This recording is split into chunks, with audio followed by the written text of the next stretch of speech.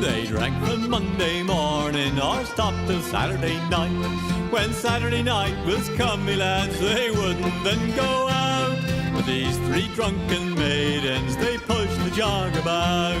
And in come Punch and Sally with her cheeks as red as bloom. Move up, me jolly sisters, and give young Sally some room. For I'll be your equal before that I go out. So these four drunken maidens, they pushed the jog about. There was woodcock and pheasant and partridge and hare, and every sort of dainties, no scarcity was there. There was 40 quarts of beer, me boys, but still they wouldn't go out. For these four drunken maidens, they pushed the jog about. Then in there come the landlord asking for his fee, and a 40-pound bill, me lads, those girls were forced to pay. They had £10 apiece, me boys, but still they wouldn't go out. For these four drunken maidens, they pushed the jog about.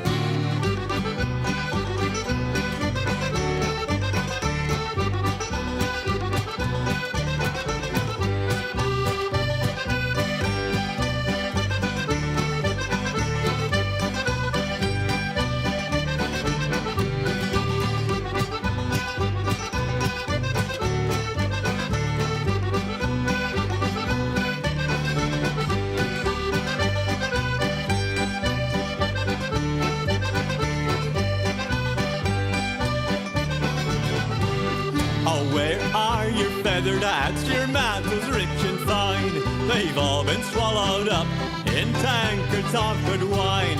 And where are your maidenheads, you maidens brisk and gay?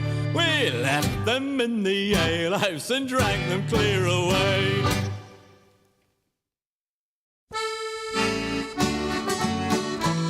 In South Australia I was born, heave away, haul away. South Australia round Cape Horn, we're bound for South Australia. Haul away, you rolling kings, heave away, haul away, haul away. You'll hear me sing, we're bound for South Australia. As I walked out one morning fair, heave away, haul away. There I met Miss Nancy Blair, we're bound for South Australia. Haul away, you rolling kings, heave away, haul away, haul away. You'll hear me sing, we're bound for South Australia. I shook her up, I shook her down, heave away, haul away. Shook her round and round the town, we're bound for South Australia. Haul away, you rolling kings, heave away, haul away, haul away. You'll hear me sing, we're bound for South Australia. There ain't but one thing grieves my mind, heave away, haul away. To leave Miss Nancy Blair behind, we're bound for South Australia. Haul away, you rolling kings, heave away, haul away, haul away. You'll hear me sing, we're bound for South Australia. And as you wallop around Cape Horn, heave away, haul away. You wish to God you'd never been born, we're bound for South Australia. Haul away, you rolling kings, heave away, haul away, haul away. You'll hear me sing, we're bound for South Australia.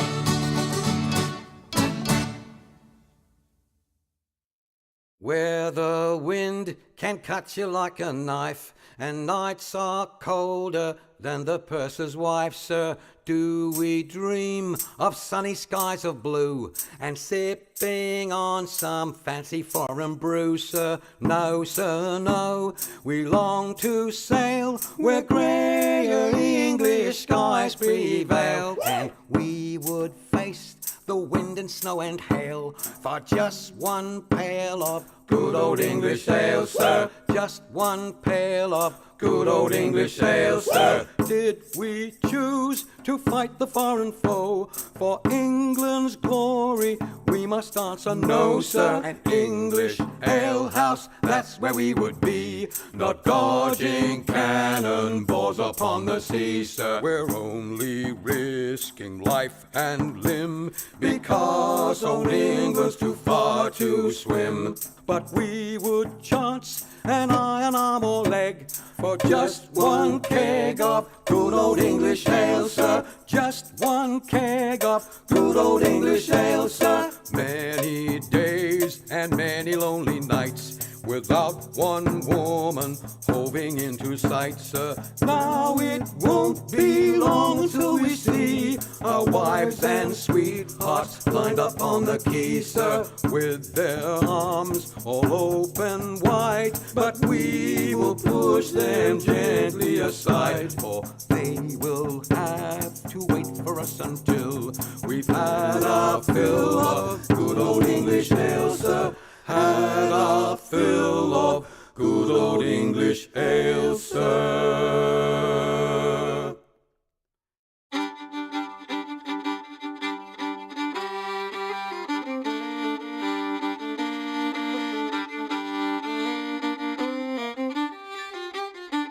There were two little sisters a-walking alone, hey, the gay and the grinding. Two little sisters a-walking alone by the bonny, bonny bowls of London. And the eldest pushed her sister in, hey, the gay and the grinding. Pushed her sister into the stream by the bonny, bonny bowls of London. Oh, she pushed her in and she watched her down, hey, the gay and the grinding. Watched her body floating down by the bonny, bonny bowls of London. Oh, they laid her out on the bank to die, hey, the gay and the grinding. For with the fiddle came riding by the bonny, bonny bowls of London. And he made some strings from this yellow hair, hey, the gay and the grinding. Made some strings from this yellow hair by the bonny, bonny bowls of London. And he made fiddle pegs from a long finger bone, hey, the gay and the grinding. Made fiddle pegs from a long finger bone by the bonny, bonny bowls of London. And he made a fiddle out of her breastbone, hey, the gay and the grinding. Sound would pierce the heart of a stone by the bonny, bonny bowls of London. But the only tune that the fiddle would play was "Ho, the bowls of London." The only tune the fiddle would play was the bonny, bonny bowls of London.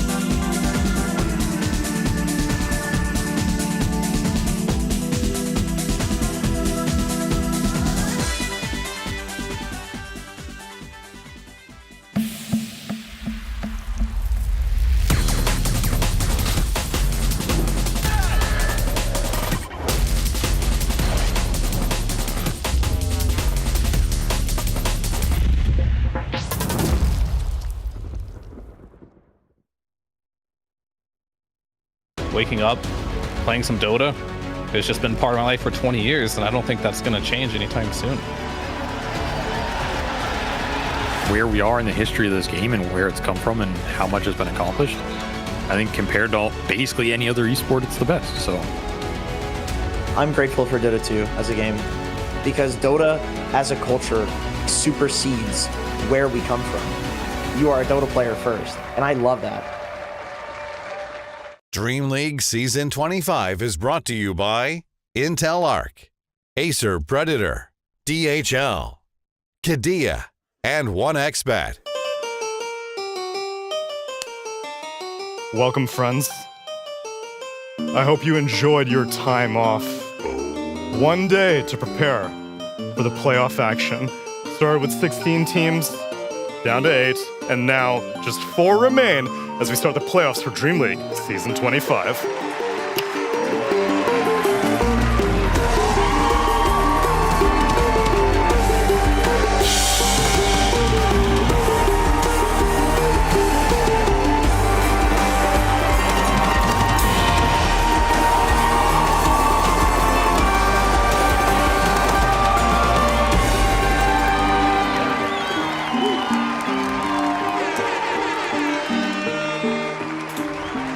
Welcome, friends. I hope you spent a constructive day off, re-energizing, because basically for 2 weeks straight, we've been back-to-back Dota on a new patch as well.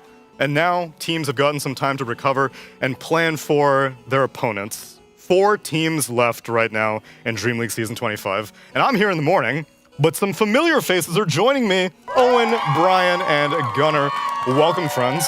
Or you should be welcoming me, rather. Welcome to the morning shift. Thank you. Welcome. How does it feel to wake up early? Not a fan. Not fresh? What?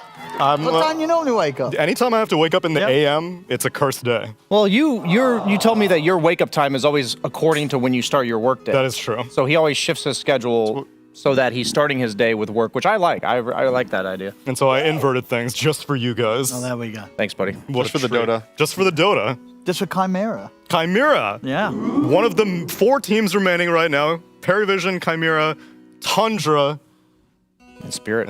I What know. about OG? Western European qualifiers is their agenda because you know Ligma? what? Liquid's out of top 4 of EWC, but we're getting ahead of ourselves right now. 4 teams remain, and let's soak it all in with the data. Oh. 4 teams. Parivision and Tundra Esports, upper bracket, and Spirit and Chimera, lower bracket. Falcons, Bedboom Team, Liquid, and Heroic. Unfortunately, you hear the sad violins, eliminated from DreamLeague Season 25. Top 8 contenders, regardless. There we go. Something to be proud about. Silver lining. Yeah. But yes, unfortunately, they could not make it. And we shared a cool little bit of trivia, depending on your perspective as a Falcons fan. Every single DreamLeague that Team Falcons has attended, they won. Since the inception of the organization. Oh, really? Wow. Well, what went wrong here? Well, maybe not having their full roster. I can tell you exactly. I can tell you exactly what went wrong. They lost to Chimera when That's Chimera was true. hot. That is true. That is true. That is true. All the teams, regardless of placement, though, come home with some EPT points, some prize money, and their organizations, their clubs get a reward as well, as you see from our prize pool structure. We still need to award the 4th, 3rd, 2nd, and of course, the $250,000 for the first prize, as well as a healthy portion of EPT points. You don't go home empty-handed. We make sure that everyone's a winner. Everyone's a winner. Participation award. Even the people who had already lost before today, they're still a winner. That's right. Yeah. Yeah, I love. That's what Reddit says about me. But you weren't playing. Yeah, they're always like, you're a winner. You're not a winner. Yeah, I'm a loser. Yeah, you didn't. I'm up here now.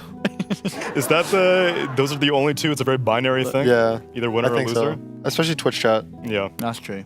There's no room for a gray area around there. No. The moments that I see them shit-talking former TI winners in Twitch chat, that's when I know I'm never escaping that. So I've given up on their approval, and I just accept it as it comes, you know? I think one of the only people who's fully immune is Cinderin. No one ever shit-talks Cinderin. That's because he won a TI. He won Multiple. every single one. He's been at every single one as Been well. at every single one. That's a win. That's true. Unstoppable. I can start, though. Start what? The journey begins. Well, winning. Flaming Cinderin. Oh, Flaming Cinderin. Yeah. Someone has to do it. Someone's already probably started doing that in Twitch Yeah. chat just to prove a point. How has your co-caster You journey don't do been, that, you Gunnar? probably get banned. It's been good. I've been enjoying it from the other side of the camera. Yeah? You wake up early enough for that? I watch the VODs. Okay. Okay. I was just checking. Hey, time out. Yeah. Can you cover your ears? Owen. How has co-casting actually Tell been? us Gunnar? really, though. Yeah, tell us. I need you as my co-caster today. Hey, Owen, we were thinking about trying you out on the draft panel today. How there you we feel? go. You want to expand your Oh, repertoire. I've always waited for that. I've Yeah, always it's wished such a for good that. opportunity, I can't dude. wait. Fantastic. I can't wait. They're going to pick Ricky. Maybe double Battle Fury, Faces Void, Phantom Assassin. Battle Fury Weaver, and we might be onto something. Don't do that, guys. He did it I with did me. do it. Did you actually I do did it? In a Come pub. Yeah. Because It's good damage in regen. It's good damage and regen. Yes, that's What what it other said. item gives you damage? There's probably a lot. Gives you damage and regen on Weaver. So the Mage reason Slayer? you're brainstorming Mage this, Slayer. It gives There's a damage. cornucopia now, it's right? been a Yeah. brand new patch, Owen, and so It doesn't give me HP regen. No, it does. Cornucopia. Mage Slayer does now. Sorry, Neil. This is very No. important This is conversation groundbreaking. about Mage Slayer compared to Battle Fury on Weaver. Yeah. it is highly relevant because all these teams have been dramatically learning things over the past week on this new patch. And if you didn't get an opportunity to see all of it, well, don't worry, we've got a recap of all of Group Stage 2. Dream Coil's down on towards them. Refreshers popped, gets the follow-up Dream Coil on towards the boat for them again, and indeed Samel, he's going to be able to clean up. Oh no, it's moving. Daytime switch over. They're still going to be able to kill it. Not a problem. We denied it. Oh, Analog, what have you done? Why? The ice bomb back to the Loras ready to jump in. Goes Riven Eye, goes an RP here. Beautiful under the three of them. They've got the lockdown here, controlling DM as Lorna pumps in the damage. No. Imagine he snipes this with like some punch. Oh, he got it! He got it with a shot! That wasn't even. What is this monster? What is this wall? Oh my god, somebody get off something! No, they don't get off the Rolling Thunder. They all die to the epicenter. It's super nice. I mean, they found BZM. Alright, maybe he's hunting a little He's too able to much. get the spells off though. BZM. He's actually alive. It's full combo. Walks away, kills off Lorna. Look at the burst. Satanic's in trouble. Gets pulled back by the Vortex. Can he survive through this? He's able to jump. The heals are there. Satanic's healing up. They're able to bring GPK low, but GPK is not able to get out. Is he able to lift the mana? It's enough to get out of the side with the fatal bombs. Turn them, but they've got the hex follow up on the Satanic, but they can't kill this PA. That's what happened over the past week of Dota here at DreamLeague Season 25. Product of all these results is that Falcons, BetBoom Team, and Liquid go home, but go home with some guaranteed EPT points. Heroic gets 560, Liquid 840. BetBoom Team 1400 and Falcons 1680. The most relevant result I think you guys need to pay attention to is 7th place. Team Liquid, 840 points. You know why that's relevant, Owen? Because they, at the moment, are at the risk of not being top 4 at the end of this event and then getting invited to the next Dream League. That's correct, but the risk has already been met. It's over. It's over They're for not. them. They're not top 4. They're not top four. They're not four. top. Oh. Spirit has now superseded them in terms of points.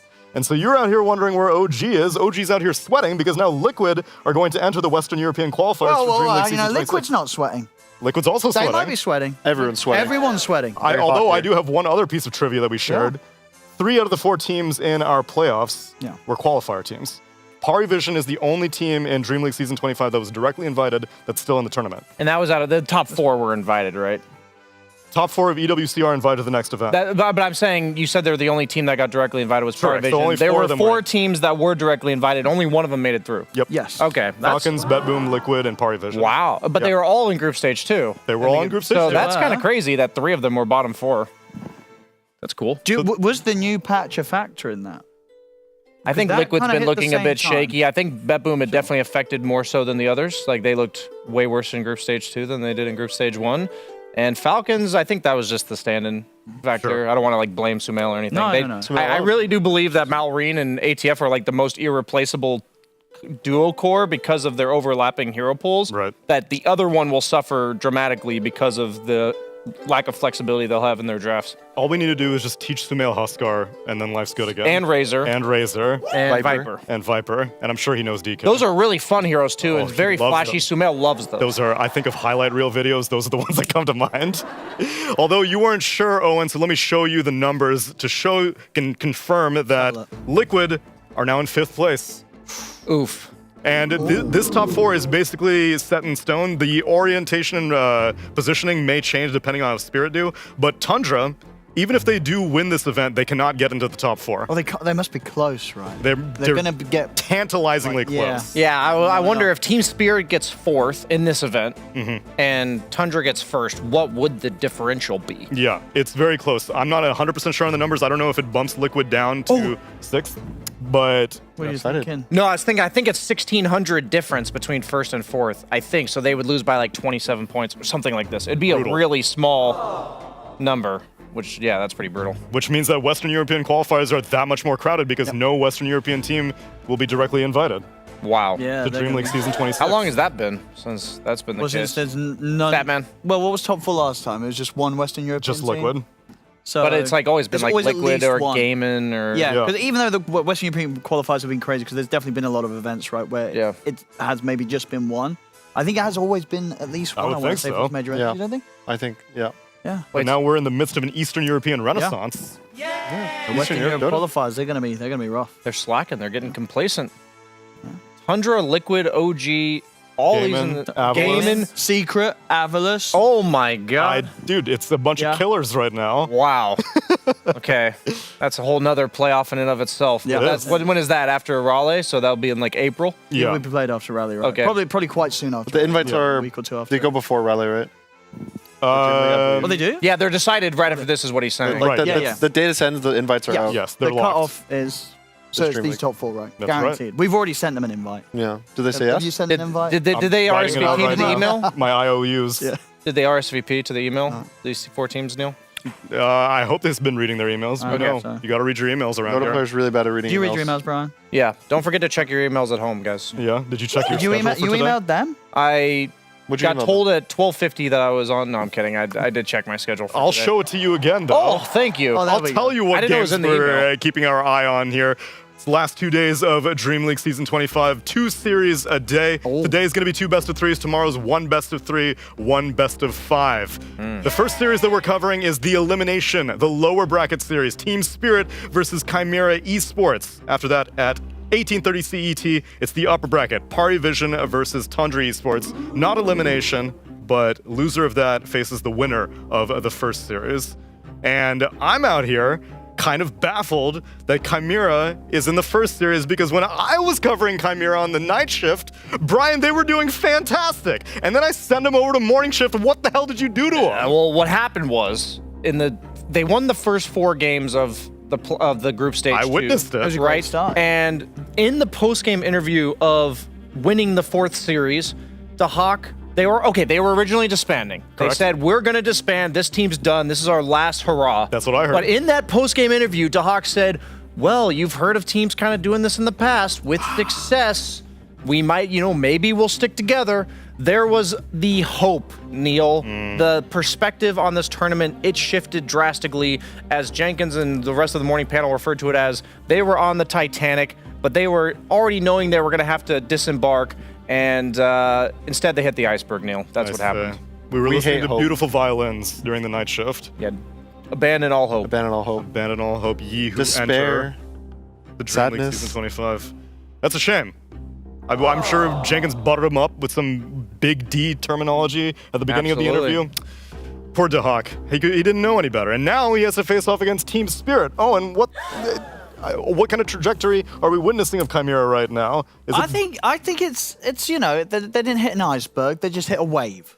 So there's the ups and the downs, and now maybe they're going to have a final little bit of an up on this playoff bracket. So I've they're not, the I've bottom not of the lost all hope for them yet. Thank you. I've not lost all hope for them. I think here against Spirit, there's going to be a chance. Okay. And maybe they still stay together.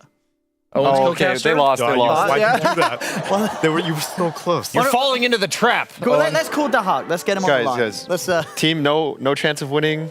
They should disband. There we go. That's the secret. They don't even know what they're doing. Yep. Well, why are they a team? But don't bother scrimming. Just show up, half asleep.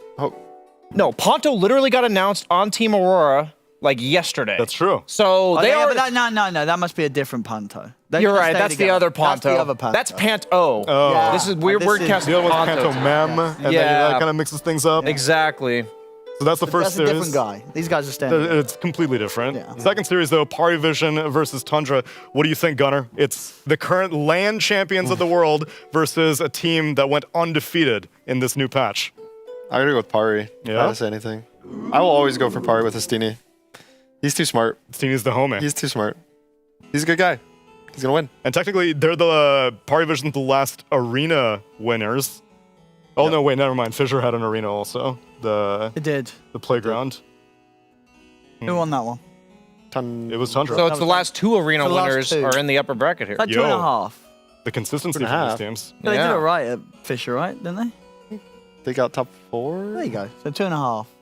Then now's the tiebreaker.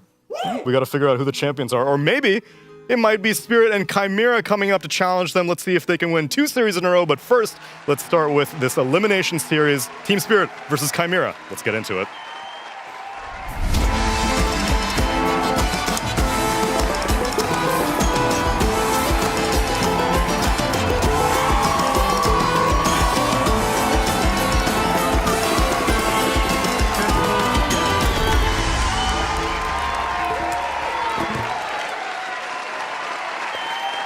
I got some more new faces joining me. Brian, you were already here. Effie, I see you at night shift all the time. Lacoste, my boy, where I have haven't you got the chance to work with you, Tsunami. You've been hiding from me on the morning shift. I did, yeah. Some of those night panels that we had a couple of Dream Leagues ago, top tier. This is where Tank Cardell was invented. I hear you spreading the gospel. Pyrian Flax is smiling up in the heavens. He's probably still alive, though. And now I get an opportunity to share an elimination series with you, Lacoste. How you feeling? I'm feeling good. This is going to be a spicy one. I want to see if Chimera is going to be able to bounce back because their last 6 games that they played. That's what I'm saying. But Effie, you and I witnessed the night shift rise to glory of Chimera. We were so high on Chimera Copium. Were we? Because I kept telling you that implosion was imminent. You did say that. I mean, I already You said that have like 3 series in a row, and then they were 3-0. I'm like, when's it going to happen, Effie? Listen, it's like you go into a team, you're like, whatever, we're broken up. We had a breakup. We booked this vacation already. Let's just all go together. You have a good time for a few days. Then all the old problems resurface. And you can't have fun on your vacation anymore. You're just mad at each other. There's infighting. People are forming factions within your own party. It's heartbreaking. Yeah, one of my highlighting moments of, I think it was the last series. Let me look at the heroes. Yeah, it was the first game of their last series that it was about 35 minutes into the game, and they had Naga Bristle on Chimera, and they were both farming the same neutral camp with the main Naga and the Bristle, and they got 2 mana, and they got 2 man RP'd, and like instantly lost the game. It was for efficiency, surely that was the reason. I'm just like, when will you ever see that? There's just no way. Like it's all abandoned all hope at this point. But they've had a day. They've had a day. Reset. We've all had a day. That's and right. a lot, Amira, on this vacation, imagine that you agree to, separate, go on your own excursions. Yeah. Could that perhaps fix the problem? Yeah, it's like the last day of the vacation. Maybe everybody just goes to a different part of town, like you said, does a different thing, has their own fun, and leaves. I don't have the greatest hope for them, but I do think that when they were on, they were definitely on. They brought like a lot of cool new heroes into the meta, like Furion, like the techies, but it does seem like the synergy isn't there. Like what Brian said about getting 2 mana RP to farming the same neutral camp. Like how do you fix that? They talked about how they are the ones who figured out the patch the fastest. It definitely showed, considering that they won 4 series in a row. But other teams sometimes might be a little bit slower, and they're catching up. I think that also might be the reason why they're not performing as well as they did at the start of the patch. Well, we can also take an opportunity to put their previous series under a microscope, because we've got Purge, who's been doing a little bit of Chimera research in his day off as well. That's right, Neil. This team has a lot of potential. I definitely agree that they figured out the patch a bit quicker, but it wasn't all good for them. They also played Void Spirit carry a lot. That got nerfed in terms of its raw damage output. So I think they did discover a lot of the good heroes, but they also are now having to play against teams that have figured that out as well. So let's take a look at some of their recent tournaments. This is on the left, those are 4 series in a row. They won them all. They weren't necessarily easy, but they did get some fat W's. And on the right, the last 3 series they played, they didn't manage to get a single win in any of those games. So despite morale being great at the start of the vacay, it's now in the dumpster, and they are looking at each other a little bit differently, and this means they are less likely to come up with new strategies and execute them effectively. On the next slide, please. This is what teams are banning against them in the last 3 series. And normally these bans are going to be a little bit more up in the air, but I feel like these teams, they've got Chimera pegged now. They know what the problem heroes are. Obviously, if you're second pick, you're always banning Dragon Knight, but the Lifestealer, the Abaddon, the Tiny. These are the heroes that are pretty fundamental towards their lineup and give them a lot of really nice advantages. So we will probably expect to see similar bans from second phase heroes. And in the next slide, we want to look at the heroes they've been trying to win with. When you are having a bad vacation, you're doing anything. You're going to go out for a nice little dinner. You might try some zip lining. Maybe that's going to solve the problem. Maybe next, I don't know, you'll have some rose petals on the bed, and then you'll get in the room and she'll actually just be mad at you for the rest of the night. And it's not going to look very good. You're trying something different every single attempt, and it's just not working. These are their first pick heroes in their matches, and they're trying different stuff, and it's all not hitting. And this is a moment of despair for these teams that are losing, because if you're trying things different and it still is a loss, it just starts to feel like maybe we're just not good enough. So they picked a lot of different heroes, 25 different heroes in 30 total possible hero picks. So they're trying tons of different stuff, but it's just not hitting. So I don't know, it's not looking too good, Neil. Thank you. Real question is, how do you rekindle that flame? Thank you very much, Purge. Now join us, if you don't mind, on this draft panel, because of all those first round picks, Lacoste, I think the one that I'm most intrigued by has been Ember Spirit over the past few days. Oh yeah, absolutely. And if you look at the patch notes, there hasn't really been that big of a changes for the hero. Sure, his Fire Remnant cast point has been decreased, which makes him much more fun to play. He's like the assassin type of the hero. Damage per second has been increased on his Flame Guard, and Magic Barrier has also been increased. And I want to show some of the numbers as well on the screen to point out why this hero is so popular. So overall, his win rate is 63%, which is pretty high for the hero. He's been contested in 94% of the games. The one that stands out the most is that he's been first picked. This is only 8th pick we're talking about, and his score is 6 out of 9, which is very nice, of course. Nice. Win rate 67%. The reason why the hero is so strong is a combination of the heroes that he's building into. Orb of Corrosion, this is basically like the Scotty, because it is slowing you based on which type of a hero you are, whether you're range or if you're a melee, works better against a range hero nowadays. Of course, there's going to be Mage Slayer, this is his core item, and SNY giving him status resistance. So there's a lot of numbers to be crunched, because we did some math as well with level 10 talent, which does provide him with 165 Flame Guard barrier. It, like, you basically, if you get hit by a Mage Slayer and with all his magic resistance, you need 1400 damage to remove the shield, which is pretty insane. Wow. That's like the mechanic that literally won Tundra TI-10 was having barriers with damage reduction. So they work amazing together. Wraith Pack Dota is back and alive. Yeah, basically. All over again. Thank you very much, Lacoste, because I have not gotten a chance to see one of your segments. Now, would you mind if I treat you to a night shift segment? I'm down. Well then, Effie, take it away for Tormy time. I burn the midnight oil.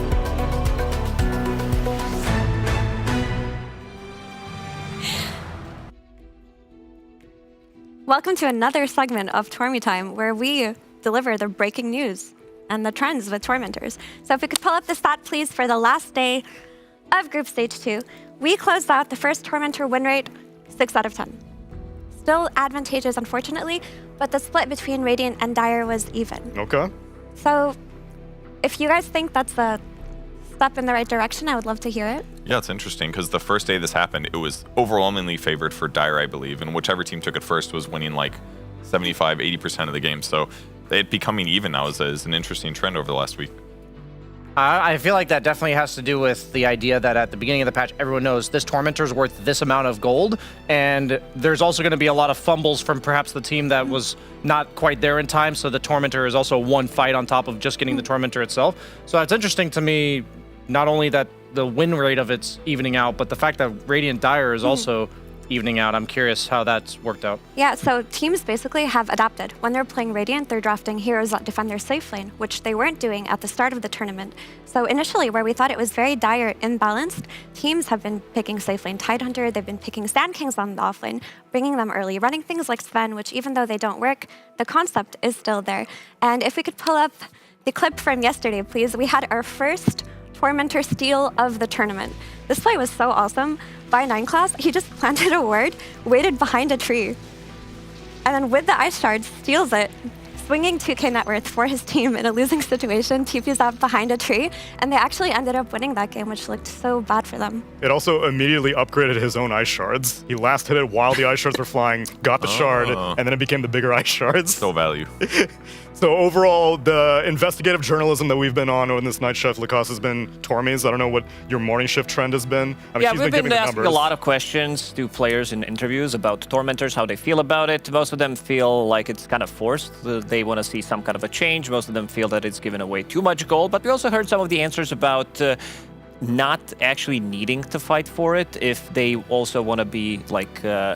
Because if you lose that Tormentor, you're not just losing 3k gold, you're also losing like maybe 5,000-6,000 gold if you're going to be losing the fight on top of that as well. So sometimes it is better overall to dodge the first Tormentor fight. We also some of the very interesting things with the Night Stalker, who's a very popular hero right now, because it changes the placement of the Tormentor as well.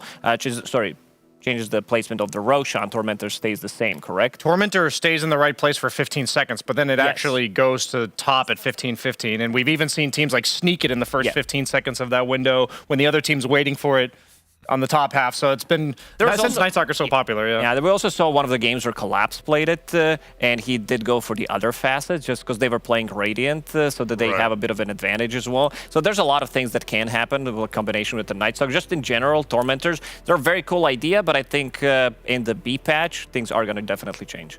Amazing fieldwork, team. Can't wait to see how the playoffs play off for some more Tormi time.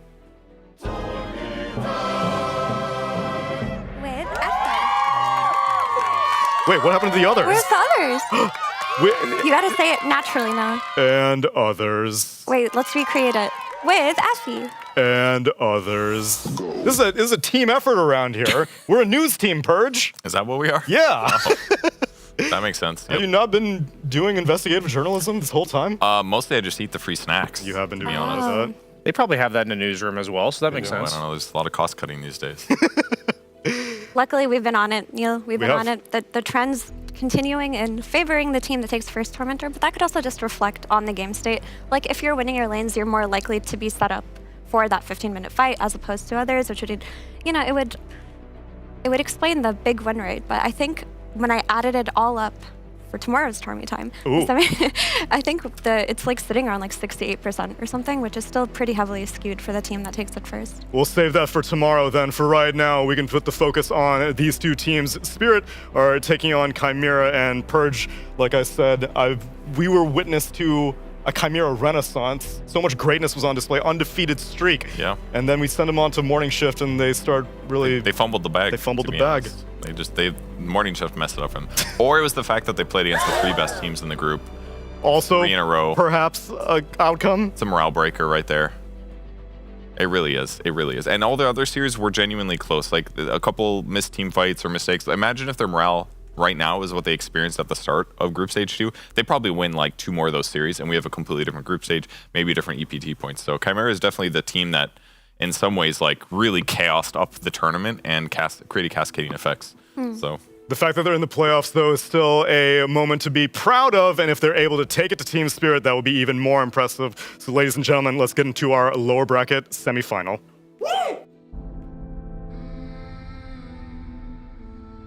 We came at this event with little chance to playing good. We have a nice run because we kinda disbanded before this tournament, but we got some lucky games, I guess. Instania trying to get back towards the fountain, but TH2000, he's ready to start diving as they kill off Instania. Dive in to kill off Nisha. GG is called. This game is over. Chimera. Chimera is a phenomenon. Chimera, you know, when your team close to disband and you like, let's play our last tournament, let's have fun, no pressure, and I think it gives a lot of power, so they can do whatever they want, and they go so far. It's good for them. Mars falls, Nisha just outside of it. He's up next. They're going to chase down the Jakiro, and that is everybody from Liquid out, and Team Spirit securing themselves a spot. Against Spirit, we won in group stage only because of draft, and they let us like every hero we want to play. But in general, this team have like better structure than us. We need to like play fast tempo and playing sides pretty well. See if he finds the opportunity to use it here. He's going to go for it now. Catches the 2 of them. The Eidolon down. Speedy and Tamira blast up to follow up. They make it look easy. I'm confident about playing anyone, but I think they find their meta. Maybe they understand patch a bit more than others, so they play good. What is this wall? Oh my god, somebody get off something! No, they don't get picking up the Rolling Thunder. They all die to the epicenter. We have like a lot of chance to win some games. I would say we outsiders will trying our best, and if we got some lucky and some good days, we can like maybe win. We are always top 4, top 3. I wanna to win some tournament already because it's only one winner.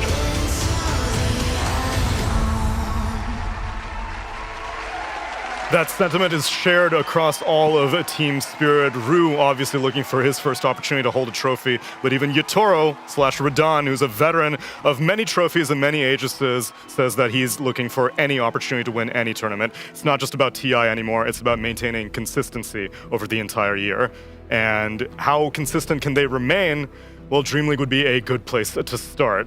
And I know in our day off, Brian, you've been looking at what these players have been doing. You were looking at the pub meta for the past day. Anything stick out to you in terms of picks or bans that I might keep my eye on? I mean, I'm just really keeping an eye on more and more Weavers and also the Ursa carry that Radon's been whipping out. I feel like this tank meta, also Slark, these carries that bring you down by hitting you a bunch of times, they're also very good against Ember because Ursa can burst him, and Slark is one of the best carries because he can leash Ember for like 7 seconds between the 2 Ags pounces. So I think teams giving them a day off like this, we're going to see much better counters to the meta. I think the meta heroes will remain the same. The beginning of the draft will look very similar, but the heroes that are being used in the 8th, and 9th, and 10th slots will be quite different. Yeah, they also have heroes that are particular to them in that they're succeeding with them where other teams may not be. Like their Sand King, I believe they're 5-0 with it. And a lot of teams think this is a dead hero and it doesn't work very well. But the way that Spirit talked about it was Miposhka will just call for it, not collapse, and say, I need you to blink stun. I don't care if you have a bad lane. You need to do this for me this game. He builds Halberd into BOTs usually without another defensive item just so he could run around the map and be that blink initiation that his team needs. And they've been pulling it off. It's something to keep in mind. And speaking of blink initiation, my favorite one so far in the tournament is the Hawk, who blinks in and uses Malefice, then loses a fight afterwards. No. And I think they might be opting to go for it because I see a Warlock ban immediately. They played really well. Warlock is just an insane hero, like with the Twin Gates being much easier to use as well. We see some earlier rotations. You want to battle it out. Suddenly you have like level 7 Warlock at 7 minutes. So I think Enigma definitely on the radar for Chimera because they opened it up with so many times, and seems like the Hawk just enjoys playing the hero. Yeah, that's part of the justification for the Warlock, and like you said, Spirit has been doing exceptional with it. Fear did a tech segment yesterday, and now I believe the stat for Spirit is they're 7-0 with their Warlock +1 combos. And then obviously the Ember Spirit, as you had already mentioned, Lacoste was high priority, and there goes Enigma. And I want to say Miposhka, as of 5, has been cooking this entire tournament. Like, he has looked so good on the heroes that he gets first picked for him, like Warlock, like Jakiro, but he's also looked so good in the few moments that they last picked a hero for him. Like, we saw last pick position 5 Dazzle, where he put that game on his back. He did so much. So this player, I feel like, is actually the biggest threat to draft against on Team Spirit now, because you're either giving away one of like the heavy team fight meta supports, or he's getting his pick on a later phase and he just bamboozles you, Neil. It's been a uphill battle for most teams that are facing off against Team Spirit. And now Chimera are really agonizing over this last ban. Yeah, they're probably going to pick Lifestealer first, so they're kind of determining, or perhaps they're considering not picking it first, knowing that Team Spirit will pick it up next. Seems like the carry of the tournament if you ignore DK, because we haven't seen him a single game. His win rate is actually almost eclipsing DK's in pubs.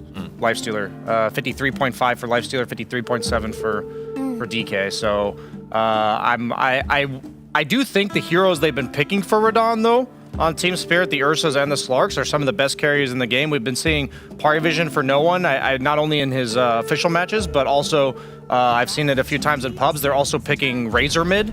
So I think their people are coming up with answers, but they ban Lifestealer themselves and go for another very popular hero, the Leshrac. It feels like if you pick Lifestealer first, your opponents are just going to pick some offlaner that does kind of okay against it. So I think the Lesh opening is just a lot safer, especially because Ember's not in the game, to easily apply Mage Slayer and to be able to get away.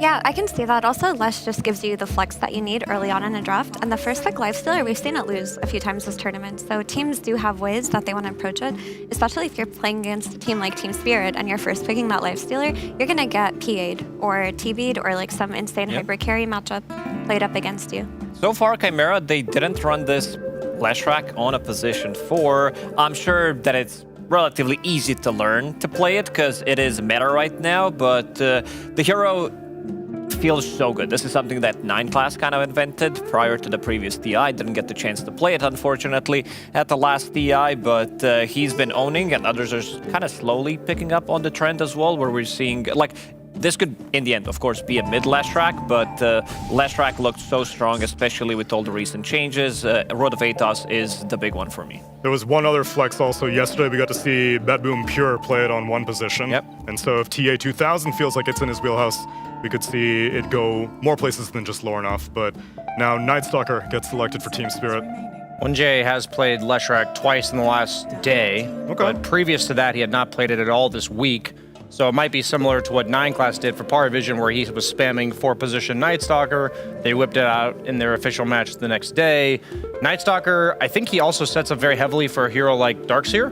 I know Team Spirit like usually runs the Night Stalker on Collapse, but I think this 4-position Night Stalker is super broken in theory, because we know how much Night Stalker can do without items, just vision-wise, and the laning nighttime with the free ability level 1 makes him incredibly impactful as a 4, not just like a lane grief. I think I would still prefer to see it on Collapse, but that is an interesting thought. And I think the vision that you mentioned really is the key aspect of this hero, because this hero's gone up to first pick value, even if he loses his lane in odd reasons or gets counterpicked, but like what he provides his team in terms of vision on this like big new map with all of these corners and crevices and nooks is just like the ability to weave in and out. Like I think it was Paravision who ran their Night Stalker on DM like 3 games in a row, and they picked like easy engage and disengage heroes with like the Ember and the PA, and they use that vision, they use that ability to like exploit the enemy's ins and outs.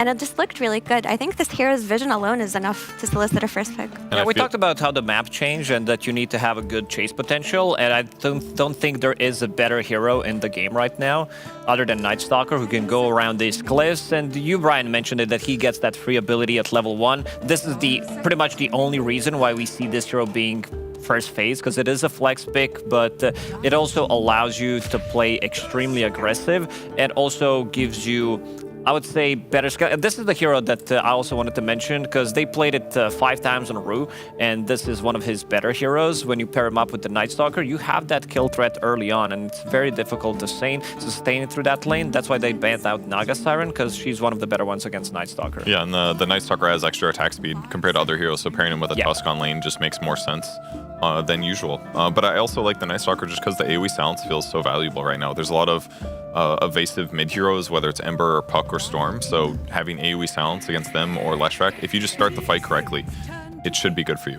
Also, I do want to bring up that Collapse when he ran Night Stalker and Radiant chose to not take the Night Rain facet and took the other one with the Void being higher level, and it looked cool. They didn't win the game, but it looks cool, and I think a lot of this reason is Team Spirit have decided that they would rather defend their Radiant Tormentor than like go on the other side of the map and invade it themselves, and they don't want to mess with the map too much by taking that facet.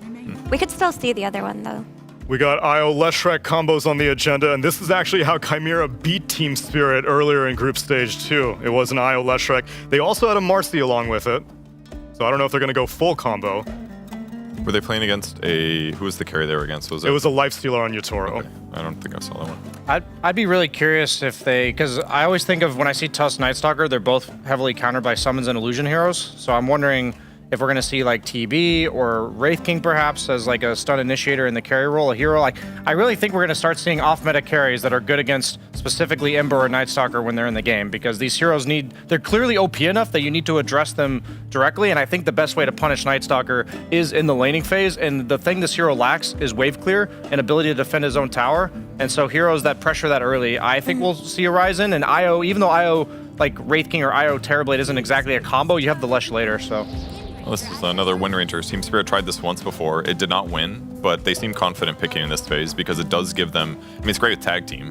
Yeah. Fire tag team is great, and it gives them a lot of single target damage, which is what they need to kill the Leshrac or whoever IO's healing.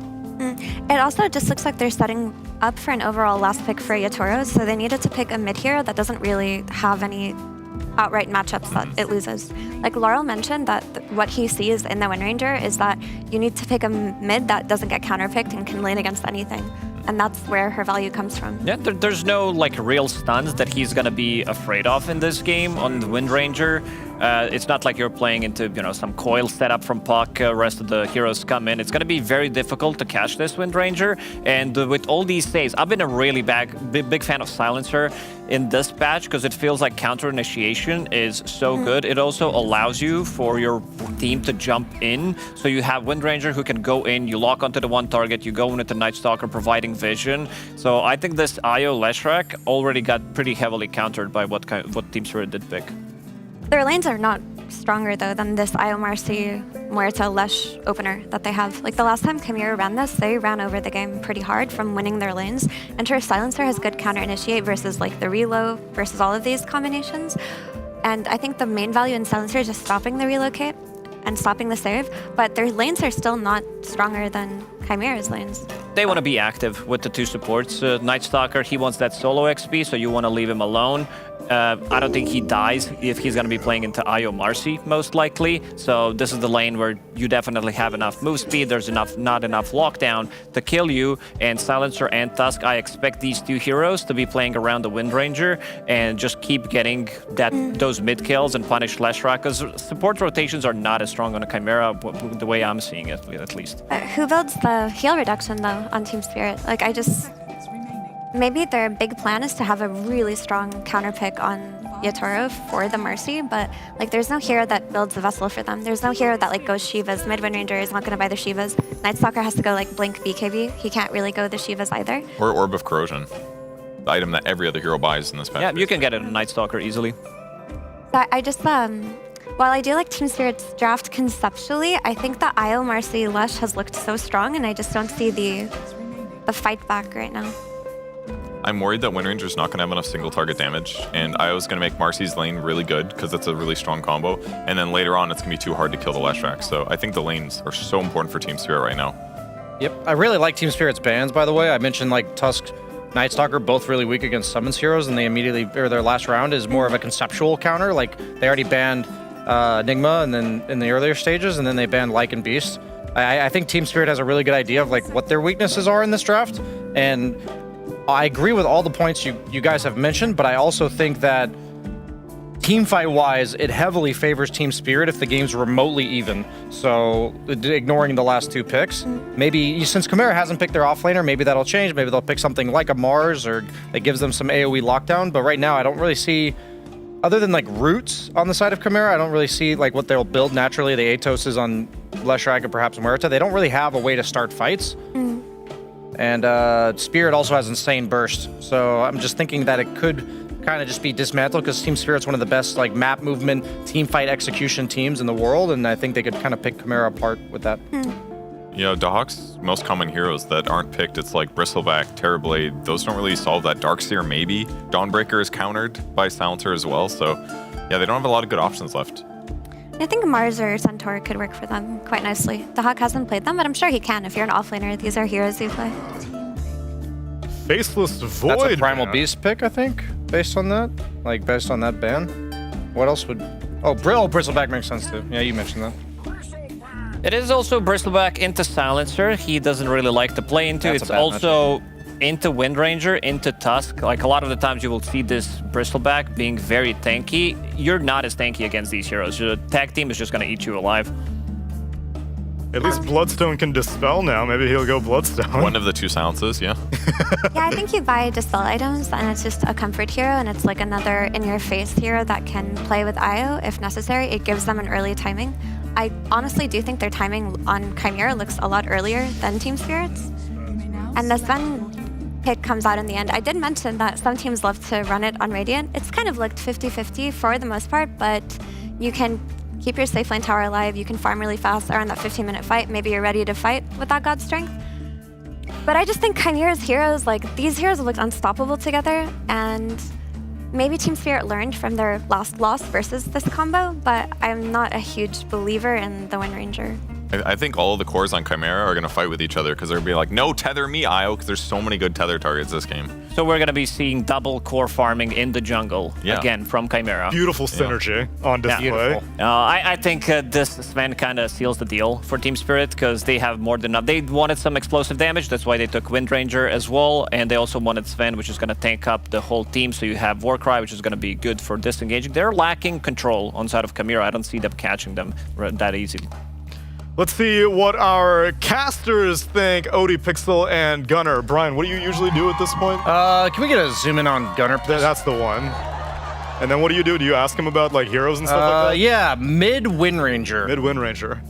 No, that's a head shake, and I don't blame him. Laurel already lost with it. How's Io Marcy these days? Yeah, it's still a nod. It kind of fell off a little bit, but well, no, beg to differ. Double thumbs up, big heart.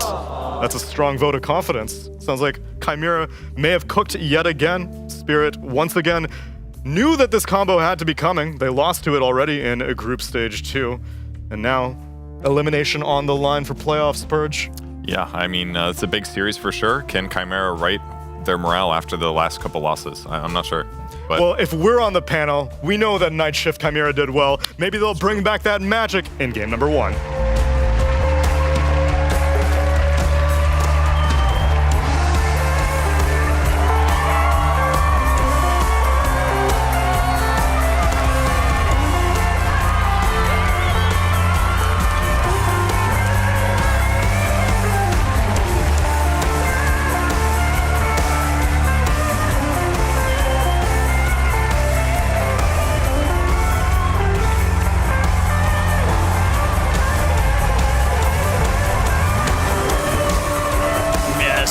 Gentlemen, it's time to get down to the action here in the lower bracket. Team Spirit versus Chimera. I'm only Pixel, joined by Gunner. Hello. Gunner, what do you make of this? I see a team that's let the Panto Io through in a pretty good Io game, right? This guy, Grandmaster tier Io, do you really want to mess with this? I think last time they played Io, they had a really good game. The Io has looked very, very strong this patch. I think Lesh is also a really good hero, so I do like that. On the other side of Spirit, we made fun of the Sancer at the beginning when people were picking it. And now I think every time we see Sancer, they have 40 stacks of brain drain in 15 minutes. That's true. So we've had some crazy brains. Crazy draining of brains. Crazy drain. And yeah, I don't know. That's the hero that scares me, to be honest, for Chimera. It's specifically Miposhka Sancer. If he pops off, I think it's going to be really easy for Spirit. They have the damage. They have brain right here. They do. Easy +1 to start the game up there for Miposhka. As Collapse claims first blood. That's also really big. I think offlane getting first blood is the most important in the entire game, most impactful. Because just getting these stats, getting this regen helps his laning stage so much. And Collapse will free farm now at this point in the lane. What do you sort of make of the mid? You're happy with the Wind Ranger? Where do you sort of put Wind Ranger right now? I don't really know the new Wind because they gave her new facets. Yeah. In the past, when Leshrac was a really popular hero, she was probably the best mid or the second best mid versus Lesh, just because you ult this guy and he gets focused by physical damage. The same for like Death Prophet. You really like the Wind in these matchups. Laurel didn't go the execute facet. Unfortunately. Now, it seems like the serious one does tend to be the Tangled when it's the core. Which is fair enough. It is giving you that more damage with the Shackle. When it comes to actually being able to shackle multiple people... I don't think that happens that often, right? It kind of never happens. But you're getting this bonus damage when you shackle hits, so... Feels nice when you're playing a core. There's probably some interaction with creep waves. It becomes easier to shackle the hero and not accidentally get the range creep. Because you kind of have all these yeah, because it's got a bit bigger of a cone that it searches behind the target. That's definitely true in those sort of situations. It is very likely to come in handy. But definitely not as cool as the power shot execute. Yeah, hopefully we'd see that. Yeah. I miss when it was global. They first added it. It was a global spell, had an execute. If you're a mid-wind, you would just snipe. It was like a Sunstrike. It was tied to the Shard or the Aghanims back then? I think it was the Shard. I think it might have been. Yeah, I think it was in the days before the Gale Force, right? Yep. It's bottom lane. How are we doing so far here? Looks like Radant on the Sven. You were doing very well. Perfectly fine start. I mean, does this lane get tougher for one of the two when it's the Bristle versus Sven? I think it just keeps getting tougher for Bristle. The start of the lane is going to be hard because of the Sansa Bristle matchup. Bristle's a hero. Guys, I want to click my spells every 2 seconds, and Silencer punishes you the more often you click spells.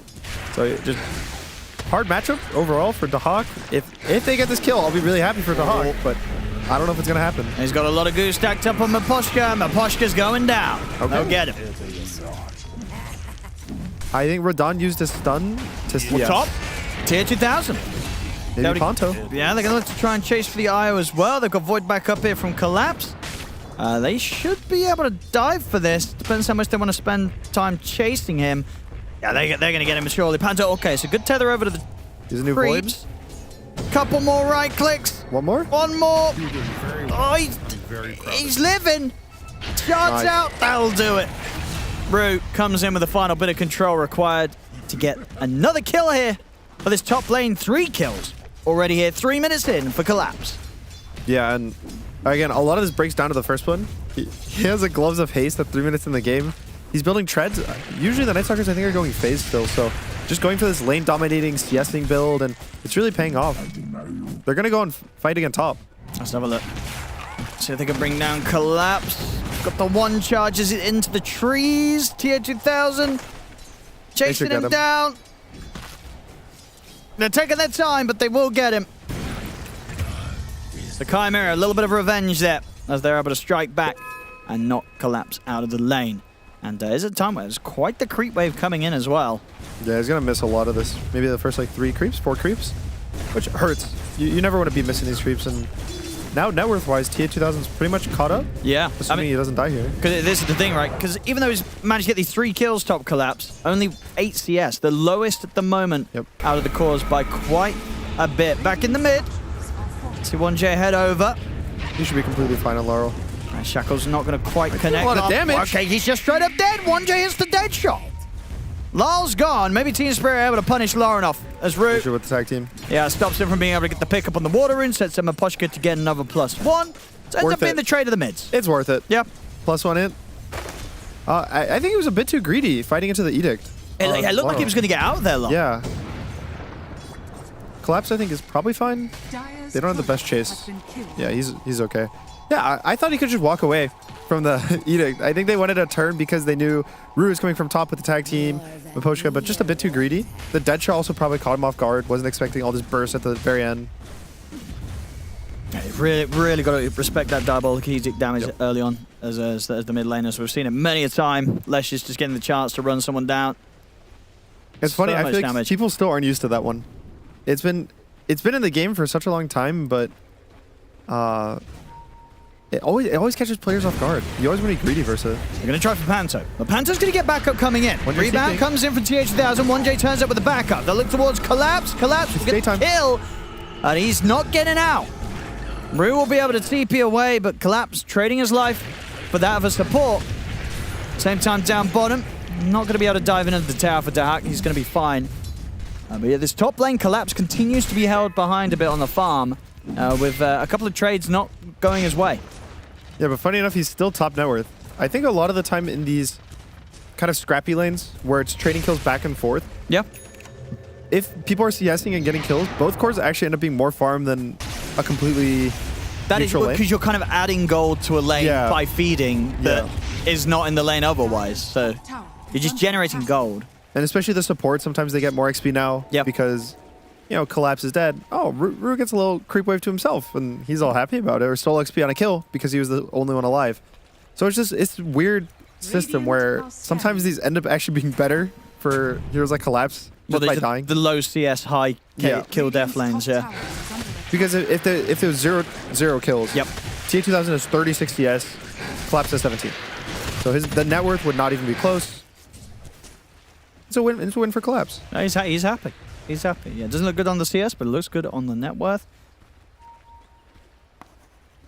And Radon getting a lot of space now down bottom after the few times that they've not quite been able to kill Dahak, but definitely pushing him out of the lane, making him feel less secure about sticking around. Shard. Nice try. I'm going to grab him, Panto, with the tether. Yeah, I could compare top to bot, where Dahak is basically in a similar position. If anything, he has over double CS of Night Stalker, but he's down 500 gold. And it's just because he's not getting these kills, he's not getting these trades. And you see Sven is also kind of behind the Marcy, even though he's the same CS as Marcy, he's also down 400 gold. And it's just based off these kills, based off the fighting. He is also behind an XP. So yeah, it's kind of just a funny thing to think about for me. I think the 8-minute rune fight, it's going to be in 30 seconds. It's going to be really big. Maposha on Silencer always shows up to these rune fights. The hero's extremely strong. They even might want to dive Lorinov. So pops a shield rune early. Yeah, it doesn't feel easy for Chimera, even if they do bring their supports mid, right? So the offensive potential of this Silencer and Tusk duo. Well, if they bring TA2000, I was going to say... that's true. If they bring the carry... Io's really bad at contesting runes, but Io with a carry, they turn this into a 4v3. Lara has to be careful. No, he's unlikely to mess around with this. He's going to try and play for the RNG. It is going to be down bottom, but nothing too exciting. Just the invis rune for Root. Back to the lane for TA2000. That's a pretty close start, really. 8 minutes in. Yeah, nothing too crazy. Yep. Just, I would say neither draft has super fast tempo based on the heroes. You have Lorinov's going to want to farm his whole Bloodstone. He just has the Bloodstone queued up. You see him on a Sentry Ward. A tithe to the impurities. Probably can't get... Lorinov doesn't have stun. Oh, he just got level 8. There we go. There's the opener into the rebound. And by some time in the snowball, but Root will be going down. Lorinov claims the kill. The worst feeling in the world. Just a casual Sentry in their own big jungle. It's actually the worst when you see your own ward get dewarded as a support, and then your core walks to where they dewarded the ward into a Sentry ward and die. Do you ever do that, Owen? Oh, yeah. Horrendous things. Do you like ping ward here right after you die? And you're like, oh, there's a Sentry. Honestly, yeah. And sometimes even instinctually, I do it when I know that there's nothing there. You just get caught out and you're like, yeah, there's a ward. It's just responsive. It's like, I got to blame something else other than me. There's a ward there. Yeah. And there was not. Don't worry, it still happens. Never really is when I do it. No, it happens in these games. Even at the high level, yeah. Officials and scrims where someone will die and there's a ward here, guys. Yeah.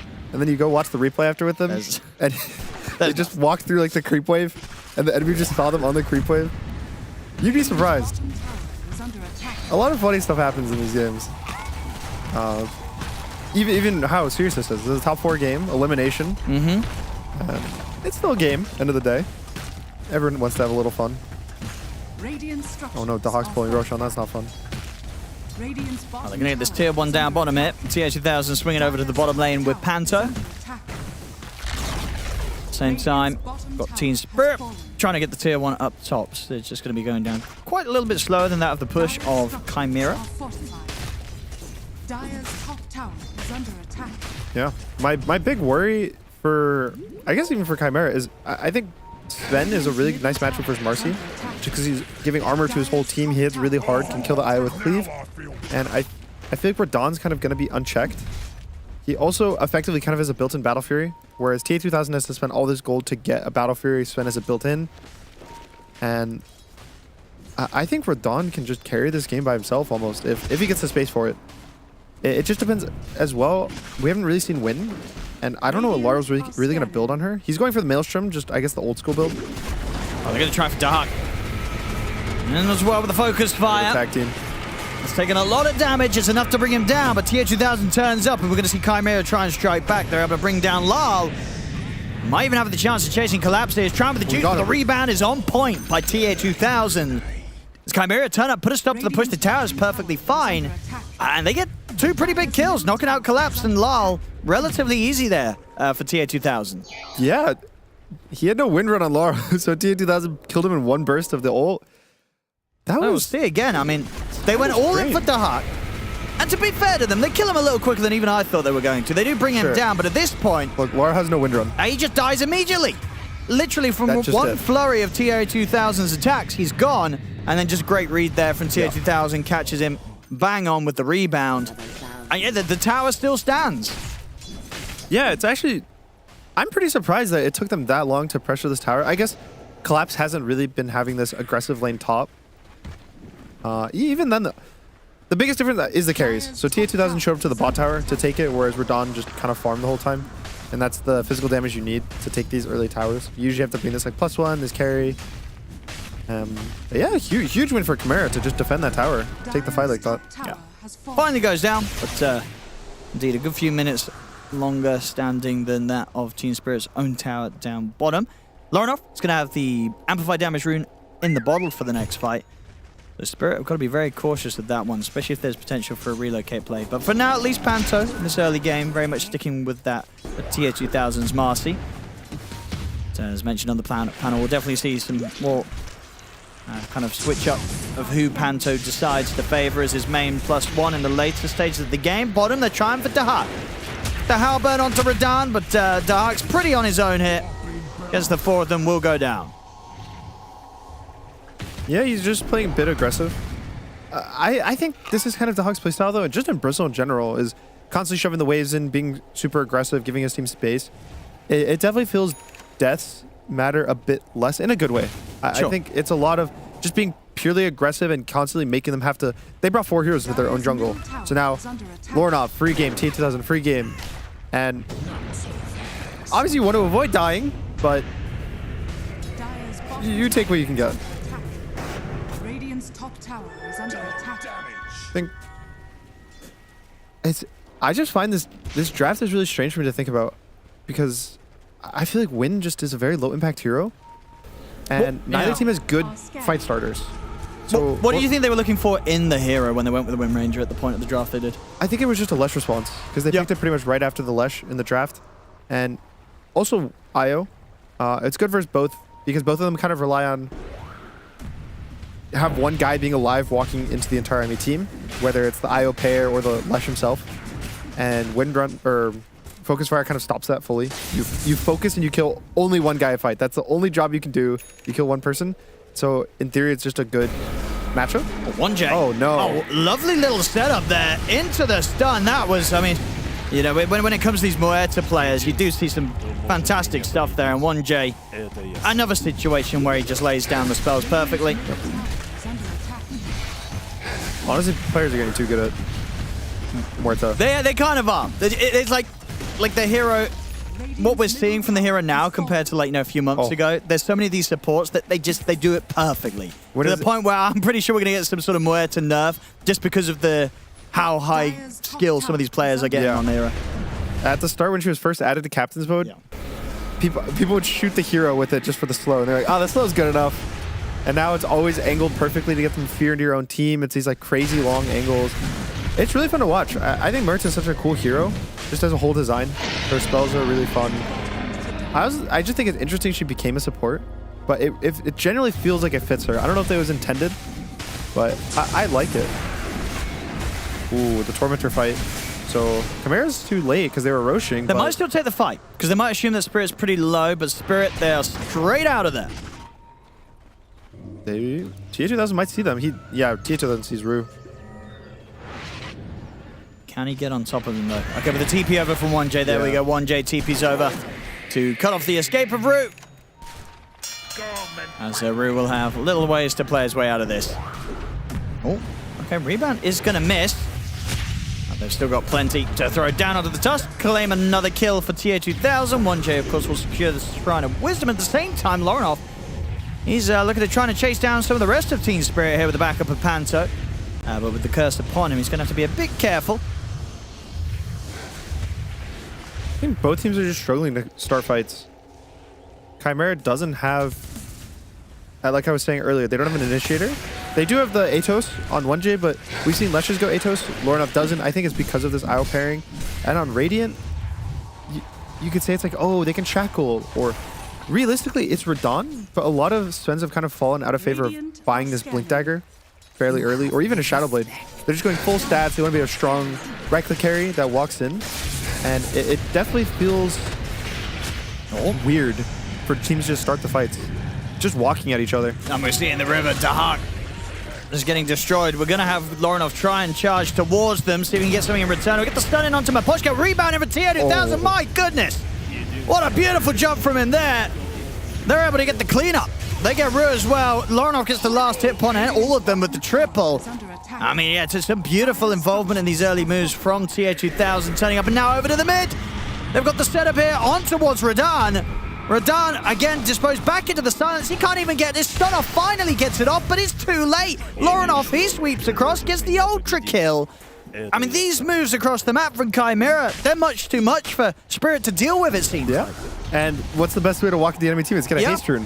Lornov goes in, just runs into everything. Straight at them. Super sick rebound from TA2000 as well. Yeah, these jumps have been fantastic. Getting the perfect angle to just get that extra bit done with this Battle Fury. You know, he's running around with just Battle Fury and Mithril Hammer. And still, it's too much for Spirit to deal with right now. This Marcy's popping off. Yeah, everyone on Chimera, I think, is popping off. Yeah. Dahak is just being aggressive, constantly playing in their jungle. It basically just baits Spirit onto him, knowing they can't let him sit there alone because he's free farming. And if they bring all their heroes there, now you might have to fight into an IO relocate. And when you focus Bristle, he's gooing everyone. Yep. That's why this Fast is so cool for utility, that you focus everything on Bristle, and if his team shows up, now you're all slow, now you all have minus armor, his team gets to clean up. And do you want to keep going on Bristle in this situation? You kind of have to. You can't leave him alone. Yeah, but something bad's going to happen. Yeah, they were lucky that first time. Yeah. They were lucky when he was just alone. Now he's got a team. I think because this is the crazy thing as well. We'll see a setup here. Relocate? They're going to use the global. Just in an effort to try and allow Rue to get out of this one. But Lorinov and Panto are looking to cut him off. His dagger. He's got the blink in time, yeah. He'll be fine, but that's global down. So that's 100 seconds in which Chimera can feel pretty clear to go for another move. I don't know if that global feels weird. They use it obviously to counter You wouldn't global for your Tusk? If their game plan is not to take a fight, I guess they don't want to fight into this Aegis. Yeah. For a minute, and by the time the Aegis is out, they'll probably have global. It's just one of those things that you're using your big team fight cooldown to save your support, and now you can't fight. It almost feels, you know, when you see a Tide Hunter, they ravage. Oh. Well, it doesn't need global if he's dead. I mean, they're popping off it. 5k lead, 19 minutes in. And you just look at it like the kill involvement. This is quite a rare thing to see, right? 19 minutes in, they've got 14 kills as a team. Their Battle Fury carry, the Marcy, has the highest kill involvement. Tier 2000's 570, he's been involved in 12 of the 14 kills. That's the most of anyone on his team. Yeah. He's playing amazing. He's everywhere. He woke up today to win. He's up and down across the map. Now they're taking over here, Chimera. 5k advantage. Spirit, they've got to try and slow them down somehow. I think it's on Radon. Radon needs to be able to show up to these fights. He did get picked off mid, but Laurel hasn't felt very impactful. Maybe he was missing. He was hoping for a Brigand's Blade. That's why they picked one. Oh, there we go. He wanted the Brigand's Blade tier 2. Is that what it is? Back in the game, so now you get these mids going, listen, guys, Pangolier. Wind Ranger. That's why Pagan was being picked so much. 20% win rate? I mean, honestly, Pango makes sense because of the Brigands, because it's pretty crazy, isn't it? Oh, so you're saying Win doesn't? I mean, win range is a win range, you know? Pango's a Pango. Apples and oranges. Does that mean they're the same you or can't be different? wrong. But you know what I mean? It is comparing apples to oranges. Well, let's have a look. They're going to try here. Get Radon involved here around this fight in the mid. You know, we might be... Ooh, okay. The worst target. Go into Hawk first. I mean, TA2000, he's jumping in. He's got a BKB on top of his Battle Fury, so TA2000 is not scared of much right now. I mean, they're having to pop the nighttime here, Collapse, to try and get away. Can they still fight with this Spirit? They do want to. They want to get Radon involved. The Chimera, they're not giving it to them. I don't think they can fight them. Again, they have no initiation. How do they start a fight? The reason the fight started was they walked into a bristleback and then went, oh, we did 10% of his health, guys. He's going to kill us all. I mean, yeah, but where is it going to come from? I mean, it's got to be a blink surely on someone. Maybe blink on Collapse after the S&Y. Or does that feel bad? They have the Rue blink. So it's all going to be on this Tusk to go in. But isn't he looking to sort of sit back and try and save someone? Yeah, that's the rather than be the initiator. He has to initiate. Sure. And there's also Collapse. Like you said, maybe he goes blink. I don't think he will. Okay. He'll just kind of put nighttime and run at them. You just have to play with the vision. Yeah. And eventually, when you have full vision of the enemy team, you're going to get a random shackle. You're going to get a random Sven stun. It just is harder. And there's times in the game where you smoke like this, and you don't get the jump, and then you're thinking to yourself, oh, what do we do? So, you know. And this is the thing, right? Because you can make the jump in, but with how large Lorinov is right now on the left track, do you even want to be anywhere close to him? No, even TA2000. I don't know if at this point Radon will win the 1v1 man fight. Because I believe Unleash slows their BKB. so Radon won't even be able to attack. Ready to try and finish off the tier 2 mid. Spirit not in position to take a fight here, but to let it go. Radiant's middle tower has fallen. Radiant are scanning. Lorinov has a full Shivas. Yeah, he's massive. He is huge. The brain drain from Maposhka. Ooh, they don't see him quite there. So playing around the edge of the vision, Collapse is going to be okay. He's scouting. They're kind of connecting. Maybe they catch 1J or Panto. Those are the two options for kills. It's just the supports. Yeah. I don't think TA2000 dies to this. Maybe they can force his BKB. Can they?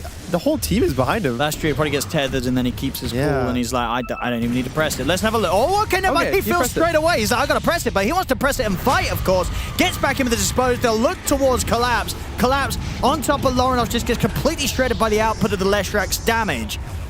I mean, yeah, TA2000, he was just like, okay, you want to fight? We'll give it you. Just BKB grabs him and make sure that Spirit, or in particular Collapse, regrets looking to go and poking around for some sort of action. It's getting worse and worse for Spirit. I think they missed their big window, especially that tier 1 top. You know, 15 minutes ago, they fight this tier 1 top. They all just kind of die, and I felt they haven't really done much since. That was their last big move they did as a team that had any impact besides dying. And the win hasn't done much either, especially the win. I think this hero hasn't been picked. I think this is the first pick of the hero. No, we had it. I think we had it once. Did it win? I'm gonna honestly, I'm gonna check. We had a game of it. Okay. I'll look up the stats. Don't worry. I just have always felt a bit awkward about this hero. Even when it was a carry, there's... You were never a Win Ranger player back in the day? I like playing Win. Yep. I just like playing even though I thought it was not that good. It's a very fun Is that hero. a common trend between mid players, do you think? It's fun to play, but it's probably not the best one. Yeah, I think mid players will play stuff for fun. Dire's top tower is under attack. Usually, I feel like most mids on teams kind of just get to pick whatever hero they want. The captain's like, yo, I don't understand mid. I don't play mid. What do you want to play this game? So we had one of them previous patch in Gaming versus Avalos. Okay. I'll check if it won or lost. And then one of them was by Spirit. Okay, no, it lost both games. Okay. So Avalos lost with it last patch, and then Spirit, they did try another game with it. They lost with it. To be fair, though, that was against Paravision, arguably the strongest team in the tournament. But here today against Chimera, also struggling. And again, you know, Chimera, they're not one to write off. They've had some crazy wins in that group stage too. So, definitely. Yeah, maybe it's the win rate you're gonna. Maybe that ain't the hero. I just really... He went 3-7-3 against Paravision. And what's the KDA looking like this game? 2-4-2. It might be on track to be the same. It might be a bit better. A little bit, maybe. 5 deaths, 6 deaths. We'll see if they can do anything here around the Roche. Because at the moment, Chimera, oh, okay, it's on the move, of course. Rue?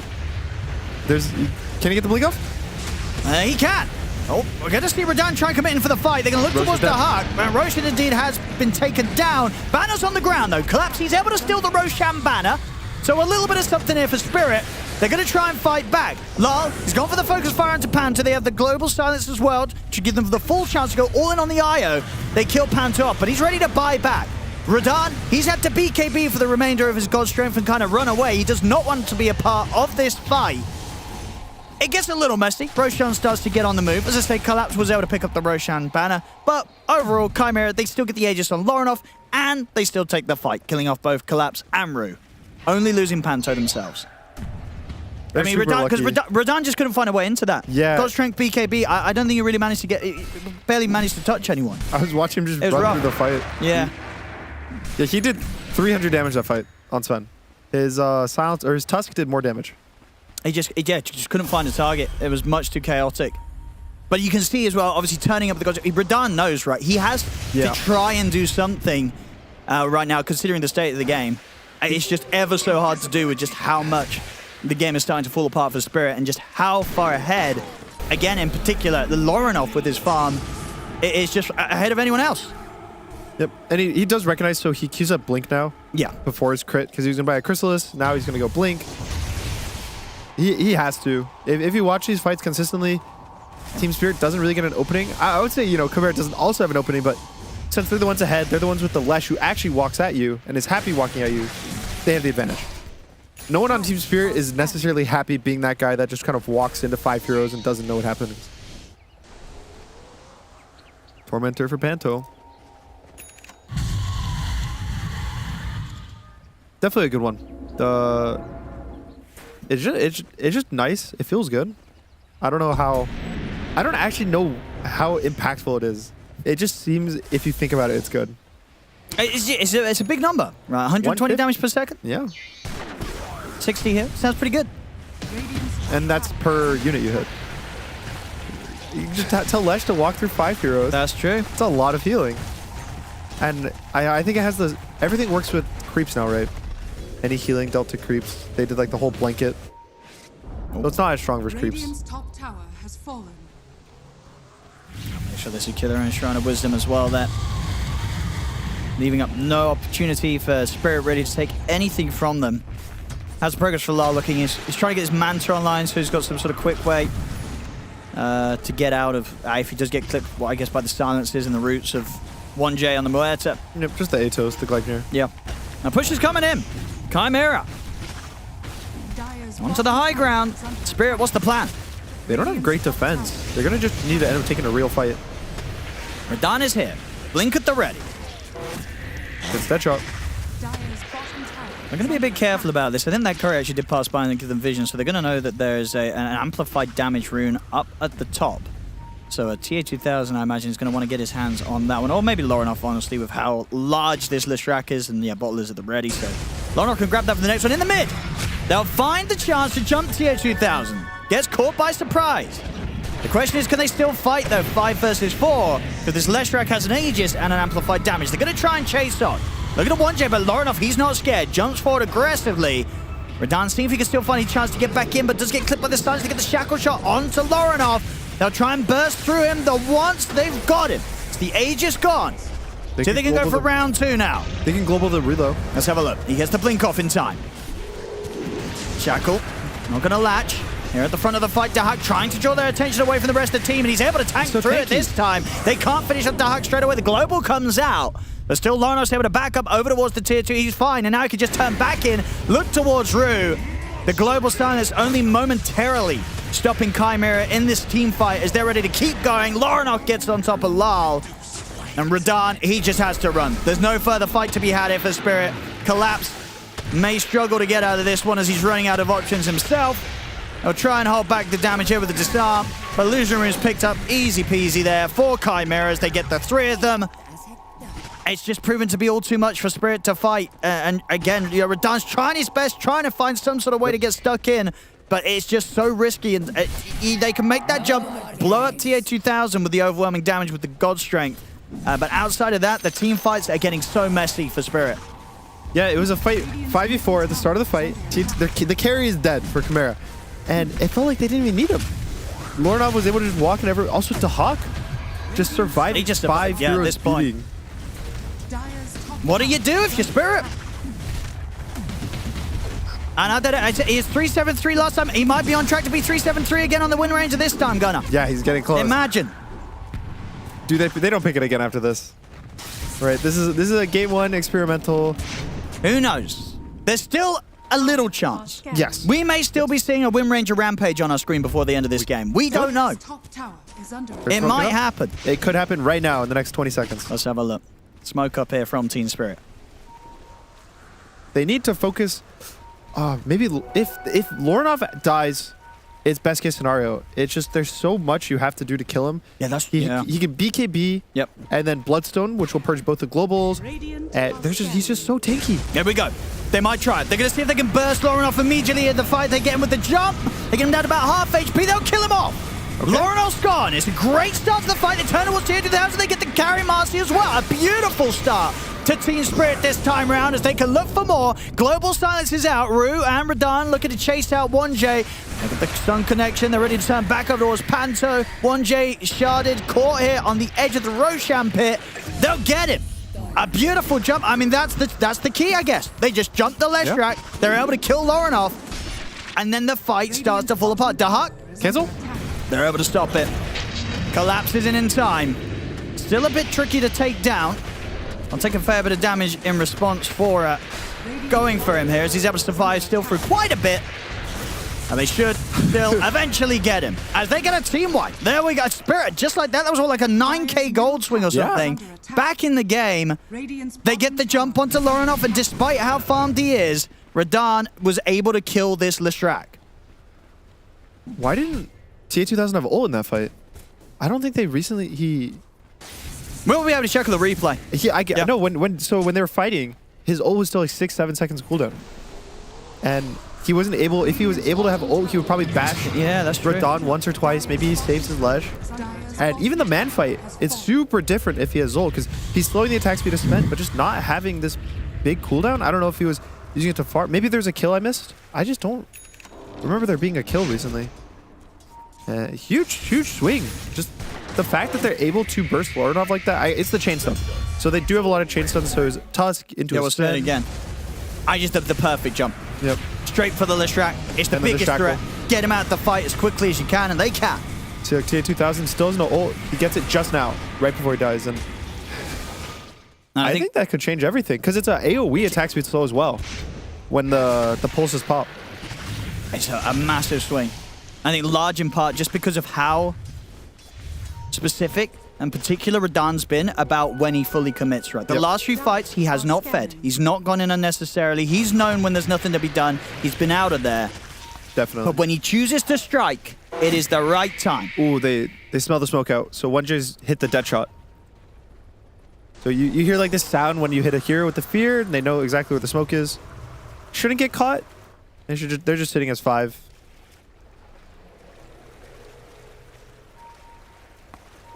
Game just got so much closer. Oh, it really did. That whole lead just taken away in a moment off the back of that team wipe. Chimera, though, not afraid to fight back. See if they can regain what they had before. They'll get the jump to Memposhka. Forced out to the side there by Lal. See the jump in, TA2000. He gets the jump in on towards Lal. Dispose as well. Quickly with the Manta, Lal. Continue the run. Chimera still looking to move forward into this. Jump forward. Lorinov in with the BKBs. Close the gap onto Lal. Stun connects. They'll kill off the Wind Ranger. Radahn in onto TA2000. I mean, it's the damage coming out here with the crits as well. 2100 damage there from Radahn in that one hit. TA2000 at this point getting completely crushed anytime Radahn's able to get the gap closed. And he might be ready to go for more. He's wrapping him around for the side. He's found his next target. Jumps onto Panta. Bam! The IO disintegrates. And Radahn, he's not done yet. Harpoon over towards Lorinov. Ooh, the Lotus Noble will buy a little bit of safety for Lorinov. Radahn, his God Strength will wear off. So he may call it quits here and back off from the rest of the potential of this fight. And indeed he will. He won't commit back in. So Chimera able to get some kills off towards the end. But again, I don't know, this Radahn Sven factor, it's getting pretty spooky when you watch what he's doing. Amongst the chaos, it feels like there's a high chance that Radahn might just have this all under control for Spirit. Yeah, it definitely feels almost like he's 1v5ing these fights. Yeah. He also is the global backup. I think Silencer, huge in team fights. He gets the new global it basically applies twice. So if you dispel it once, you have to dispel it a second time. It's just really hard to cast the spells for the beginning of the fights, and that's exactly what Sven wants. His whole new tree and like innate is that he does 30% more damage on enemies that are stunned. So this Sven Blink stun combo is you have to kill the guys in this stun. That's also why the chain stuns are so good from Tusk, from Wind, because he's just doing more damage to whoever's chain stun. And he gets all of his burst. This is a bit risky, right? Yeah. They're going for Roche. BKB and God Strength are going to be back up in a few seconds for Radahn. So he's ready to go. 5 seconds on global. Oh, this is a risky one to push for Chimera. Do they really get away with this Roche? Depends how long it takes Spirit to jump.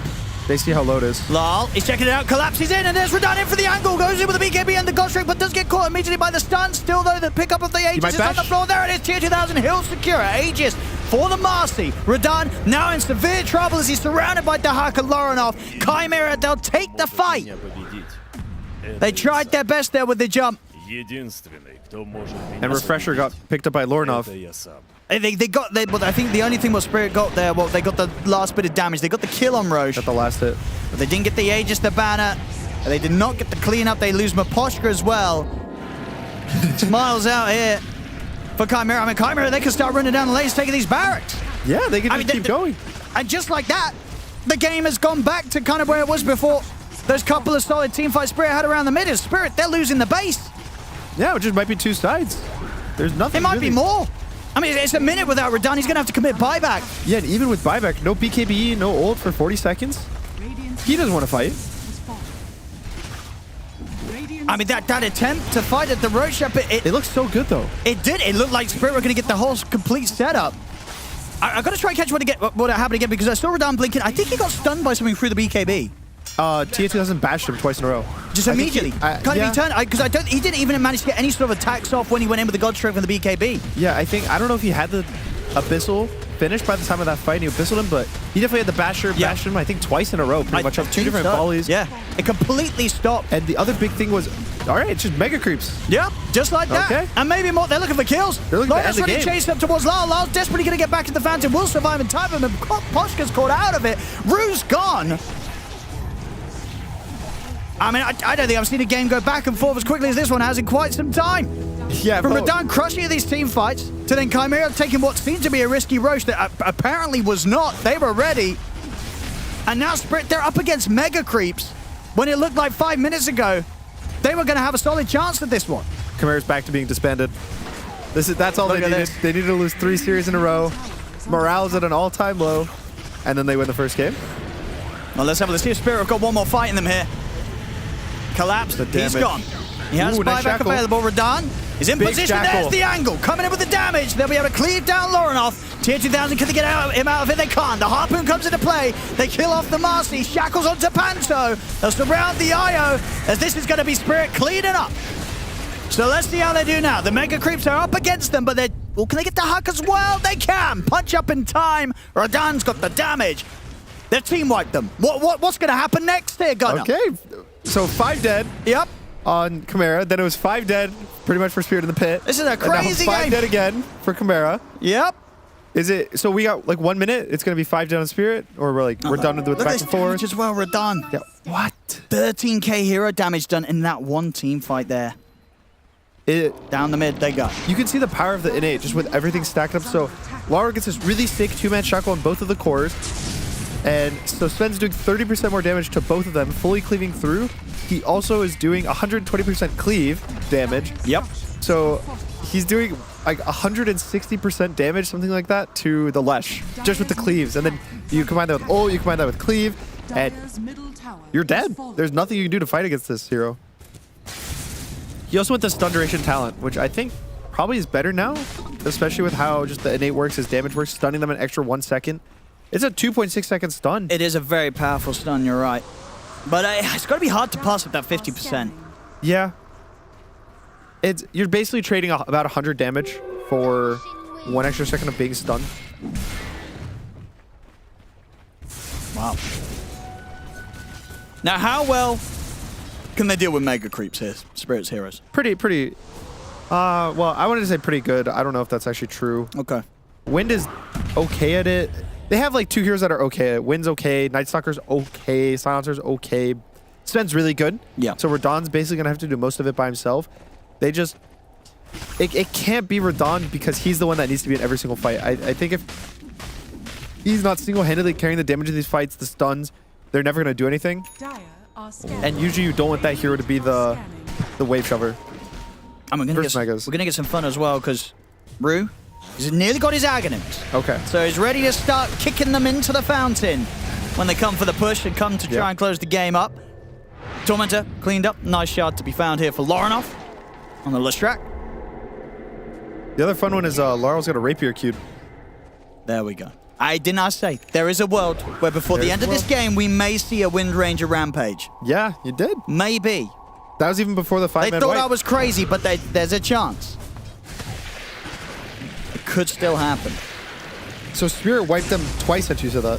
So you're not too far off. They're going to go for Dahak top. It's a quick and easy kill. They get in front of him, cut him down with a few swipes here from They're Radahn. reloading in. Uh-oh. But they bring Lorinoff over. He's so strong, though. Let's have a look. But Radahn, he's doing a fair bit of damage.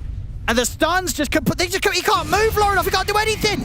He's dead. Now Okay. TO2000. The other two cores didn't have a great chance. We're going to see TO2000 try for it now. He's in with the jump over towards Radan. He's got the dispose, but the snowball's He's coming no in. They have to PKB on stop. Marcy. And TO2000's dead. 1J is going to almost One more certainly hit, die dead. as well. They have the control. He's trying to run. Double kill for Rue. Radan's perfectly fine. My goodness, there was like all three cores. They tried to team up with the IO and nobody had a good time. Everybody just died one after one. This game's insane. What? Why did they reload? Why can't it just be? Oh, okay. They use like a smoke. 4 heroes brought to kill the Hawk. They really went for that fight. It's okay, guys. The Hawk died. Let's just play safe. They're down gold. Yeah. Spirit is up 4,000 gold against the Mega Creeps, and now the Tusk Axe is coming out. Lara has his Nullifier versus all these like Dispelables, the Ghost Scepter, the Force Staffs. Okay. Even the Leshrac. So Leshrac had bought Axe, and it's dispellable by the Nullifier. So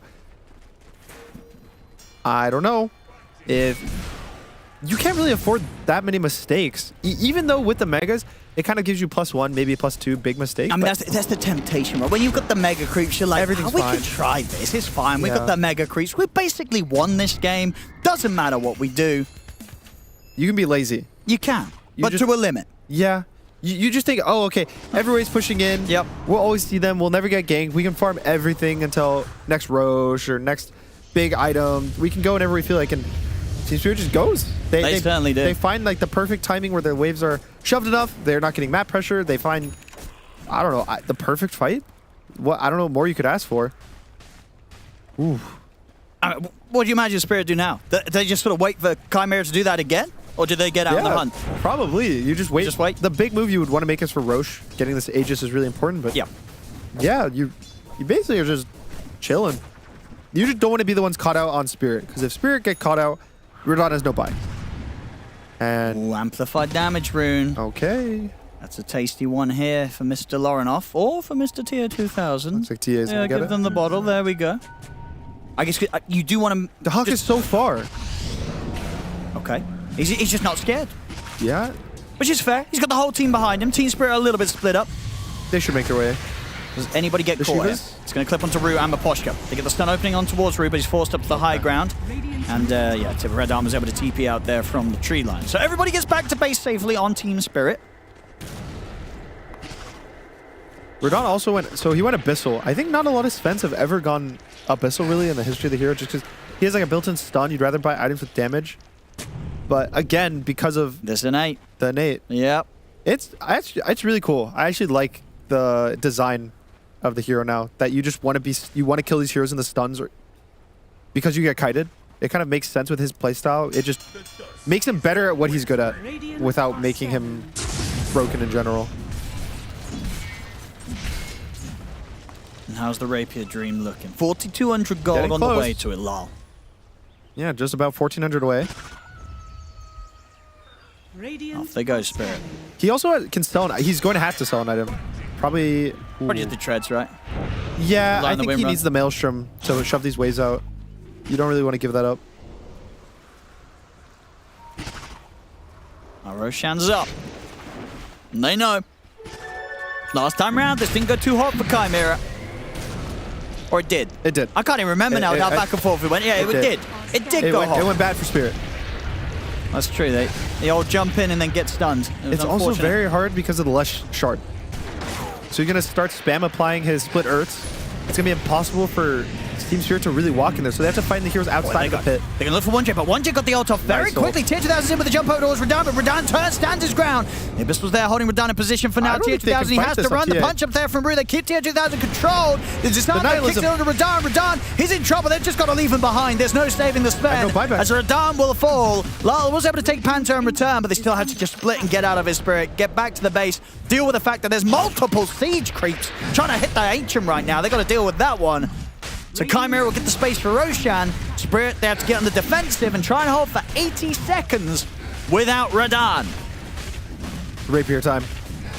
Lara has to do this. He's got to do it. There it is. Okay. Sell the treads. He's got the Rapier.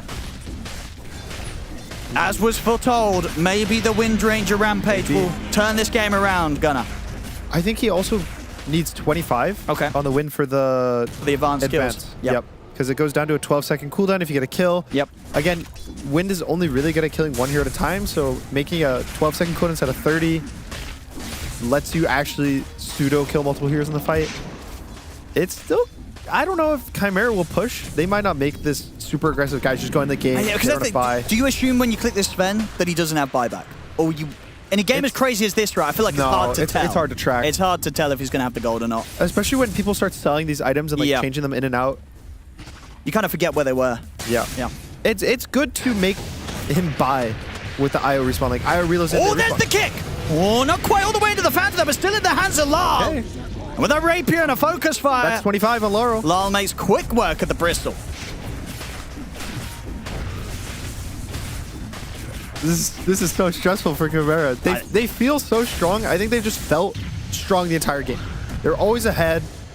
Radon was never going to have impact. T2000 could like man fight him, bash him. There was a few times it felt a bit scary when Radon started showing up to these fights, but I think every time they just are getting killed. Just getting a bit outplayed. Oh, you know what as well? There's potential for so many things this game, but there's potential right down the line. What items does Marcy need to have to be able to relocate in and ult the Ancient and kill it through backdoor protection? Ooh. Like a Rapier is one enough? You get one Rapier, are you killing Maybe Rapier AC? Rapier AC, you can end the game through backdoor? I think so. That might happen as well. We might see something crazy like that come out from them. And then Panto gets 25. Yeah. Gets a Deso. There's crazy futures ahead of us. Multiple timelines we could end in, and all of them are pretty fantastic with the game as wild as this one. If they get to this point, they're all entertaining. Yeah. 48 minutes in, 5k lead for Spirit, but the Mega Creeps are up against them. Aegis as well, in the hands of their opponents. Still low enough with that for 3 minutes. But they have a Rapier on Lal. Still, the buyback situation, it's obviously very important to note, and it's the fact that Radon's he's going to need a lot of money before he's got his buyback back online here as the Sven. He's been buying all his items every time he gets it. He's not really playing for He's all in. buy. He bought the shard as well, so now Warcard is undispellable. Well, I don't know if there's purge on... Yeah, there's no purge on Chimera, but just more armor, also an AoE, more movement speed. It's a good shard. I mean, so what's the goal now for Chimera with this Aegis? What are they sort of saying to themselves? How are they discussing the ways they want to go about ending this game? I would say the first thing they want to do is make sure they all have buy. Yep. Which I think they do, right? Marcy's close. Marcy and IO, so about 200 gold for each. They probably want to get their buybacks. And when there's about a minute left on the Aegis is usually when you should go dive. Because otherwise, if you go in too late, then the Aegis might expire during the fight. And if you go too early, then you're wasting a lot of the farming time of the Aegis. Again, it is scary for them. It's not this easy push. We just go hit the throne. Sure, they could commit in, press 5 BKBs, all hit the throne, force the enemy glyph, and then they have this like 5-minute window to do it again and hopefully kill the throne. It's just a big risk. Because then you reach the point of, oh, now maybe we have to buy back for Team Spirit so they don't kill our throne, and it's stressful. 50 minutes in. You don't have to throw these kind of games. Especially not down here in the lower bracket at the playoffs. Yeah, loser of the series is going home. They're going on. Still top 4. It's still pretty good. It's still pretty good. But yeah, if you get it this far, you don't want to get 4th. You're in it to win it. Yeah. 4th place is just not going to be good enough. You want that top spot. Shrine of Wisdom. All right, Lorna bought out. He doesn't even want his buyback. He's close. He's like, guys, it's fine. I'll go in. I'll get at least 1 kill on the way out. I'll have buyback. Yeah, he'll get 800 gold. TA2000 all just bought out. None of them care about buy. Okay. I mean, it is risky because, again, they have 30 seconds on this Aegis, so either they just aren't going to use the Aegis. I don't think they are. I think they're going to wait. Just go farm more. All right, 2,000 gold for TA2000. He just full bought out an MKB. Interesting choice. I guess it's for the wind. I would have rather seen him go for that AC and then had the chance to get the Rapier. Yeah. That backdoor play, it could definitely be a play. Yeah, it could be a play. It could be a play. Is it the play? Is it a winning play? I don't know. That sounds like an unranked 5-stat kind of play. Guys, let's hit the throne. They can't stop us. I'm just trying to envision how, but it would go down quite quickly, or would I be It wouldn't look that quick. Is this through back door? Yeah. Or no? Through back door. Through back door. It's not quick enough. I think Lara would be able to TP and ult the Marcy and kill her. That's true. The Wind Ranger factor, unironic, at this point of the game, like, there was definitely a period where it's like, all right, lol, what are you going to do on the Wind Ranger? But now at this stage, it's very clear what he's going to do. With the Rapier and the BKB, he can just focus down and pretty much eliminate any of these heroes. Yeah, definitely. And it's pretty terrifying for Chimera. The Wind Ranger now is absolutely a threat. He also has the Brute, so he's doing a bit of bonus magic damage on these hits. I think it might be worth it for him to buy out the Ags on the Wind too, just for the... It gives 45% physical damage reduction on Wind Run, just like flat, and it also makes you invis, which, honestly, the flat damage reduction is more impactful than the invis because it means TA2000 is a MKB, so he gets like True Strike on his hits, can kind of pierce the evasion, but the fact you just reduce the amount of damage you take by 45%, it means maybe you actually survive this TA2000 Marcy. Whereas right now, he definitely dies if he takes maybe even one volley, just how squishy he is.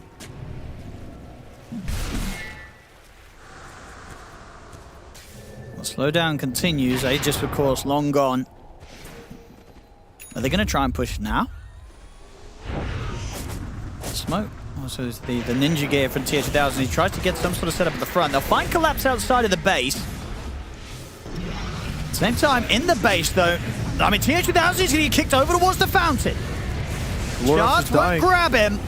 Loronov's got to back off for now. He will. The attention's been turned over towards TA2000. The Shackle indeed off the creep, catching him out. He's gone. They've got to run. The throne? It's okay. Creep's done a little bit of work. They lost TA2000. A buyback did come out from Spirit, so if Chimera lose nothing else and can make sure that nothing occurs during this next 80 seconds, it's a minor bit of progress as they forced out a support buyback. Yeah, just do that 4 more times. Yeah. One core buyback per push. Definitely is not going to throw the gold lead. It was a bit of an awkward move. They went pretty deep for that. Yeah, how did the Marcy end up all the way in the base? I just rebounded in like beyond the Ancient to try and kill the Silencer. And they did kill the Silencer. Yeah. Rue. He's going to get another kickback. And straight into the hands of Radan as they look to burst through. Dahak, if they got enough damage to do it, they have. They bring Dahak down. Loronov's in with the BKB though. Chases down Rue. Rue will be able to buy some safety here with the snowball. The silence comes out from Baboshka, but he dies, and with that he's out for 100. Rue will also go down. Both supports out of the game. Rue does have the luxury of buyback, uses it straight away. 1J fending off Collapse here towards the back of the fight, and the damage is done. Here with the Pierce the Veil from 1J, it's enough to bring Collapse out of the game as well. Chimera finding a solid fight here out on the mid, and a fight without their carry. They did not even need TA2000 for that one. Spirit has 2 more buybacks that have been forced out of theirs. Obviously, Dahak, the one coming out from Chimera's side, and still overall leaving Spirit in definitely a worse position now when it comes to the buyback statuses. Yeah, it feels...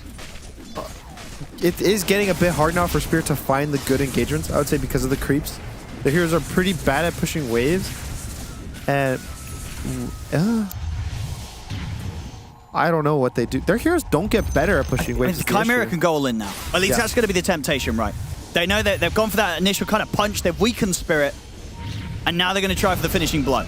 Yep. There's a glyph. But Rue, he's ready to start it. He gets the kickback onto Lorenov. Okay. Lorenov's gone. Does he want to buy back for this? He might need to TA2000. He's just getting destroyed. He has to jump out of it with a rebound. He's on the retreat. Lorenov's going to come in with the buyback. Dahak is not getting saved. Dieback on him. The bristle's out for 2 minutes. As 1J kicked back as well into the high ground of Spirit. They'll clean up another. And Chimera, they went pretty heavily in on that. They tried to take the risk. Does not pay off. Spirit, they keep the Ancient alive. Fell down to about half HP. Didn't even glyph though. And they've now got 100 seconds basically where there's no Dahak bristle. If Team Spirit wants to get on the map and try and do something. The other big thing was, so Lorenov bought back. He did. He had no travels, no way to get to the fight quickly. He just TP'd and walked. I mean, they had to relocate, right? So maybe it was anticipating a potential play from Panto to bring him in. Yeah, it's so much of a commitment to this fight that's almost lost. Even if he had travels, I think these aggressive buybacks are usually bad in stressful games like this, where you're in your mind, you want to buy back, guys, I'm going to buy back, we'll end the game. And more often than not, I think it's bad. It's usually better to wait 1 second, 2 seconds, be like, okay, wait. Is this worth buying back? Will I win the game with this buy? Because now, 7 minutes of no. If you kill the Lesh, yep, it's even more important, more impactful than killing the Hawkball Bristle. Everyone is so farmed. I mean, Miposhka's just treated himself to a refresher orb. So, 2 globals ready to drop in the next fight. And that just, especially with the reverberating silence, is incredibly disruptive to anything, any sort of save or play that Chimera want to make. As long as Miposhka's not the one getting jumped. And to be fair to him, the only time recently he got jumped was when he was standing by his own Ancient. So it's like, what can you do? You know, if they jump you there, they'll jump you anywhere. Just in the fountain. Don't even leave. Here we go. What do we have? Aegis for Collapse. Refresher Shard for Radahn. He has also easily got enough money now to treat himself to the Moon Shard and maintain that buyback gold. Of course, Lal had enough to treat himself to the Ag's Blessing and still have the money for buyback available. So Chimera, I mean, who's sweating more right now? Is it Chimera or Spirit? It feels like it's probably Chimera. Probably Chimera. I know the feeling of these Mega Creep games as both sides. And usually as a team defending, when it gets to this point, you're kind of even, maybe even ahead. You're not losing. The game's not, oh, you're just waiting to lose the game. You keep getting to play. If Spirit end up losing, it's a haha, whatever. We shouldn't even have the chance to have this opportunity to win the game. Doesn't really matter that we lost. And for Chimera, you lose this kind of game, and it's, oh my god, what did we do wrong? We just played 60 minutes in a game that was supposed to be over in 30. We lost with Mega Creeps. It feels bad. Losing this game is, for Chimera, is the biggest emotional swing compared to anyone else losing. So what you said is if they hadn't hit the iceberg yet, this game would absolutely be the iceberg. Game, if Chimera lose this game, is the iceberg. Radiant's Ancient is under attack. But they haven't lost yet. No, they're still in it. They don't even have, they still have 2 of their tier 2 towers alive. They have Mega Creeps. It's not a dire situation. I still there is absolutely a chance. You want the throne to get relocate. There's going to be a rat play that could end the game. It really could happen, especially if we get some juicy tier 5 neutrals. Yeah, that's coming out soon. I've slightly bad news. Panto went for not that fast, or not that talent. The attack. That one is really cool. That's a new one. I haven't seen that one, I believe. The Unslowable. Okay. It's pretty cool. It's just, I don't think Spirit really has that many slows. They're mostly stuns, right? It's just what kind of the Void Slow and the Silencer. Yeah. Yeah, I guess the tag team too. Sure. The tag team's on slowing. But I would have liked the other one. Ooh, the blink. Ooh, he's running tier 2000, but the damage from low with his focus fire. My goodness. Execute power shot. Just pretend you have the facet. Just imagine. Could have gotten him. If you imagine hard enough, maybe it would somehow work, but of course it would not. He's got the entangled. Imagine you could just end up with multiple facets. You know, 60 minutes you get. Yeah, 2 busted. What would be the most broken here if you get out every facet? If you're going to get both facets? Would it be Dragonite? All 3 dragons? Oh, well, I mean, there you go. It's going to be one of the ones that has like 3 facets for sure. There you go. Faceless Void would get 2 ults. Yeah, but that would, but he would still be bad, unfortunately. Oh. Yeah, sad times.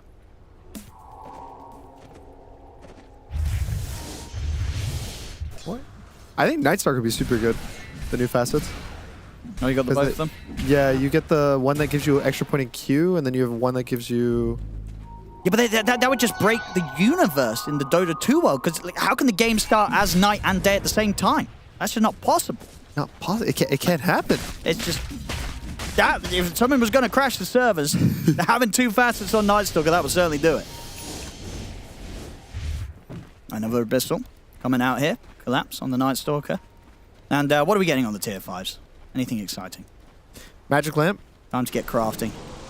Ooh, Magic Lamp. It's a good one for Lush. Yeah. Especially against all these stuns that he's just getting completely just dumpstered with. It's a guaranteed BKB. Yeah. I think unless it's a Tusk Punch, because the Tusk Punch can't be purged. So every initiation should start with Rue, hopefully, ideally. And then they stun him again after they pop that Magic Lamp. Is that the only knock-up that can't be purge, the Tusk Punch? I think so. Because of like Torrent Right, you can instantly be brought down out of it. What's the other one? There's Rubik Lift, but that one. Yeah, I guess that's not really a knockup. I want to say it's only Tusk that I can think of off the top of my head. Kick technically would work too. That's true. Yeah, you're still gonna get kicked. Toss you can't. That's true. Toss you still stay up in the air, right? Yeah, even if a shield or something comes in to dispel stronger spell. Everything else I believe is Pango. I think when you're in the air. Pango. When you're in the air from his ult. Oh, but that's only like a little bump anyways. Yeah, it's like 0.1 seconds. Yeah. When you land, it's purgeable, the stun is. But I believe when you're in the air, it's not. That's like guaranteed lockdown. Yep. Yeah.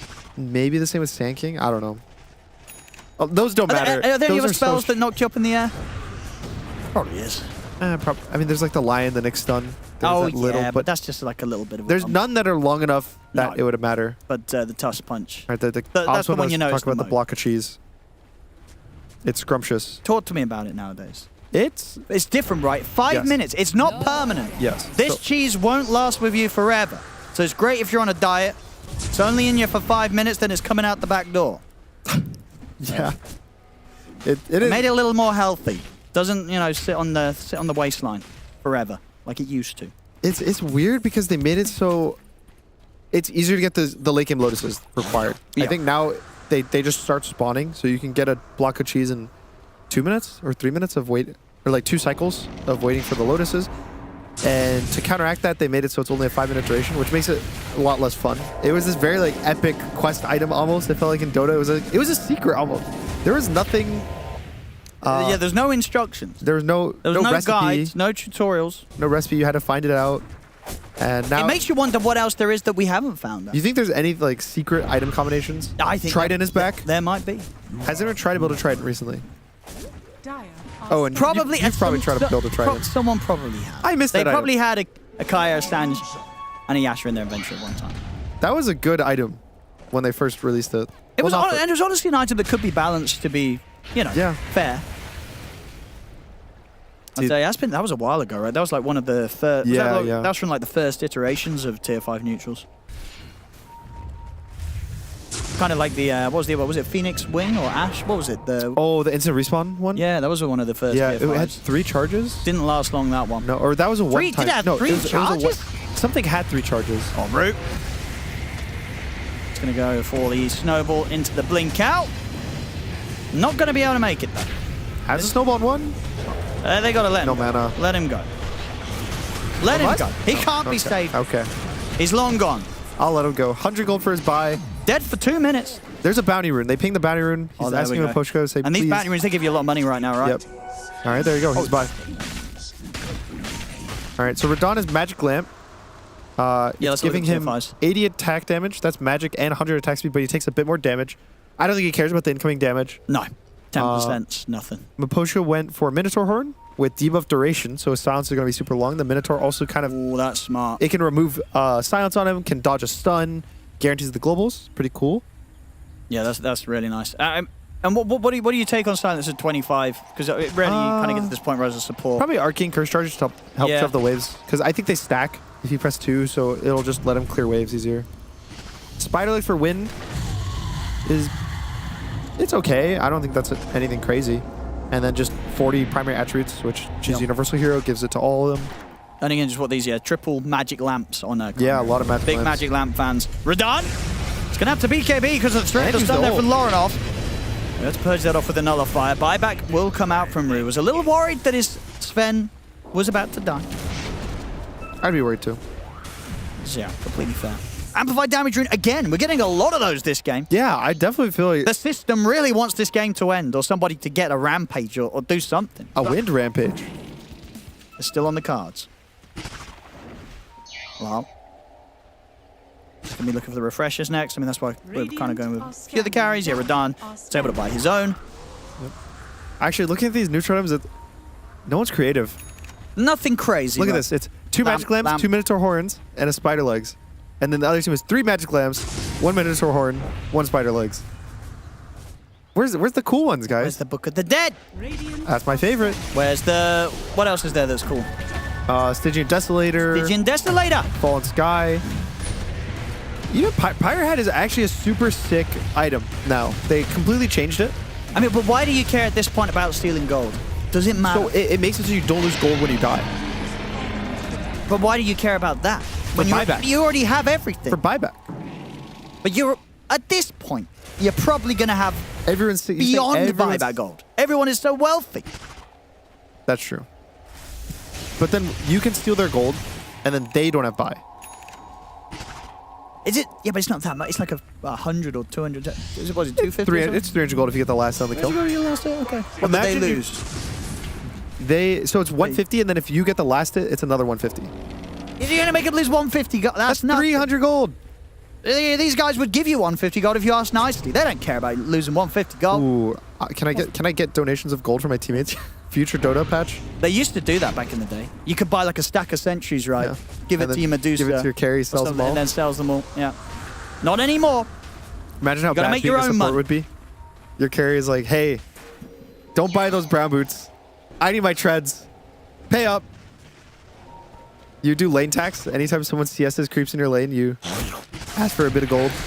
I mean, lane tax you can do anyway. Just gank someone's lane and say, well, you messed up getting a kill. Sorry, I've just visited from the mid lane. I'm going to take some of your CS. That's a feature. That's a feature. That's a feature. That is. That's an accepted feature. Have you ever done the tree and carry with quelling? I have never done. No, that's grief. That's really bad. I have. Someone here has done that. I before. know someone has done it, and they actually swear by it. They'll tell you that they won more games than they lost with it. Yes. Yeah, they'll tell you that. I don't know if that's true. But no, that's for legal reasons. naughty. We won't reveal his name. Legal reasons. He does wear a banana suit from time to time, though. They buffed that faster, right? The Treant one. I think I'm not a big Treant enjoyer. We've not seen any Treant here, right? Is that one of the unpicked? No. Is it unpicked? Or we have one I think game? we've seen it one. I think we had it once. I can get the stats up right now. Nope, it's unpicked. It's unpicked? We never saw it. Here we go. Smoke up. Down the mid, Chimera. Cheese eaten by Lorinov. He has 3,700 health and a shield for 2,300 health. So he's got about 6,000 health. He's actually a raid boss. Lol. Whoa, here's the jump forward. Lorinov is in with the Hex on towards Collapse. Gets the stun follow. They get the fear over towards Lal. Lal's able to hook the BKB. Collapse will get back to the fountain. He'll live. Radani popped the God Strength. So they might want to kite this out, Chimera. We'll see what they do with it. Global number one. Still got the BKB ready to pop Radani, and of course he has got the refresher orb if he needs a second instance of the God Strength. Night time. Out here from Collapse. Chimera, they're definitely being able to poke a little bit out of Spirit. Radan, caught by the Hex. Lorenov's closing in upon him. Jump forward, Radan. He's very low. He's going to pop the BKB, pops the refresher, but the bash comes in. Tier 2000 on top of him. Haru with a punch up. Locks down Tier 2000. Tier 2000 gone. He'll buy back on the master. He's TPing over to the outpost. As Tier 2000 is trying to get back over towards the action. Nice shackle. It's there. Catches on towards both Panto and Lorenov. They're trying to finish off the Aya, but Panto's able to kite himself to safety. They're still got to be careful here. They bought back on Tier 2000 to try and make this fight happen. Radan, BKB, ready to go. Turns towards Tier 2000. It's a dieback. Tier 2000, he's gone. Chimera, they've got to run.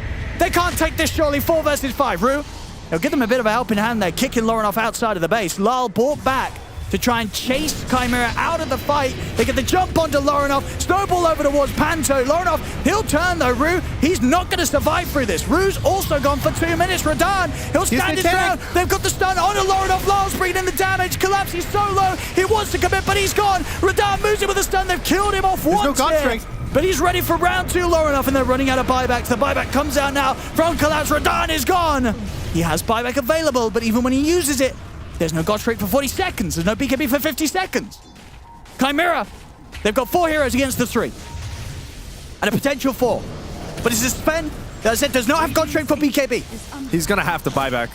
The Chimera punching into the Ancient. They don't have their hardest hitter though with Tier 2000 out of the game. Collapse is going to try and jump the backlines over towards Panto. But they turn towards him. The Hex is back up. They're trying to desperately save Collapse. Can they get him back to the front? They can. Collapse will not fall yet, but the Ancient is in trouble. They're looking to close it up. Chimera hit the Ancient. Close the game up. The Glyph comes out. But they've got to do so much here to push Chimera back. And they cannot do it. Radan tries his best, but GG is called. The Ancient falls. This game is over. And despite Spirit's best efforts to hold on against the Mega Creeps, Chimera will take the victory. And the whole time that last fight, they used everything over and over on Lorinov Lesh. He hit the Aegis throughout the entire fight. I think he just expired, actually, to give him... Or like the Sven barely kills him, he goes down. And... Well, what a crazy ending. That was a crazy game. There was like 10 minutes of pretty much just chilling, trying to get this win with the Mega Creeps. And again, I think this is not that bad of a loss for Spirit. They were behind most of the game. They got Mega'd. It was more of a feel-good win, and it's relieving for Chimera. So they're going to go in. They win this first game. I don't know if they want a second game to be like that. They want it to be a little less exciting. And ooh, look at Lorinov. Look at that score. 22-5 and 14. And definitely, it's got to be one of those cases as well where Spirit's like, all right, Chimera, wow, they closed it up against us. Fair play. That was pretty terrifying. They probably just take away the IO factor. And then things start to change, right, surely next job. Or the Lesh. I think every time Lorinov's on the Lesh, with or without an IO, he's kind of popping off. And that's fair. I'd want to ban it.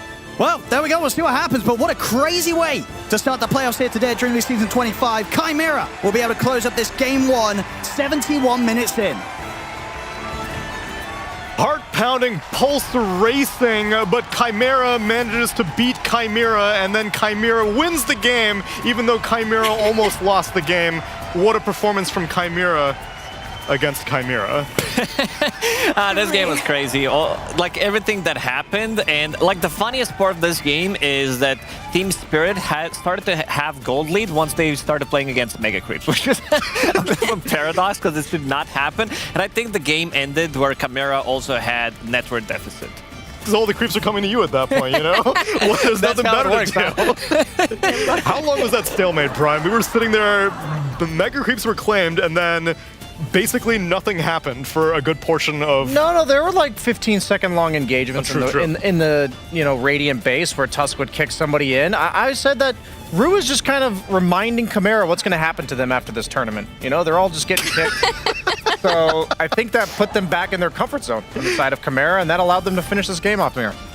Lorinov is so tired, bro. He's like, I'm tired, why do I bro. have to do everything myself?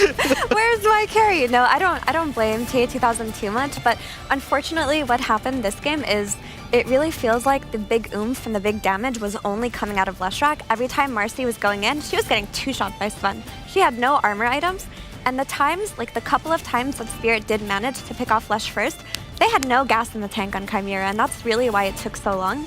But I guess late game Dota, Magic Lamps come in, Minotaur Horns come in. All you really need to play for is that Tusk dieback. Like if you can eliminate Rue, you can finally hit the throne, and that's eventually what happened in the end. I mean, this whole game is pretty crazy in terms of like the damage numbers. Lorinov joins 100k plus. He almost dealt 120 damage in the previous one. It's just an insane what Leshrac can do. This Aghanim Scepter, like his itemization was also pretty top-notch. But the Hawk is like, nah, man, this is not happening. This is not real. We were living in a simulation right now. Because it took them like, what, almost like 35 minutes to be able to close out the game. As you said, it's all about the Tusk, some Val Ruse kick. I'm going to give credit to Purge about this one, because he was the one keeping them in-game for so long. At one point, you could feel that they were not respecting it. They were going for the high ground. They got kicked a couple of times. They're like, okay, what's the plan? Like, that there is no real plan. They needed to get that die back out of him, maybe bait a fight outside of the base, which they did, but overall, insane game. Because whose job is it to hit the tower? The Marcy has to go melee range. Marcy's dead. Okay? Marcy's dead half the time. Leshrac, his facet doesn't allow him to hit buildings, so he can't do it. Dahak has to go in to do it, but he doesn't want to face that direction in the first place. So I'm not really surprised that Chimera were kind of paralyzed in that situation. Yeah, Leshrac creates these kind of games sometimes. I feel like all of my longest pubs have all been Leshrac games, because even in the past where Diabolida hit towers, you're really good at sieging buildings. But anywhere like near the opponent's throne, I don't know why Leshrac just doesn't close. He's not a closer, you know. He wouldn't be a good what do you call it, a stockbroker or something on the floor. That's what he'd be bad at. But not a Glengarry, Glen Ross kind of guy. Exactly, thank you. But yeah, I mean, Chimera, I think this is hilarious that they lost 6 games in a row going into the playoffs to finish off Group Stage 2, and here they are just somehow beating Team Spirit. So this is quite a storyline. I'm excited to see how Team Spirit bounces back in Game 2, and also I'm just wondering what I would love to hear the in-game or the team comms right now between games from Chimera. They're able to beat Spirit, but Mira, they already beat Spirit with this exact same strategy. They did. I mean, it's the most broken combo in the game right now. Io, Mercy, Lush. Like, you have to break this in the draft by banning either one of the 3 heroes. If you don't, they're going to pick them together in unison and run over. What happened was, like, they had a fine laning stage. They just started grouping up around, like, minute 13. They take the mid tower. Io starts playing with Lush. He has free reign of the map, and Spirit run into an issue where they don't really have the damage to take it to that Io Lush Marcy at that point of the game. What ended up happening was, a little bit of mistakes here and there, a little bit of Marcy death here and there, and all of a sudden, they do have the damage. Their Sven gets super strong. Their Wind Ranger gets the Rapier. They have this Tusk who can kick people back, but it came way too late into the game for Spirit, unfortunately. 71 minutes, but out of all this game time, perhaps there was one Kadia ward of the game that stood out to Purge.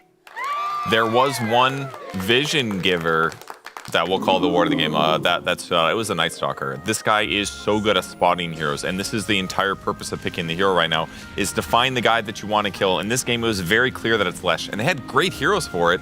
They had tons of raw damage out of the Sven. They had Tag Team, which amplifies their right clicks, and they have Focus Fire on top of that. So if they can see the Lesh rack, and they can chain stun him and burst him at the start of the fight, it actually did give good moments for Team Spirit to actually win engagements. But later on in the game, it was a bit harder. They also spotted a Hawk here, jungling over here, which led into the relocate, which happened as he was dead, which led into more really good kills for them. So Vision, again, paying off pretty nicely. But yeah, Vision is great for decision-making capabilities. It allowed Team Spirit to stretch the game on and on and on. Ultimately, they did lose it, though, because you can't just see your opponents. You need to be able to kill them as well. And that was way too hard on Leshrac. Thank you.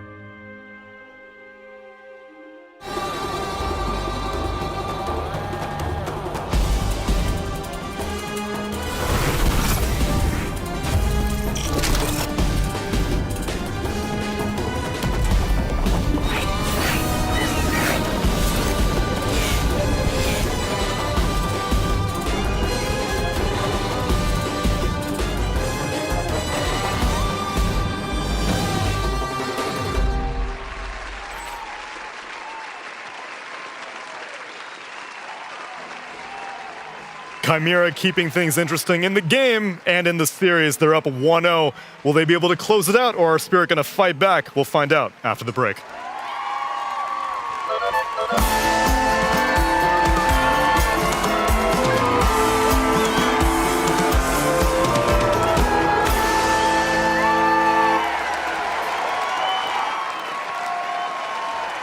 Waking up, playing some Dota. It's just been part of my life for 20 years, and I don't think that's going to change anytime soon. Where we are in the history of this game and where it's come from and how much has been accomplished, I think compared to basically any other esport, it's the best. So I'm grateful for Dota 2 as a game because Dota as a culture supersedes where we come from. You are a Dota player first, and I love that. I told you! I told you! Let's see, Hood King carry. It's my favorite build on Hood versus Necro support. I mean, the thing is, I'm not sure. Maybe it's Bristol support. Maybe this guy's marping These guys actually know how to kill in the lane. Yeah, throw spells. Hoodwink is like one of the hardest heroes also. I think it's good that he used all spells properly and he target. It looks like 4K. Bristol back position 4 and couldn't carry like not usual heroes on this roles. 2K, it's the rank called Crusader maybe? Higher than Crusader for sure. I see mid sniper, so it's already low MMR. I see Razor, Necro, Husker, Timber. I see 0 stuns. I think it's like Crusader or Archon, something like this. It has to be Guardian. Yeah, I think we're going Guardian, yeah. I think it's Legend. Archon. Maybe it's even Archon playing against Crusader, something like this. I bet it's Archon. Yay, I trust you. Okay, final answer, mine is Crusader. Me Legend. What? They think this guy is smurfing though. Yeah, I think so. He pull creeps and waves of the farm boss. What are you watching actually? What's wrong with score? That guy got the so 13 minutes. That's not normal. Smurfing. Look at the score, 131. It's boostier on SF. Classic Shadowfiend, 20-0, yeah. On the Shadowfiend. Some Timber, 0-10-0 and Furion. It sounds like there's MMR traders so smooth. I feel like this rank has to be Crusaders or Archon. I don't think it's that low because enemy at least has like Alchemist. There is some Lion, there's some stuns. I feel like it should be Crusader or Archon. And the guy is playing Meepo, they cannot play Meepo. Yeah. I mean, how he pull creeps on wave and try to farm it together, maybe it shows that this player is not so low MMR. My brother can do it and he has Archon, so... There's nothing going on, huh? He just died. I mean, I would say it's Crusader. Crusader or Archon, but I guess yeah, Crusader makes the most sense. Legend. I decided it's Ancient. Maybe it's Crusader. Yeah, maybe it's even Crusader. Yeah, I think Crusader. I trust my captain. Archon. This is Archon. This bracket is Guardian. Oh, easy. I mean, it's impossible to guess, I don't know.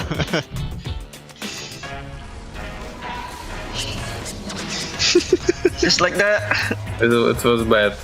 It was like really bad. Oh my god. Casual lineup. Normal lineup, like Shadow Shaman, Ursa, Lina, Necro. And jungle Enigma. When I watch Juggernaut items, it was like okay. But when I look at Enigma with Midas Sentry, it looks like he ruined. He has Midas, no boots. Like he's like old meta, you know. He was playing this game, and then he destroyed his items, and then his teams like come back, and he was like, oh, okay, I will play, and he buy Midas, and he tried to come back. Maybe Ancient or Divine, because of the spell usage, he pressed it too fast. I think this MMR can be higher than previous videos, but this guy ruined on purpose, I think. I feel like it should be Archon. I feel like it's Guardian. I feel like it's bait to be Guardian. I mean, in this case, don't you want to say Legend? That's so hard though. This one is really hard. Yeah, maybe Legend. Go Legend, actually. Yeah, we're going Legend. Archon. I choose Archon. I choose Ancient.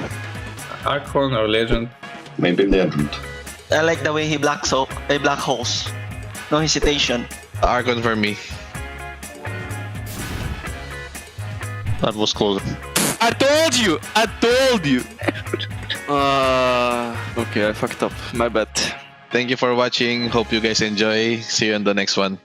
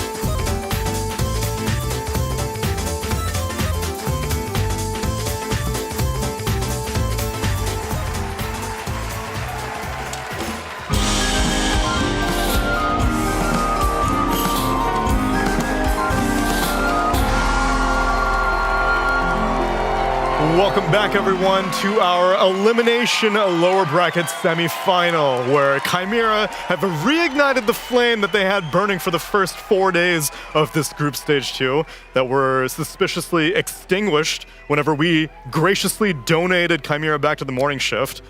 But now we've taken back control, Effie and Purge. These two jokers didn't know how to handle the power of Dahak and Lornoff. That's true. Well, Mira definitely did, because she knew that was a good lineup, and you know what? I wasn't familiar with their Leshrac IO Marcy game.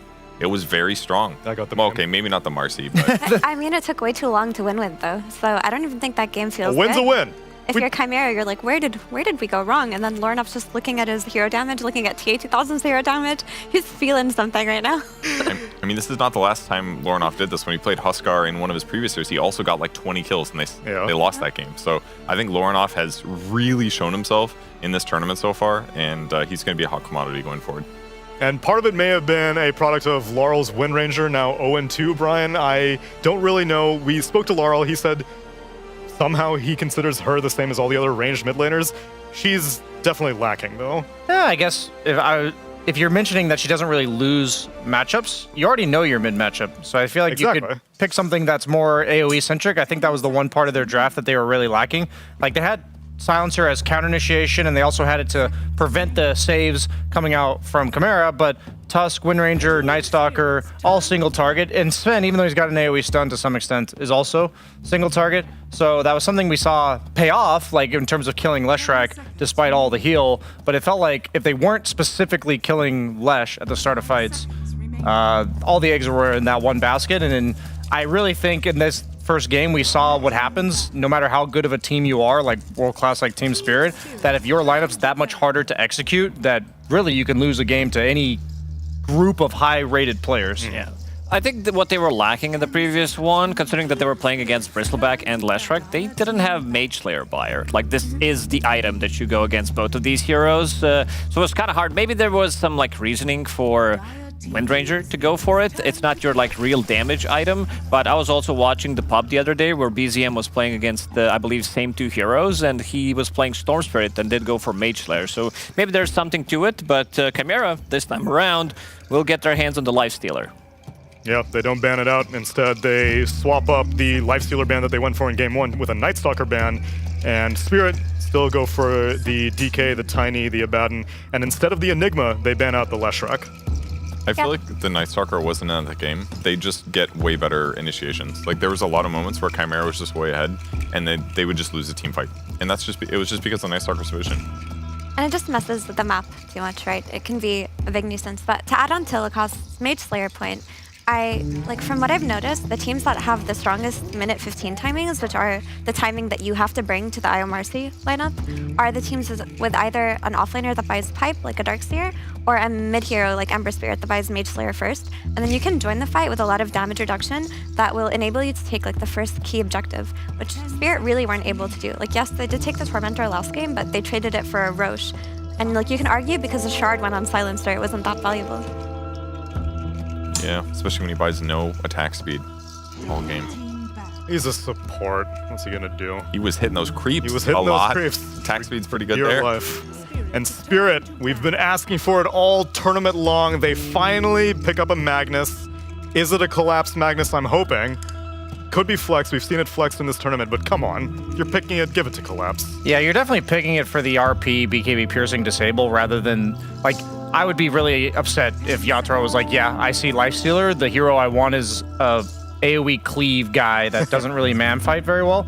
Like, for Lifestealer, carries you want are the PAs, the Trolls, the Slarks, the Ursas, the guy that's supposed to just hit the Lifestealer and generally win that one-on-one. So Magnus definitely is more of a setup, I would say, for that to happen. And one thing about Lifestealer, I feel like, is that, yeah, he can generally scale decently in the lane. Like, over the levels, he'll get more and more attack speed, take better trades. But I feel like Collapse should be pretty well set up to just max out Empower with the Empower facet and just kind of play his own game and farm. And in theory, Lifestealer, like, Mag will do better because he can retreat to the two new camps that are replacing the former Ancients. Yeah, the offlane for that reason feels much better. I think there's quite a lot of quality improvements for the offlaners nowadays because Twin Gate is also much closer to you, so you are possessing the threat to go through the Twin Gate and also maybe punish the enemy safe laner, but that's a big point. Especially if you lose your lane, I think the offlaner's got a big buff in terms of the camps that you just mentioned. I think that's the big one. Because before, not a lot of offlaners could farm Ancients at minute 6, minute 7. Now you can just go to that medium in a big camp. Both teams trading supports. This time Spirit gets their hands on the Muerta and Chimera take the Silencer. I might be down for some Storm Spirit to come out. Maybe not straight away for Chimera, but you have pretty easy entry to the game with the Lifestealer Infest Bomb and also Silencer to back them up. Yeah, it looks fine to me. I think they're planning out their lanes. This is most likely the lane matchup against each other. So Silencer, if he goes first, he can kind of protect himself a little bit by doing damage back. But I feel like the Muerta plus Magnus just looks a lot stronger right now. When you're picking the Silencer to combo break the Magnus initiation, like that's the highest value that it gives you. But in terms of like lane trading, it does look better in that sense. But I did want to talk about the Lifestealer a little bit. So the team in this tournament that beat it the most is Paravision. And they beat it once with Satanic's PA, which gets banned out, where Yatoro could have replicated a similar playstyle. And the other 2 times they beat it were actually with Darkseer. And one time the carry was Terrorblade, the other time the carry was Naga. But I really think there's something to these like disengage with move speed heroes versus Lifestealer that let you reset the fight. So whether it's the Darkseer Surge or something like a Stampede from Centaur, it seems like it's been consistently the best way to beat Lifestealer. And now it's a Lifestealer with a Techies. Now, because I said that I've been on the opposite shift, Brian, I hear that Chimera's been wreaking havoc with Techies recently. Haven't gotten a chance to see it on the night shift, though. What makes it so special? It's just all these objectives that people have to take. Like, there's areas of the map that you're forced to go to much more so than before. It's like in the past, the Tormentors, each team took their own respective one, and that didn't really force the pathing of the opponent. But now with Roche being in the middle of the map, you can even set up the mines in the river we've seen where it takes Roche down to like half HP. The Tormentor fight, as we've all mentioned a billion times. Overall, I just feel like Techies got more indirect buffs to him rather than anything else with the new patch. Mm-hmm. And making high ground very scary in terms of like, I'm going to ward my triangle, I'm going to mine my triangle, I'm going to mine my Wisdom Shroud, I'm going to mine Tormentor, etc. Makes it so that Blink heroes like Magnus have a much more uncomfortable time playing against it. Like if you see that one good skewer back or that one good RP, you could be blinking in theory into all of these mines by Techies. And then you're just in a horrible situation. Yeah, that moment of hesitation can make game breaking. And you could even be like global silenced, and then you have to walk back instead of just skewering down a cliff. It could be really scary. There's the monkey pick for Team Spirit, which gives them a potentially good core matchup as the game continues. He doesn't have that much HP, so the feast is less effective, and you have a lot of armor and damage with your ulti if you decide to man fight. It gives you another way of team fighting, another BKB, relatively early BKB buyer, and I think they're still prepping for the Storm. I just checked how many times Chimera picked Storm Spirit. In their last 7 games, they did round up their draft 6 out of 7 times with 18 Storm Spirit, because they know that most of the time it's going to be banned out, and then you can protect it with the 2 bans. And we've seen Lorinov pop off most of the time on these elusive heroes, on his Puck, Queen of Pains, Leshrac in the previous game, and I think that's what they're going to be looking for. And what Team Spirit are doing better in their draft right now is that because they don't have this Night Stalker that's like very obviously going to the offlane with some exceptions, between their Magnus and their Monkey King, like their flex is still open for all 3 lanes, making it so they don't have to jam something like a Wind Ranger on 17, which they did last game because they didn't want to get counterpicked. Now you can throw Magnus where you need to, you can throw Monkey King where you need to, and Chimera don't have the best response here. Yeah, well, you mentioned the Storm Spirit coming out. I think the Monkey King being a hero that scales well against Lifestealer, gets empowered by Mag, but also can be the carry to mid flex, so you're limiting Chimera's hero pool to pick from when they've got those two roles to pick. So you can even say like, oh, what if they wanted this melee offlaner? What if they wanted a Earthshaker mid or something? They're just not going to pick these things because of the fact that you have Monkey King. And I think Monkey King still lanes really well versus Storm Spirit. I know the Electric Slide made that matchup, the facet for Storm made that a bit better, but I wouldn't be surprised if Team Spirit end up leaving the Monkey mid, given the fact that they went for the Storm.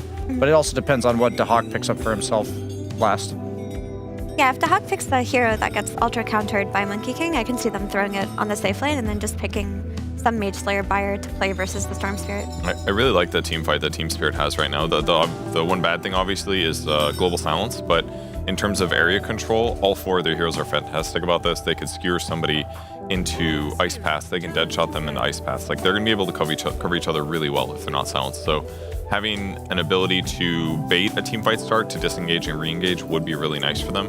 Yeah, if we're talking about another way of disengaging the fight, I've been a big fan of Silencer plus Dawnbreaker combo. I think these 2 heroes had a lot of success. We haven't seen it as many times because Silencer is kind of a new thing ever since the patch drop, but it makes the team fight much more difficult to play. And you know that they're going to be fighting into Wukong's command, into Skewer. Skewer is good against Dawnbreaker, but you also have Global Silence to follow it up. So I think this might be the hero that Chimera is looking for.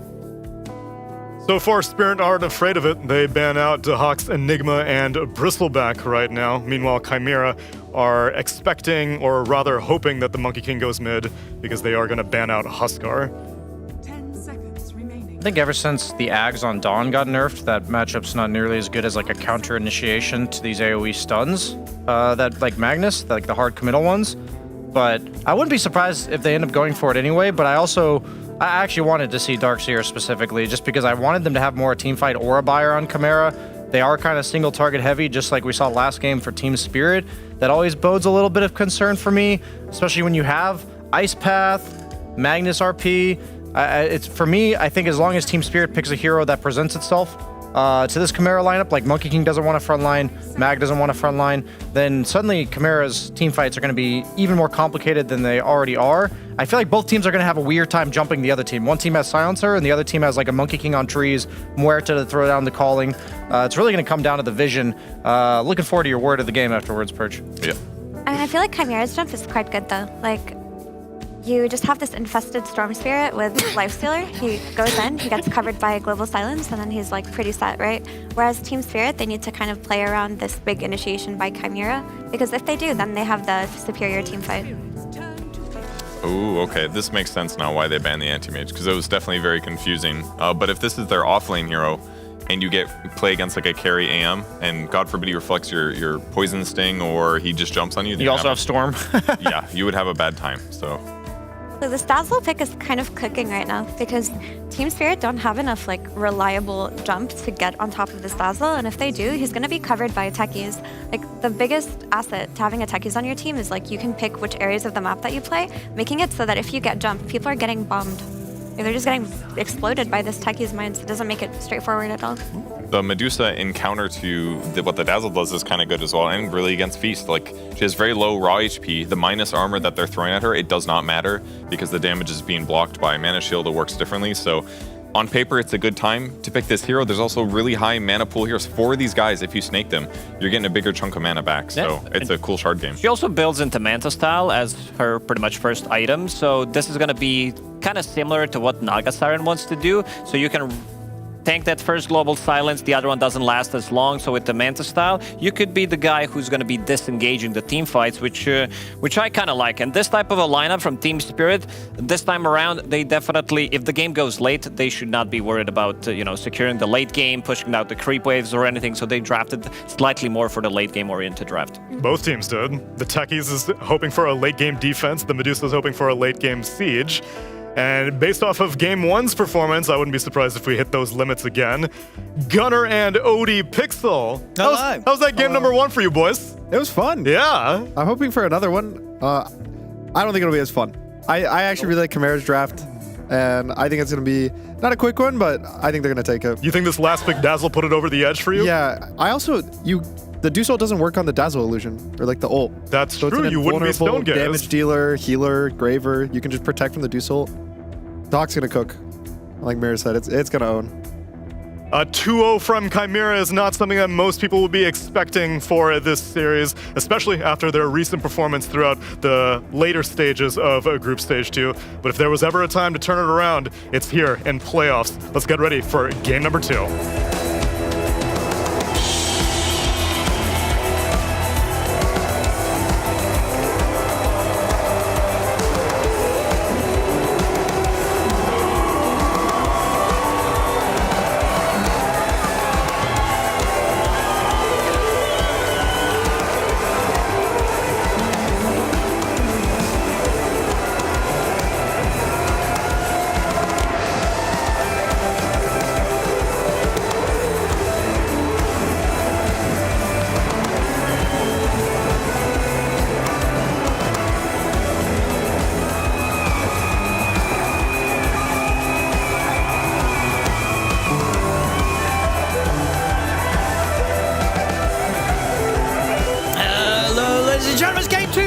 between Team Spirit and Chimera. And we're going to get to see some Dazzle coming in, of course, that last pick from Chimera. Something that I thought we would actually see a little bit more this patch. Because this hero, after given time, yeah, we're going to see even more and more of it. Because it's got it right. The win rate, as you say, is great. And just conceptually what the hero does and the way the ult works, it can feel kind of busted. Yeah, I haven't personally watched like a full Dazzle game. I think it's also been picked support a little. It hasn't always been core, but Dahak is always the kind of guy that's going to play these out there heroes. He was the first one to do Terrorblade off lane, and Dazzle's not even that far out there. I would just say it's not really been a recent pick, and I like it. I think it's a super good Dazzle game. It also forced the Monkey to go mid. I think the mid Monkey versus Storm matchup is pretty bad for Monkey these days. Need like 3 minutes. All right, cool. Uh-oh. Got to reboot the old PCs. Yep. 3 minutes? I should... No worries. We're chilling. Maybe, I reckon he's going to be back in 2. Yeah.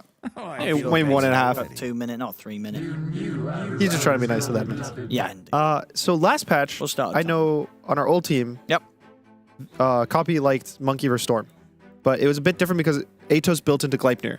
So you could rush the Atos, you'd have this like extra 2 ways to catch the Storm. Sure. And you would win the lane. But now that you can't really buy this Atos on the Monkey, you would have to go for Orchid.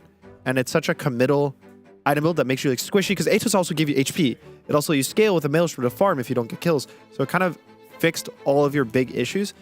And I don't think that there's like a super good build that he wants. Orchid, if he gets global trying to Orchid kill the Storm, he's going to probably end up dying anyway. I'm just worried about Laurel in this game. Okay, this is the thing as well. When you look at the Spirit's lineup, with the 3 cores they have, this Medusa, this Monkey King, and the Magnus, would you consider that greedy or not necessarily? Because that seems like a lot of heroes that want to hit a lot of creeps and get a lot of items. I don't think Monkey's that greedy of a hero. No, just because he can be so aggressive. Yeah. That even when he's farming, he's usually farming the dangerous stuff. He's pushing out those like that extra creep wave or getting those extra camps. The Magnus, yeah, it's a bit, especially because Medusa isn't an empower carry. So usually Magnus you get away with, oh, I'm empowering my carry. So even though I'm greedy, my carry is greedier. We're not really like taking up too much time to get our items. We're getting them faster. I think it's okay. Okay. I just am worried about how they'll actually be able to take these fights to Chimera for the most part. If they get their items, they actually get the good jumps. The Dusa has a very strong game. Versus the Lifestealer specifically, even the Silencer, Dusa just stands there and right clicks and wins the fight. Yeah. So it's not all doom and gloom. I'll tell you what the lineup does sort of say. What does it do? It sort of says, hey, if we get Mega Creep this time, we're ready for it. Oh, yeah. You know, this is a lineup that you Mega Creep these guys, they'll be ready to keep the game, and everyone's pushing out waves. Yep. They're all dealing with the Mega Creep. All 3 of their cores. So they got the backup plan. They got Jakiro. Yep. They got Muerte to scale to a 4th core. Exactly. You know, they're ready for a 70-minute Mega Creep game up against them this time around, Spirit. They're ready to deal with it this time around. You think they would win this one? I actually think they would win it too. With this lineup, you know, that's what I'm saying. I think they're ready if the game goes crazy and gets to that point. They're much better set for that sort of situation. But I guess the thing is, though, they got to get there. And if Chimera gets ahead and shuts the game down earlier, then, there's not going to be the chance for the Spirit to fall into that position later on with their lineup. I'm mostly worried about, from the perspective of Spirit, what Lornav's going to do in this game. It's not a super free Storm game in the sense like both supports have silence and stuns, where it's a super good versus Storm, and then even the cores kind of have ways to deal with him. I just think that because of his supports, because of his kind of draft, it can enable him to have a super strong lane end game and just kind of pop off pretty early on. And in these kind of games, if Storm gets a BKB or he's the one doing the jumping, he doesn't really care about these random 1-second silences, stuns. And he also has so much backup on his side. You got Dahak with I don't think the thing can be silenced. Which thing? The Dazzle ult. No, nothing. Like it can't be global. I'm pretty sure nothing. Yeah. Global is the only one I didn't test, but I would imagine. I want to say also global, probably no. Like you can't stop this. Whatever it's called, a nothal projection. Yeah. It's just it will do whatever it wants to do. You just got to accept it. You can't RP it. You can't silence it. Can't do ult it. So. The Hawk, if he's able to find these good positions, and he'll also, again, he'll be protected by the global. I don't know. I want to see the impact he has. And so what you were saying earlier, that Copy used to like the Monkey King against the Storm for the items down the road, but even the lane, that was never something that's fun to play, or can you do all right here? The lane is good for Monkey. Okay. It's not as stompy as it used to be, but it's definitely maybe 55-45, maybe a 60-40 kind of lane. I think Laro should be happy in the early stages of the lane, but if he gets ganked once and dies to Lordov, then it gets bad. But in positions like this where, you know, the Storm walks up a bit too far, you just get a good trade in. Yeah, we talked about the potential of the Dazzle later on. How's the lane looking? Is this a pretty oppressive lane from the Dazzle techies? Can they get kills down here? Yeah, definitely. Dusa's always an awkward hero to get kills into just because I think it's the hardest hero to get an actual read on the amount of health they have because it's a mana thing. And they're going to have mangoes, they're going to have stick. I think most players are really good at seeing, okay, this guy has 550 health, we have the damage to kill him. But it's really hard to see Medusa and be like, oh, this guy has 420 mana. Are we going to be able to take him out? We're back in the game.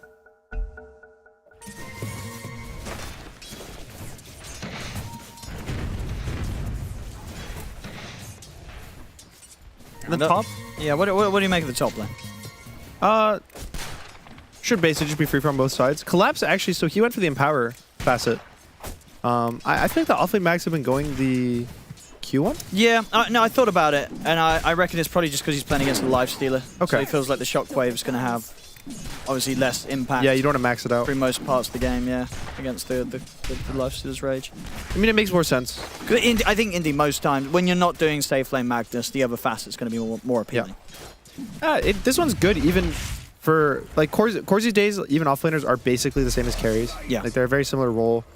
The laning stage, not having to press this Empower is really sick just for your mana. And always having the damage means he'll win these trades versus Lifestealer. So, I like it. I think it's good. And again, you know, if in the back of your head you're like, well, if this game gets 70 minutes and we're up against Mega Creeps, I know which facet I'd rather have. A bit more boosted damage on that Empower. A little more right-click damage. Guaranteed cleave. Rue. He's getting on top. He's looking pretty dead here. This should be a first blood. Denied to the neutrals. He can't. Panto will get him. First blood for Chimera's safe lane. Little +1 int. I will have to see if he can beat the high score of last game. What was that high score? Oh. I don't think it was that high of a score. It wasn't bad. 51. Oh, okay. That's not I bad. thought it was actually going to be worse than that. So I think you got the shard relatively early on. Yeah, so he got it 51 15. last game. Okay. Silencer feel. Ooh. Unfortunately, that would have been a kill. It might still be a kill. Okay, I think it's still going to be a kill. Yep. So didn't matter the skewer miss there. Collapse still able to get the kill against Panto. Good dead shot.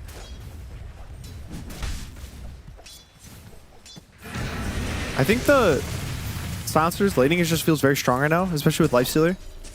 I don't know why. The slows on the Q and the E just feel so strong together.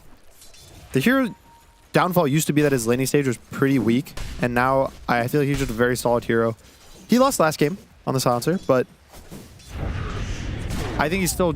You could see like the amount of impact he had in the late game fights, the itemization you have to do versus hero. It's very different than most other heroes. The ball lane? Oh no. Yeah, they're able to punish one. They might even be able to threaten Dahak as well. Look at the mana. He's trying to stand his ground, but he's going down.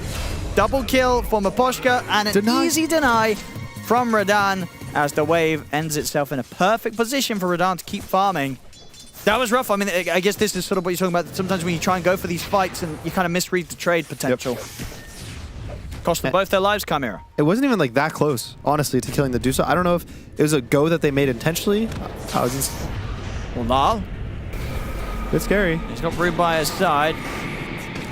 Good fear as well to hold Lorinov back. And in fact, Lorinov might just be dead with Miposhka getting the fire in, and he will indeed fall.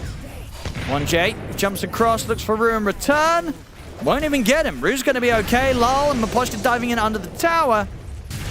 See if Miposhka can finish off the job, but the dead shot from Rue like that, they certainly can. Double kill. And indeed, beyond the tower, Lal will clean up Panto. And he's doing a lot of damage. Has to hit a creep. Oh, the glyph. He's lost his carry as well. They're carrying out the tangos on. Uh-oh. No tangos for Lal. That's going to be a walk back to base for him then. Yeah. Meanwhile, back in the mid, Lorinov, he returned, but he's still taking a hell of a lot of damage here from this dragon.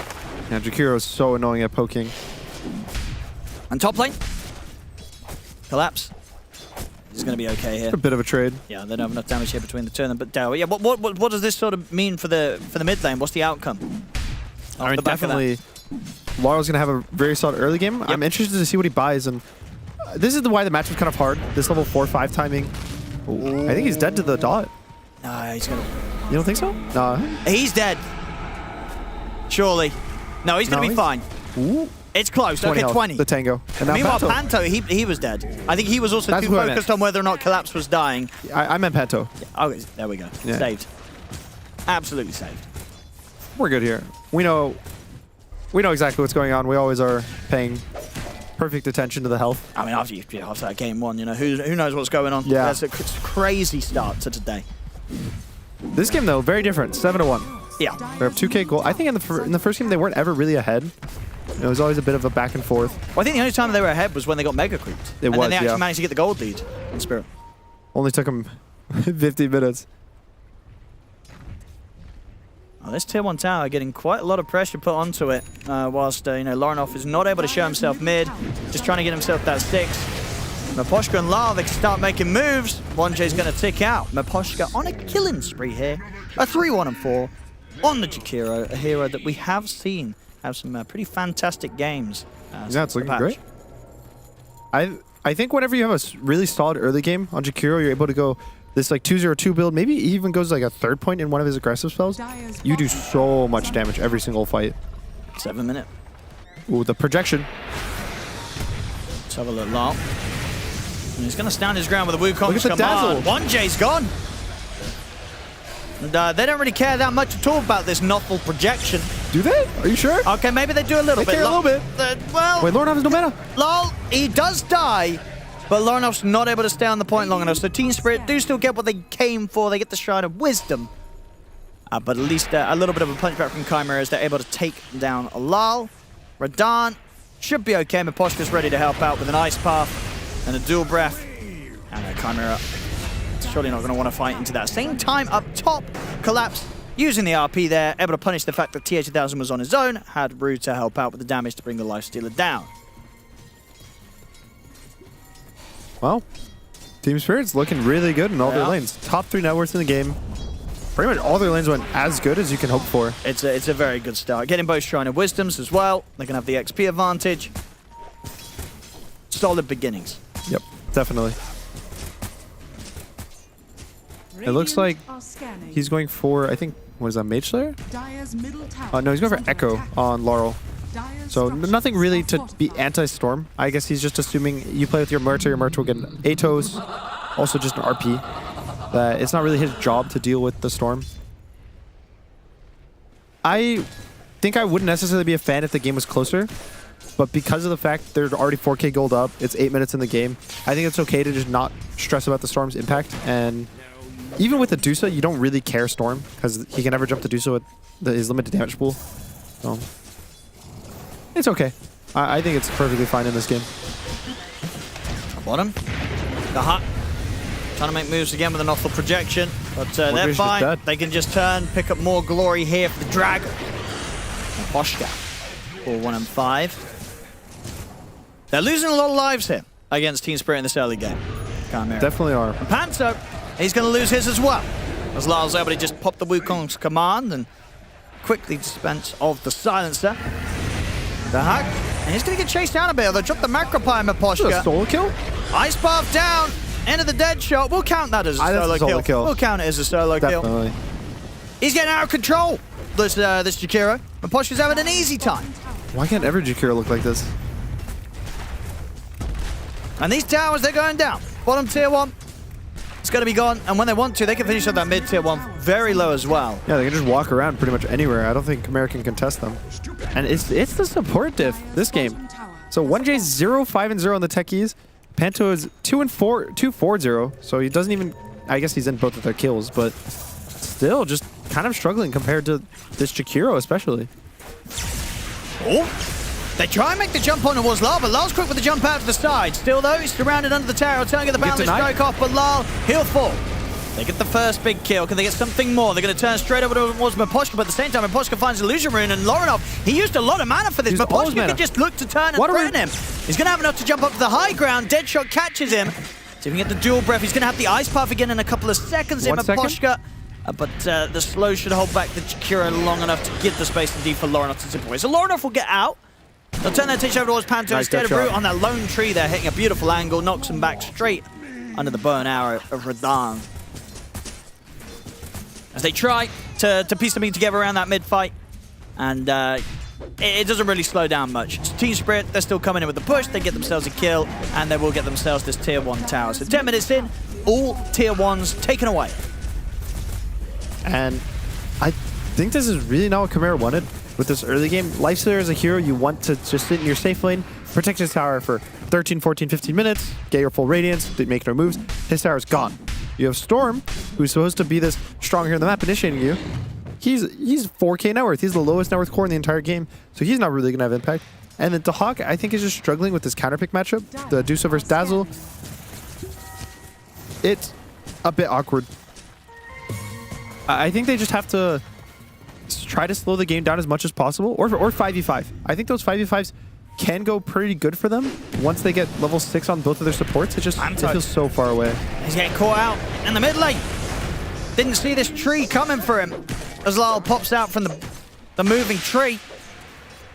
Caught Panto by surprise. Can't get 6 if you're dead.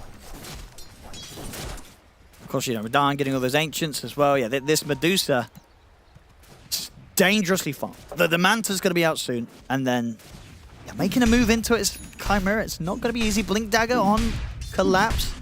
Team Spirit, they're ready to hunt for plays. And Chimera, it's just going to be a question of how well they can slow them down. Dahak still only halfway through towards that Aghanims. That's going to be the big timing, the big item that he's looking for. It's just still going to need a few more moments to get there. Yeah, it's what, almost a little over 2,000 gold? That feels so far away for just the way that this game is playing out. Top lane. Boundless into the RP. Okay. They're just able to catch Lorinov just like that. And 12 minutes in, onto a tier 2 tower. It only continues here from Spirit. There's no glyph. I think this tower's just dead. If they want to commit, maybe they don't. Sure, guys, commit, come on. Yeah, they're doing it.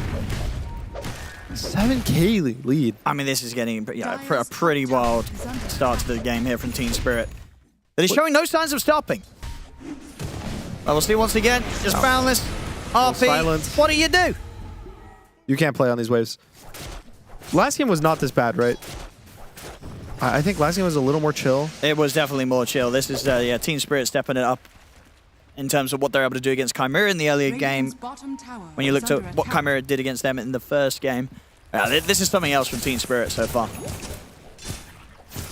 Maybe it's a 70-minute game the other way. Chimera do have a techies. Miposhka! Just got it. Okay, that's a huge kill, actually. Okay. 600 gold, and in that 5 kill streak. Also just full XP. And now they can maybe fight mid. They're going to smoke up. No RP, but with the Blink Dagger alone, and should still have a pretty solid chance of getting a skewer back. It looks like Chimera are going to try and stand their ground here against Team Spirits. They also make the smoke move. There's no RP. There is no global, because Panto's still level 5. Brew. He's going to get found first, but quickly gets the ultimate off. They're going to try and make the jump over towards Lal, but Lal's able to get up onto the trees and he is away. They don't successfully jump Lal. The not-off projection is getting ignored as they just focus down the main hero. Look to kill off Dahak, as Dahak will heal up one final bit, but it won't save him. Dahak goes down. Tier 2000 caught by the stun towards the end of the rage. It's going to be another cleanup from Spirit. They just can't fight into them right now, Chimera. Panto needs a 6. They have no global. Where's the global? What do you want him to? What do you want anyone to do? If they maybe take these fights, maybe Rue gets bursted, or they find Lara on that kind of low ground because he gets global. Collapse is coming for him. He doesn't. Oh, he denies the arcane rune. Oh no. Juke on the skewer. Panto's very dead. Juke on the dead shot. Okay, he's dead. That global silence, it's going to be postponed even longer.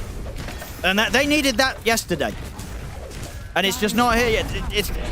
It's coming in so late, Gunner. It's gonna...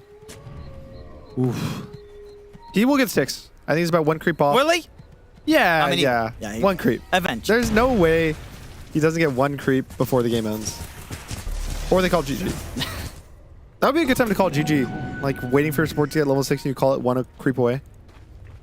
Do you appreciate those when you're watching games when they do like a funny GG?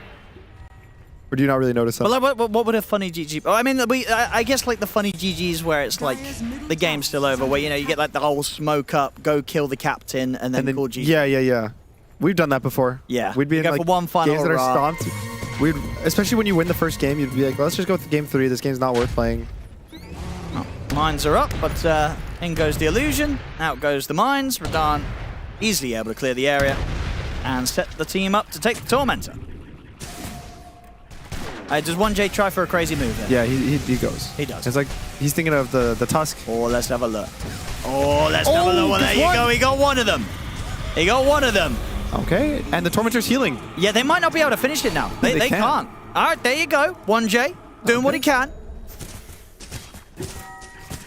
They're one good play of the game so far. Radiant's middle tower That's is under something. attack. And we do have the global online now. Okay. It He's is ready. there. Level 6 has been hit by Panto. Lal. On the hunt again. The moving tree. It's worked before. They will never see it coming. It has. It's worked. And it may just work again. Stupendous. He is going on the wave. They know he's here. So won't be getting caught by the Monkey King this time round. They avoid Lal. Radahn ready to push in onto the tier 2 mid. Still this increasing pressure yet to be answered by Chimera. 1J jumps in. Be a little careful, not always that easy to get out and away from the Medusa. Especially with this Diffusal Blade online. Panto will be able to make the move over and take that Shrine of Wisdom away from Spirit. Will he get out though? Because Lal is on his way over and so is Rue. Panto He will not get out. He'll die for this one. Same time in the mid. I mean, 1J. He's dead. He's going to die as well. Markiplier's down. The supports continue to suffer on Chimera. Not having an easy game. It's just feeling like a bit of a subdiff in this one. And I mean, when you look at the KDAs, yeah. Yeah, look, Definitely. 6, 3, and 10, Yep. and 4, 2, and 9. And you're comparing that to a 2, 8, and 2 silencer and a 2, 7, 1 techies. It is not a good one. You know, they're trying their best. It does happen. It happens. It happens. And you can still make the comeback. Because despite 23 to 6, it's 6K. 6K, that is fixable. Laurenov. Not if you die again. They've got him though. Global? The global Oh, comes no, out. not the global. That ain't do it. It's not going to do anything. That's a little unfortunate. Yeah. Somebody called for it. Laurenov probably called for it. I'm sure you know that's what Panther would tell you. It's like he said I got to press ult, so I did. I think it's always funny when it's like a third party says it. But someone else the Hawk just like global for him, and both of them are Now you got that awkward moment, that awkward silence, induced by using the silence. Has real life effects as well. That spell. You got to be careful with it. Yeah, it's not good of a spell. Yeah. Work on your teammates too. Careful how you press that button, boys and girls. Fortification. That button's been pressed. Gets forced out here. They nearly took that tier 3 tower, so still they're getting to kind of do whatever they want right now, Spirit. The approach from Chimera very much is sort of in like that Tundra-esque fashion, right? Where they get their way back into a game where they have a rough start, where they just split across the map, and they try not to get dragged into too many unfavorable fights, and just try and keep up in gold. It's a struggle though. Still 8k gold difference. So as much as Chimera's cause are trying to achieve this, trying to keep in the game, it's not getting any easier. Team Spirit, whilst going for these pushes and these plays, are still able to keep the farm going. And Panto! There's a clarity. There's a clarity coming from him! Oh no, it's not a clarity. Oh no. Surprise. It's a monkey. Lal strikes again. Whether he's a tree or a clarity. Maybe a salve next time. Yeah. You should collect like 1 kill out of every clone you can turn into, or every mischief. You can still turn into Roche, right? Even with Yes, Roche. if you're in the pit. But it's like a what's the RNG on it? If you're in the pit, it's what's the guaranteed. drop I chance of becoming the Roche? I think it's guaranteed if Roche is in the pit. Is it guaranteed? I think so. Yes. Oh. And then if he's dead, it can be Aegis. Are you sure it's guaranteed? Pretty I feel sure. like we would have seen more Monkey Kings moving around as a Roshan. No. It's just not the play. What if they make it so you can turn into a Tormentor? Oh, and then you just sit there. You sit there. And then you get hit, and then you're not a Tormentor and you die. Well, it's like a surprise. Let's see, is he gonna turn into a Roshan? Probably not, but I'm pretty sure if Roche is alive in the pit and you turn into see? Yeah, you're right, guaranteed. Guaranteed Roche. Here we go. Roche Wars. Exciting stuff. Didn't last for very long. Lars ready to start hitting. And then you wait till the Roche is dead. You get an Aegis. Oh, that's the RNG one, right? Isn't it becoming the Aegis? I think is that also that's also guaranteed if if you're in the pit. If you're in the pit and Roche is dead. And the Aegis is on the floor. No, I think doesn't need to be on the I think floor. Roche just has to be dead and you have to be in the pit. Now this Roshan definitely going to be dead pretty soon. As Team Spirit will commit for the Roshan and Chimera, as I said, they're not interested in meeting Spirit head on. They just want to try and get their items online. BKB the important one here for Lorinov that he's going for. TA 2000 trying to finish up that Radiance after the armlet. All right, maybe the Aegis has to be on the ground because he turned into a Clarity. Collapse. Not quite able to get close onto Oh the no, Aegis. Panto. Oh no, not again. Poor old Panto. The silencer has been silenced one more. Once more, 10 deaths now on poor old Panto. It feels bad because the first game it felt like he had so much impact on the IO. He was. It's hard to say IOs have big impact, but I feel like he was just kind of never dying first, getting picked off. His reelers were decent. And in this game, that's kind of true. It's got to feel kind of bad, right, being this super advanced IO player, and then your team's like, can you play the hero that presses R? Can you send Fountain? You know, it's not going to be fun for Panto, as he was indeed popping off in that game 1 on his IO. Oh, we have to watch this again? Oh no, poor old Panto. That's, what, 5 hits? Why, guys?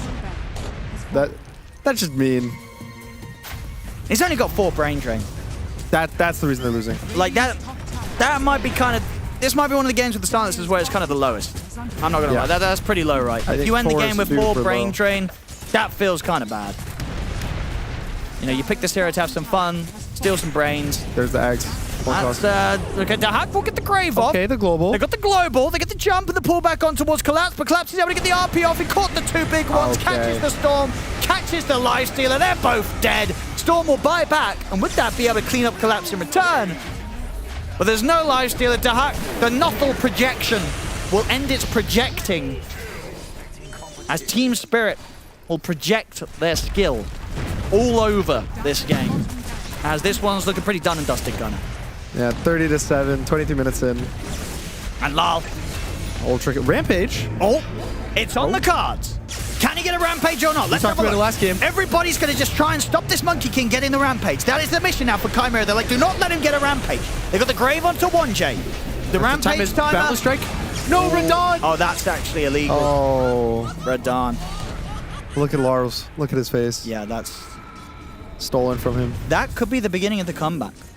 Team morale at an all-time low now that Rampages have been stolen on Spirit. This is Chimera's chance. I would be fine if I was Laurel. Yep. You throw this game, it's not worth it. The thing with the intrusive thoughts. You deserved that Rampage, Laurel. I'm sure Radon was telling him, bro, it was too late. The timer was gone. Yeah, but the window was every gone time for the Radon's about to get a Rampage, his whole team hands off the keyboard, gives him the kills. Radon sees one of his teammates getting one. Not very fair. Here comes the push again. 1J's going to be back up in 10 seconds. And 2. 12 seconds. 10 seconds. 10 plus 2. Radon will say goodbye to his Aegis willingly. Can they do anything here? Chimera. They have to, even if they can't. Laurel can just drop the ult after this glyph, and I think they will have enough time to just kill the Rax. Got to do something simple. What do they jump? They probably have to jump. They're going to look for last. As Tier 2000 makes the move over towards the Monkey King, he's step over dying. towards the backlines. They've been able to kill off the Monkey King. Now they'll turn towards Radon. They get the drag back with the forces, but Collapse He's in. Oh, it's a juicy skewer right across the entirety of Chimera. This one's got to be over. As Dark will shallow grave, TP, or try to TP away. The ice pass. He's not getting away. It's over. GG is called. We're going to a game 3, Gunnar. Well, this was not like game 1. No, this was not. Less a third of the duration. Yep. This game was. Team Spirit. Looking to be back on form with this game. And at Chimera, they just never really got the boat out of the dock. They never got it started this game. Yeah, I think the Dusa versus Dazzle matchup looked really bad bot. Collapse also, they just lost all lanes. Yeah. There's not really much more to say. All their lanes were down 1,000 gold 5-6 minutes in, and you can't have that happen in Tier 1 Dota. I think you definitely have to draft to have at worst like a slight losing lane and maybe 1 or 2, but all 3 massive lane losses, that can't happen again. That's rough. Well, didn't beat the 51 brain drain score from last game, unfortunately, Panto. No, he got some, right? But I tell you what, he may have only got 5 brain drain, but he did do the most damage of his team, Gunner. So they can't say anything to him. They can't say anything to him. Well, there we go, ladies and gentlemen. Game 2. A rough one from Chimera. It goes to Team Spirit. We're going to a game 3. I'll tell you what, I got some brain drain watching that game. What the hell, Chimera? I was so high on the spirits. You were showing in game number 1 resilience against a near unstoppable high ground defense. And then game 2, you tell me, Lacoste, what is this game to? What am I to make of this? The way you started, I thought you were going to say, what the Herald was that, What Chimera? the Herald was that? Because it definitely looked like it, considering how it started. They also got First Blood, I believe, but this Silencer Lifestealer lane, not the best lane to play as a big Silencer enjoyer. If you ask me, like, which hero you don't want to play in the lane, I would probably say Lifestealer, because you're basically not doing anything. You have no protection whatsoever. He's just right-clicking people down. They lost all 3 lanes, which makes the game very difficult for them to play, and also the scaling we did mention after seeing the draft, it never even came down to like even a mid game, if you want to call this mid game. It was the entire early, middle, and late game all happened in the span of 23 minutes. Yeah, they absolutely missed their timing on Chimera. I think that the optimal window for pushing GG was at the 15-minute mark when Ponto got his level 6. He could have just instantly cast Global and then pushed GG. I think that would have set some good vibes going into Game 3. This game clearly over for a long time now. Spirit just outclassed them. And this is kind of what I think we'll see if Chimera does not have a significant draft advantage coming in Game 3. Yeah, I mean, they're a disbanded team. Like, they really showed that in this game. But it's like you said, 15 minutes, global silence, that's when Silencer got level 6. Like, if you look at Chimera's draft, like, the crux of what it wanted to do was an infested lifestealer inside of Storm getting covered by the global silence. You make the Storm initiation, they can't fight back, you get a few key kills, and you disengage. But if you can only start doing that at level 15, when you're already down like 8k an hour, there's a problem. And I think Team Spirit just called Chimera's bluff. They're like, okay, we're gonna break your IO Lush Marcy thing by banning Lush, and we're gonna camp your best player. Like, they brought Rue and Miposhka mid, and they never left Lauren off alone. Like, they sat mid the entire game. Like, that was rough to watch. So then why weren't the side lanes able to do more? Why wasn't Collapse getting bullied more on the Magnus? He's playing at the Silencer and Lifestealer. He can do whatever he wants. This is definitely not a killer lane by any means, but this is what I expected to happen in game number 1 when it comes down to support rotations, that they would be camping Leshrac, because you have a really good kill threat. And also Laurel, he's playing a real hero. He's not playing, Wind Ranger, even though I think this hero has a little bit of potential. She's definitely not a top-tier mid laner by any means. Yeah, I see Collapse Magnus, I see the signatures coming out from Team Spirit. I actually really like the Medusa pick. It rounded their draft off really well, gave them the frontlining Aegis carry that they needed. You have the Storm and Lifestealer and Fest Bomb, and you have a carry that's not going to die to it. Like, even if they had reasonable timings on the side of Chimera, they can't kill this Medusa in like any straightforward manner, and I think the Medusa also gave Spirit the ability to be patient around like that burst / like global first 4 seconds of the fight situation. So I think not only did they stomp, but Team Spirit's draft also covered their bases if things did go awry and the lanes weren't that bad. So just overall, that looked more like Spirit in regards to the whole vision, the comprehension of the entire game. It also counters both of their supports, right? Like, what do Techies and Silencer do to Medusa? She doesn't care if she's global. She tanks mines. She sends her illusions to tank mines. Like, it was a really solid last pick, but we didn't even really see the core-to-core matchups come into fruition because every lane was bleeding. Like, let me tell you, every time I saw a Chimera support, I felt so bad for them. Like, they're sitting on a lane. They're trying to get level 6. They're trying to get what they can. They're just getting insta-killed. And I just feel the pain of Some that. flashbacks for you, man? Yeah, I've had some pubs that look like that where you just can't get level 6 no matter what. You got your double wisdom runes taken. Team set up at your 14-minute wisdom rune. You think, I'll finally be level 6 here, guys. And then they take the 14-minute rune. Oof, let's move on. I can't move on. Unfortunately, we need to now show some numbers for how rough that Chimera game was, because Purge is standing by with our Ace of Predator head-to-head. And we have the perfect heroes to talk about how rough that was, because we're going to be talking about the hard supports. One of them had a really hard game. The other one had a really good game, and that was Maposha doing great. 6-3 and 19. I believe he hit level 16 before the 30-minute mark. Or sorry, level 6 is what I meant to say. Messed up my joke. Look at those XPM numbers. Oh my God, have you guys ever seen an XPM number that bad before? Their hero damage was surprisingly close. I'm very surprised to see that, but Maposhka was like the star of their early game. One point he was 5-1 and 5 or something crazy. Look at this. This is an off-lane hero that he is basically solo killing because Dahak knows that he can't run to the left. Sure, Muerta shot a little shot in there, but that's incredible. This does not happen very often. Here's another solo kill that he had, this time 2 levels behind the Techies. He doesn't care. He's getting solo pickoffs. He's winning the lane. He was part of the reason that their game was so upended. And on the other side, the Silencer just did not get level 6 at a reasonable time. It was like 15 minutes in. Really, really rough game there for Chimera. And those laning supports, they really matter. Thank you. All right, that's enough bullying of the supports for now. Instead, let's bully some other cores. Dazzle, very first loss of the tournament, Effie. Oof. Yeah, I still think Dazzle's an excellent hero. I think the Medusa last pick just kind of broke what they wanted to do on lane, which was bully a carry out. Medusa was not affected by it. We saw how well that lane went for Team Spirit, and then they never really used Dazzle's ability to team fight because their supports were underleveled the entire game.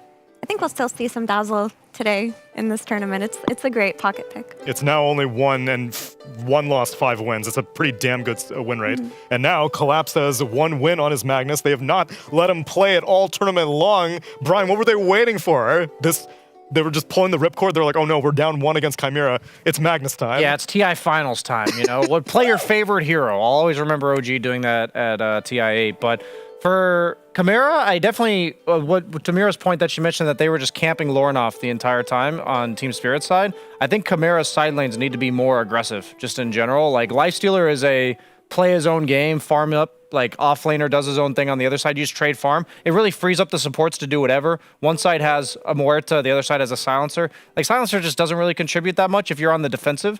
And so, yeah, I'm just looking at what they're going to look to have in their safe lane. Some kill combo, some aggression that's going to force pressure onto Collapse. Doesn't matter what hero he's playing. And I think that will give Lornoff... I really do think it's going to be the Lornoff show if they're going to win. It has to be. He's been carrying the torch for his team throughout the group stage 1, group stage 2.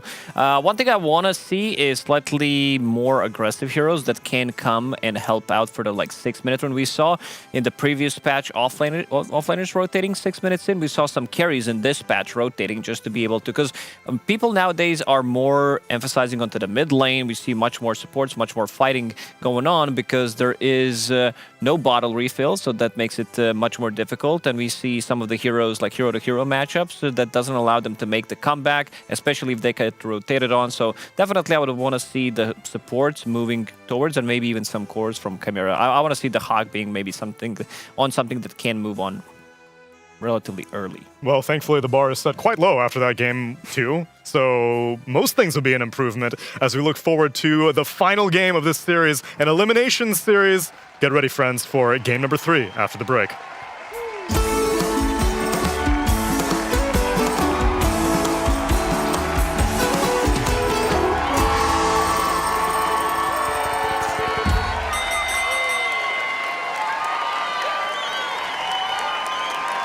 Finally, you've arrived.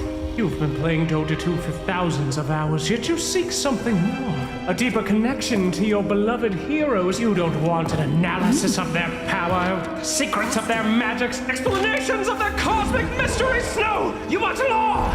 see you in a new light! You get to vote on what hero we cover next. Choose among the 5 options by going to the following website and voting for your favorite hero.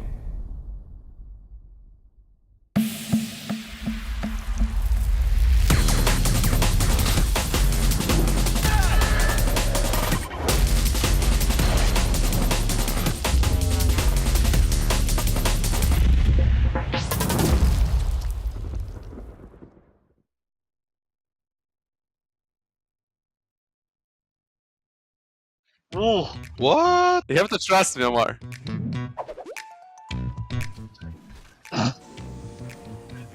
Ooh, what? So good! Holy! Holy! One more? It's Cristiano Ronaldo. Did you see this? It looks like immortal actually. Ну, не уверен, счет странный. How? Either it's Smurf or either it's just a very good core player but playing on low MMR. There's even level 30 Husker. I'm sure like people on low MMR don't really like this hero. It might be Husker Woods actually. I see more from mid lane. You look like a human draft. Based on the heroes, at least they have 2 support, 1 carry, 1 offlane, 1 mid. Draft I think is also okay. I think about Divine. Okay, I mean, I guess last time. If you want Divine, we go Divine. I think with Divine. Maybe it's Legend or Ancient. For me, the same. Okay, I would choose Divine. For me, it's something like Divine. I think it's Divine or more. Divine! I would say Immortal. You have to trust me, Omar. You should be leading, not me, at this point. Hey! I guess it correctly, Joe. Nice. Good clockwork, good job. Oh, easy. Ooh. Wait, Kokoya! This is Koko Joe! Actually, his name. Sniper clicks is his clicks good, I think. He don't panic, he's just clicking. Just right click. Nice, kill golem. Kill swag. This guy just walk into sniper and feed him. He's playing CSGO. He doesn't have shard. I think shard is the item you must buy on sniper in this stage of game. The GGWP, I feel like he's immortal. He's definitely not immortal. In fact, the fact that he took the other facet, I feel like he should be like higher rank, you know? It's gonna be 2 divines in a row. Maybe Archon. Legend Archon, something like this. Is immortal. I think we're going to Immortal. Yeah, immortal sounds like the best. It's okay, I choose immortal. Yeah, I choose Immortal as well. Yes, that's why I think it's probably a Crusader, not Legend. I agree with you, it's not so much MMR play. Another low rank immortal. Immortal for me. But the Slark is kinda sus though. They're unpredictable. Never let them know what your next move is. Okay guys, thank you for watching. I hope you enjoy. So see you next time.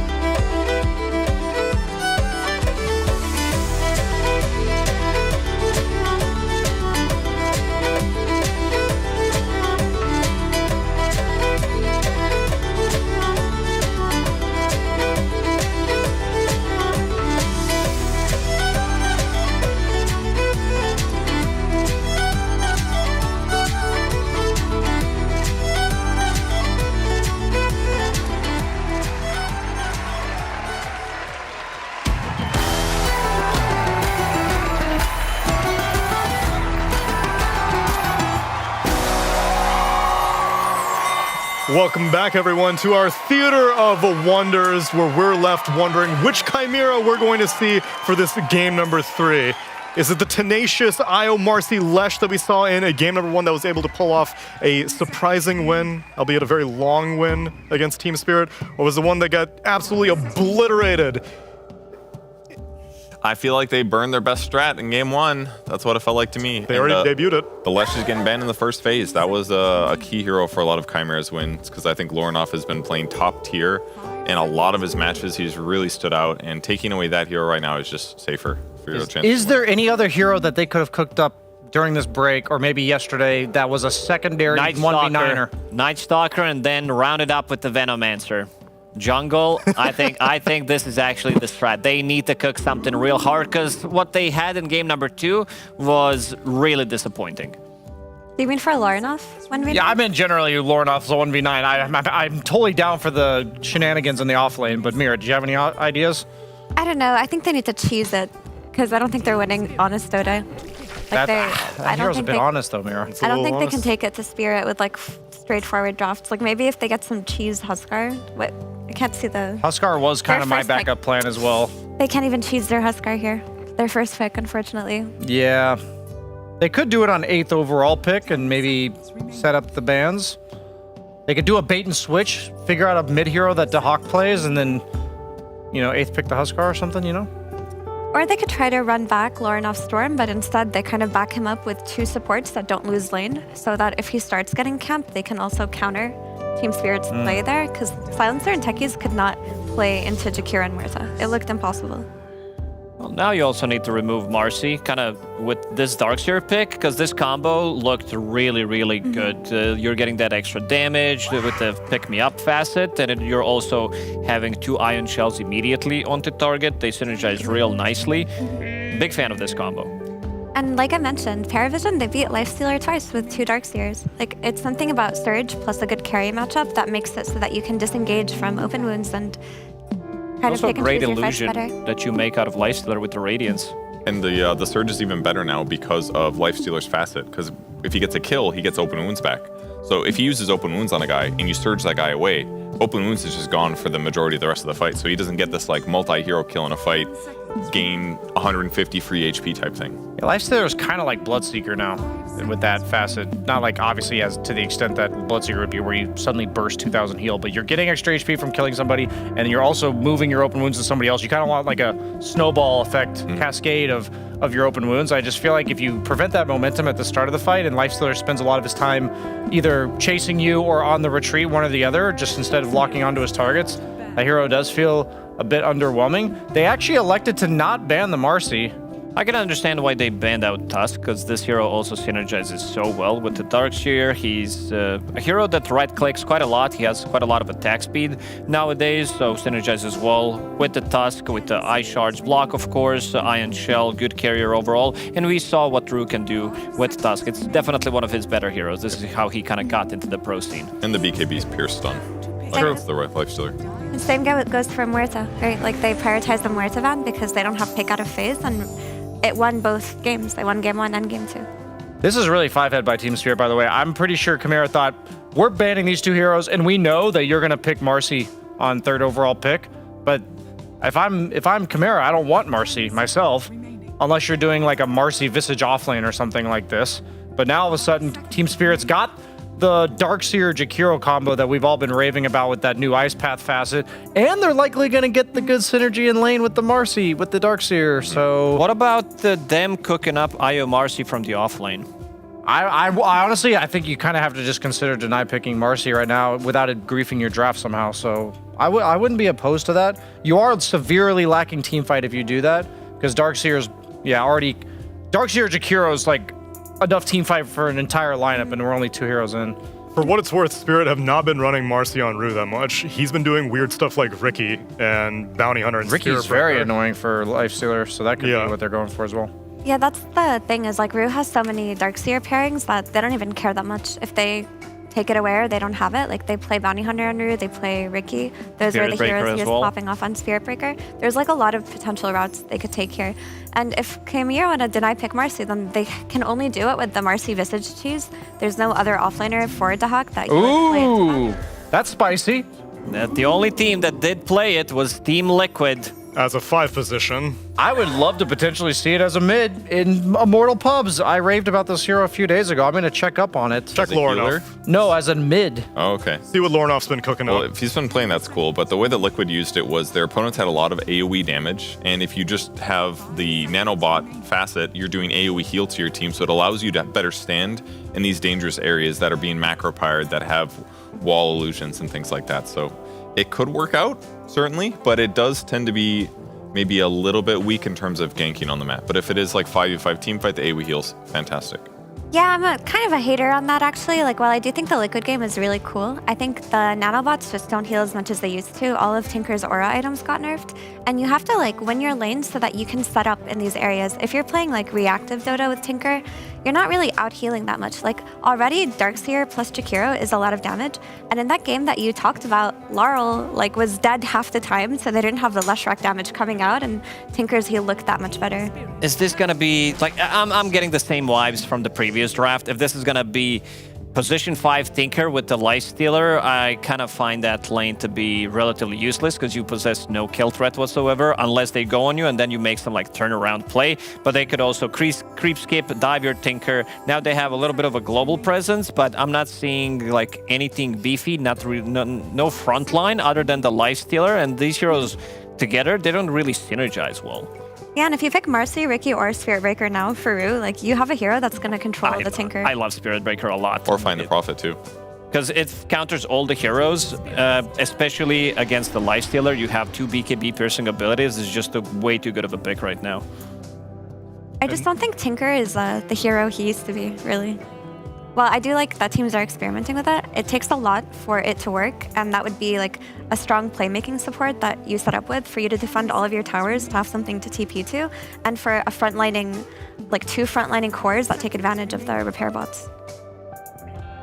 Which so far, the only frontlining core is coming from the carry, and now if you do have that Tinker, I don't really know who's going to be helping out Lornoff in the mid lane that much.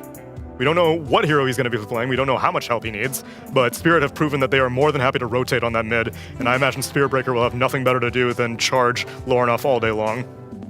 Yeah, I think it kind of depends. Like, if they are like rotating mid on Lornoff once Tinker is level 6, he's actually really helpful. Like, he can keep TPing to that tower, keep marching, keep like putting the matrices and going back base. But if they're camping him before Tinker is 6, he's in danger for sure. I don't even know what mid that they're going to play in Chimera, because now with their 3 hero picks, within the support already being weak disable and the other 2 being weak disable, they need some guy from the mid lane that can disable and deal single target damage, or AoE. Perhaps so, single target, BKB piercing, mobility spell, purchase with an Ags, the Huskar coming out possible from Lornoff. It could be Huskar. I mean, there's a lot of magic damage on the enemy squad, so his magic resistance isn't going to be terrible. Imagine if they fall slightly behind on Spirit, and you've got a Huskar mid with Tinker spamming the shield thing on him. That's true. I think that's why. That's exactly why they've been talking about this pick for longest on side of Spirit. They want to have something that can potentially counter Huskar coming out on 18, and there it is. Doesn't matter. You buy Halberd. Actually, no, that's dispellable. Good against Lifestealer too. So, and it does so much overwhelming damage to one guy that heal bots are less scary because you're like, oh, the fight's going to go an extra 10 seconds. Yeah, it is really good. That's a really good Ursa pick. Well, Ursa synergizes so well. Like, first of all, lane, you're definitely going to be getting some kills in this lane. You're playing Ursa plus Jakiro. Spirit Breaker can come help out either through the Twin Gates. He has Ion Shell on top of him. But this is also Darkseer plus Ursa. So you have Ion Shell to increase his damage and also movement speed. Sometimes that, a lot of the times, something that Ursa does need. And they're going to go with Storm Spirit on 18 again. And also, Ursa's just so good at killing Nature's Prophet. Like, maybe on lane, if you have a really strong 4, you get bullied, but like later on in the game, once you get your blink on Ursa, that hero is dead every fight. Same goes for Tinker. That hero is gonna die every fight. There are so many jump heroes on the side of Team Spirit already, and we still don't see Laurel's hero, which could also be a jump hero. That's what Chimera are preparing for. They ban out a Puck. And whatever mid laner they go for is going to be very, very well protected, because I think Ursa is fine being left alone. Darkseer is fine being left alone. Jakiro and Spirit Breaker will be congregating on the mid quite often. They also just need to address the Storm Spirit, because even though Lornoff lost with it, they don't have reliable disable for Storm, and they don't really have an Orchid Buyer, so they need to fix that one way or another. I'm fine with some Queen of Pain that could come out, because I literally don't see any kind of lockdown on Chimera other than Storm Spirit Zip, and it feels like it could be a relatively free game. A Bristleback ban? What? They think it's Nature's Prophet carry. Then where's Lifestealer going? Nature's Prophet. Oh, never mind. Nature's It's Prophet for 4. Lifestealer. No, yeah, 4. Your support duo is a Tinker Nature's Prophet? Yeah, that's what they My brother in Christ, I don't think you win a series like that. And it's a lot of global presence, but you fall off fast, let me tell you, especially if Ursa gets strong. I think they are honestly just banning heroes that are difficult to play against and create weird situations. And Bristleback at the end of the day is kind of a clowny hero when you think about the way he plays the game. He's going to be cutting creeps and causing 4-man ganks and stuff. I think Team Spirit just wants a very straightforward game plan and don't want to be caught off guard. I think they know if this is an honest game, they're just going to win. So I respect these type of bans. They want to make sure that Dahak doesn't have good offlaner heroes that can potentially just abuse and win the lane. They want to force him into this bad matchup. And even if it would hurt their support duo, they just want to really make sure that the Ursa has a good game. Because if he does, or an even game, if he does, he's got great matchups. Listen to this. Offlane, Nature's Prophet. Yeah. And the jungle, Venomancer. God damn it. I literally was thinking it. It's good for Surge. So Nature's Prophet can't lane, and then he goes to the jungle as well. Oh my god. And then Storm Spirit just feels like jungling also anyway. Honestly, you'd probably Ancient pretty fast with the Greater Tramp plus Venom Wards at the same time. Oh, you Would one be the tank, strat. the other one Yeah, I'm attack. saying, think about it, dude. I should have said protect, damn. Please just do it. That'd be so. I was thinking it's good for Ursa, but it's so bad against everything else. So it would actually be a really bad pick, I think. Could be some Night Stalker that they cook up from the offlane if they You want to legit think they're going to pick an offlaner still? Yeah. Oh my god, you're right. Gonna be a different offlaner. Whoa. Who's doing the damage for the soul assumptions here? That's what I want to know. The Greater Treant, Perch. Like, they did play this before. Dahak played Listen to this is the strat. This is why support duo is so good. You go for the other fast and Nature's Prophet, it heals, and then you also have heal with the healing march? bots. Oh my god. And Team Spirit gets a much needed hard disable, so it'll give them kills on. I've got a question real quick for you, Mira. Team fight score on a scale of 1 to 10. How would you give Chimera? They got like a solid 1 out of 5 because, you know, if Tinker stacks marches, it's like kind of a... And what about Team Spirit? They got a solid 3 out of 5 here. 3 out of 5? 3.5. 3.5. Okay. I was about to say, they have the follow-up to the Darkseer wall too, but you were going to make a point. That's probably useful. That's not even... that is useful. They don't have team fight. What they have is like early game tempo if Visage has a good lane. They have Visage summons, Visage can be charged, but they have like tower damage and they have a Storm that really is only countered or scared of the Earthshaker, but they don't have anything else going for them. They don't have stuns themselves on Chimera. Like all of their heroes just get countered by Surge, or they get Quelling Blade and then no one gets... Everybody just gets surged away here. The important thing is at least both these supports are great at rotating. We got a Tinker who can go there. We got a Nature's Prophet who can go there. I know how this works. Can I get a zoom in on Gunner, please?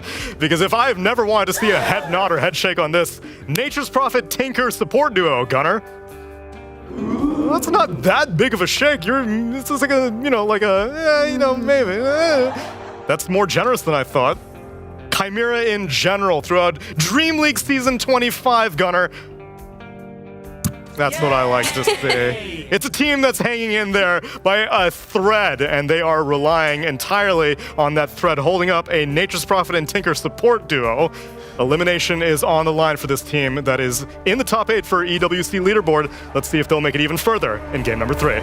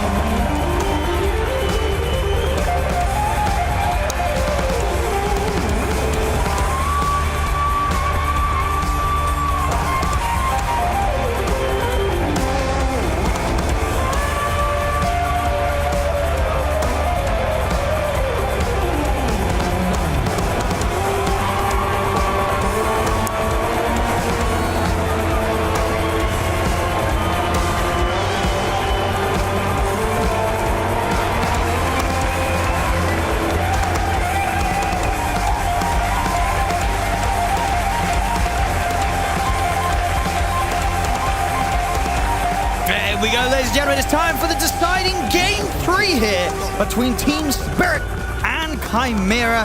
And it's an important one. Down in the lower bracket means that the loser of this is the end of the run for them, Gunnar. And in the case of Chimera, this will be their very last, or likely be their very last game together as a team if they lose this one here today, Gunnar. Very likely with the disband magic. Yep. I think they had to lose the first game of the series. They won the first game. I was like, oh, guys, we got this. We took down Spirit. It took us 70 minutes, but they got the hope. Hopefully no hope. That's probably why they picked us up 2-0. Okay. They picked Tinker, Furion, making it look like a pub. Sure. They're just a stack of players. Exactly. One last ride together. Yeah, no one cares. Yeah. Just delay the game, whatever. Because that's the magic that brought them closer together in the first place in this tournament. It's like a beautiful story. That yeah. The further apart they are, the closer they are as a team. That's true. That's true. And what do you make of this lineup? What is there potential? We have seen, of course, the other day, right? We saw some Tinker support coming out from Insania. Yep. And they won. Yeah. Liquid's also, they've been struggling. And they were able to win with the Tinker, so maybe. I've also always personally kind of liked the Tinker. The Nature's Prophet support was also being picked by Soxa, I believe, on this new patch. I don't know about them combined. Specifically because there's no stuns. Like, their only stun in the entire game is a Storm Pole, which is kind of this fake stun. They got the familiars. Okay. That's a little bit. You're right. You know yeah. what I mean? They got a leash talent at 20 on Nature's Prophet, too. Oh, there you go. 30 seconds That's, but it's not a lot. Yeah. Compared to, obviously, what Spirit's going to be throwing at them. Yeah, This Jakiro, Shaker, Shaker, Breaker. Exactly. It's... Yeah. There's a difference in these drafts. I feel like Spirit's draft just kind of does what Chimera's does, but better. They have the same global hero. They have Spirit Breaker, but he's a global hero with a stun. They have this utility support, but just better. It probably comes down to if bot lane somehow goes super good for Chimera, or if Lorenov's able to pop off. And I think the way that Spirit played last game, with just the support rotations and kind of trying to grief Lorenov's game, he wasn't able to get off this good start, wasn't able to kind of pop off like he had to. And that's my worry. I think something like that's going to happen again to Lorenov, even though the mid-match outs... It's about the same, maybe slightly better for Storm. I think there's a lot on the back of Lorenov. It feels like a lot of Chimera's games are on the back of Lorenov. Just his ability to have really strong laning stage and honestly just a crazy KD every game that they win. Let's have a look then. So this top lane. We got this Tier 2000 Lifestealer backed up by the Panto Tinker. And you know, you talk about how strong these Warlock lanes are. Tinker, he's also offering a heal. Isn't he? Yeah. Isn't it just the same? Is that how it works? Definitely, it's actually probably like Darkseer is one of the best matchups. Oh, okay. For Tinker. I think because so in Darkseer lanes, one of the best things you can do is kill the creeps that he Iron Shells and push the wave into the Darkseer. Because Darkseer always wants to be the one pushing it into you. And so the fact you can just casually pressure March of the Machines, so that lets your carry tank through the Iron Shield damage with heal. Plus, you're also pushing the wave at the same time. It's kind of like a 2-for-1. I think they should do pretty good top. Probably not stomp the lane with kills, but T2000 should have a completely free time. And to some extent, Panto, too. He should be very happy in this kind of lane. Where's the bashes? He doesn't need a bash. Nope. No bashes here today. Not quite yet. No bash in the night after. Oh, he's never going to hit. What? Larl's so low mid. He doesn't even have his bottle. It just started getting delivered. Yeah, he's got a tango that he's... 1J's level 2. There you go, Panto giving out some friendly tips over towards Lorenov after owning. Yeah, what Lorenov's been able to do against Lyle so far. That's a mid-com. Mid players, I do this too sometimes. When you're like winning your lane at the first 2 minutes, you say stuff like, guys, I'm crushing him mid. This guy's getting owned mid. Because it's also somewhat helpful when you have global heroes like Nature's Prophet. Yeah. Just to be like, oh, if you help me get this water in at 2 minutes, this guy's, his game's bad. So. But are you always an honest man, or do sometimes you say, guys, I'm crushing the mid, but you're sweating? There's times just where to build up morale. There's times where you overestimate it. Sure. There's this one game I played. I think Mars versus an Alk in the offlane, and I was like, guys, this Alk is getting crushed. And then we looked at the replay after, and the Alk was like completely fine because they stacked like the camps behind him. He just farmed stacks the whole time, so his net worth was good.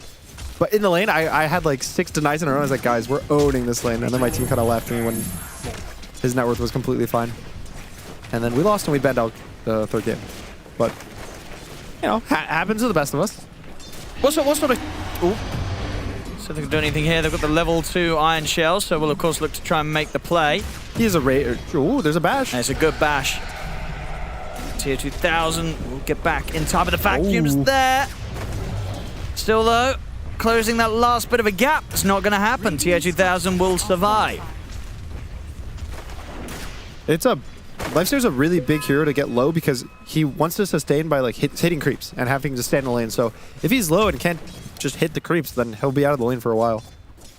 Thankfully, they do have Tinker. So once he gets a bit of healing, especially level 3 is the big timing for the Tinker heal, which he should have pretty soon on this wave or this next wave. Will help out a lot.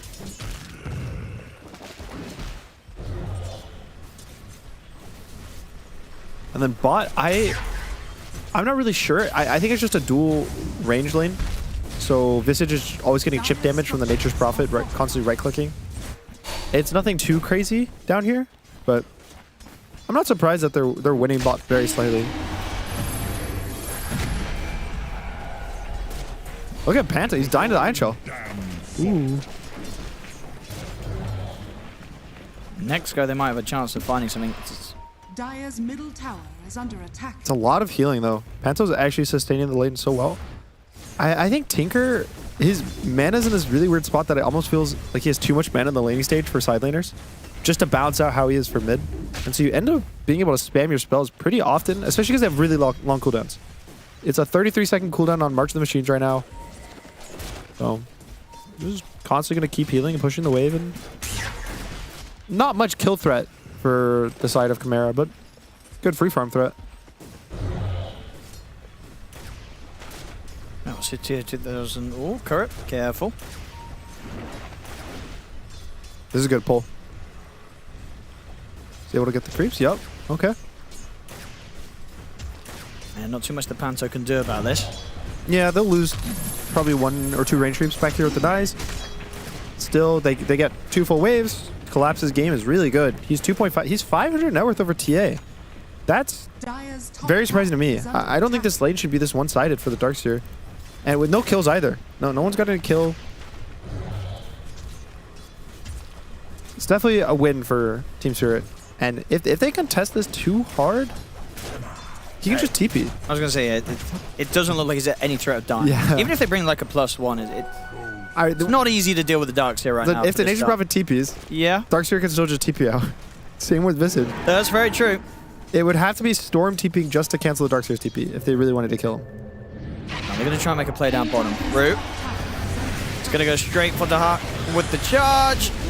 And that'll do it. It's going to be first blood for Radahn. As Root able to make these plays because he knows the Collapse perfectly fine on his own up top. Around the river. 6-minute power rune's going to go the way of Lorinov. So haste rune. TPs are coming in. They're going to look towards Lal. Is haste on Storm? Fisher's at the ready. Lal's going to go for the TP out. Lorinov can close the gap. In with the Vortex. Lal will fall. Ooh.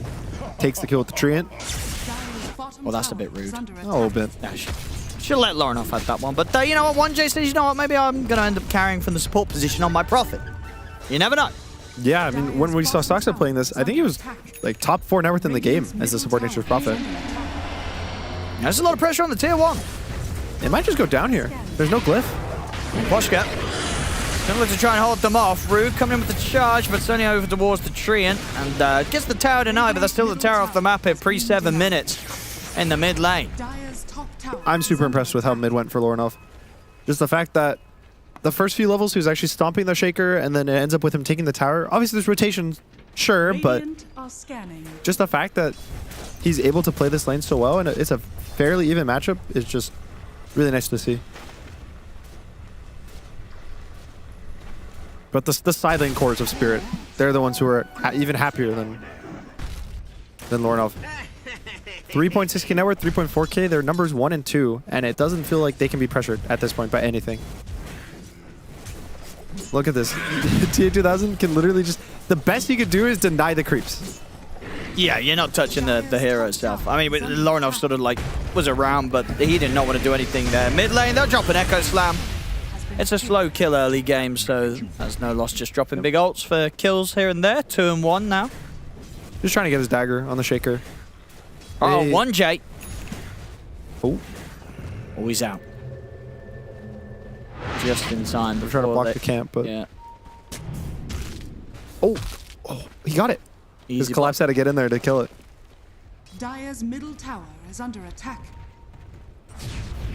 Super exciting gameplay by these supports. Farming the enemy jungle. That's kind of 1J strat right now, yeah. Yeah, it looks like that's the best he could do. He might go down here to Radon. I think with the charge coming in as well, they can look to dive the tower, and at the moment, Dahak, not a lot he can do to help out. Hasn't got the familiars online yet. He will for next time. He's got him now.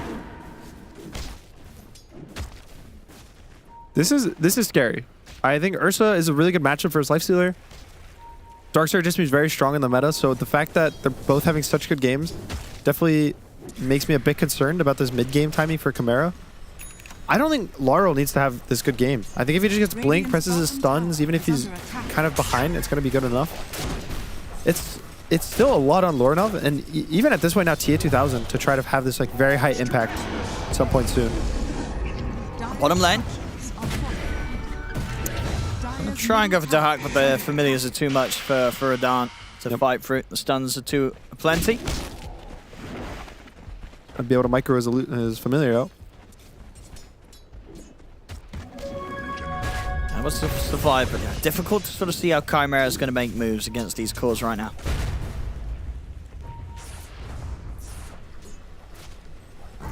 Both side lanes looking pretty untouchable. Laps is able to back up into the jungle. And Poshka just trying to find his way towards that 6 as soon as he can. Yeah. I mean, what's sort of the big timing when it comes to Chimera when you're looking for someone to be that fight starter? It's Lorinov getting rune timings. This 10-minute rune is probably going to be the really big one, which is why you see Collapse even coming to mid. Just because, and even to Hawk. Everyone's here. It's going to be a 4v4 mid. I wouldn't be surprised if it's somehow Radon just shows up. Yeah, Radon's here too. It's kind of that important because you get Arcane Rune, you get Haste, you get maybe even an Invis like he got. You're the mid that can start these fights, start these rotations. And for them, it's Spirit. The Hawks game ended up being so bad after this first few waves. I thought their lane bot was pretty good. It looked very stable, but now he's 3.1k net worth. He's only died the one time. Just, it's too hard to walk up into an Ursa as Visage. This matchup, I think, is pretty bad.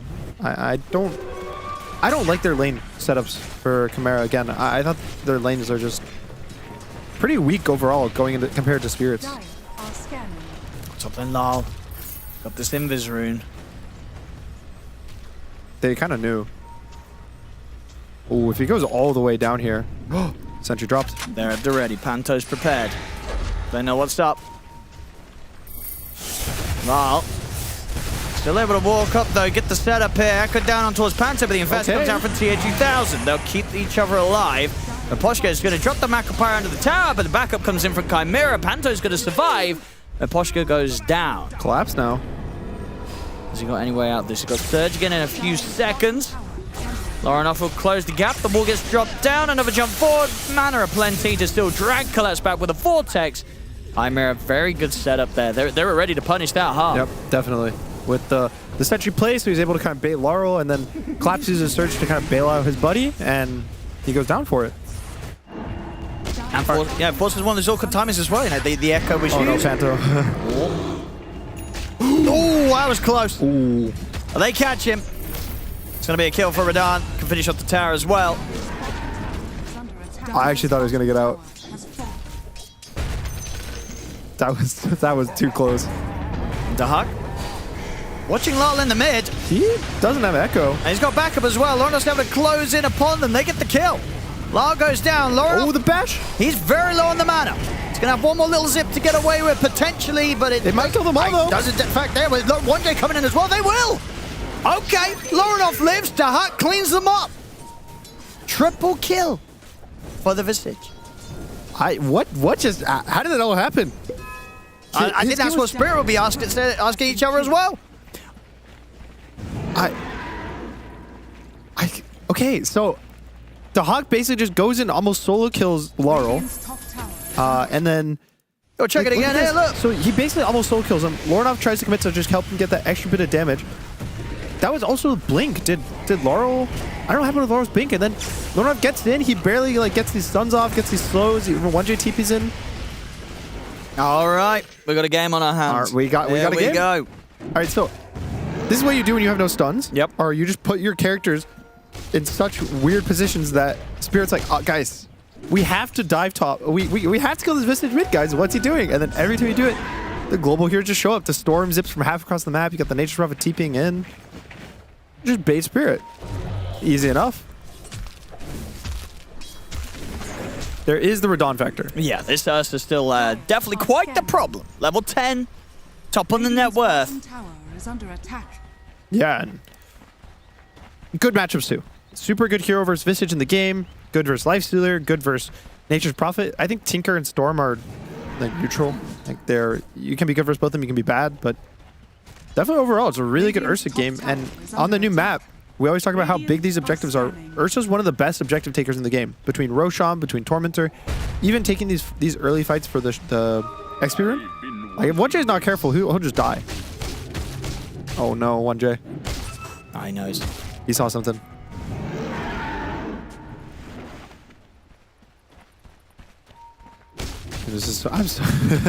How do you play like this? That's risky. He's just that confident there's no vision or set up. At the same time, though, they're making a jump.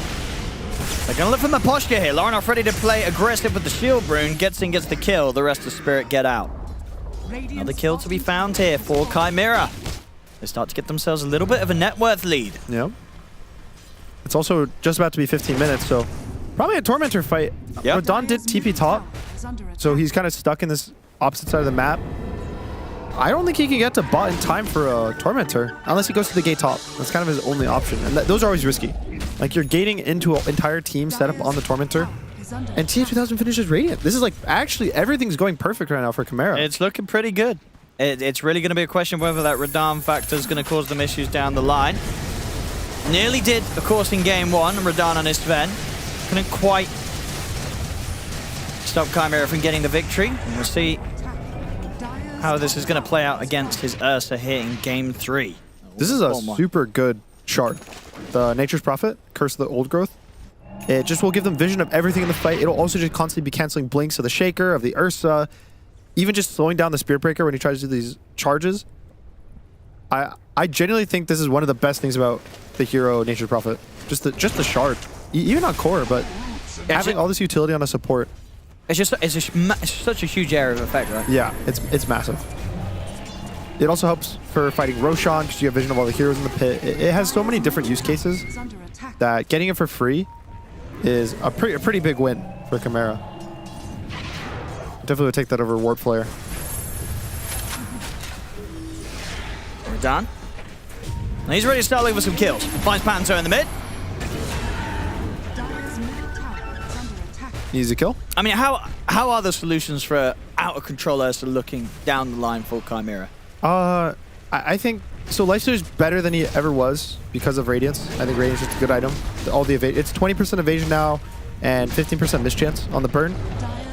So maybe they're able to kite Ags on Lifestealer is probably their biggest timing for anti-Ursa, because I don't think the Infest gets slow or like the duration changes. But like these fights right now, Radon can kill anything that he wants.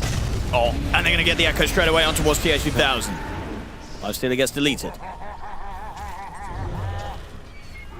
Good pick. Radiant's top tower is They just like played slightly out of vision. They're able to see him like hitting the creeps because they see where they turn, and quick and easy kill.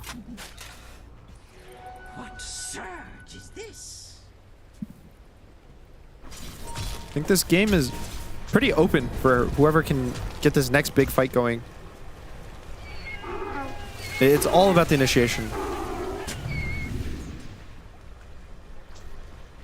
Dire are scanning. I mean, do they want to fight this down bottom Chimera? Radiant's top tower is under attack. They can. There's an Orchid on Visage. He can find Collapse with an Orchid.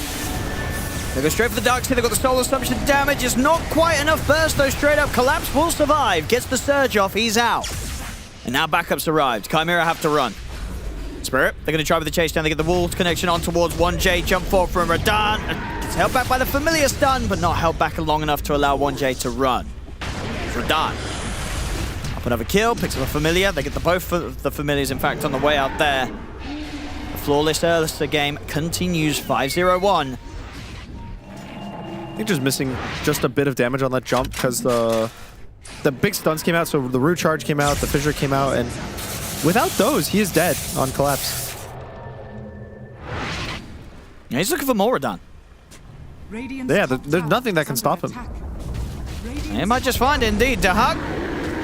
Got the familiars, but the ice pass down, clips on towards Dahak.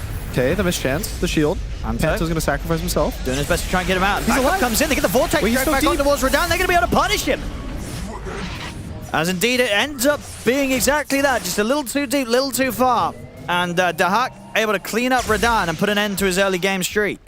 It looked so good, but then I think the Ursa was a bit too early. So he gets mischanced by the Tinker, and then the shield goes up on the Visage, so he's kind of blocking this like extra macro pyre damage.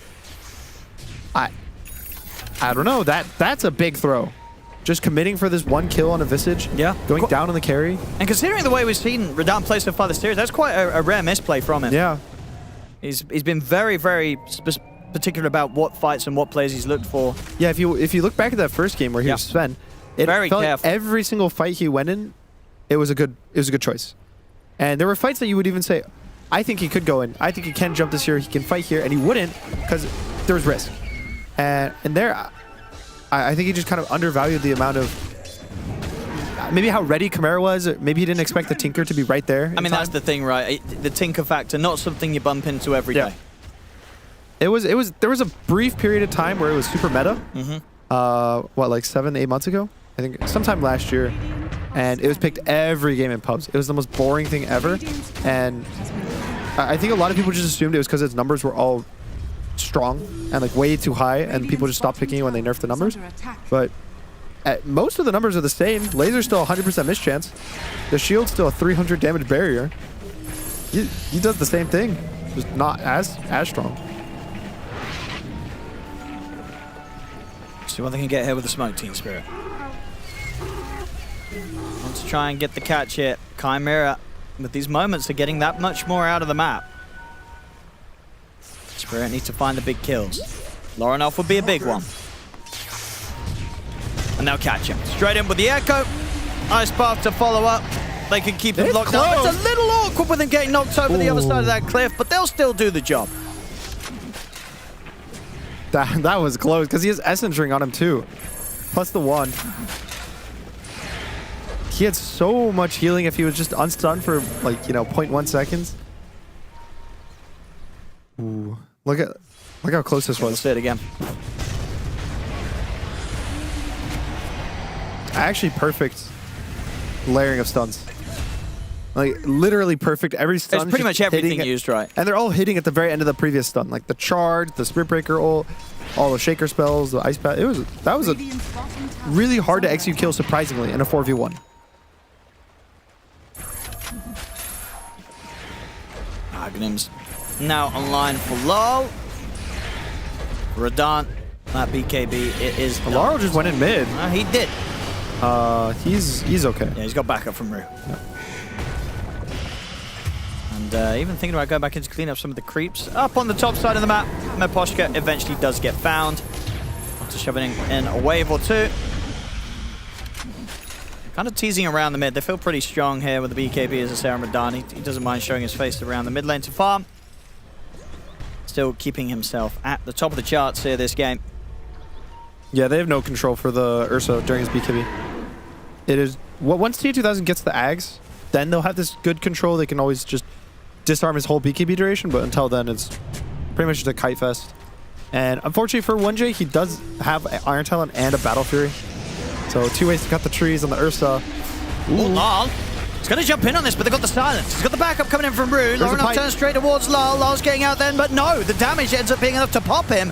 And now collapse. He's caught by the Aghanim's Nature's Prophet off that global route so that they can set up for a second kill. Okay, that 2 freebies. I don't like how Laro's kind of using his jump aggressively. He went in. That kind of move was made as if he had a BKB. I guess he really did just trust in the ability of Collapse to bail him out of there with the neck in the pipe. And it was not enough to keep him alive. Collapse not. Ooh. He weren't happy with that. He was not happy with that. He weren't happy with that. Feeling a bit of the pressure in this lower bracket, round 1. I mean, that, yeah, as you say, well, that was just the face of a man whose Shaker had just jumped a bit too far and he tried to save. He's like, bro, I can't save you there. What can I do? He did that jump on the mid wave just, what, a minute ago? Where he jumps, he gets Orchid, he has to get bailed out by the breaker. I feel like you have to understand that versus Orchid, you can't be this aggressive Shaker that you're used to. And you need a BKB. So he has the BKB queued, but it's still 3,000 gold away. And now they have Aegis on Lorinov. So that like kill you barely got the last time, even if you barely get it a second time, he's just going to respawn. What a back and forth series. Yeah, 5k lead now and Aegis on Storm. Lorinov, we've seen plenty of Storm games from him where he's run away with them. And he's in a good spot to do so this game, 5-1-7. It's a clean opening from him. And some very good heroes to do it around a lot of global pressure. And of course, definitely always the potential between him and TA2000's Lifestealer to make those pickoffs happen. And here we go, smoke time. They're not afraid of a fight right now, Chimera, but the same to be said for Spirit. Also coming up with the smoke. They've got the wombo combo at the ready, and as we heard from the panel, team fight is strong from Spirit. He's infested on TA2000 on Lorinov. This is a super scary fight. I'm scared for Spirit in this one. They need to get the jump on probably the Hawk and Panto. Yeah, I feel like this is going to be the chance for Lyle's redemption. Yeah, but it looks like they're scared to get on them. The smoke's got a few seconds left on the Hawk. He's going to be out. Okay.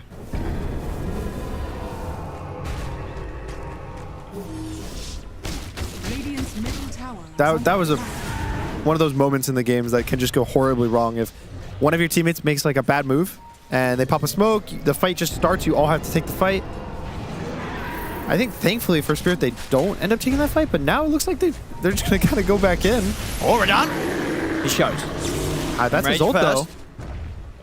Charge from Rue coming in onto Dahaki, won't connect it.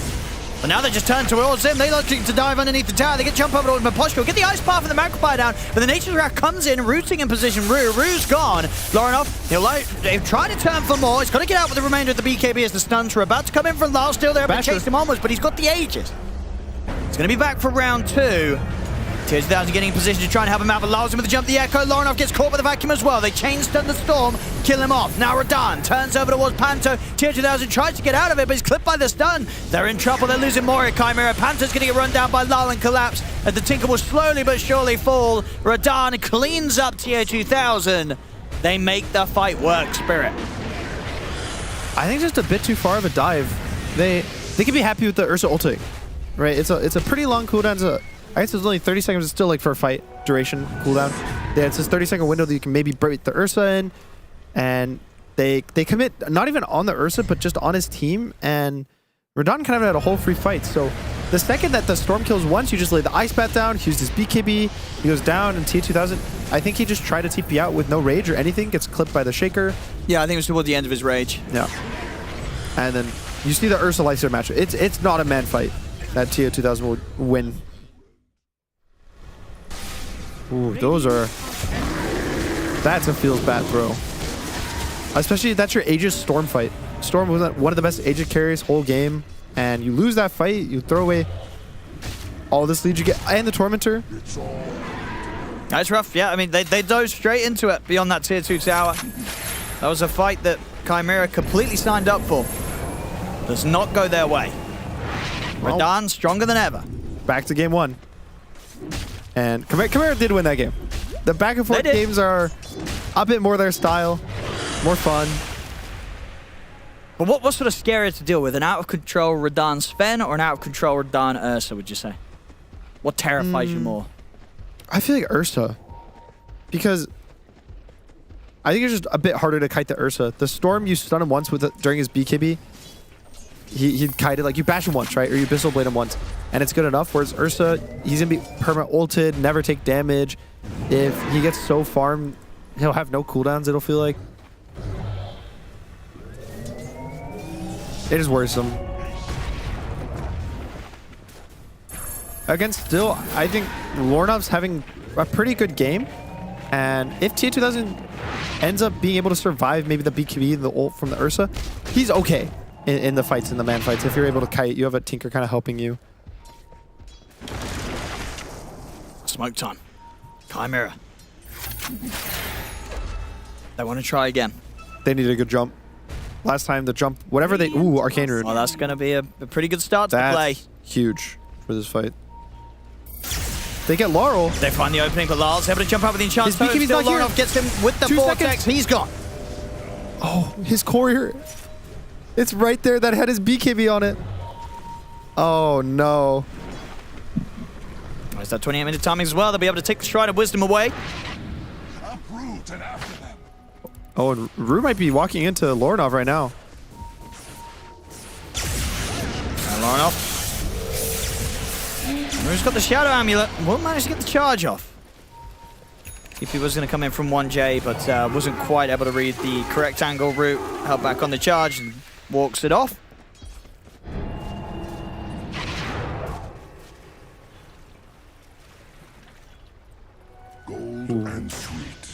Just a super close game. Like, very back and forth. The only hero that's really far away from the pack is the Ursa. Like, he is far.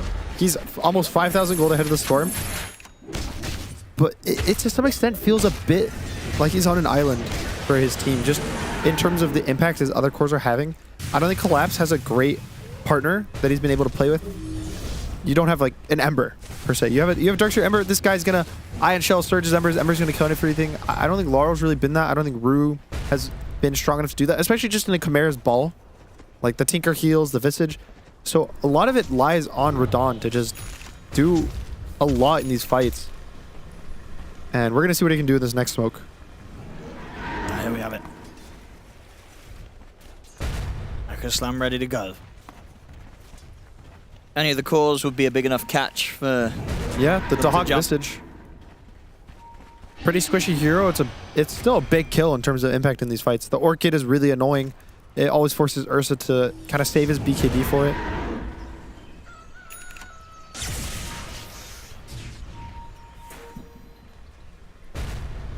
They're following the mid wave. Tinker's TPing in. Radon kind of knows exactly where they are. Does he want to dive to tier 2? He's strong. He's got the 10kb done. Oh, but Lornov, he finds the Ursa first. Still though, the ult's off in time. Fisher out.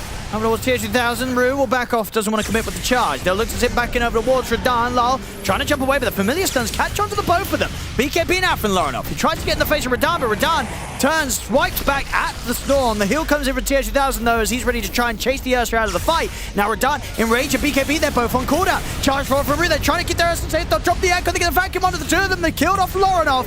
Can Radon get out of it though? Because tier 2000 will continue to try and chase out the cores. Surge onto Lal. Collapse able to get Lal out, but Lal, he wants to get back in. Jumps in with the enchant totem. The shield's out onto 1J. Rue charges across the midst of the teamfight. Catch onto tier 2000 and on towards Panto. They'll get the clean up with the cleave damage with that Battle Fury. Dahak will manage to TP away. But Team Spirit, they find the 4 kills as they kind of just drag Chimera perfectly into that fight. They chase them all the way from their own tier 2 over to where the tier 1 used to be there from Spirit and get them in a position where they can turn and take the fight. Even though it had a really awkward start, right? BKB and Enrage are on cooldown from Radon, but they kind of drag it on long enough to make a second go at it. I don't like these chases from Chimera. It feels like they're kind of overcommitting multiple times in a row. Yeah, you can see him shaking his head in disapproval. The tier 2 top, now this mid one, I don't know what the calls are, like what they're feeling, but a lot of the time, chasing is really bad in Dota just because it's so much about positioning, about cooldowns, that the second you kind of over chase, you're giving the enemy so much more information, so much more time to make the plays, and you're always the ones being like, the only thing you can do is chase, chase, chase. And the other team always has the option of continuing to run, choosing when to turn and fight. I actually think that was one of the things that most teams just yell at players a lot of the time. It's just like, why are you chasing these kills? It's not worth it. Each and every time, Radon just getting more and more. Yep. It just swung to a 6k lead. Dire's middle tower is under attack. It's a hard game to end for Chimera. It's not really going to be like a game 2 situation where It's over in 23 minutes. There's a Nature's Prophet constantly pushing one lane out with a tree, and then there's also a Tinker pushing the other lanes out with March the Machines. So both supports doing their absolute best to make the game never end. And Team Spirit will just farm, collapse back to second in net worth.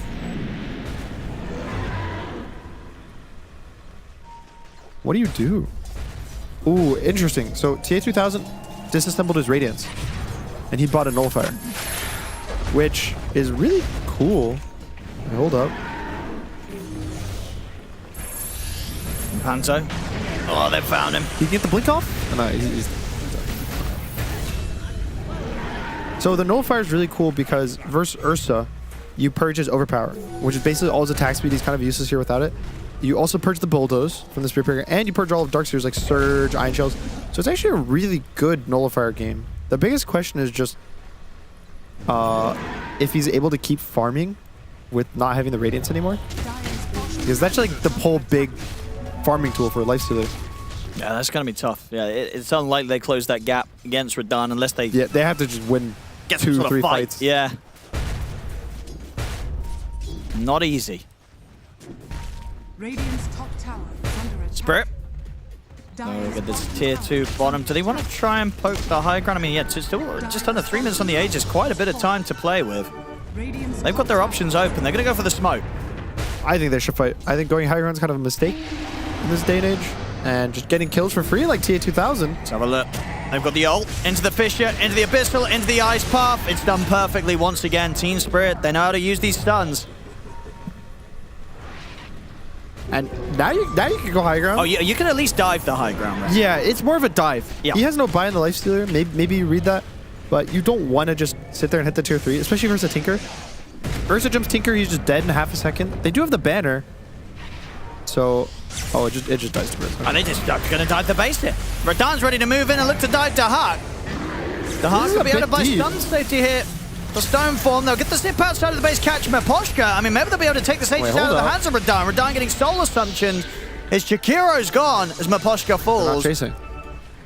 And indeed they're not. They respect the fact that he's got that Aegis. They don't care too much about taking it out of his hands, and they know that that would have bought time for the rest of Team Spirit to turn up. And it did. The rest of Team Spirit was there to back Radahn up. So a little bit more reservation than what we saw earlier from Chimera. This time they're holding back when they know they need to. If only that energy 20 minutes ago, the game would be completely different. And it does kind of hurt to not take this Aegis out. It's another still 80 seconds about with Radahn having 2 lives. I think thankfully just because of how annoying their supports are, nothing bad will happen to them. Surely that's not a caster curse that Radahn's not going to get a kill in 70 seconds.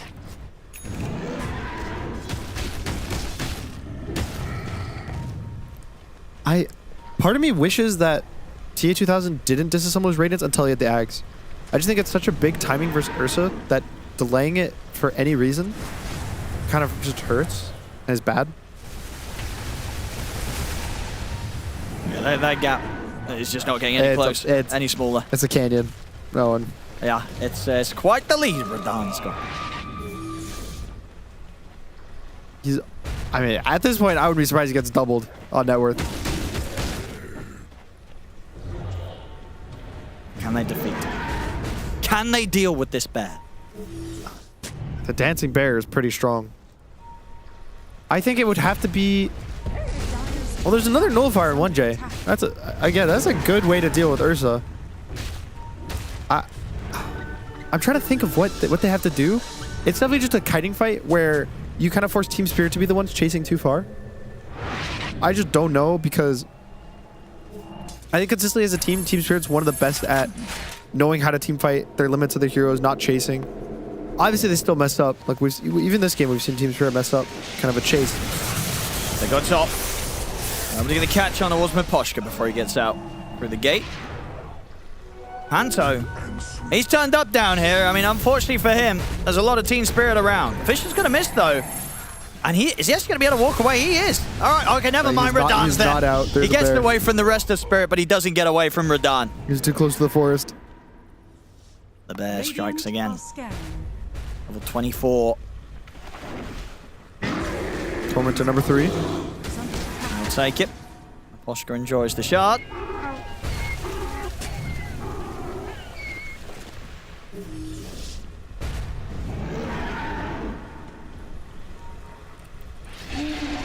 Spirit.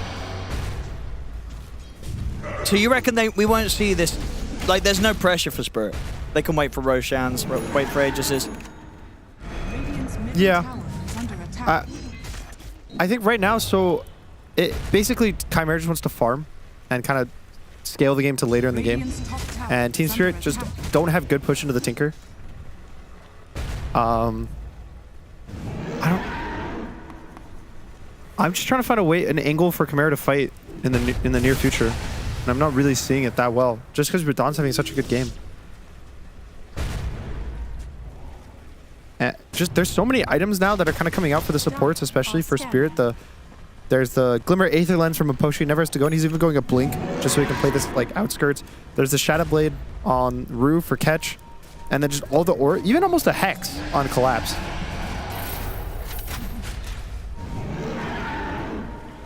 Attempted there for maybe tier 2000, but they see the ward. It's the creep whilst raged. Puts them off making their jump. Talking about making the jump, yeah, Maposhka. Blink can be on its way out for the next fight. All right, 200 gold, Lifestealer. Just can't, maybe one more last hit. Just please don't get echoed on the wave.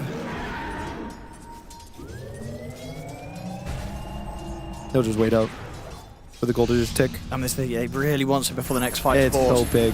Remember, Dan's going to come for them. He makes the jump straight away. He echoed nothing. Oh. Wait.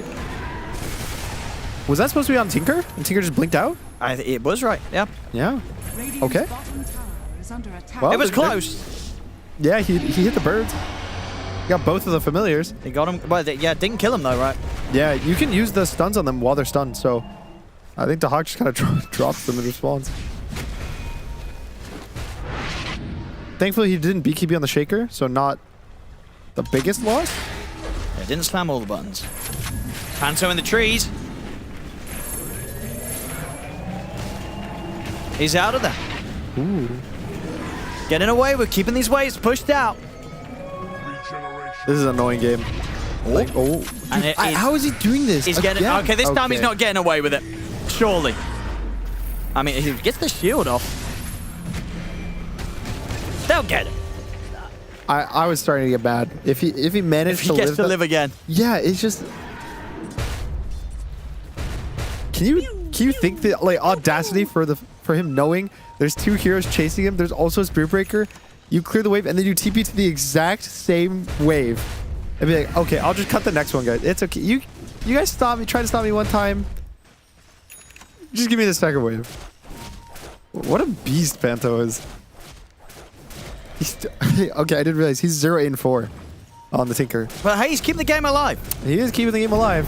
Do you think this is one of those games when you make those plays? Are you kind of checking your cores inventories, or are you just like focusing on what you're doing and just telling yourselves, it's fine, I'm keeping the game going, my carries are getting very farmed? Do you really want to take a look? Because if you look, you might not be too happy. Yeah, sometimes you don't click. Yeah.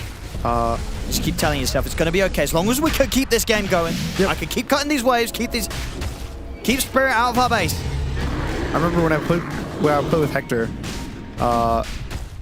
we were just asking the mid game after like 20 minutes if he's just farming. There's this one game I remember TI. He was 0-0-0 at like 30 minutes in the game. And we're like, yo, Hector, you gonna carry this game? He's like, yeah, man, I carry this game, no problem. We're like, okay. All right, Hector. And then we won. It took us 60 minutes and a rapier, but we did win the game. So. Well, there you go. Do you think someone on Chimera got that same level of confidence? Who's telling them that they'll carry the game? Ooh. If I had to guess, I feel like it would be the Hawk. Like, which of the cores comes off as I'll 1v5 the game? That or Lornov? I don't think Lornov. I think Lornov is the one that would carry. Yeah. I just don't know if he would say it. Okay. I don't know what his personality would be like. Panto's caught again. That's true. He'll probably just quietly I feel like he's a quiet guy. I don't know. That's what he comes across as.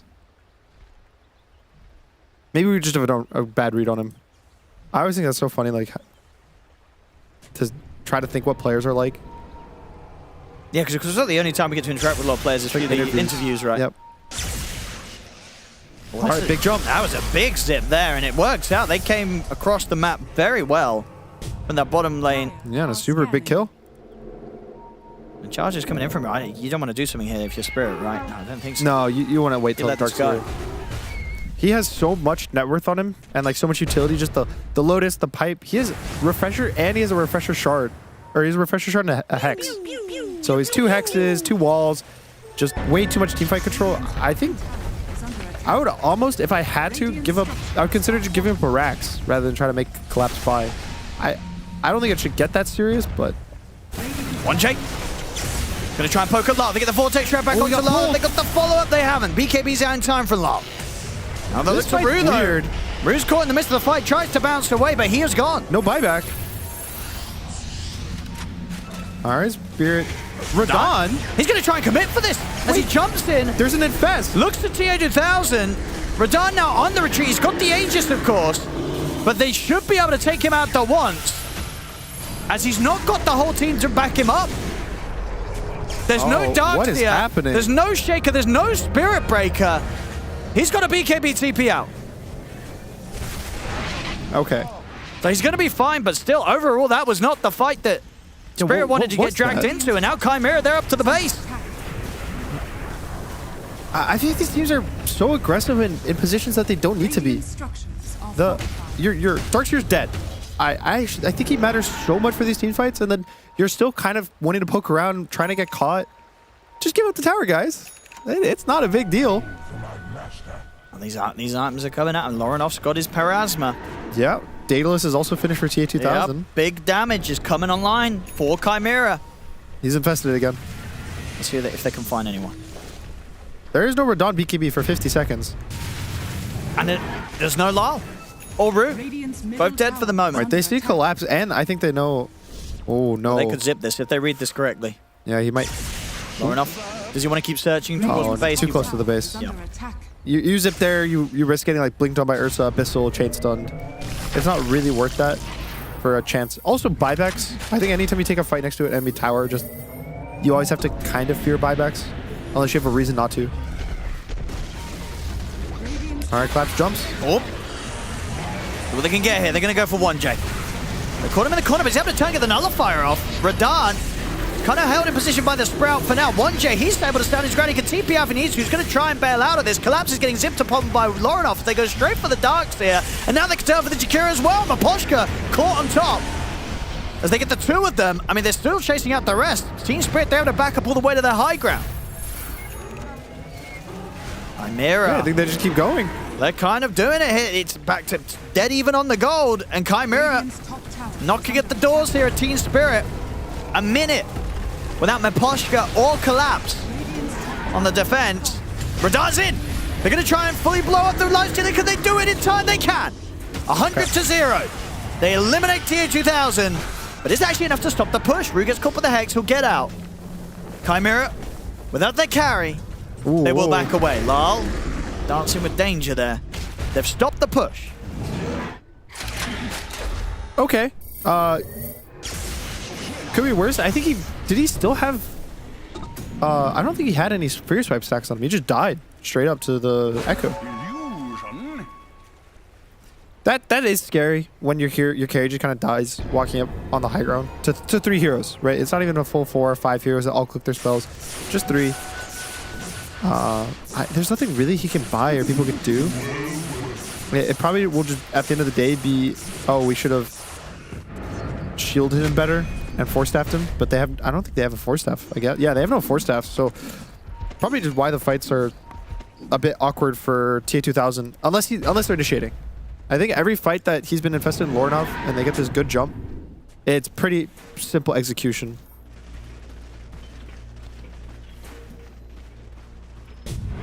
Any cool objectives? I don't think so.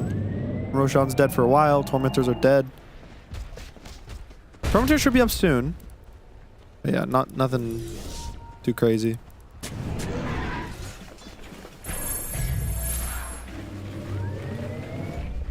Ooh, I wonder if the Lifestealer shard is actually going to be cool this game. It basically makes it so when you pop out of the infest, it does open wounds on everyone that takes damage from the infest. So like if you zip on Storm and he goes into 2-3 heroes, you're going to infest everything. That's true. Yeah. With the Storm's 25, so now he has the overload attack bounces facet, which means that like Storm's just going to perma heal by hitting multiple open wounds targets in these fights. Even just TA2000 getting a couple right clicks on different heroes. Could be pretty cool.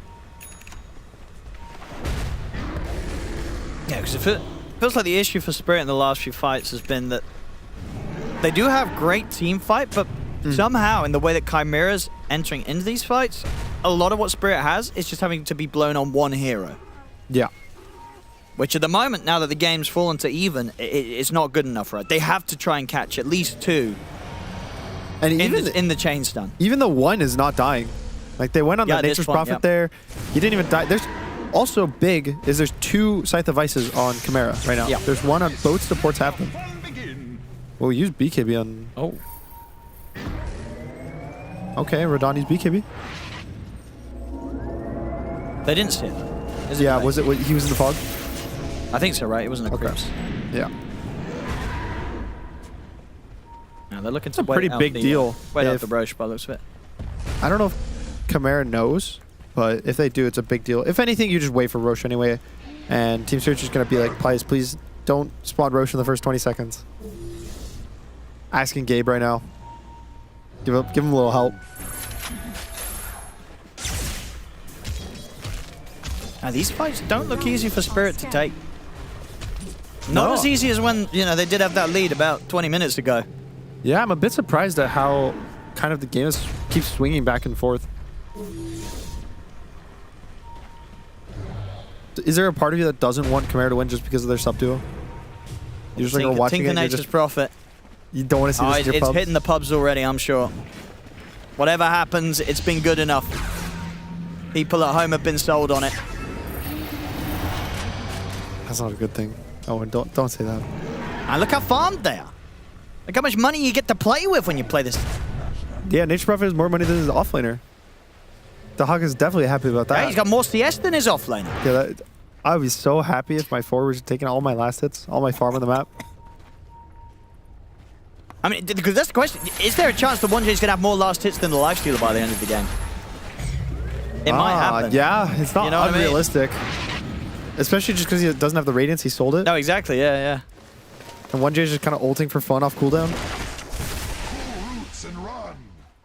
He's going to go for that Wind Waker next. Obviously, the temptation would have been there for the Octarine, you know, get more of these ults out.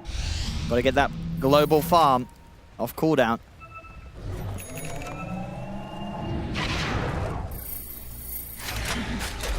Oh, they're on the hunt. Spirit, they want to try and find a fight around this potential Roshan respawn. So does Chimera, they're smoked up. Here we go. I think if Spirit get a good jump, even on Ursa, or on Lifestealer, it's going to be really good for them. I just don't know if they'll get the jump into this wave shove from the Tinker.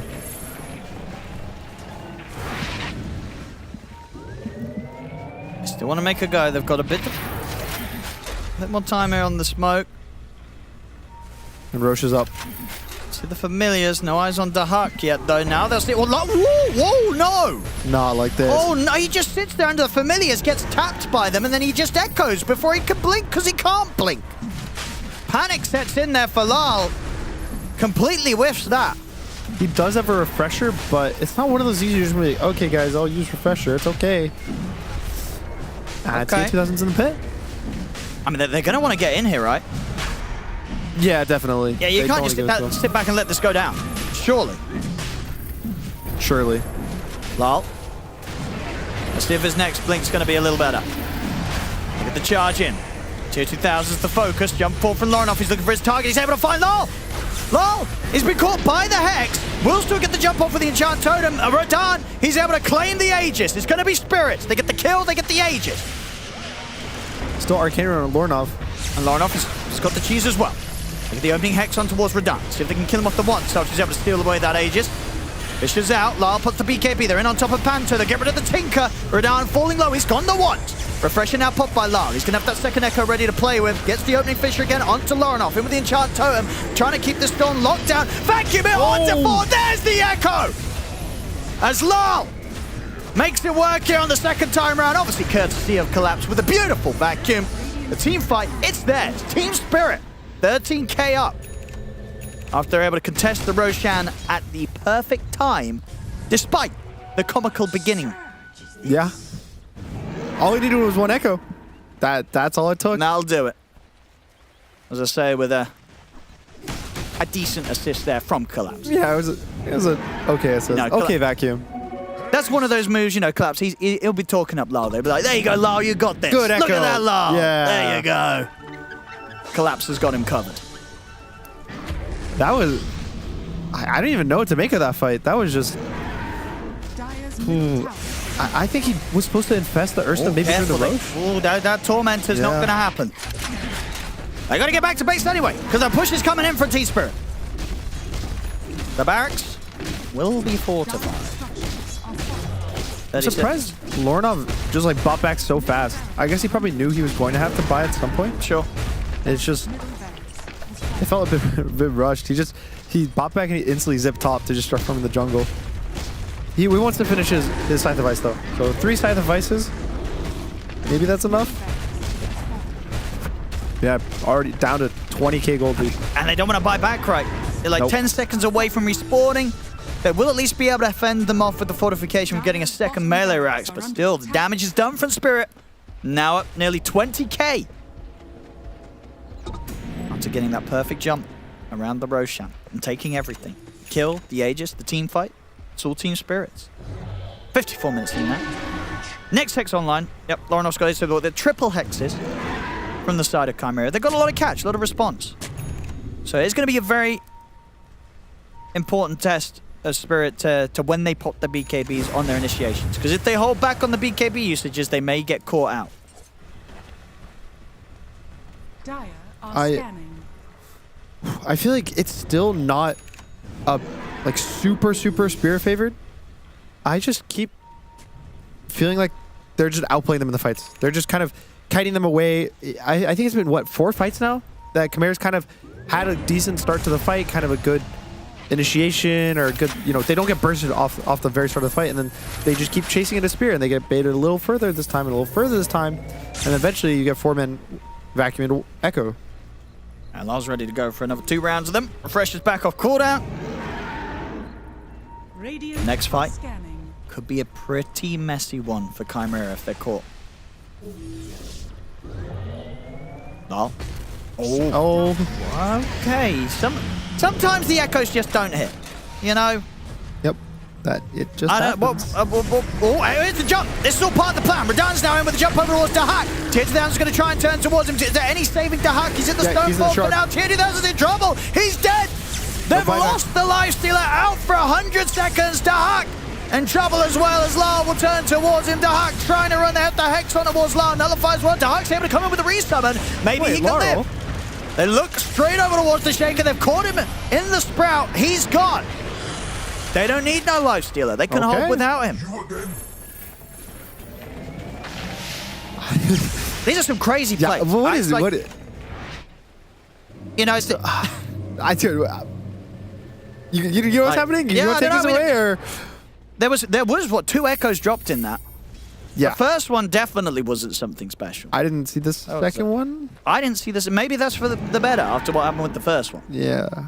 Either way, they did manage to kill TH2000, but yes, super fast. The push gets stopped. Also, really impressive. And Dahak doesn't die. Yeah, I couldn't believe he lived. Yeah, this just with the stone form and then the team coming in clutch. Yep. And it's these kind of hexes upon hexes and nullifiers holding back these heroes, trying to chase people down. The hex with the Sprout is also super nice because like he can't use quelling while he's hexed, so he's kind of stuck in the trees. Also, Ursa can't use the Earth Shock to jump when he's during the Sprout. And they live to see another day, Chimera. Even when they lose their carry. But as we see, this game, it's like TH2000. Yeah, he's having a rough one. He's not the real carry this game, right? The real carry this game, you're looking at Lorinov. Maybe even Dahak, honestly. With both great score lines. TH2000, he's suffering a bit this time. 375 on the Lifestealer. I feel like is supposed to save his ult, like the infest for this Ursa jump, this Ursa commit. But someone's got to go in, right? Are you looking at your Storm to be on the front of the fight? Yeah, probably. Anyone would buy.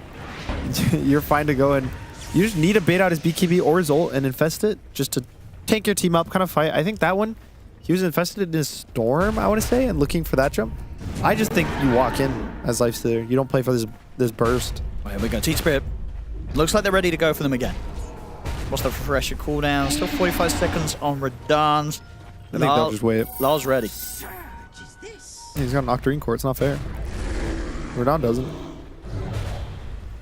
I feel like, Collapse, he feels like he's got to put the extra work. And he's like, right, if my Shaker's going to go for slams like that, I really got to get in there and try and set up for him. Yep. Now, Collapse has got to be there for the assist like he was earlier in that Radiant jungle fight. It's not been easy slams for Lal. The familiars. Kind of what's been the... They just keep getting hit by familiars, is that it? That one, he kind of blinked into them. I don't know. But the first one, yeah, he didn't see them touch him. It is quite funny that it's happened, what, 3 times now? I think. Okay, next one will be different, Laurel. As I said, next one, Collapse is going to have him covered. Yeah. Collapse is ready to set up for him.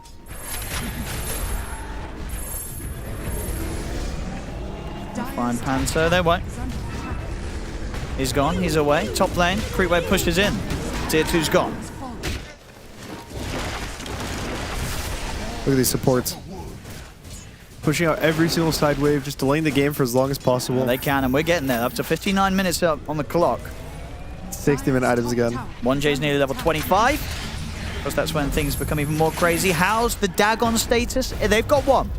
Dagon on the Spirit Breaker. So already through in preparation of these greater treants coming out. 3 times. Yeah. Ooh. I mean, Chimera do scale pretty well into this game. Like going to the late game, getting these tier 5 items. Hopefully a bit less magic lamps.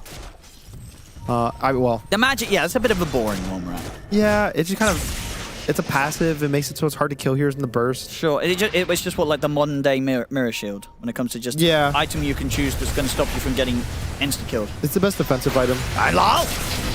They caught him in the mid. He's just dead. Oh. Okay. He's gone for 100 seconds. The triple hex. Yeah. You can't play versus triple hex. Nope. They're smoking hexes up. Upon hexes. Team Spirit wants to get a jump. I mean, he has buyback and he has boost for travel too. See in the mid. They're getting on towards Dahak. This time, they'll kill him off before he can get the stone form off. Now the buyback comes in from La. They've got the control on the tier 2000. It's going to be another. There's the vacuum into the stuns. Collapse. He's there with the setup for triple kill Radan. And more to come as they go over towards Panto. They catch him with the hex. The buybacks, they don't have them on the Storm or the Lifestealer as this one. Okay, they do now. It just came back up, in fact, and maybe that's enough to turn it around. They get the zip across on towards Radan. They've got the hex. That's dead. Oh my goodness, his buyback just came back just in time. It must have been on the timer as well, right? Because he has plenty of money, so his buyback just came off cooldown on Lorinov. It looks like the end. It did. It did, but it came just back up in time. The game goes on. They will hold. It's an expensive hold. Triple buyback having to come out from them there. 2 of them the cause. But they kill Radan. 70 seconds, no Ursa. And Roshan's up. And there's that little bit of a window in their favor where if they kill Lal, he's going to be dead for good. He used his buyback for that play. Yep. Same for Lorinov, though. So Lorinov and the Hawk and Panto pretty much all buy. Everyone buys for that had it for Chimera besides 1J. I think TA2000 definitely needs to farm his. Also, it looked like the Infest was affected by status resistance on the Ursa. It looked like it was a really short duration. I guess that makes it. Or you think that it didn't used to work like that? I thought it used to just be a flat duration. Like it would be 5 seconds no matter what, because it's almost like a transform spell kind of thing, not necessarily a stun. But there you go. The more you know, I guess. The more you know. See, the neutral items are coming out. People are making them. All right, so Spider Legs plus the debuff duration for Earthshaker. It's a good one. And what else are we looking at? Got a Minotaur Horn for Lorinov. I mean, this should be a free Rosh, right? You're not doing anything crazy as Yeah, you have the Bloodthorn. Yep. Okay, Laurel. He's looking. I want to have something to say about this. Ice Path, Macropire, it's down there in the pit. Can they time? They're all committing with BKB. Lorinov really wants the Aegis. They're going to be able to finish it. Pick the stuff up. They're taking a bit of time to pick this. They left the cheese. And in a moment of panic, they forgot about the cheese. Oh, the best. And Radan was trying to chase. I mean, Chimera, they're focused at the moment on just getting out of there. And they will. Will they? Oh, will they actually? Oh, no. He's Indeed, Minotaur Horn. 1J and Lorinov get caught. Lorno's still able to zip away. Tier 2000, he's going to try and turn and fight. They get the Sprout control over towards Collapse. They jump straight over towards 1J. That's the Nature's Prophet out, but 1J does have buyback available. Collapse, vacuum down on towards Tier 2000. Tier 2000 trying to run, but Lyle's in with the Echo Slam. Tier 2000's gone for good. Dead for 100. Radahn will get caught, though, as he's also gone. He has the luxury of buyback, though, on the Ursa. See if they can have the chance to force that out. As the rest of Spirit back off. Just the one buyback being used there by 1J. And the Aegis remains intact on Lorinov. Yep. Can go for another round on that one. Did someone get the cheese? What happened to the cheese? Yes, the courier. Dahak's at the ready. Dahak was smart. He was. Straight over. Cheese on the courier. Ready to get it set up for the next team fight. All right, so the Minotaur Horde on Lorinov actually came in clutch there. Yeah, because he was able to. It gives him 2 seconds of BKB, basically. And also, the enchantment he picked is 15% status resistance. So just getting this little extra, less stuns on himself, a little extra BKB helps him survive and actually win the fight. Oh, there we go. We get some good stuff here. Yeah, we got some good ones. Stygian Desolator. That's what I was looking at. There we go, Dahak. He's ready to solo kill anyone, really. Yep. Obviously, there's items at the moment that's causing some difficulties for that, seeing as we're 63 minutes into the game. But if he does get his chance to get his hands on anyone, they will get torn apart with his Bloodthorn AC Stygian Deso Visage. Over on the side of Spirit, we do have a Book of the Dead. A lot of Book of the Dead fans out there to enjoy some Book of the Dead action today, courtesy of Collapse on our Darks here. And Fallen Another one, Panto. Another Book of the Dead. He is a Tinker, so it's a 33-second cooldown book. So basically, you can just place it down on every single wave. Wait, hold. Yeah, that's crazy. I think That's 33-second cooldown Book of the Dead. I think it kills the creeps when you summon a new one. It used to back in the day, but we're not back in the day anymore. Okay, you want to watch? But I think it still does. I also think it still does. You know, who knows? I think it will. There's no way they stay up. There's no way. There's no way. There's no way. Actually, there might be a way. No. You never know. Let's We're have watching. a look. Is he going to 2 press seconds. it? I'm watching the top wave. 1 second. Use it. Come on. Or maybe he's not because he thinks it's going to kill it. Which it probably does. I think it does wipe out your previous Book of the Dead still. I'm looking. Well, he's going to go somewhere. I'm paying attention. I'm paying attention. He wants to know as well, Panto. He's going to but he probably knows. Just click it. What's the worst that could happen? Yeah, okay. It does. It's all good. The game is working perfectly. There will not be unlimited Book of the Deads coming. Most things like that, you know, like you think Lycan Wolves, stuff like that, they definitely kill the old summons. But yeah, this is what basically 100%, well, more than that. Yep. It would be more if it could. But, there's going to be Book of the Dead pushing out the waves all the time. Bottom lane, Chimera's having to come in with the defense. The Spirit did start to close in upon the base. Didn't quite go for the jumps. We get some level 30s around the corner pretty soon. Lal is going to hit his. Quite a nice one. Very nice one, dare I say. 50% less on that Echo Slam cooldown. I mean, with the Octane, that's going to be a crazy low cooldown. Yep. Basically just use it multiple times in a single fight. Tier 2000. What's he doing? Careful, he wanted to do a little bit of dewarding. That's wasting all the BKBs. That's some danger dewarding. But he gets away with it. And indeed, what's the BKB status? Who got baited? What's been pressed? Shaker and Ursa, both used. I think that's it. Yeah, only Shaker. Lorinov actually did get baited, so he baited one teammate to bait 2 enemies. Hey, that's worth it. Yeah, the math checks out. Yeah, didn't get the ward, but I said that was a bit of danger dewarding there. Yeah, he does have, so he's Spider Legs, plus he took Fleet-Footed, which is kind of like Force Boots. Oh, it gives him 115 movement speed. Yeah. And so it doesn't stack with Boots, but it basically means he doesn't have to carry Boots. Also, the Spider Legs active gives him 20% movement speed, which I think it might uncap his movement speed. I'm not sure. I've been thinking Force Boots did. That's true. I don't know if it will on Spider Legs. We can see if he clicks it. I mean, is he going anywhere close to the speed cap? Yeah. Oh, I mean, yeah, he's that's 516. That's true. Let's see. Look at. He's not. I want to say it doesn't because it doesn't explicitly say it. Fissure. That's a little deep though. And yeah, just the Spider Legs to walk over the fissure, I think is a pretty big impact for Tier 2000. Just that ability, you don't care what Shaker's doing. Once you press Rage, you're invincible besides the Abyssal Blade. Alright, no Aegis, and 1 minute for Lornov's buy. So this is the most vulnerable state Chimera's going to be.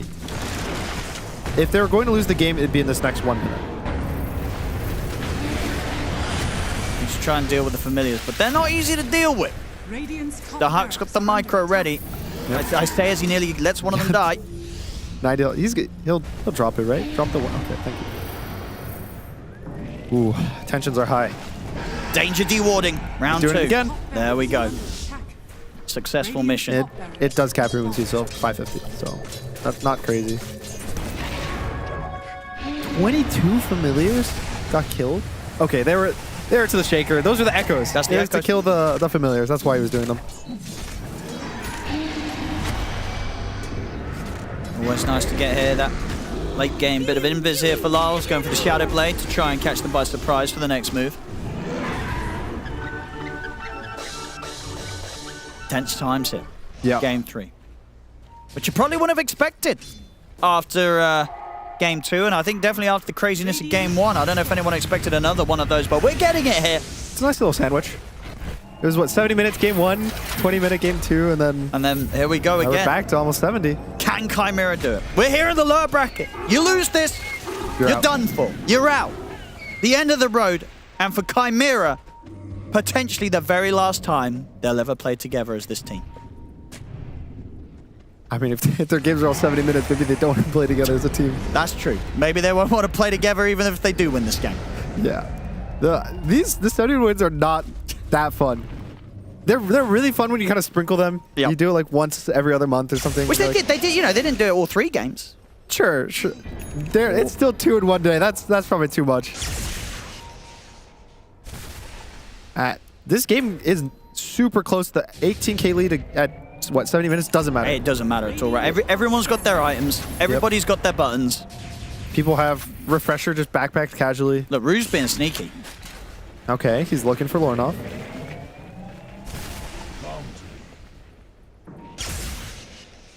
What needs to happen? Just Roche? I guess you should wait Roche for Spirit. Just looking at the net worth. Ooh, 1J. Let's have a look. And we're getting to that point as well. You can get yourself a new neutral if you want. Is there anyone that you think wants to re-roll? They want to try and find something different. They're not happy with their initial options, and evident from the choice they went with. Maybe Collapse's Book of the Dead. Yeah. And also maybe trade that in. Maybe the Fallen Sky in Mapushka. I think it's not. You know, having 2 blinks is cool and all, but. No, no. He's gonna see what happens. He's gonna make the dive up to the high ground. Like Bilal, but Collapse and Radan have turned up. The Fisher catching on to TA2000. Radan's able to follow up Abyssal. They drop the Echo. They've killed off the TA2000 Lifestealer. Dahak's just gonna go for the TP up. The Bash is there on the second hit. Dahak's in trouble. As the 2 of them fall. And what was that? And they just wanted to have a poke, see what happened. And now, maybe even more casualties. Panto's gonna go for the TP out. Bilal. Whoop. One blink to the side. Panto ready to jump. Oh! That's a blink in 1. See? I mean, he's trying his best to juke this Panto. Okay. Is he actually away? 1 second. He's out! Oh, no. And Lau just again, a little off the mark with some of these echoes. That one was Invis. That's true. It's a bit different. And now it's on like a 40-second cooldown. So it's like, it's just a button. You gotta press it, try it. See what happens. See if it hits. Yeah, why not? Book of the Dead! Book of the Dead on It's pushing it. Look at it. Look, this is a meaty push. Ooh. Tier 3 down. Okay, the fact they chase Panto that hard and don't kill him, look at the respawn timers. Lifestealers at 40 seconds, they're all kind of having to go back to fix their waves. He genuinely made so much space for his team that he did. His tier 3 is now barely getting hit, and they'll probably be able to defend this Rax. Radan has no BKB. He's already out with the blink. Collapse is looking for the chance to get in with the blink. Vacuum setup. They'll get back in, finish off the range racks. Now look to finish with the melee racks. They'll give it up if they have to, but maybe they don't. Look at the Book of the Dead. Radan. Job's done. Cleans up the top barracks. There's still that bottom melee rack, so no mega creeps quite yet. And they have the glyph. They held their glyph that whole time. I think the glyph is always really hard late game. You never want to use your glyph for this Rax because if they go throne and you don't have the glyph, you could just lose the game. But it's always This is crazy. It's a hard call to make. How many games at Dota 2 at the professional level do you think have been won where the carry has been the lowest net worth on the team? Because that might happen today. Gunner. Probably not the absolute lowest on their team. The absolute not lowest that on their many. team. Not that many. We got to get a stat on that. I would Somebody say look it up. In all of Dota 2, maybe less than 5. Because that might happen. Like, this Tinker is going to overtake TH2000's farm. 100%. So TH2000 is going to be the lowest net worth on his team, but they might win. I don't know if this ever happened. It's happened in it's happened in my pubs. Thank you, teammates. Are you the carry? No, yes, I was. Yeah.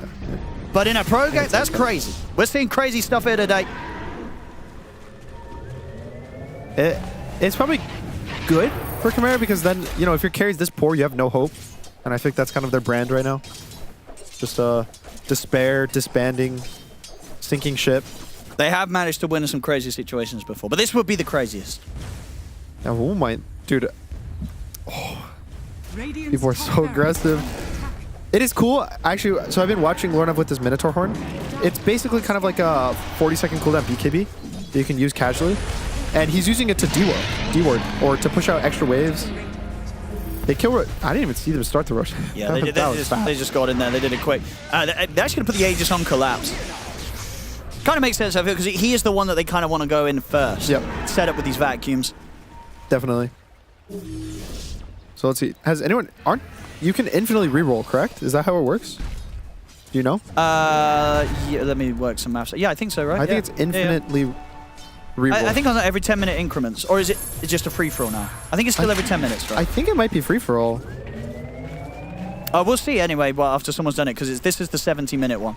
So we'll see if the numbers start counting up again. But I think it's every 10 minutes. Okay, let's see. Let's see Radon. Yeah, we'll see. He's very close. I'm just following him. Clean up the couple more camps. Just need one more. One more. Or someone else to do one more, and he gets lucky. Or RNG. Is he changing his? Maybe, he might not change his. That's the issue. Oh, you think Minotaur Horn's kind of what he wants? Minotaur Horn plus the movement speed. There we go. So he can make one now, if he wants to. I guess if he doesn't make one, we're never going to see because we'll see the hammer go away. Yeah. I've never been. Okay, he went Spider Legs. He did change it. And yeah, he's getting Mat Stones again. Oh yeah, you're right then. So it's just a free for all. I guess the plus 10 is the amount more it costs. Yes. So now you need 30 to roll it. 30, then 40. But technically, you can just RNG till you get your tier 5 item. And if you get to when you need 100, you get secret access to the tier 6 items. Ooh. Which we've never seen before in Dota 2. Those are top secret though. Radon. Yeah, don't tell anyone about this. Radon! He's gonna stand his ground here against TH2000. TH2000 is getting caught in the stun, but he's able to get away for now. Nice Wind Waker. He's up in the air. Lornoff also backs off.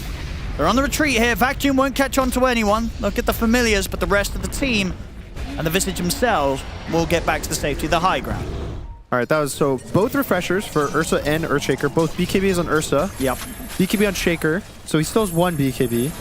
And I guess it was triple BKBs on Chimera Course. But they were the ones that held the refresher shard at least on the Storm. So I don't know. It's hard to say like who won that fight. It was kind of just the biggest thing is the BKB, the refreshers on Ursa and Shaker. The fact that they don't really have this like double timing tool will matter in the next fight if it happens soon. Doesn't look like we're getting any block of cheeses this time around, right? Neither team's setting up for those. There was one on Collab. Oh, there was? He had one for sure. I don't know where it went. Oh, maybe. Ursa ate it. He had it the last fight. He has a okay. He's got a Slavery shield. It's still there. It's really easy to make those now because the Lotuses now just... Panto. Oh. He's gotten out of sticky situations before and he'll get out of it again. So the Lotus pools now always are spawning the big Lotuses, the mega ones that create it. So all it takes is a cheese for the most, because it's 2 greater, I think, plus the cheese is the recipe. Okay. So yeah, it's just 3 minutes. You pick one up, wait 3 minutes, pick the second one up, and then you got a block of cheese. And, we'll get some re-rolls on the enchantments. We've got Dahak, for example, he switches up to Audacious. Wants the attack speed and magic attack damage. So you add that in on top of his build already. Yeah. My goodness. He can hit hard. All right, Spider Legs now for Miposhka. Any big level 30s coming up? Collapse, what's his? 2 Iron Shell charges. It's not that. That sounds pretty, it's whatever. Whatever. Yeah, that's not too exciting. Honestly, the Jakiro one looks pretty good. I guess, never mind. I didn't realize it's not that good. Is it not that good? It's okay. Nothing to go home about. Teleportation cooldown, it's probably pretty decent for 1J. Yeah, nothing. Some of these 25s are just kind of meh. Oh, look at this. What's going on here? What's going on here, Gunnar? What's the plan here? Some sneaky stuff's going down here. Book of the Dead plus a treant? Wait, why is he TP now? Oh. Okay. Okay. I mean, it doesn't do on its own, but through the backdoor protection. A little Book of the Dead here. But they were cooking up something. Yeah. We'll let them cook a little bit more. See what they come up with in terms of these rats' potential plays. All right, everything's back. Yep. Radahn, 10 seconds on his refresher. They're going to try and make the jump onto Radahn. Radahn. And rage off. He's fine to run. Spirit. I mean, Lar was thinking if he could get a way to jump back in on them. Chimera are kind of grouped up. Lal. This is a good ward for Chimera on the cliff. Rage coming out pretty early here from Tier 2000. The age is expiring. Both teams know that a bad jump could cost them everything. Yeah, but there's also 10 buybacks. You have to factor that in. Oh, they're looking.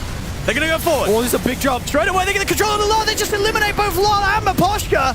We'll see Radahn turn to try and fight back. He's able to bring down Panto. Panto will come in straight away with the buyback. The bash is down towards Tier 2000. The Lifestealer falls. He's gone. He's got the buyback available. We'll see if he comes out with the Macropires laid down. 1J dies. Also, immediate buyback. Lorinoff's caught in the middle, but he's able to get the zip off to the time. The Lal jumps in with the enchant tone. Takes Lorinoff out. They get the cleanup.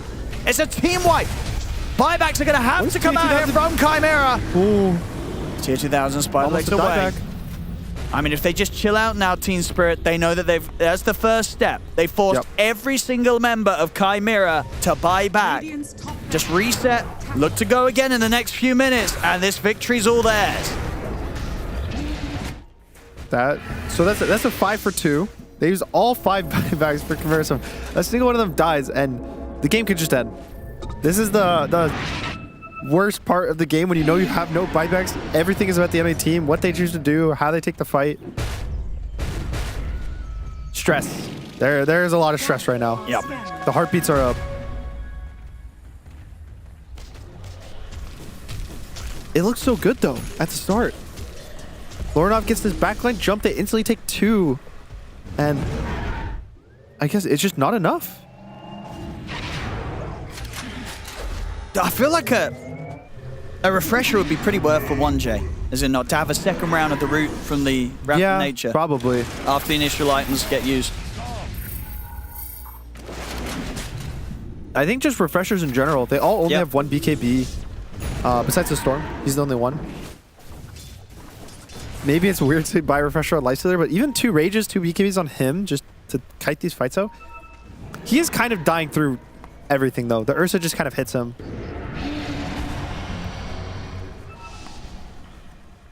Stress. It is doable though. So refresher going to be up on the Storm in about 50 seconds. If he gets a good initiation like that on,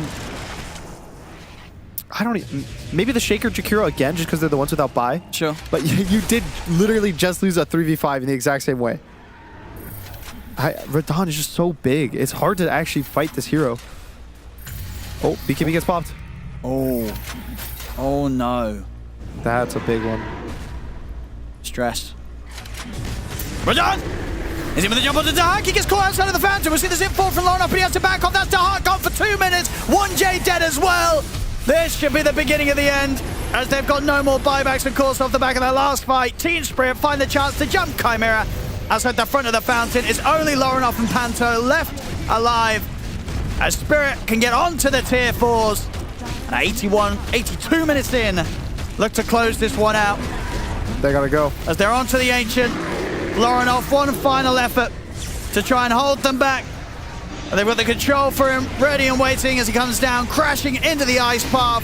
Lorinoff's gone. GG is called. Spirit will get the victory here and will be the ones moving on today. And Chimera, they gave us one pretty fantastic final ride here. 82-minute game to close up the series, but it will be the end of the line for this squad, Gunnar. And what a whole series. Just the first game and the third game especially are some of the best games I think we've seen the entire tournament. Just entertaining 70-minute games, 80-minute games, and definitely a heartbreaker, kind of the way it ends. You feel like you get these 2 good jumps. You get jumped outside your fountain. But I think based on the whole storyline, getting top 4 is definitely feels pretty good overall. Absolutely right. Going into this tournament feeling like you're disbanded. They probably were expecting to drop out in the first group stage, and they make it all the way here. They did. 1 day away from the final day. No. It might not feel like it right now in the moment for them, but I'm sure as it sets in, even though they're knocked out, as you say at this point, still definitely things for the players to take away from this tournament in their performance. Chimera coming in 4th as they get knocked out here by Spirit. And Spirit, they kept their cool right up until the end. They knew what they had to do. Some good final finishing knockout blows to Chimera, forcing out those 5 buybacks and then looking to run it back again before the cooldowns came up. But there we go. What a game. What a series. Spirit, they'll be moving on as they knock Chimera out 2-1. Heartbreaker of a series from Chimera. They fought to the bitter end. Both these boxers going head-to-head until the final round. Spirit finally ring the bell with their skulls. I will, at the minimum, eat my words because, boy, did a Nature's Prophet Tinker support duo look great, Lacoste. They did, especially Panto. Like, how many times did this guy got out of trouble? He was breaking some ankles, but... man, Laurel, he also had a couple of those Keko slams right there. Like, he was also blocking off his team. He tried his best to make this game interesting, and it's really delivered. 1 hour and 22-minute game, but Team Spirit, oh, look at this beauty. Team Spirit, they're a very resilient team. Very difficult to bring down, very experienced team. So when it comes down to the late-game decision-making, this team is one of the best ones out there. And there was a lot of late-game decision-making going on. Brian, you were actually the last to join us because the majority of our panel immediately migrated over at like maybe 65 minutes, give or take. Well, apparently we weren't even 10 minutes away from the game ending. But Brian, you saw it in your 4th eye. You knew Chimera was going to hold on. Yeah, I knew Laurel still had another Keko slam in him, like Lacoste was mentioning. But I will say, you know, Chimera, their run-ins here, not only for this tournament, but for the team as a whole. I think every player would want to use this opportunity to fill out their CVs for future LinkedIn connections, and I'll just say it how it is. TA 2000, you did not put anything on your resume moving forward. That was a laughable performance, I'll be honest. Like the 2 games, even the one they won, to be honest. In his defense, he had the worst like carry-to-carry matchup, though. Like, Lifestealer against Ursa is not a good time, right? Like, you go in Magic Immune, Ursa's going to go and he's going to use Abyssal Blade, he's going to hit you 12 times, and now you're at 40% HP. I think Fear is offended back there that you are defending TA 2000. Maybe. The homie made space for his 5-position Tinker to Four-position out-farm Tinker. 4-position Tinker to out-farm 5-position Lifestealer. Yeah, everyone. There was some real rearranging going on. But Spirit are famously the most stressful team to ever go late game against. Yeah, but I mean, I feel like they were the ones who were stressed in that game because, like, Chimera gave them a run for their money. Like, they made them work for it because that draft is something that could be very easily exploitable, but Chimera found their early timing, like minute 15. They were playing with Visage and Storm so well. It looked scary. You know, a couple of good fights for Spirit. And when it started to look really good for Spirit, Chimera just played the map like the most annoying nuisances ever. Like, Storm was playing the map, Tinker was playing the map, Nature's Prophet was playing the map. And I guess the big recurring theme for this game for me was that every time Chimera opted to take team fights instead of just split push and like pick them apart as annoyingly as possible, they were losing. So it was a matter of how well could Spirit create situations where they were forcing 5v5s by going on key targets, making Chimera react, as opposed to reacting to their map play. And Chimera held on for a really long time, so I have to praise them for that, regardless of how bad some hero stats looked. Yeah, I have to imagine that if they bought enough time with all this split pushing, they were hoping that eventually a Lifestealer into Storm Infest Bomb got the ankles in shambles.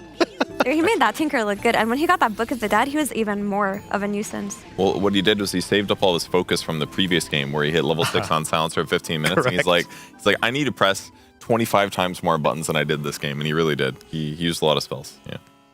No, it looked winnable for Chimera at some point, but that is where Spirit's superior experience comes to play. And even moments like that Roshan fight that happened ages ago, a whole game ago, Neil, like minute 40 or something, where if Chimera had gotten that Aegis and that cheese, things could have looked really different, but they kind of choked when Roche is at 5%. Yatoro comes with the Aegis steal, gives the cheese to Collapse, who, if he died without getting the cheese off, they would have won the fight on Chimera. It was crazy. It was a crazy game. The margins were immensely tight in that game, but get off me, sorry. Get off me. But eventually, Spirit do claim the victory, and I get a chance to speak to Rue. Rue, how you doing after 200-something minutes of Dota? I'm boring a little bit. You're telling me you didn't have fun in that Spirit Breaker game, being able to run around constantly? No, you know, late game versus Furion Tinkers is kind of hard. So yeah. It's, I'm not happy. Now that I think about it, against those two heroes, you probably have the most stressful time because you are constantly scanning around the minimap. As soon as you see a Nature's Prophet or Tinker, it's your job as Spirit Breaker to be like, guys, I'm charging, come with me. Yeah, sure, but it's no heroes to come with me, so I just charging for information more.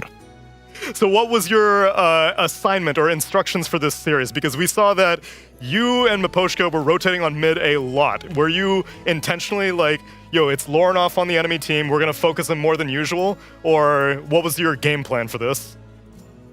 In second game, we just saw Silencer going mid and touches TP, so we coming to help because Monkey is strong. In last game, we just don't want to give Storm runes, so he will be AFK farming and making no pressure. And then what do you think drew this game number 3 out so much? Was it Chimera being able to make good moves split you apart, or did you feel that you guys were not as cohesive as maybe you could have been? Once again? Do you think that this game was made difficult because Aurora was making really good moves, or do you feel like you guys were like off your game in this game 3? No, we know we will win. Not now, not after 1 hour, but we will win. It's okay. It was an eventuality. It was going to happen anyway. How do you prefer late game Dota, or you always don't like late game Dota? Like, regardless if you're playing Spirit Breaker or some other hero, do you like whenever tier 5 neutrals come out, or you'd rather have the game over in like 30 minutes? I like the late game because I'm a Spirit Breaker, so I can farm all lanes, be everywhere. If I was something like, something like Betrider, I don't like it. Well, I'm glad you got to have this. Are interesting. Yeah, it's entirely dependent on the hero. I'm glad you got to have some fun in this series. I won't take any more of your time. The Dota has taken enough of your time. Rue, congratulations on the series win. Looking forward to how you guys do tomorrow. Bye-bye. Yeah, that was a extended series coming out from Rue, and you know, this old interview machine, it used to have some humble origins. We used to do a whole lot of other things on this device. And, you know, I want to take an opportunity to look back and remember on the old Telestrator machine. And with that team fight, it looks like the game is pretty much over. Hey, Purge, what do you got for your segment after the game? Oh, for my Weatherman segment? I have something in mind. Okay, looking forward to it. I'll be right back. Okay.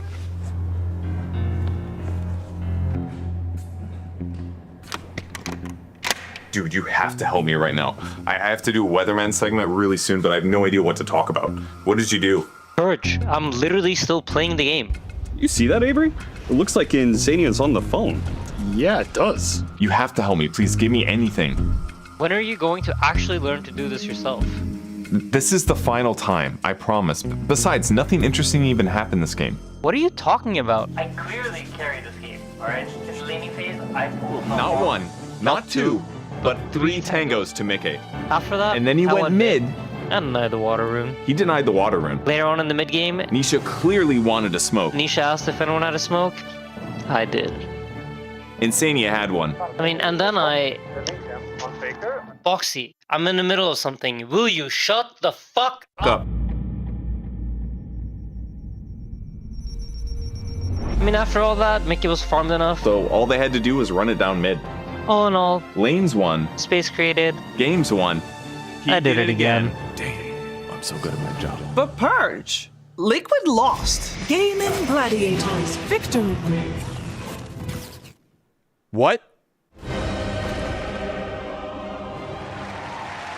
So that's the methodology, huh? Yeah, I have him on speed dial. He takes all my calls. It's really convenient. Sometimes if it's the middle of the night, I even call him and I'm like, hey, I have a Dota question really quick. Yeah, I gotta prepare my tech segment for tomorrow. Yeah. What happened in this whole week? He gives me a lot of layups. It's a good relationship. And what do you give him in return then? It's a symbiotic relationship. Oh, right? I just praise him on panel, of course. I'm just very biased, very liquid biased. We should pull out some of the clips where you find them where you said like, yeah, Insania threw this game pretty hard with something. Maybe the. That's when he doesn't pick up the call. Yeah. That's when he hangs up, goes to speed dial, goes to voicemail. Now that you mention it, there was this one game where Mike popped off on Furion and Purge highlighted Insania. We're gonna need to pull out the records. Check the VODs on that one. Well, now you guys know. It's always been like this. 10 years. You got away with it for so long. And now the secrets have been revealed. Yep, unfortunately. How did he help you out back in the days? Because he was playing Han back then, Well, right? you know, it didn't take as much to be good at Dota back then. So he was my secret lifeline, yeah. We've raised the skill ceiling quite a bit. Yeah. I was the one that encouraged him to play Dota 2. I see. Yeah.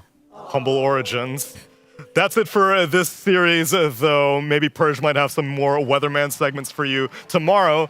But right now we have an upper bracket final to get to. Pari Vision versus Tundra coming up next.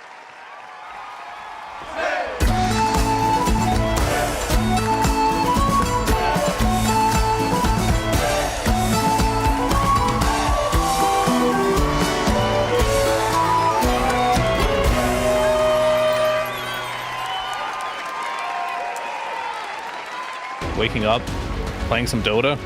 It's just been part of my life for 20 years, and I don't think that's going to change anytime soon. Where we are in the history of this game and where it's come from and how much has been accomplished, I think compared to basically any other esport, it's the best. So I'm grateful for Dota 2 as a game because Dota as a culture supersedes where we come from. You are a Dota player first, and I love that.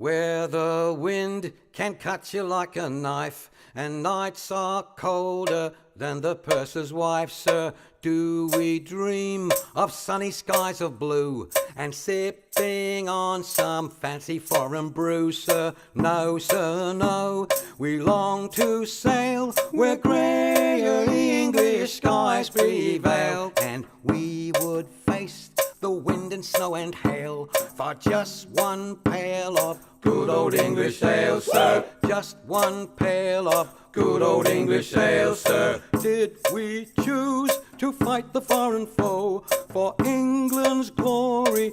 We must answer no, sir. An English ale house, that's where we would be, not dodging cannonballs upon the sea, sir. We're only risking life and limb because old England's too far to swim. But we would chance an iron arm or leg for just one keg of good old English ale, sir. Just one keg of good old English ale, sir. Many days. Really? People got better, man. That's crazy. His inventory is somewhat reasonable on Bloodseeker. Но Seeker закуп нормальный. Лодки как-то когда он хуёвенько жмет. На самом деле здесь Bloodseeker в мипе, поэтому он контрит. Полная контра. I mean, it's a bit clumped. It's definitely not super high on War. 感觉没有什么操作。 Invoker's also unreal low level. 感觉是对面把饭喂到他头上。而且我仔细观察一下阵容，好吧，这阵容像。Я считаю, этот момент в соло сделан. Rampage. It's top 10. Top 10? Is this Mangekyu or what? 像3-4千分选出来的阵容。我猜个3000分吧。我观察到了一个细节，牛头人出以太没有魔晶，在出跳。I think it's Aircon. Yeah, I think the same, yeah. I feel like it's Divine or like super low Immortal. Go Divine? Yeah, go Divine. Alright, Divine. 我觉得他们只有统帅。那我猜个中军吧。Yeah, I guess like Divine. I think same also like Divine. Really? Really? People got better, man. That's crazy. It's a lot of bombs. Здесь запланчено бомбами, крепенько все. А такие я нагонял. Ой-ой-ой, разбомбил здесь. I see. Okay. This is pretty low of a MR for sure. The bite, it's a Titan. Даже на нашем рейтинге такое может произойти сейчас. I think it's around 2k or 3k MMR. Okay, I mean, this is one of those games that looks like where both teams just keep walking back and forth down mid, and the heroes are like unreal bad, which makes me think this might be like Herald or like close to Herald. Like it's really low MR, I think. 最低段位叫什么？对面完全不懂炸弹人的技能，就是。Enemy was just running around against his bugs, so. Yeah, let's say Aircon. I think the 3k MMR, yeah, legend. Go here, because I have 5 French heroes. Yeah, it's some weird crap going on. I'll say Herald. 我猜个卫士。先锋好吧，我猜个先锋。I guess Herald, because as you can see the 10 heroes in the game, it's quite suspicious, right? Maybe 1k, yeah, my guess. Got it. Я на самом деле чувствую, что маров очень мало. When there's no gold lead and both teams just keep running back and forth down mid, it's a Herald game. Okay, guys, thanks you for watching. See you next. Thanks for watching. DreamLeague Season 25 is brought to you by Intel Arc, Acer Predator, DHL, Kadia, and 1xBet.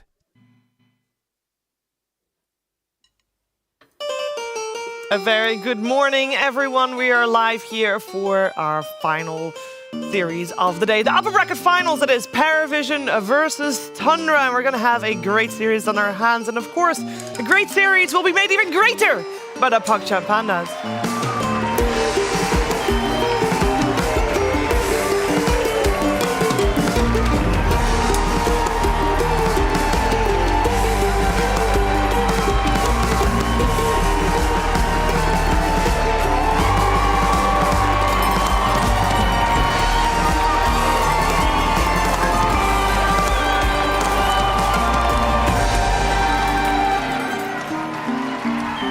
Not just the PogChamp Pandas that are making it great. No, I got more people added to the mix here. On my left, I got Jenkins. How are you doing? I'm great. Oh, thank you. Thank you. I'm great. Yeah, I'm glad to be here. Upper bracket finals. Yeah. Probably the two teams we expected, but I'm still happy to see these teams. I think they're both very interesting. We're going to have a fun day today, Nat. Yep, I thought she was going to introduce I was going to introduce you as well, Natty. Welcome on my panel. Yay! The second time. Well, last time it was just for fun. This time it's serious. Yeah, this time serious not fun. business. Is this your first time with the band? No, I've had them for like one draft before as well. Oh, I missed you guys. But I'm gonna get them for longer. Yes. Which feels good. Can we get Oh wait, did you just get invited to join the band? I did somehow. Oh, they're giving me the. Oh, there you go. We've been working on something for you guys. Actually, I don't think we have time for this. I don't think so either. I don't think so either. But I'm gonna pretend. Can you guys just talk about the Dota? Well, I won't. I will not be the one talking about the Dota. So while you guys are. Wait, are you guys actually? Oh, you're gonna do the draft music. No. Yeah. Well, the draft is not yet starting, and before we get to anything else, and before we're gonna listen to Nati perform together with the Pug Champanas, we're gonna check in upstairs here with Fear in the tech segment. Hello, Shiver. Yes, Hello. I want to talk about Night Stalker specifically for this series and the flex potential that it has as a support right now. And these two teams are both playing it as support, as an offlaner. It does allow you to pick it very early on in the draft. And we'll see an image here of the two players that I am talking about, 9 class versus Soxa. And their most recent match, both these players did play as a position 4, and it looked incredibly good because they brought back with the Night Rain facet just getting a free ability at level 1 in the Night Rain. So you do get the Hunter in the Night, which is basically the equivalent of just getting boots and a little bit of attack speed for absolutely free. And I'll show you exactly how this is important going into this series here and how it is good. So a couple clips rolling up here. Why this is good is because at level 2, you get 3 abilities. You get Hunter in the Night and you get the Silence, and on top of that, you get the Void. So this enables you to make plays like this where you can just go in with 3 abilities. You got the attack speed, you've got the move speed, you're buying the Orb of Frost early on as well. Magnus, he wants to go out, but nope, Night Stalker is level 2 here, and he can just silence you and kill you in the laning stage. It is an old concept. A lot of heroes used to have this ability, but being able to have a power spike at level 2 makes me think that Night Stalker support is actually good. On top of all the things he does in the late game, gives you vision with the ultimate, which is incredibly important for winning team fights. There's also one more strange mechanic this hero has that all the teams are aware of, but you have to also be paying attention to it as well. It's the Tormentor, 15 minutes. It is supposed to spawn down there every single time, but it only stays down there for 18 seconds, which means you can burst it within 18 seconds if you are there, but if you're not there on time, it'll teleport to the other side of the map. So you have to be prepared for the first 18 seconds and show up, and then you have to flip to the other side of the map. So that can be very difficult to do and makes it slightly annoying to play against as well. Yeah, I believe we had that once, right? Yeah. Once in total. I would be curious to see if the teams have something prepared for the Tormentor, in particular for the upcoming series. If you wouldn't mind joining us here on the table as well. Jenkins, you earlier said that you're not surprised to see these two teams here. Why not? No, I don't think so. Good to see you, Fear. Nice. That was a great segment. I think we theory crafted that Night Stalker, by the way, for the Tormentor thing, but then we just slowly realized, like, oh, he has 3 abilities. Yeah. All the heroes that are like that are completely broken. And both of these teams are 2 of the most capable teams of figuring these things out early on. I think when the patch came out, people kind of expected Tundra to do very well on the new patch with the combination of Moon Meander, 33 Soxa. These guys are very good at, coming up with fresh and new ideas, but also I feel like the way that they were playing before was already good for the patch. Like, they were already showing up as 5 to fights, and now, for some reason on this new map, it feels like this is kind of the meta. You just do the laning stage, you 5-man before the Tormentor, not even for the Tormentor, like 10 minutes in, you start 5-manning, maybe even before that. We see offlaners going to mid-tower, so yeah, Tundra, very solid team. What do you think about Paravision, though, Fear? I actually want to hear from Nat a little bit first, if that's What do you think about Paravision, because Nat? I know Fear's going to keep his eye on the position 4s, and we only have a short amount of time, so I really want... Actually, you know what, Nat? I love hearing your thoughts, but I also really love hearing the thoughts of the players. So let's hear how they feel before going into the draft.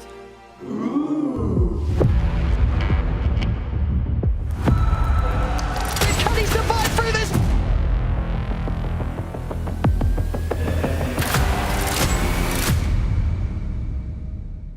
About Paravision, I think they are looking really strong. I think when we played them, we kind of threw a bit. Not our best performance, but I'd say they are the most exciting team to play against right now in this tournament, for sure. I don't think they've got much left to play with here. Save, he goes down, double kill for DM, double kill for Satanic. With our current result, it was like 50-50 about being expected and being not expected. We did fix our issues, and now we're moving as a team. Tundra is a great team. It's a very smart team, which is like tournament winning recently. But I think with new patch, some of the heroes they used to play got a bit worse. So now they're like on the road to find the replacement for it. And maybe it's actually good for us. So Bale just doesn't stand a chance, even the Skeeter, the damage too high here, surely. Maybe with the Rolling Thunder they can lock Satanic down, they can't, it's over. Now we get a new player, which is also adapting to us really, really well.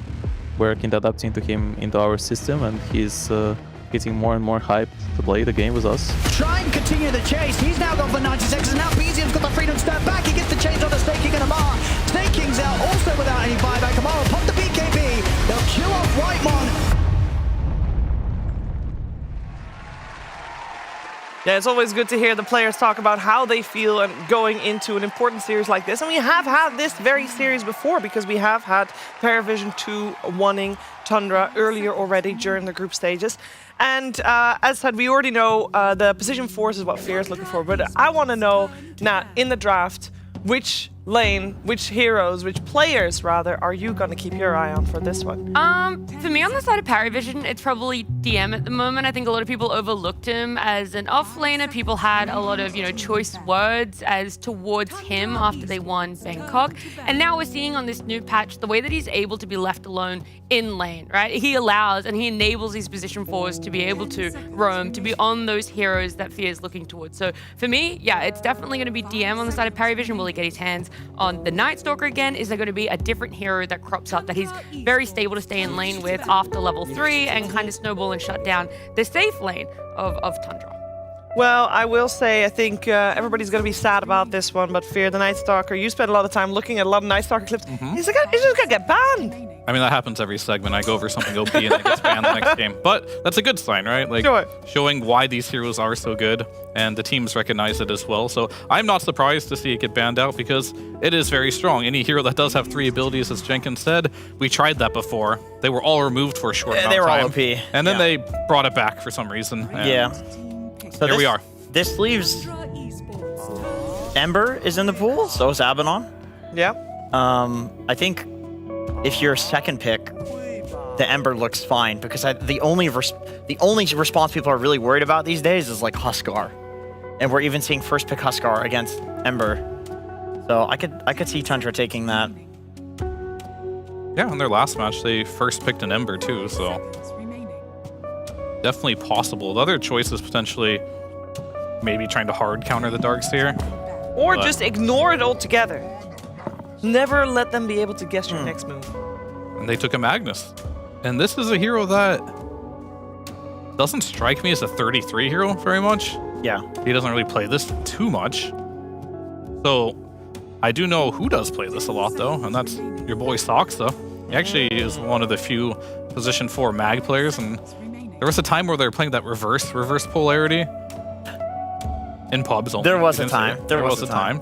So I actually kind of think this is likely going to be carry or support. I was going to say, do you think, because as a response to Darkseer, I think they've done this before and put Dyrachyo on it. Yep. Like, I imagine for some reason they think that Magnus is good against Darkseer in lane. Maybe because you clear the wave. Maybe, and like Spend, right? Yeah, you can push the wave out and then go jungle. But also, like, if he gets right on top of you with an Ion Shell, or if somebody gets on top of you, you just skewer them into tower. Yep. We even saw that in the clip that you showed us. Yeah, I mean, it definitely could be good there. I mean, it just comes down to why this over Sven, in my opinion. But I think the flex potential, answer my own question there, is why this would be better than Sven here. So yeah, it definitely is good in lane versus Darkseer. Still open if they want to pick a hero like Sven later. Still open in the pool for Dyrachyo. He does like that one. So we'll have to see. You said you didn't really see it as a 33 hero, and so Lesh, it's something that also has the flex potential. Everyone's been doing quite well with it. We haven't found significant answers to it, but it means that a lot of 33 heroes are still in the pool. Most times when people come up against Tundra, it's this Doom, it's this Beast that are looked at being banned out in the first phase, but they're actually all still in this pool. So it almost feels like he has too much to pick from at the moment. Oh no. What a disaster for Tundra. Choice paralysis. It might be, they end up wasting all of draft, preserve time towards it. To be honest, if previous series was anything to go by, I would be worried for Paravision's Jakiro. I have been loving the Darkseer combinations that they've been able to throw out, and that Jakiro is still in. They might just pick it themselves, but it's not just Jakiro either. There's so many heroes that could pair up so nicely with a nice vacuum. Spiritbreaker is one that we've seen become more and more popular. I don't know if I fully understand it, to be honest. Maybe it's partly because he's like the best drums buyer in the game, and drums now has no charges. So it's very good. Yeah, and they'll block pick the Jakiro there. Something they ran earlier in the tournament on this patch, though, was Naga with Disruptor. Could be good with a Darkseer potentially as well, if they want to go that route. Or just Disruptor in general is pretty good with Darkseer. Especially when you get to the Ags. You know what is very tempting here when you see Jakiro Magnus? Rubik. But you already have a Darkseer, and... I was going to say Abaddon. This hero is bad. Oh, that's true, actually. Abaddon's really good. But you don't have any flex potential, so maybe that does remove that. And Satanic, he's kind of shown, in my opinion, that he doesn't want to play any of these like new age flexed carries.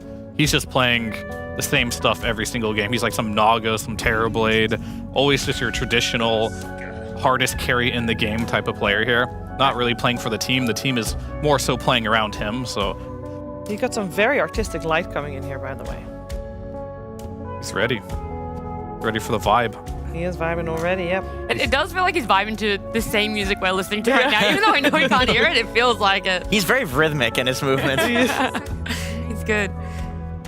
Look, Paravision getting their hands on Tusk, though, does make me nervous. It's Tundra. It is just a whole different ball game when we do see 9 class on it. This is what I talked about, right? DM having at least somewhat a stable lane until, let's say, level 3, level 4.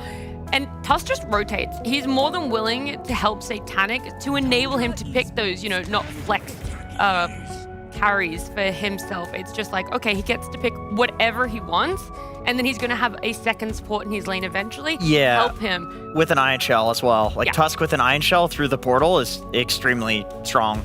We've also seen techies go through the portal. Like Ducalis will also portal and suicide in the Tusk Darkseer lane. So there's just a lot of portal potential from Paravision right now in general. You don't think it will be 9 class playing the techies? Isn't he the techies player normally?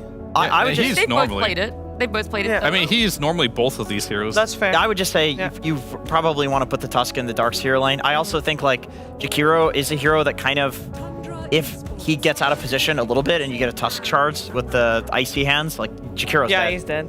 So I think that's a lane matchup that you probably want. Does the Bristle even really narrow the flex potential coming out from Tundra at the moment? Because it's like Daracho could play it, 33 could play it. And then we still don't really know where the mag is. And then a Weaver comes out too, where it's looked hit and miss. I'm trying As to what role? As carry. As carry. There was how many times it's one person who did so Radon well. played it, yeah, and he won. And that's the only one I remember. Same. That was the only one worth remembering, let me put it that way. Yeah, there you go. I mean, I think the idea here is likely carry, but it doesn't have to be. I think it's just a good Weaver game overall. You are playing versus Tusk and Darkseer. You are playing versus Techies. These are heroes that don't have good lockdown for your hero specifically. But I will say PA versus Weaver 1v1 is not a good matchup. And this is exactly the position that Satanic loves to be in, where he is the hardest carry in the game. And he's definitely secured it there. And Tundra, they're going to be more off of team fight, more off of scaling as a team and just snowballing the game generically. I am not sure where these heroes are going. That is one benefit. Mag could still be support. Weaver could be carry, could be support. Mag could be carry. Pretty sure Bristleback is 33 though, most likely. Yeah, I think so. I feel like because PA is picked, and of course you have the break from the Aghanim Shard, you probably want to put the Bristle on green facet and then go for like the utility item so you're not so countered by that. I'm just wondering how the Magnus PA matchup works if Mag is carry. Is it like you get a Bloodthorn and then there's some timing against the PA? I mean, it's not good 1v1, that's for sure. Yeah, I feel like it's not a good 1v1 for the Mag. Like this looks like a really good PA game to me, but I don't think it's a great 1v1 for a Weaver either, other than the fact that Weaver is like more happy going for an MKB. But at this point, like, yeah, I mean, I agree with you. You want Weaver to be carry, right? I think so. Probably it's better. It probably is better. It's still not a good matchup because you can close that distance very easy, get a basher, and then Weaver's one bash, Weaver's dead. and he just dies. But it's definitely better than Mag. I would agree with that much. And you can't really pick another carry here, I don't think, unless you want to do mag mid. Not entirely sure. BZM mag mid, yeah, I don't know. Is that a thing? I have to ask the question. Yeah. Mentioning BGM, Invoker probable or no? Yeah, you could play it. Yeah. It's definitely playable. Is it a good game? I think with mag, RP, Cataclysm looks pretty nasty. Like Meatball on top of RP as well. And Bristle, if he's going for the green facet, which I'm certain he will, then you do have like a lot of kiting. Like Bristle is a hero that will go in to make space for a mag to hit an RP, and then you can hit the Cataclysm. So I don't think it's too bad. Pure damage is a great way of killing PA too, and magic damage. Yeah. I'm just scratching my head a little bit around the Tide ban, because I mean Tide has been played in a carry role too. I'm not overlooking that factor, but is this more just a lane to try and help out the PA and the techies a bit more, or is that what Tundra are missing in their lineup? This massive team fight. That's a good point. Off-lane. If they're banning Tide, then It's mag mid. They think it's a mag mid. Definitely possible, yeah. I mean, that's the thing. You look at Tundra's draft, and you can't come to any conclusion. It's just all these heroes, but Jakiro can go anywhere, essentially, right? So you just have to ban heroes that you think might be good for their lineup and good for what you want to pick. So they ban the Shaker, and they take the Puck. Makes a lot of sense there. And the Ember's already gone. That's another good hero versus the Puck. And a lot of the other heroes that were incredibly good versus Puck, like these TAs and Sniper, still pickable, I guess. Monkey King as well. Monkey King used to be good, but I actually did interviews, and I've seen this matchup be 50-50. Oh, because you can't do the life steal off the creeps anymore? Exactly. That's and big then, enough? Okay. I think I was talking to Laurel or something. Interesting. And he was just like, this matchup's 50-50 now, so it doesn't win anymore, but you don't really want to pick Sniper against PA, Darkseer. Yeah. A Tusk rotation too would definitely kill you. Yeah, so it's I don't think there's a free pick here that just destroys Puck. Ember would have been perfect, but that one's banned. So would Earthshaker. Yeah. Yeah, well, they have a full minute and then some to think about it, so they're not short on time at all. Earth Spirit was also the old one, but I'm just not sure how good this hero is. Yeah, unplayable now, I think. Like, the Boulder Smash doesn't do damage to creeps anymore. You can't farm. Yeah. Like, I think you just can't play a mid at all. And if Monkey's not the like hard counter that it was, then I do wonder if the whole point was like snowballing the lane and then rotating side lanes, and if you can't snowball the lane, then... Is Storm too annoying with the silence? Yeah, you don't want to play versus Puck. I mean, I think they should just put Mag mid, in my opinion. Take it. Yeah, at this point, that's a good point. I think so too. Pick like, I don't know, is Bloodseeker playable or is PA Darkseer? Sounds pretty cool. Wait, so you want Mag mid and Bristle off in a different carry? Yes. Okay. I think so. Right.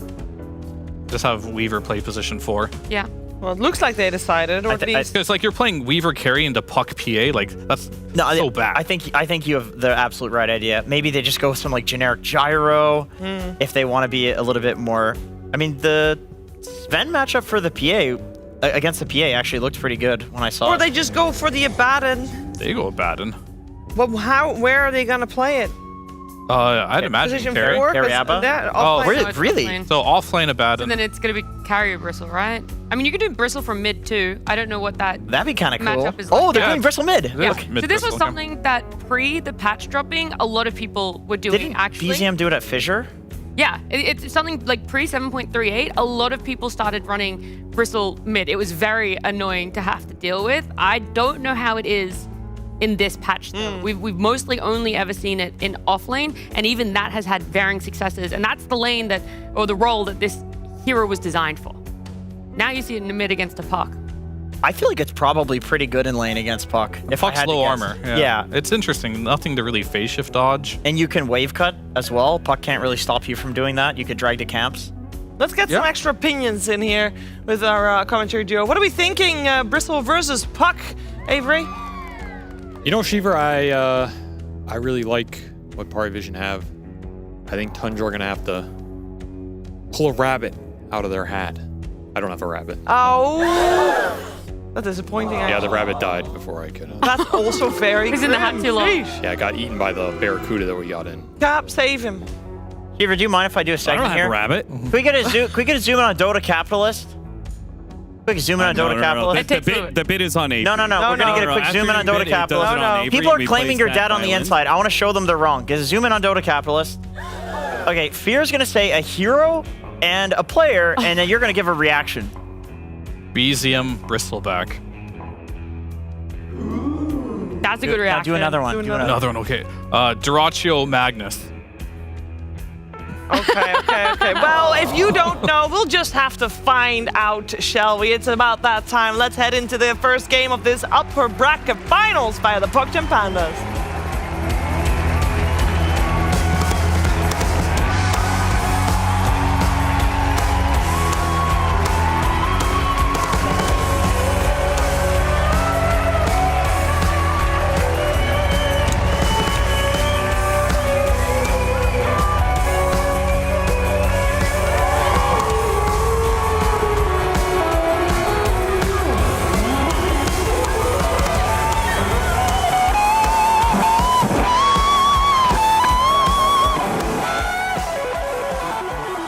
The two best teams in the world match up in their first playoff series, but I have a feeling, Avery, that it may not be their last, as these two teams have been looking very, very good in Dream League, though neither wants to drop down and match up against the two-time TI winners. Oh, you much rather watch that lower bracket series, prepare yourself in the finals, and be rested, because these two teams, I think, are also the teams I would rate as most capable at elongating games.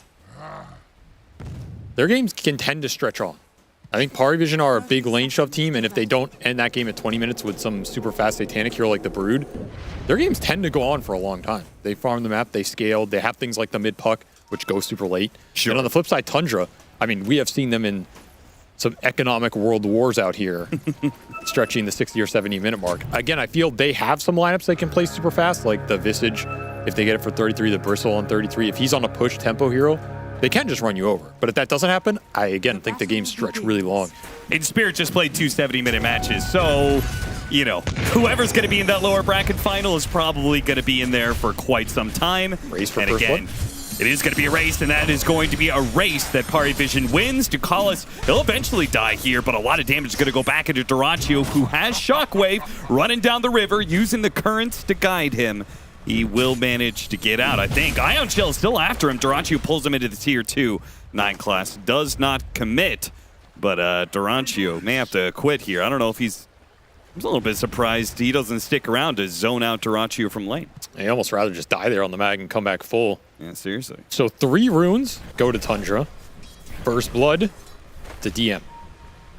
So kind of an even trade overall. I still think 3 runes is comparable to First Blood if you have a lineup that can put pressure on multiple lanes. Sure, especially if the enemy mid doesn't get the First Blood. Yeah, of course. So you actually have the net worth advantage in that regard. If these guys are going to be just back laning, then is the extra gold really going to do them that much good?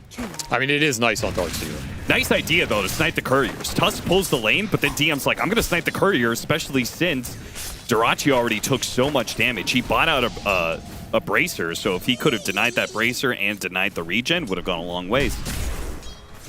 I mean, you're talking about First Blood for the mid, but I think Darkseer is one of the offlaners who benefits from it relative to the offlane pool the most, because the games in which this hero gets shut down, something really bad happens to him in the first 2 minutes of the lane, and he either doesn't have enough regen or he has to over-invest in regen to try and catch back up. When you get First Blood gold, you alleviate all of those problems. You're a little faster to the 2. You're not going to get all in with a level 2 versus level 1 advantage. Oh, if he landed that mine, Soxa probably would have died there. I guess he had Aphotic Shield and Fairy Fire. And we're just seeing blast-offs off cooldown for Ducalis on this lane. Putting that facet to work. Securing the range creep. Maybe not to Satanic's liking, but gotta do what you gotta do out here. Hey, he's got a lot of stick charges used. Sox does get hit by the mine. This time around, he's too far away from 33 to get any help, and they'll kill some bugs too. Ducalis has played this early wave well. He won the sentry battle, putting a lot of pressure onto the Weaver. You want to punish this hero with level 1 Sakuchi. Don't let him get to the higher points for free. Just He's very susceptible. Just see Ducalis paid it back, by the way. Taking the range creeps, yes, but he gave him both the bug last hits. Oh, what a nice guy. Yeah. A true support player. Haven't seen many of those in your life, huh? So this is also another 33 Abaddon game that we are casting. I feel like it's been a very mixed bag. I feel like this guy... No, I think he's always done well, even if the game. No, he has. bad. Okay, I should rephrase it. Not mixed bag performance-wise, but mixed bag in terms of is it a good or bad in game. Okay, yes. Sometimes it's been a terrible or bad in game. He's still had impact. Sometimes it's been a great or bad in game. He's had a lot of impact. Here, I think we're somewhere in the middle, probably. Okay. So we might actually see normal build as Whitemon, Shockwave skewer him away, and Whitemon might just survive as a result. He puts the Iron Shell on the creep, and the creep is going to run him down. No, Whitemon! He barely survives. They get both the kills, and he's got a healing cell to stay in lane. Meanwhile, DeCollis and Soxa get traded out in the bottom lane as well. I don't think Satanic's too sad about that. It is another kill that shuts down the Weaver. At the same time, I think DM would have wanted a lot more out of that trade top considering he had the first blood gold. And you were closing in on level 3. Like taking a skirmish before you're level 3 on the Darkseer. Nice recognition from Tundra. And Parivision not getting to that strong lane timing, even with the extra XP from the kill. So now you have pretty good lane position here in this safe lane. This Mag can deal with the lane pressure. Whitemon has the small camp freed up. Pretty strong hero with the level 3 timing on this Jakiro as well. Can hold the ice path point for TP, or you can just all in for more damage. And for those wondering about how the mid matchup is going to go, they theorized about it on the panel, said it should be pretty good for the Bristleback, and it has been very good. 25-6 compared to 19-0. And we're talking about no one here. Pretty damn good laner. A pretty good puck, too. Yep. I think any melee hero with lane shove mechanics can lane mid nowadays, unless you're against an ultimate cheeser in the Viper Huskar category. Sure. You just push the lane and you get water runes. It's pretty hard to output enough DPS to stop that kind of game from happening in BZM. He can start pulling and going to neutral camps too. Some mid-Eternal Envy action. You really want to do it. He was the OG mid-Bristle player. That's true. That's true. People forget about that because it didn't work too well, but... Gotcha. You got to know your Dota history, kids. Otherwise, you're doomed to repeat it. Doomed to repeat the Bristle mid? That's right. Sounds vaguely ominous. But this is, I think, the best type of pattern for the Bristle mid. Is I don't think you want to stay in lane unless you're chain killing the guy. I think you rather pull waves to neutral camps. The patch where it was super broken was when we had all the ancient camps around mid. Because then you were pulling to neutrals while also stacking ancients. Yeah. And then at some point you pulled mid creeps to an ancient stack and did all of it. It was just completely stupid. So this is a more tame version, at least. Sure. But you should get really farmed on this hero mid. And he does hit level 6 well before no one does. Has almost a full half-level advantage on him. And this is a Bristleback in scale. He took the scene red and he has Empower. Should not underrate how hard Bristleback hits with Empower. Yeah, no doubt. Question is, can he hit anything? You're talking about some very mobile heroes on the side of Parivision. Jump in, techies, big magic damage, and should be enough to deliver the kill. BZM will kill out most of the creep wave first, so at least the tower isn't going to take too much damage, and Soxa manages to nab the haste, so no power room. Man, that facet on techies, I think it's really brought him back in the meta. It just does so much damage, extra damage in a lot of these situations. The fact it's based off your max HP makes it really interesting facet over the course of the game. This hero's been pretty successful in my eyes. Satanic needs some help. 9class is already here to give an assist and perhaps find a kill here with the tag team. A lot of damage going on to 33, and the blast comes in once again, securing the lane for this team. Parivision will run down Soxa as well as he looks to try and get the deny, but denied the opportunity. Parivision just sweeping across lane after lane and catching Tundra by surprise. Like, he took 294 magic damage from a level 2 spell that also stuns you. It's just kind of crazy. The lane phase on this hero is incredible right now. Especially if you can skew the region advantage to you, because he still has this super long base attack range and solid damage. So if he can sticky bomb you, chase you down, get a region advantage, and then try and all in you with the blast off, there's not a lot of supports that fight well against it. It's kind of a weird archetype of a support hero. You combine some things like his disarm's going to be really effective against all these melee heroes. You could be ion shelled. You lower the magic resistance of these heroes with mines, coil. They've got a lot of interesting synergies and counters on the side of Parivision. 9class pops out. Tri-lane versus tri-lane here, but somehow 9class put himself in an awkward position. He'll snowball across into the wave. He'll kill the bug. Yeah, a lot of bug kills. Does give you some extra gold here. The upside for Tundra is they're putting a lot of pressure into this PA lane while there's nothing on Dyrachyo on the flip side. Yeah, 67 and 17. And this Abaddon this is where he's strong. You just skirmish around this hero with the early shield curse. You're not going to be able to all in that easily. This is a good map setup for Tundra, even if nothing happens down here. But the advantage might be to PariVision because the mid laners, right? One is going to be able to rotate effectively, the other will not. Saxa will be caught here, and the Ancient Camp tries to go for the kill on Dakalis, not able to get it. And they'll use... Okay, he does get it with the bugs. They didn't kill it fast enough. That's something. Surprised Satanic didn't want to finish up those Black Dragons, but we'll leave him for later. No one used the Arcane Rune to try and clear out the hard camp stack instead of coming bottom. I still think this setup is good for Tundra. You're getting a free farm Bristle, a free farm Magnus, and you're skirmishing with an Abaddon, who's the core Tundra need the least amount of gold on to be successful in this game. And it's all attention centered around the PA, who is good at fighting this, but isn't getting the same levels that Dyrachyo is getting right now. This PA is 6.5, this Magnus is 8.5. So all this starts to compound, and the Mag is a safe laner that uses those levels well. He uses them really well. Do you think that PariVision is being too reactionary in that regard, that they should set the tempo by moving their supports to top and ganking Dyrachyo? I think there was a window for that to happen, and I think it would have been better for them overall. But Tundra just made the first move, and they're compiling the pressure here. They're just not letting up. Satanic forced to TP away, but denied as an Ice Path comes out. Now, he might still be able to live, but this is really going to kill his farm, and BZM's going to show up, slowing him down with the goo. 2 more seconds, unless they all miss. Nice disarm there from Dakalis. He does get the jump away. Dakalis used the blast out to try and get some distance. BZM will close ranks, get the kill. I mean, great moves from PariVision to get Satanic out of there. But it's the same story. It's just so much pressure into this safe lane. Tundra know what mark they want to hit. They're still getting Ancient stacks up. And the freedom for PariVision on the map is in the Darkseer and the Puck. Darkseer doesn't want to join this fight bottom. It'll kill his game on the map. The Puck could join these fights. Does manage to get the regen rune. Big pickup. And has to jaunt to his orb. The bug and the damage over time threatening him a bit too much. It's a nice rune for BZM to get. Especially deny from this Puck who gets low trying to get it. Look at Dyrachyo, man. He's really not giving DM much. This being a 1v1, but the DM's actually the lowest net worth core. He's just getting so much up here solo. He's already almost level 10 on a carry mag. It's really scary to give this sort of farming hero a start like this. The acceleration you get is massive. I would have liked PariVision putting 1 or 2 ganks into this Magnus or bringing the Puck there.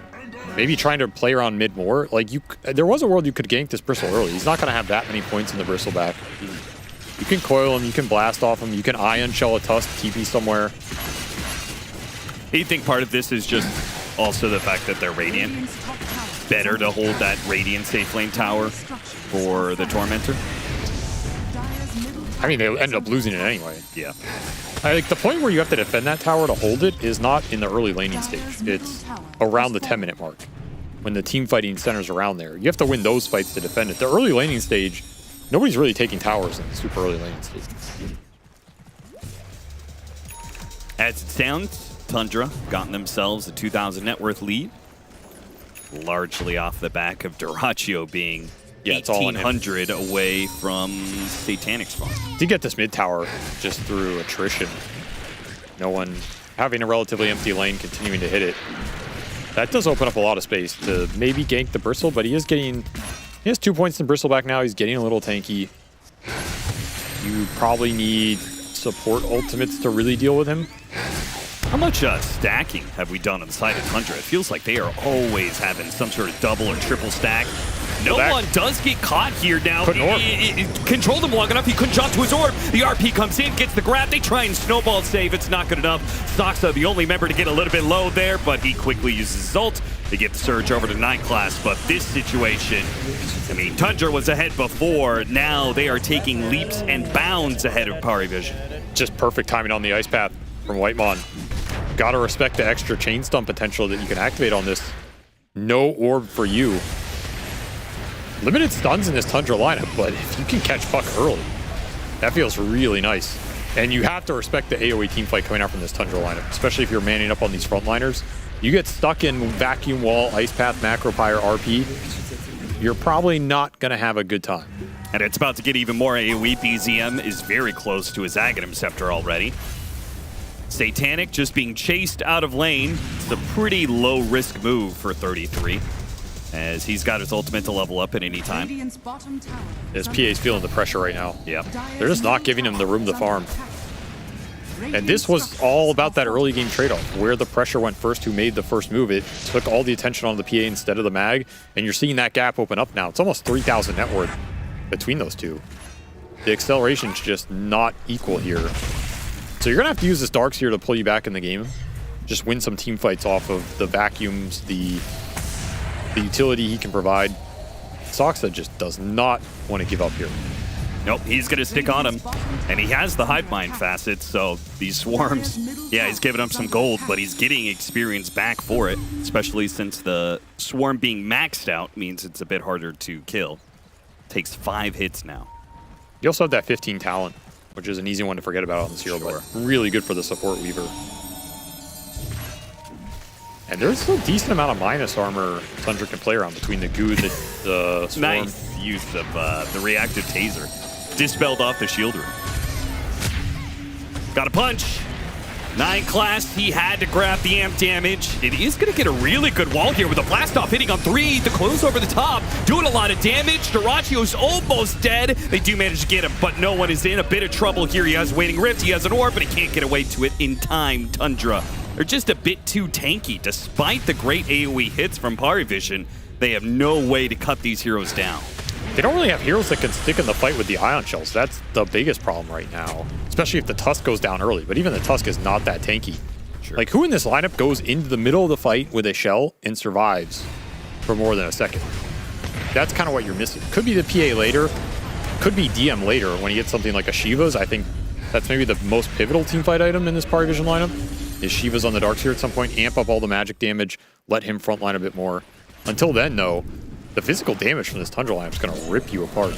You just don't have the armor to survive. Swarm, goo stacks, cleave damage. Yeah, look at that. And then the bristles coming through. Stacked 8 more times. 33 picks up a Blade Mail, so now a lot of that AoE damage is going to play against Parivision, even if they are able to land it correctly. I feel like this Blade Mail is just a standard, I don't want to have to worry about the carry going on me item. Sure. Like, you're either building Blade Mail or Halberd, and I think Halberd on Abaddon is, I don't know, something about it's just not that great, because you don't mind the guy going on you. It's more, what are you doing when he does?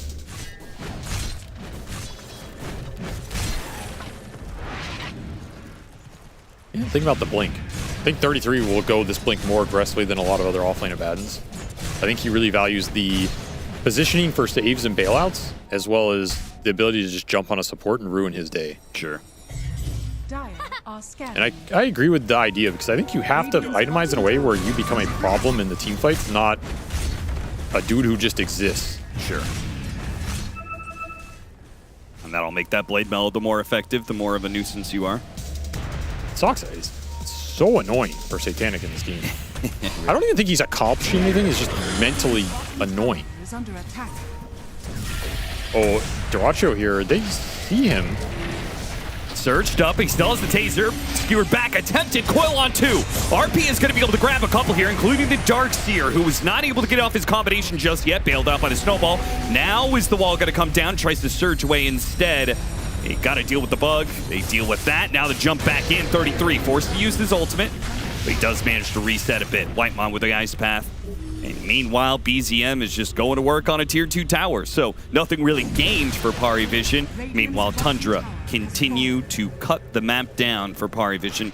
Less and less farming space for Satanic. PA is just not ready to jump in the middle of that fight. You need more survivability. You need either the team to be stronger to set it up for you, or you to be so strong you can just go in on your own. Neither of those is true right now. So Parivision just lacking the damage to cut through these beefy boys, man. This mag is ginormous. Really early Harpoon, Ogre Club, Essence Ring on top of it. Just so much raw HP. He's already almost level 15 as well. He's still 3 levels ahead of this Phantom Assassin. Spots DM. He's gonna surge. Oh, can you actually cliff somebody on that spot? I don't know. It looked like it for a minute, but he got shoved off, I think. Interesting. Radiant's top tower is under attack. Radiant's top tower It would be pretty funny if Valve added more of those little spots rather than taking them away. Dire's middle tower is under attack. I think Valve likes when you control people. Radiant's top tower is under I think attack. they really enjoy it. Yeah, it does sound like Valve. Dire's bottom tower is under Until someone gets really mad that they lose to something in a pro game. They're like, okay, maybe we should get rid of those fountain hooks.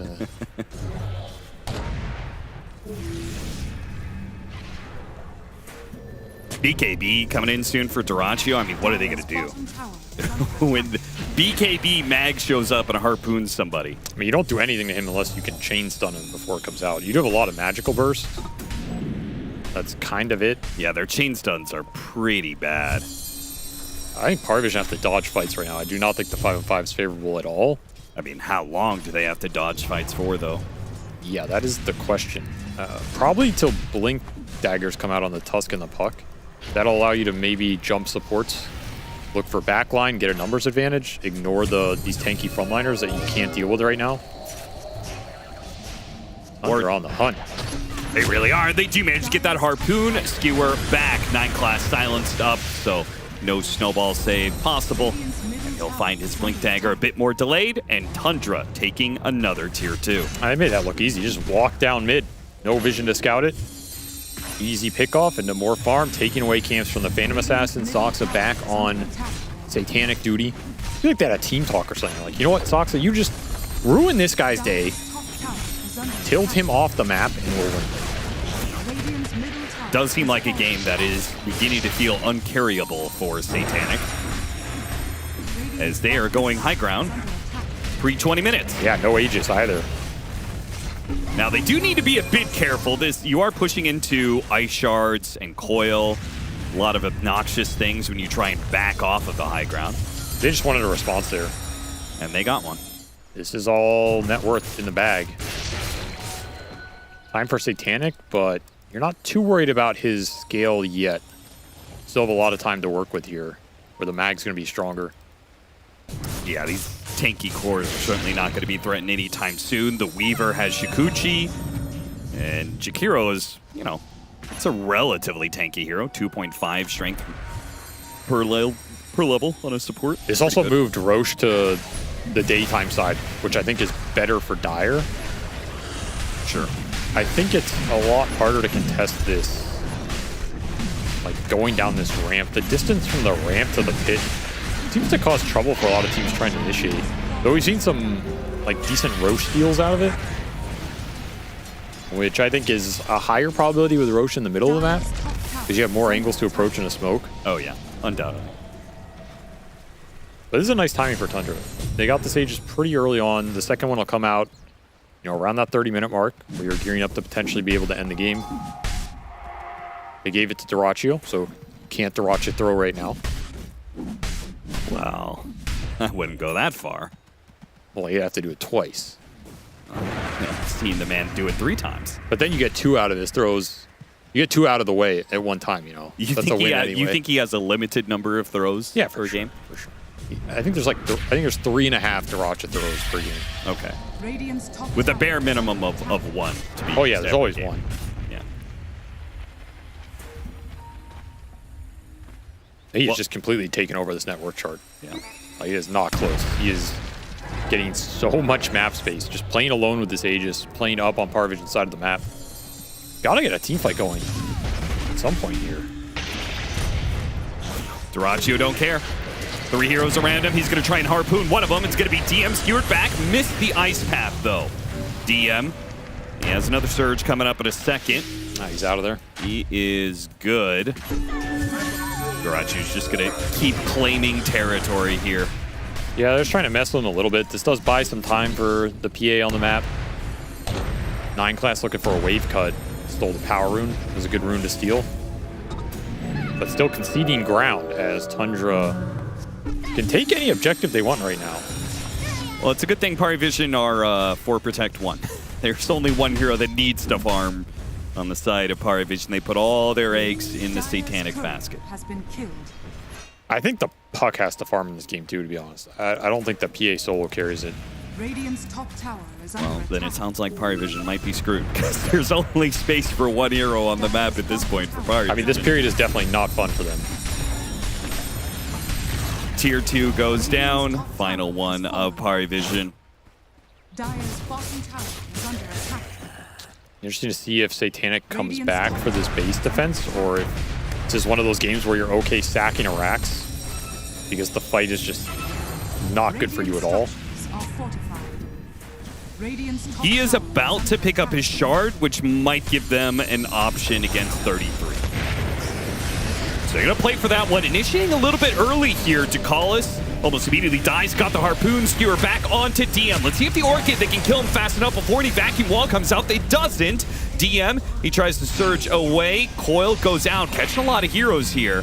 Yeah, this is not a bad protecting setup. them, but Satanic's not sure if he can go in or not. All these low HP heroes. Surely this is a time that Satanic can go for it. Hit him with the Orchid. Satanic, he finally jumps in, goes after Whitemod, hit by the Ice Path, but he's still cleaving through. They're all grouped up. He's getting good Battle Fury hits in. 33 does manage to get a decent amount of HP back with the borrowed time. Full HP for him. No time left. Doxa ends up going down, but now it's 33 and Duraccio back up, full HP, and Satanic just cannot do enough damage anymore. He's got to make a run for it, but he can't outrun 33. One hit from the slow, now gets hit by the skewer, and they end up wiping Parivision. And Duraccio, the second life is just so valuable there. It's so much HP to get through on this hero twice. It's like 6-7k HP you have to cut through. This PA honestly did a lot of damage that fight, over 6k. It's pretty respectful considering his Manta Battle Fury. I don't think that fight was honestly that bad for Parivision. I just think it's so much HP to get through.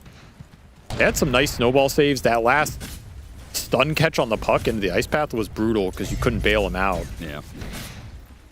I mean, 6.5k sounds like a lot, but 2 Duraccio lives is like well over 6,000 HP by itself. Yeah, 6,500 damage is not killing Duraccio twice. Yeah. And that was your entire PA fight. And if he hits an RP, I think he had 2 heroes, right? So 24 extra strength. Like, you're talking about like 8,000 HP between 2 lives. He is beefy. He just goes Monkey King bar, just a giant FU to the Phantom Assassin here. Yep. I mean, he hits so hard. It's going to take like 2 or 3 hits and the PA's out of the fight or dead. Which is, again, where you need no one to be dealing a decent amount of damage on this puck, so you can play that poke and prod game. Go in with some daggers, orb silences, get some heroes low. You need to get heroes to at least below a 3rd HP missing, maybe to a half before this PA wants to commit. Yeah, I mean, we saw that last fight. There were so many low heroes on the side of Tundra, and Satanic was still not sure about it. And he was right not to be sure about it. The one component that went well for them was they burst that bristle at the start, which is something this Tusk with Tag Team Punch will give you, plus the PA break. You can go in and just all in one of these targets. Have to worry about Blink Aphotic Shield a little bit, but it's not a complete bailout if you don't have BKB or Satanic or something to reset it afterward. So I think BZM is going to be susceptible here. That's why he's going the Blade Mail. It's like 33 and BZM, both the heroes you want to break and try and kill in a 100-0 fashion at the start of a fight for Parivision. But if they both have Blade Mails, that's really annoying. You can just BKB on this Phantom Assassin, but then it's going to force your BKB out maybe earlier than you want. And you're definitely not popping BKB to get through in a bad Blade Mail. It's irrelevant. well, he feels like it's just a full HP or a full damage route from here. He's going to go back for Deso. Inclined to agree with him. We've not seen a lot of Desolators this patch. Needs to be an item you could get really early, but been pushed off a lot. I mean, there isn't a lot of armor on this Tundra side, but the frontliners have a lot. Like 33 sitting on a decent amount of armor here. This Nullifier now gives it's a 10 armor item. People forget about it. Sabadon has 30 armor. Duraccio seemingly cannot be stopped. I mean, the man came with a big stick and he's swinging it. Radiant's bottom barracks is falling. Radiant's bottom barracks are under attack. Oh, okay. Can he jump to his orb in time? Got him in the skewer. And he does not have a blink dagger. He is dead. Oh, trying to go for the snowball save, but that's just one more victim. And that was a 5-man vacuum wall with a blast off over the top. Looks very pretty. Doesn't do very much. Yeah, PA's not even in this fight yet. The now buyback's going out. They're going to try and play for it now with the coil. Oh, couldn't do enough damage. Satanic can't even kill Soxa fast enough. He dies before he gets a single kill in the fight. This game is over, Avery. Yeah, that was your chance to win a team fight, and it just wasn't synced at all. You get a 5-man vacuum, nothing happens. They just walk it off. Time lapse, borrow time. A lot of bailout mechanics in this lineup, and a lot of HP to get through if you mess something up. You buy Deso on the PA, you don't even get a single charge.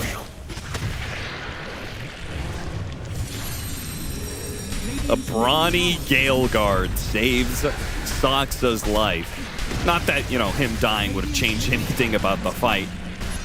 Just would have meant one less hero for Tundra to hit these buildings. Which 2 lanes barracks down, 20 seconds left on the Phantom Assassin to defend this top one. Just doesn't seem likely the Party Vision can stall. Good enough. Harpoon, Nullifier, Skewer back on DM. He is quickly isolated and dealt with. 10 seconds left, far too many. And that means when Satanic is up, he is facing Megas. This mag is just beastly, man. Full Assault Kuros done. What are you doing to touch this man right now? Had to coil to stop the Skewer. Skewer goes off anyway through the BKB, pushing Satanic into a corner. And he's not getting out of there. Blade Mails go off. Techies just dies to his own blast off, basically. And GG is called. Tundra, with the full routing of Party Vision, just demolished them. I mean, it was close for 8 minutes. I just think the game Tundra just took over. Conceptually, how that laning phase went is super unfavorable for Party Vision. Even if they believe they win the very late game with the PA puck, you will not get there because the mag is going to accelerate so much faster than any of your cores. He should give you an advantage fighting for Roche. He should give you an advantage taking those early team fights where he can join it and the PA can't. He's going to increase the damage and the farming rate of your 2 other melee cores. And the Bristle and the Abaddon do not need much to snowball with him. Even if their lanes are a little weaker, they just need Ags, Glimmer, Blade Mail, like 2 out of those 3 items. They're going to go fight. They're going to be huge problems. You don't have the damage until later. It's just a pacing issue for Party Vision. I think they got caught off guard a bit in this draft with where the Bristle was going and the pace that Tundra were trying to set. Because sometimes these Magnus lineups can be on the slower side. This was not one of those games. And putting that mag in the safe lane speeds his game up a lot. Tundra, 30-12 is the endgame score of game number 1. This series is not looking as close as anticipated. Disappointing, Cap. You can say it out loud. I was expecting backup. I will say the series that we had earlier today set very high expectations for me for the back and forthness of the games we were going to watch in the upper bracket finals. Fear, I'm disappointed. I'm sorry to hear that. Yeah. But it was a game that was very good at the strategy-wise, I'll put it that way. Tundra, they picked some of their better heroes. They did what they do best. They win the laning stage, and from there, snowball the game and become this ball that you just couldn't deal with on Party Vision. I think talking about how Tundra won these lanes, or the fashion, maybe I should say, in which Party Vision tried to save the lanes is at least notable. I thought we were going to be seeing a couple more rotations coming out from 9 Class's Tusk, and I'm not sure if this is because they felt that the PA lane wasn't overly salvageable. We saw it once. He got a double kill off of it. That was fantastic. But we also saw Ducalis going mid instead of 9 Class, and I feel like that really hindered what the safe lane was able to accomplish.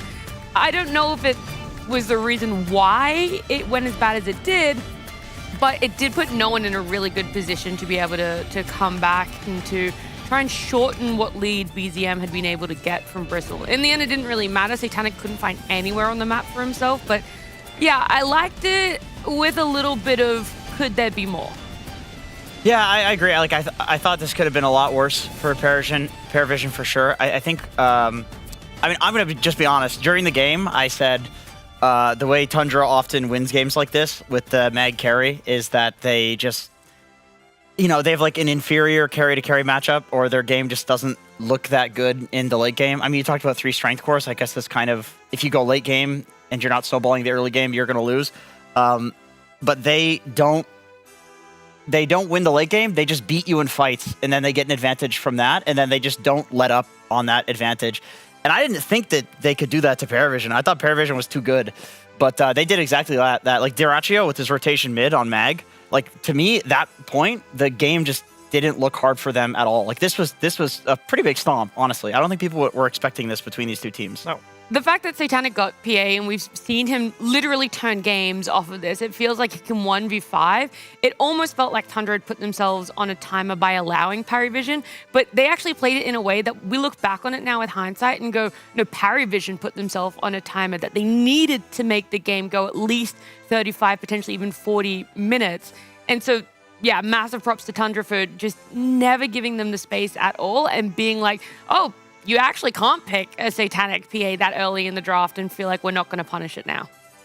I mean, I think it's a pretty good strategy overall playing against Paravision. It's just, and Tundra's might be the only team that can execute this, is ending games early before Satanic really comes online. Because we see he does, like, he will play this PA. It doesn't really matter. He will play this Terrorblade. He's going to play this Naga. It's going to happen every single game. So if you have a strategy that can abuse that and just kind of like win games in under 30 minutes, not easy to do, but if you can manage to do that, and Tundra is really good at doing that, that is an incredibly good strategy against playing against Paravision. Yeah, and I think the Bristle mid, success. Yeah. Successful. Wait, I want to quickly say, I went back and looked, and the only people that were doing it pre-7.38 patch were BZM and Malorine. Those 3 games, 2 Malorine, 1 BZM. So still only 2 players that are doing it. And 100% win rate. And 100% win rate. There you go. Got him. It's the Creep Wave boys. It is the Creep Wave boys. Malorine on Creep Wave. I mean, yeah, I was like, I think you're wrong there, but anyway, I'll let it Malorine used to be on Creep Wave.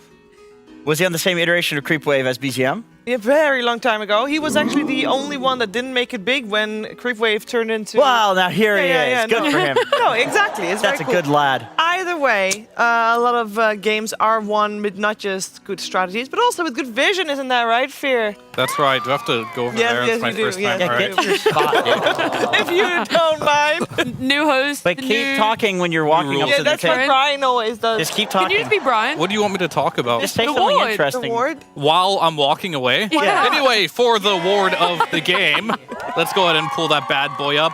To win games, you need vision, and to have vision, you need to plant wards. And that is exactly what Tundra did in this game. This ward behind the tower, it sees 9 class. They're already ahead, but all the wards they placed on the map, you'll notice, are behind enemy lines to allow them to get pickoffs here. And 9 class does go down here, and oftentimes throughout this entire game, we did see wards behind towers to get these pickoffs to allow Tundra to stay in the lead.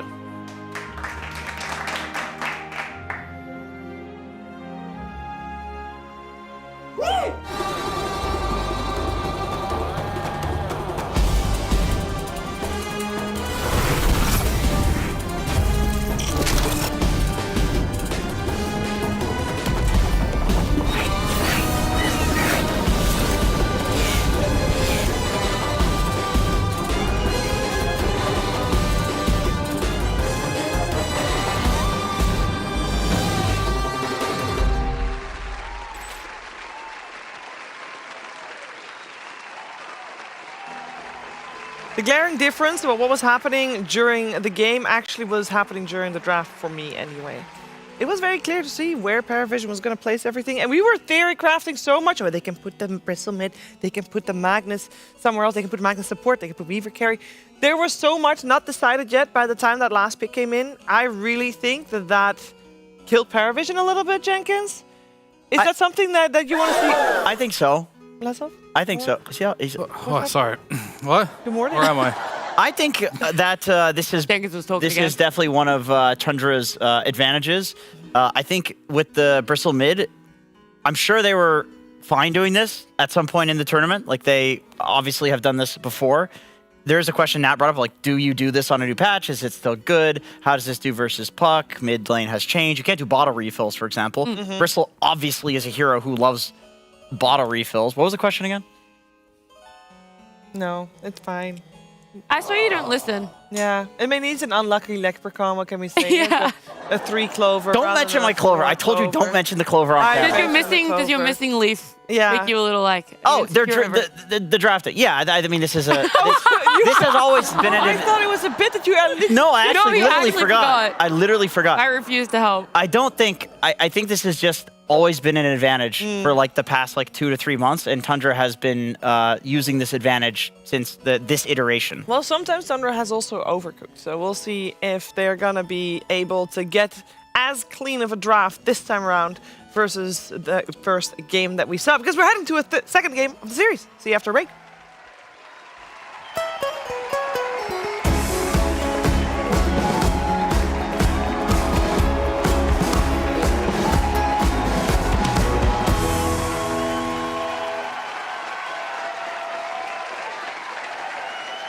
Finally, you've arrived. You've been playing Dota 2 for thousands of hours, yet you seek something more. A deeper connection to your beloved heroes. You don't want an analysis of their power, secrets of their magics, explanations of their cosmic mysteries. No! You want lore presented to you in a new light! You get to vote on what hero we cover next. Choose among the 5 options by going to the following website and voting for your favorite hero.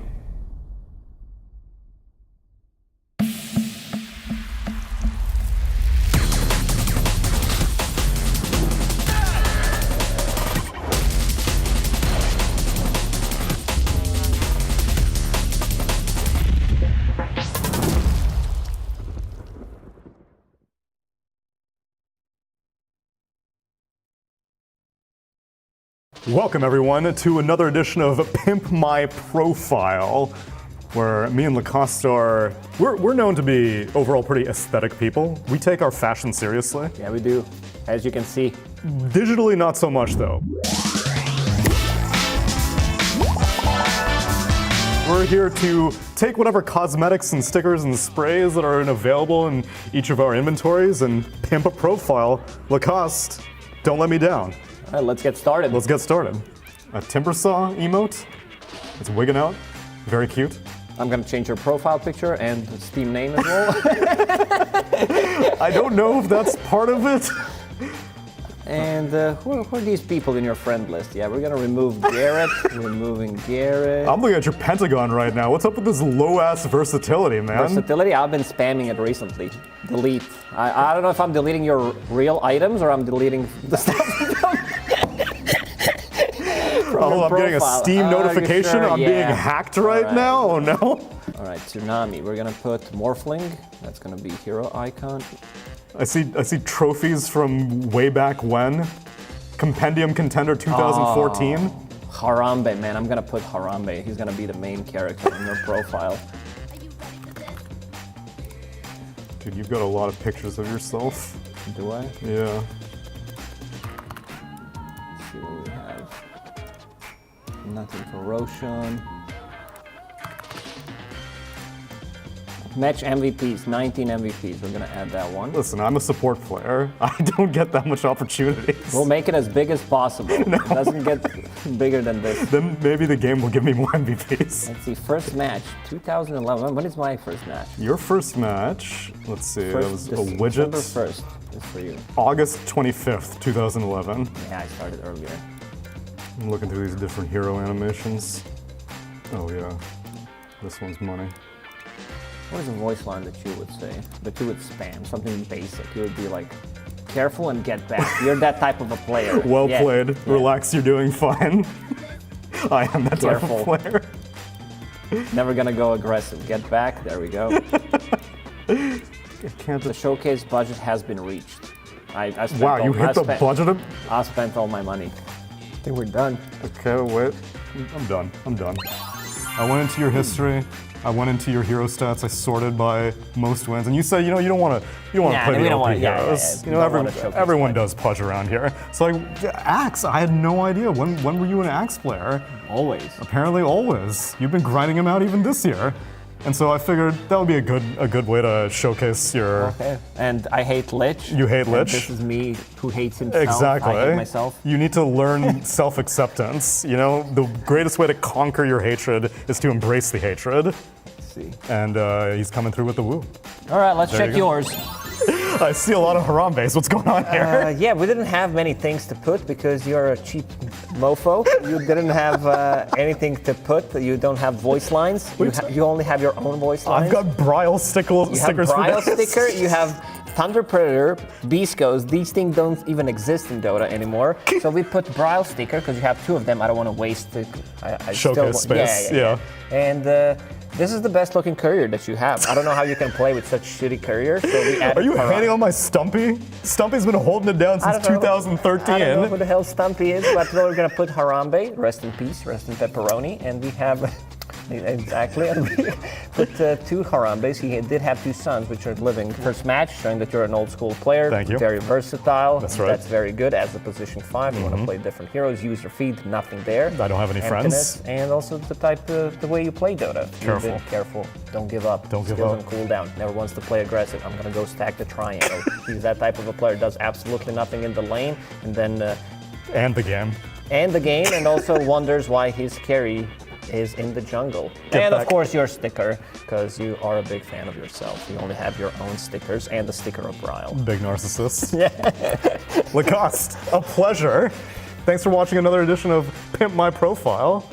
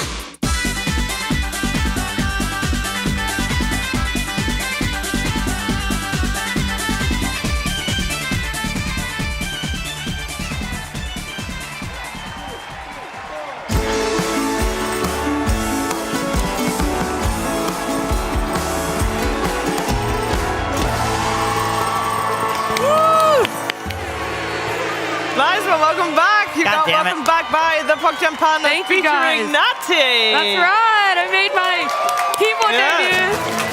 Great musical talent. PogChamp Pandas, more like PogChamp Koalas. That's right. Lock it in. That's what I'm saying. Lock that shit in. Oh, I can make that very bad joke, but I won't. We're gonna move on to game number 2, and I really was gonna say game number 3 because I'm hoping for game number 3 because I'll be honest with you, I was having great expectations from this series, and for the expectation to come true, we do have to go to a third game. But we'll see if Paravision can strike back as we are moments away from getting into the draft of game number 2, and that's where it all went wrong for Paravision. Joining here, Natty, Jenkins, and Fear. I need to know what needs to change for Paravision to have a good game, because obviously this was not it. Well, I think a lot is going to have to change in regards of how they want to set up Satanic, I believe. And No One is going to be the one I'm looking at the most. I think typically when Paravision do very well, No One is having a really good game. He did kind of get, like, can we call that cheesed? Did he get cheesed? Yeah, that's cheesed. All right, That's definitely cheesed. He got cheesed this game. So this game, he has to keep an eye out for the specialty pool of BZM here, because he got a really bad matchup. And I think when you play against Tundra, we talked about it on the couch a little bit about this triple strength core. Puck is not good versus that. It is definitely not good versus 3 strength beefy heroes. So maybe we're looking at No One Sniper, something that can do damage. He's looked really good on this hero. I want to see him be able to contribute to the game more. Yeah, I also wonder if we should do something about the overall last pick we saw previous game, Jenkins. It's a hero we see banned all the time in the Abaddon, made it all the way through, still got pulled out there at the overall last pick. That on any patch, that always feels like a bit of a blunder.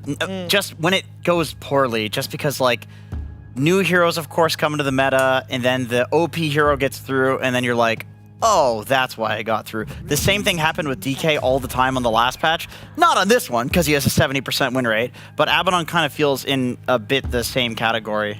Yeah, we got the same opener almost. We got the Mag banned, but the Marcy made it through because of that, and they go for that.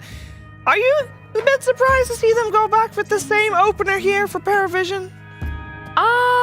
A little bit. I mean, yes and no, right? I don't think that the Darkseer was an issue by any fault. I think that maybe you can change up the build a little bit pending on how you feel the tempo of the game is going. Maybe that's where the Darkseer faltered a little bit for them. He wasn't having that massive impact. Yeah, he got a 4-man vacuum earlier, or like when they were trying to push high ground. That's great, but there was nothing else really following into up what? them. Exactly. So maybe other heroes with the Darkseer? Yes. That's because it's like, yes, ideally you would get that 4-man vacuum, your carriers there ready to follow up with that damage, but Satanic had such a rough lane, so either putting him on a different hero, or that's where I would like to see the change up from no one a little bit for that mid lane is, yeah, being aware that you can have these flexes, these swaps a lot, and the puck isn't that overall gotcha that he might have needed. I mean, you're playing puck versus Bristleback Abaddon. Probably some of your worst matchups possible. They do not care if they get coiled whatsoever. You're not doing any damage there. But I do think the Tundra getting Marcy again is very interesting. This is a hero that Durachu loves to play on carry, but even Soxa has an amazing Marcy. Very scary hero for Tundra to have, because this is a team that if they have a good Marcy game, we saw in the last game, they can end games in 30 minutes, they can end games in 15 minutes, and this is a hero that does play fast, and I talked about it before. I think one good strategy playing against Paravision and Satanic is to play fast, shut down the map, don't allow Satanic to get to the ultra late game, because it's safe to say he's the best late game carry in Dota. He is, yeah, by far. And maybe Yatoro comes second. Right. Which is crazy to say. But I agree with what you're saying entirely. And this is why I really liked that Tundra first picks Duraccio as heroes. Yeah. Because I think he's going to play fast and aggressive no matter what. So there's not really that much of a point in last picking him something, because he's just going to do the same thing no matter what. But play around it. How many carries can you say have that flex potential between their pool and a mid laner and a position 4 as well? Like, that is a key for Tundra here, that they can do this. They're more than welcome to pick up something that is extremely comfortable for Duracho, but there's at least one you other always person. have to be careful, yeah. Even if it's a 5%, it's a chance. And when that 5% comes through, it could still be just as impactful as if it were to stay on Duracho. Yeah, you can't draft like the entire draft around countering Duracho, because it could just be switched at the last second. It's always a possibility. Usually isn't, but it could be. So you have to be careful.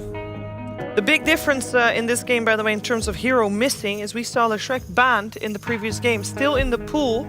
So that is a hero that pairs off well with the Darkseer, and we of course have seen 9 class do very well with it.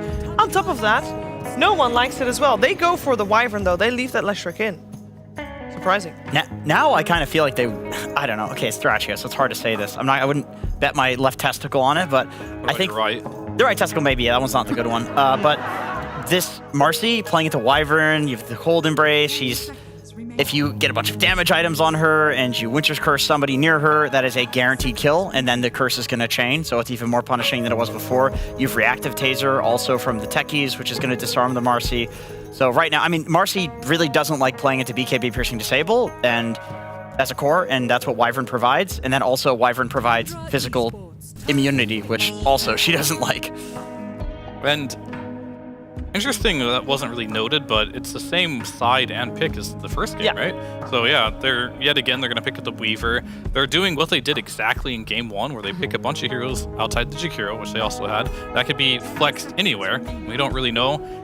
As of now, it looks like, and this is part of why they got outdrafted last game as well, it looked like a good carry Weaver game at this stage of the game. Then they had to hard commit the puck into it to deal with this carry Weaver, then all of a sudden, they switched it up. Yeah. And now all of a sudden your draft doesn't look as good, and here they go. This draft is very identical, they just don't have Magnus. Yeah, I'm starting to get a little worried for Paravision, but maybe they're better prepared this time. I will say the position for Weaver did surprise me a fair amount. We had seen it once before, but Suxa plays it in a way that even though he got killed a couple of times in lane or, towards that end of that laning phase, he didn't chain feed, right? He was still really impactful without having to be greedy. And I haven't seen very many position 4s be able to play a Weaver that way. I mean, itemization, I think he's Russian Orchid, right?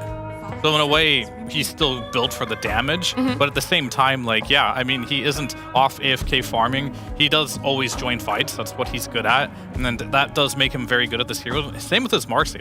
He's always at the right place, right time. And I feel like Weaver, especially if you're going for the fastest that is giving you the hive mind with extra EXP with the bugs on it, I believe he went last game.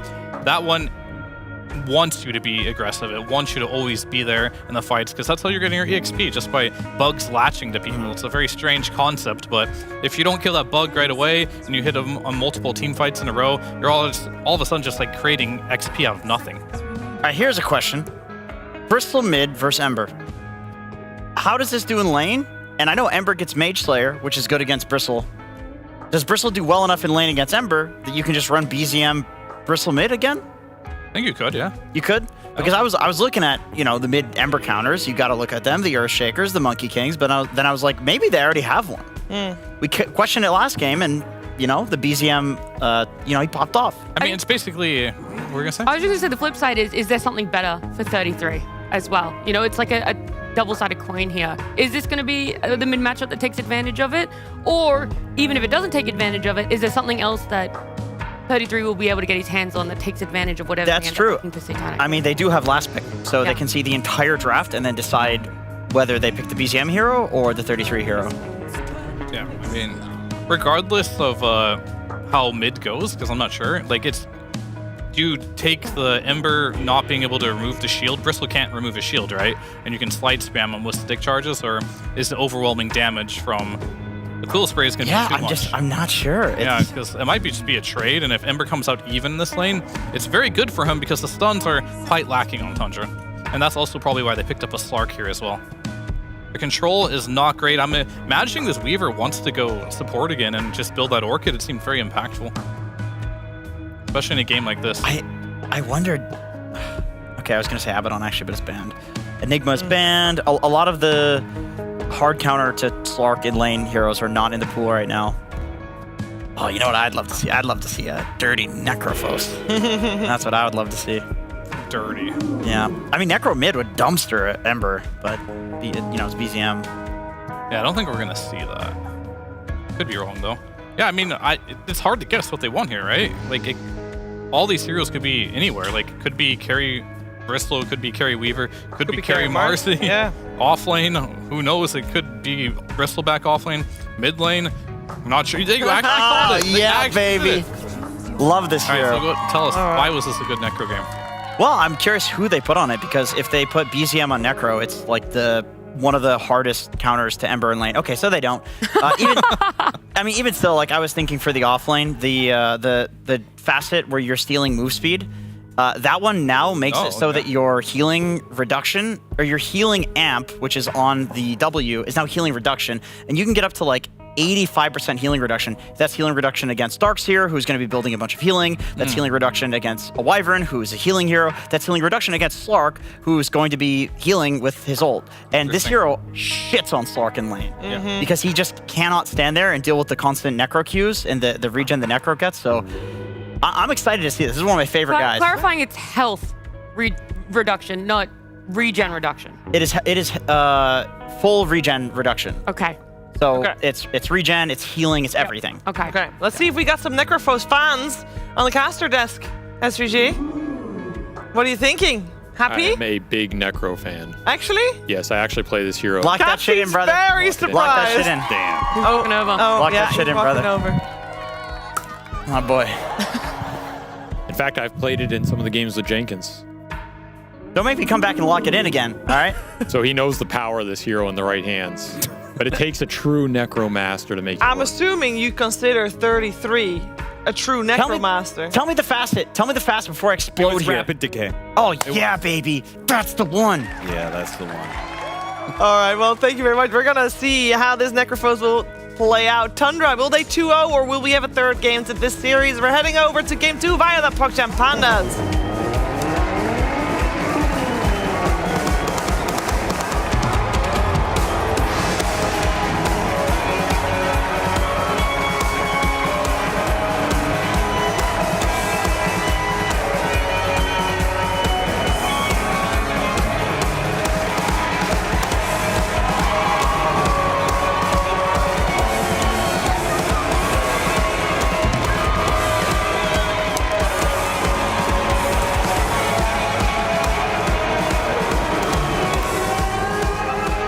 we had a very long first series. The second one might end up being very fast if 33's choice of Necrophos ends up working out. I didn't know you were a Necro player.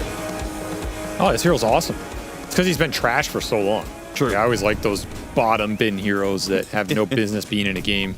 I think this is where he's been for a long time. Maybe this patch will revitalize him a little bit. This rapid decay is, in theory, a pretty strong facet, reducing all the restoration amp. Yeah. Around people, you're slowing them, you're dealing a lot of attrition damage over the fight. I still think the biggest flaw of Necrophos is his ulti. I think the spell is just complete garbage. True. And it holds him back a lot because it has very long cooldown, very high mana cost, and it does honestly nothing to any sort of hero with magic resistance. Like if you have Glimmer, if you have Pipe, if you have any sort of ability to survive a bit of damage, the spell is incredibly underwhelming. And considering the meta is like 3 or 4 Glimmer Capes on a team, yeah, the hero's in pretty bad shape. What would you think about an Earthshaker instead of the Necro and a lane swap? Because apparently that's what Coach Moon wanted. But then 33 Steps said, nah. We're a game up. I'm taking the Necro. I mean, I'm not gonna lie, I would pick the Shaker 100%. I have very little faith in Necro compared to that hero. Yep. He just needs a lot to go right. If it goes right, he's really powerful and he just ends the game. DM is dead. That's going to be your first blood. Tundra taking it on Dyrachyo. Dyrachyo Marcy, this is a spooky hero to play against. We've seen him just 1v5 games on it. Yeah, I was going to say, we're hyping up the Necro, but we may not get a chance to see 33 in action if Dyrachyo has a repeat performance from a few days ago. And this also put the Bristle mid again for Tundra. Verse and Ember this time. Really good matchup for BZM. I think these lanes look really strong for Tundra. I think they should win all 3 basically. I think the top lane with the Darkseer is kind of a wash. Even if you die a little, you can always just push it in, but Bristle should free farm mid, and this Necro should free farm versus Slark, unless you manage to just all in him at some point. And like Arctic Burn Blast, run him down with the Slark. But you have to be basically full HP to accomplish that. And so far, Tundra's done a decent job chipping Parivision down. In fact, forced out the early Cold Embrace just for some extra sustain on this lane. Seeing interesting, it feels like when you're on Dire side, you have to make a lot of extra moves as the carry to make sure that the 4 position doesn't get that pull up the ramp. Seems like that's what most people are playing for nowadays. Bugs go out. Soxa getting his extra bit of experience through the Hive Mind facet. And Satanic getting his extra gold. Tough lane for the Slark. Maybe you land a pounce on this Weaver, but otherwise you just sustain him to try and survive this Necro lane, and the lane's really far up now. I mean, you need pulls on this lane, and Sox is just not giving them to you. This is a big lane win for Tundra. They should be able to snowball this pretty hard here, particularly at level 3. 2 points in the Death Pulse is where it starts to add up pretty considerably. Yeah. Mid's pretty even, though. I think no one's doing a pretty good job here. Early CS war. Surviving the Quills, which are starting to stack up now. Level 2 on the Quill. Throw in that value point on the Nasal Goo, and suddenly that matchup can become quite favorable for the Bristle, which is what I expect. Yeah, it's almost like he can't spam his spells fast enough to use all these stick charges. Got a chains on BZM, but he actually used the glyph to prevent the tower from finishing off the creep. Meanwhile, DM, blast off. Is going to take out here. Dual Breath is easily enough. They want to keep being aggressive here. Whitemon will at least put a little bit of damage. Meanwhile, the trade-offs all over the lanes. BZM and No One both getting very low at mid. We saw a little action bottom lane as well. 9 class trapped in a corner here. The TP is going to come far too late to save him. This lane's turning into a disaster. Once again, Dyrachyo Marcy just taking names in the early game. This lane has not been played well from Parivision. They fed away a bad level 1 death. It started to snowball. They got pushed in. A Darkseer getting pushed in. Very wacky early game for DM up here, and he has almost nothing. Yeah, how did that happen in the first place? Was it some lane pulling shenanigans gone wrong? Yeah, I think 9 class was just playing off the lane too much early. Looking for things like the small camp block, couriers, the lane pull. Man, lane just got away from him. Now you have this level 3 combo. Another jump forward. Night Class, he has the blast off. Does manage to hit Dyrachyo with a bit of damage here. Vacuum back in. DM looking for the kill. Oh no! 7 HP, and now he's gonna die to Whitemon instead. They were so close to getting some sort of turnaround there. They killed Dyrachyo, then maybe the 2-for-1 would be a bit more acceptable, but... This lane's a disaster. An absolute disaster. You're trying to get to this fast Vanguard on the Darkseer. It's been delayed considerably. And the amount of levels going into Jakiro is going to make him a beast in these skirmishes. He's already almost level 5. BZM shoved out a lane, but will find a bounty rune to refill his bottle. And honestly, I think this Darkseer lane was the lane I expected to go best for Party Vision. I think these other 2 lanes are tough matchups on paper, at least to win them. No one's going kind of even mid, but he's not going to stop BZM farming. And this lane is really tough for the Slark. We're seeing the sustained start to win out here. Yep. He's got a lot of magic wand charges, so he's getting really aggro here. With the bug on Satanic, he's got to get out of here, but Soxa's going to run him down to Shikuchi. Surely do manage to get that kill. Man, just brutal. Can't stand your ground in this lane. The other lanes are not going well enough, so you can't really TP techies down here to try and bail you out. You just get run down by the Necrophos. Soxa will suicide to some neutrals. Nice little play. Get back on the map pretty fast here. And 33 gets a Lotus, so he'll be back up to almost full resources. Yeah, they got both side lane Lotuses. And this other Lotus up top is nice for Dyrachyo. He needs the mana on this lane because they've just been killing so much. Yep. They've run out of resources. Good problem to have. Particularly since he chose a facet that isn't even useful yet. And still waiting on that level 6 to get those free punches in. I mean, it's coming pretty fast here. He's half a level away. Yeah. Full level ahead of this Darkseer. Still no Vanguard. Another jump for it. Blast off, lands on 2, but the Darkseer can't really stick around and fight too much. Dyrachyo is going to die, though. With the rotation of Dakalis and no one, they finally get the punish. Dyrachyo just being so aggressive, forcing rotations out of Party Vision because they're just losing all these lanes too hard. Something had to be done. This is a nice little pickup for no one. A lot of gold off that rotation. It was an Arcane Rune as well. Doesn't cost him a lot here in terms of resources or the TP. And extra XP for this Ember who doesn't just want to sit mid and watch Bristleback farm. Tundra have to be careful about the overextension in this top lane because I think Party Vision will gladly rotate here every time. Does not cost them much in terms of their game plan. The other option is you gank this Necro, but they're finally looking for it. This is a tough kill. Pounce into blast off with a bunch of magic damage raining in. They will overwhelm 33's HP pool. Let's see if they can get away with the bugs on them.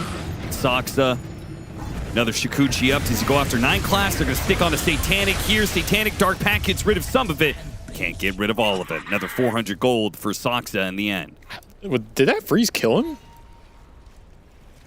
That Embrace might have killed the Slark. Yeah, maybe. Allows the Jakiro to catch up. I mean, he looked at a pretty bad situation as is, but... Yeah, he's probably screwed in the short term no matter what, but... I don't know, that was a bit dicey.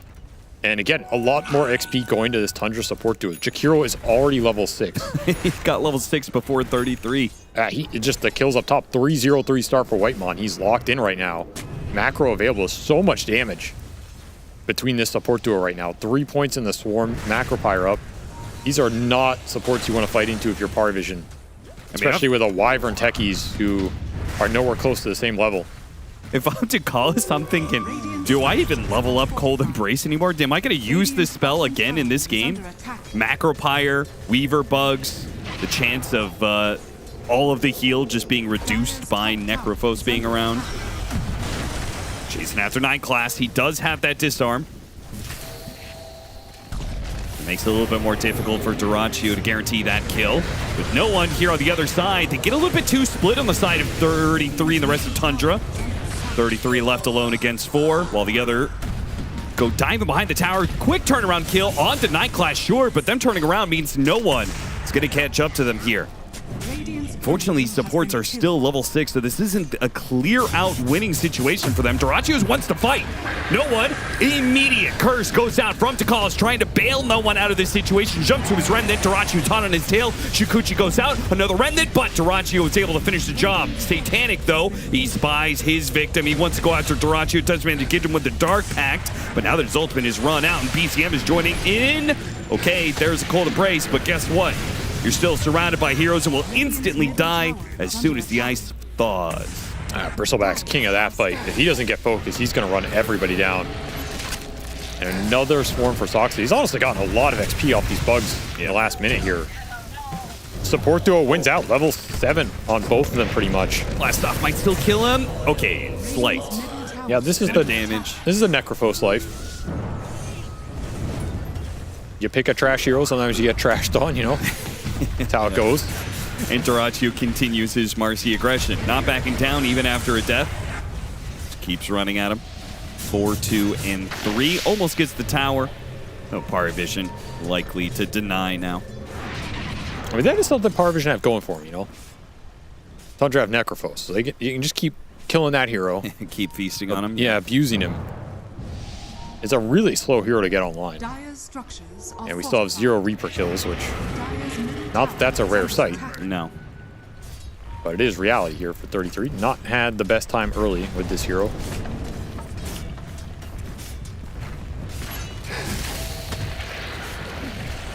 Tier 1 mid.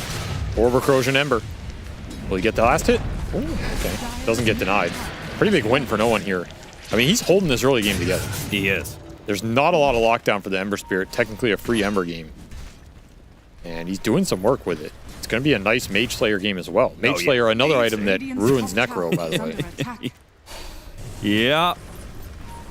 I feel like Necro has just not been an existing hero since that item's introduction. I feel like I'd be pretty confident with Tundra's position if 33 were on almost any other hero. Yeah. Instead, I'm a little more iffy on it. Middle tower is under attack. They're trying for... Oh, Satanic barely gets off the Shadow Dance midway through the animation of Reaper's side. BZM gonna get dove. Double Mines laid out. No way he can stop it, especially with the disarm. So, well played by Parivision. Satanic survives through the gank on him, while Parivision succeed in their move in the mid lane. 33, looking for the Reaper, but all he can do is walk, and well, Spell does not have the best cast range. No. That's why you have a talent that gives it cast range, Austin. That's true. Though part of me does feel like when a hero needs a talent to give their spell the cast range it should have by default, it's like an insult to the hero. Yeah. Oh god, Satanic. He picked up a hand of Midas. Soxa, he's close to the area that the Midas is at, but I was thinking if he could have denied it would have been amazing. Trying to get deep here. They have Curse, so even if Tundra turns back around, he's going to go for it. He's going to go for it with the blast off and a mine. The disarm, it's not enough. And the Reaper's Sight does manage to get the kill, sure, but the final blast that came out plus DM, they do manage to get the kill on the Bristleback that they were originally looking at. So support for core, well worth it for Parivision. Yeah, you take that. Anytime you can shut down Bristleback in the early game, it's super nice. Slow him getting to that ag, slow down the farming rate overall. Stacks will continue to go, well, either untouched or down a bit slower. And yeah, Midas for the Slark will eventually catch Satanic back up in this game. I don't mind it here. It's likely a game where you can go late and win it ultra late with this triple melee Darkseer lineup. Winter Wyvern's pretty good in that late game. 33 now has a Glimmer, may increase his chances of surviving through the Ateki's assault, but if he gets gone on by all 3 of these heroes, likely still dead. There's just a lot of magic damage dealers in this game. I feel like magic resistance for both teams pretty nice. Upside for Parivision is you have Slark, who can just build stacks, doesn't care about it. Upside for Tundra is you have some physical burst in the Bristle. Got him the end of the blast off, couple mines going off, not enough damage. 9 class, he's dead. Satanic has to make a run for it with his Shadow Dance. They get egged on, going in too deep to the tower. I mean, that was never going to work. You flat out do not have the damage for that play. There's a Ghost Shroud. Glimmer Cape, full wand. Slark has a Midas. Like, you're not bursting this Necrophos. So that was just a freebie.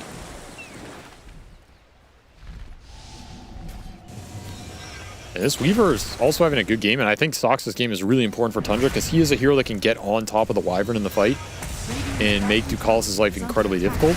And that in turn will open up the fight for the Marcy to commit. Right. Because Marcy really suffers against Wyvern. Like, the Embrace and the ulti both kind of ruin your day, particularly if you're BKB dependent. We're going to see an early BKB for Dyrachio. You just get ulted in that. If you're hitting anybody, you waste 4 seconds. You're pretty sad in that situation. So if the Weaver can get on top of the Wyvern, take him out of the fight, it's going to be another Orchid builder from Sox that he will have that capability. That's massive for Tundra. Dire are scanning. So you really do not want to keep losing these early game skirmishes here if you're Party Vision, because it's just going to make the fight way harder for you. Smoke into Tormentor, Tundra not taking it. They were in position to see some of this rotation coming. Soxa sitting in the trees with a ward. So it's Party Vision. This is not a fast Tormentor. It's not. He got bugged. 33, he's back into play. Can he get a Reaper Scythe off anywhere in here? No one. He's going to go for the kill on no one. Not quite enough damage. He jumps over to his Remnant. Macropyre, that should burn him out. Soxa chasing after some of these heroes. Ducalis flies up into the trees. He could TP out potentially. They're going to farm this camp. They're going to maybe turn around. They Pretty not greedy. respect the fact that Tundra is chasing after them here. Ducalis, he's going to have to use the Winter's Curse here if he wants to be able to survive. Sox is so low, he finally gets off the curse, only catching 2 inside of it.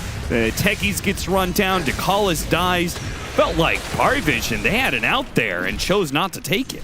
Yeah, maybe looking for some kind of cheeky turn with this Wyvern around some of these cliff lines. But who's going to deal damage in this Wyvern? This is not a game where Wyvern ulti is just bringing heroes down because you're catching the big physical damage dealers. It's not going to be that type of game. It's a stall mechanic. It's a control mechanic. Maybe you can ulti people so the Slark can build up stacks. They just get baited by this Weaver. Glimmer Cape and heals from 33, putting that shard to use. Bails out the support, you get the time lapse off, and just not a fight you're going to win.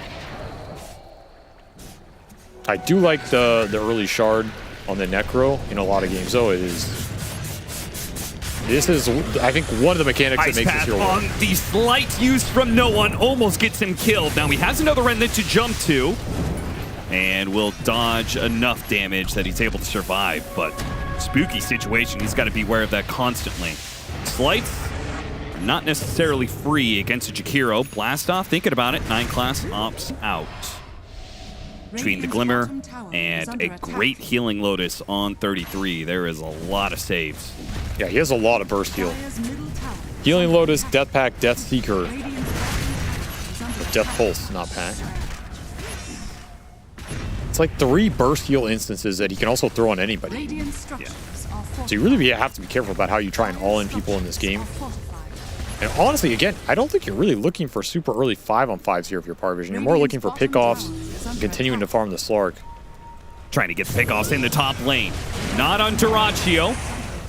Dyrachio is actually still thinking about fighting this. I assume he's calling for his team to help him, but he's currently still alone. TP coming in now. He wants to turn and fight, but Shadow Dance is used. He has really nothing to hit. He just dies. Miscommunication, perhaps, between Tundra and Dyrachio? Yeah, getting the tier 2 bottom. And Party Vision get the rundown, exactly what they're looking for in this game. Position where they can outnumber people, the Slark can start building stacks, running people down. You put Tundra in a position where they have to respond, but they don't want to. Trying to get the quick kill on 9 class. As always, the Reaper's Scythe falls short. Yeah, that's the story of this spell. It's so hard to get kills with it. I feel like sometimes it's honestly better to just not throw it. Like, save the mana. Yeah. You know, sometimes you throw it, you run out of mana, then you can't survive. I mean, that's just a great example of sometimes when you pick these off-meta heroes, you just don't have the proper feel for it, right? That was a situation that if you play the hero regularly in this patch, you probably would be able to like, okay, I can't kill that guy. There's definitely some truth in that. I also think there's some truth in that even if you have a feel for it, like, the spell's just bad. Having feel for a bad spell is... it just doesn't do anything. 33 is sitting there thinking to himself, this spell can't be that bad, right? Surely I can kill a half HP 4 position.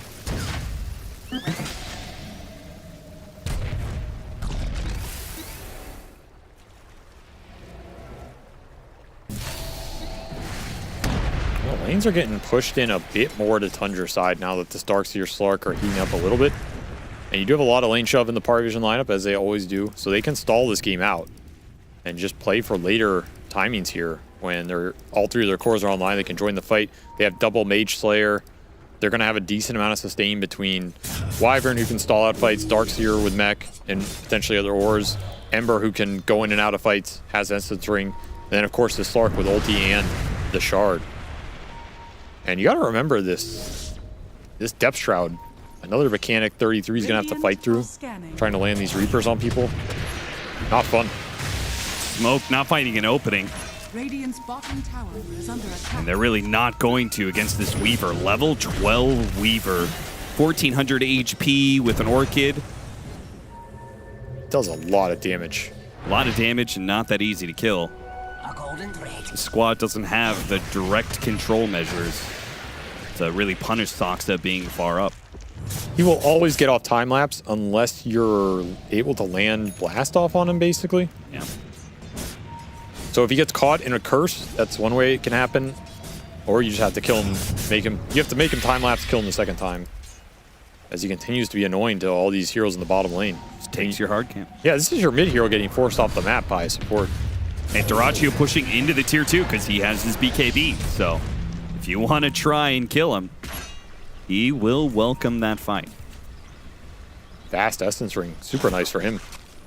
Extra attack range here. Very pivotal on Marcy. Now, this is time for Satanic. They can't really, it's a little difficult to push into the wave clear that 9 class brings. Dire's top tower is under attack. So this is time that Satanic might be able to finish up his Aghanim Scepter before the next little fight. Again, probably not looking for full-on team fights, but little skirmishes might favor Pari Vision. Jumping after 9 class, but it was a bait.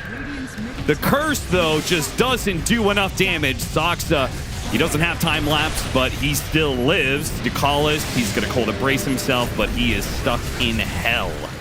Dyrachyo, knowing that his presence isn't needed, fish for another hero, doesn't find it, and they go straight to the high ground. Yeah, no Wyvern, no curse, even if he had buyback here. That's your big team fight spell.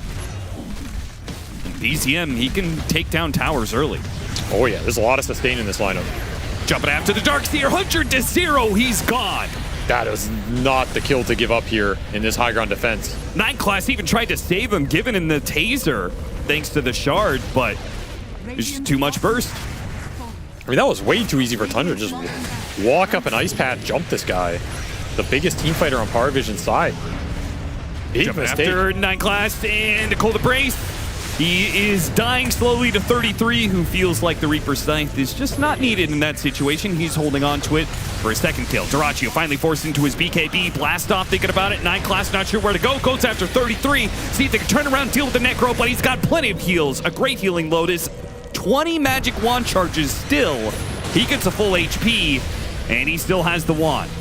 Need someone to bail him out a little bit here. Maybe you can turn with Reaper. They're going to turn with Dyrachyo. Gets the grab. Oh, that's a good toss back. That's going to be full heal Does stuff. nothing. Satanic does not manage to get it. Now the curse is going to be used. Grabbing BZM. He is wailing into Whitemon while no one jumps to the back line. Finishes off Jakiro. BZM now being slowed down. Satanic getting stacks after stacks. All he has to do is be careful of the quills, and he will benefit greatly from this fight. No one picks up the double, and Satanic gets the stacks. Super important high ground hold from Pari Vision. Cost them a Techie's buyback with that really bad Darkseer death, but ultimately they will get the team fight win, which is what they want in that situation, because your Ags was arriving for the Slark, did not have it for the fight, but he has it now.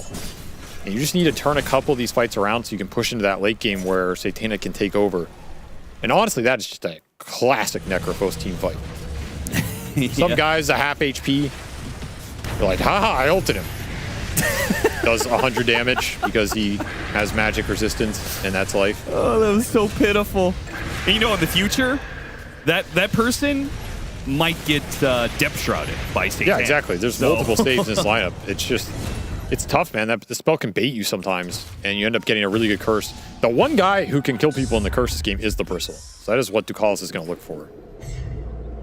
I mean, maybe Marcy can kill somebody, but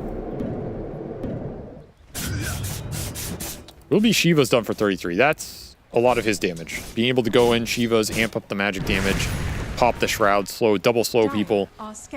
Really annoying if he can just stay alive in the fights. Yeah. But that is the question. Can you stay alive in these fights if you're Tundra? How much damage are Party Vision going to be able to pump out? Especially when they start building damage items. They've been building a lot of survivability so far. We should see more damage from the Darkseer eventually. We should see nullifiers at some point. Shiva's on the Ember. Prepare for a lesson. DM is really close to his Blink Dagger. And that might make Ducalis' Curse a whole lot better. They get the right Vacuum Curse. That sets up a Blast Off, a whole bunch of mines going off. Splinter Blast that does a bunch of damage. 9 classes, you're gonna die to Soxa here. They're trying to bait it in. Turn around, but Soxa, again, they just don't really have the best control. Easily gets off his ult. Satanic chases after him. Might be able to finish him if he gets some help from no one, but he's got to be careful of 33. Orchid goes off onto the Slark, but he's already far enough away. 33 couldn't get the Reaper's sight. As it stands, though, they do have to break from this team fight. Durachi is just a bit too scary. Did not have Dispose available. Yeah, he did. He did. And Tundra will win the Tormentor fight. Yeah, you just can't get baited by this Weaver. Too limited in the control department. And your supports mean a lot. Keeping these 2 supports alive, making sure Tundra aren't on them. If they get the 5-on-3, the 5-on-4, the fight's a lot easier for them. Eyeing up BZM mid. I mean, Slark is close by. Maybe. You can bring him down. Yeah, with the team teleporting, they were either in the corners of the map, bottom right, or they teleported to the other side. BZM so nobody's in the mid lane. Overplaying his hand entirely. Yeah. That is a big death to give up. That's a 1,000 gold kill here. Power rune on top of it. More stacks for the Slark. This Slark is starting to power up.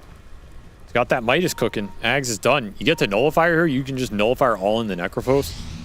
Really tough item matchup for the Necro to deal with. And we talked about the control problems for Pari Vision when it comes to the Weaver, but now we're getting to a point where the control is a huge problem as the Ember and Slark are constantly playing on their side of the map, cutting waves, and there's not much they can do to stop them.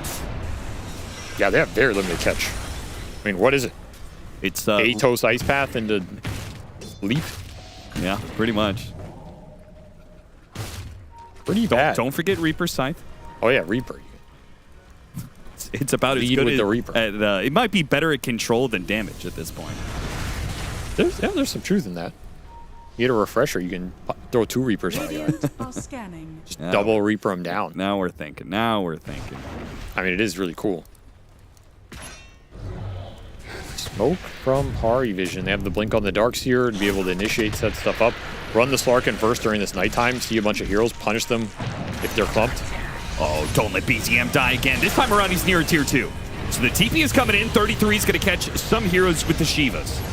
Soxa coming in from behind, going straight for the Winter Wyvern, trying to finish him off with the Orchid. Does manage to execute him nice and quick. Huge. Now the Texas is going to die as well, and Tundra running down heroes. Satanic, Depth Shroud trying to create a little bit of distance here. Pounce up in a second, trying to stay ahead in the trees. Oh no, Orchid! But he gets bailed out by a beautiful vacuum wall that connects on 4 heroes. Satanic will stay alive thanks all to DM. He would have died to Reaper there. The interrupt didn't come through. For once. Instead, he will walk it off as no one's still messing with the back line, but... Yeah, and the wave already got caught, so... Not much to do from this position, but take some of Pari Vision's farm. Does get a power rune as well. Nice arcane rune for him. Yeah. Gonna be nice in the next fight. Another Orchid. They're just trying to get as much control as they can. They know it's what this lineup's lacking. Need more disables to threaten the backline. You need more disables to threaten Satanic in the brief windows where you can catch this Slark in a stun. You have to be able to chain it here.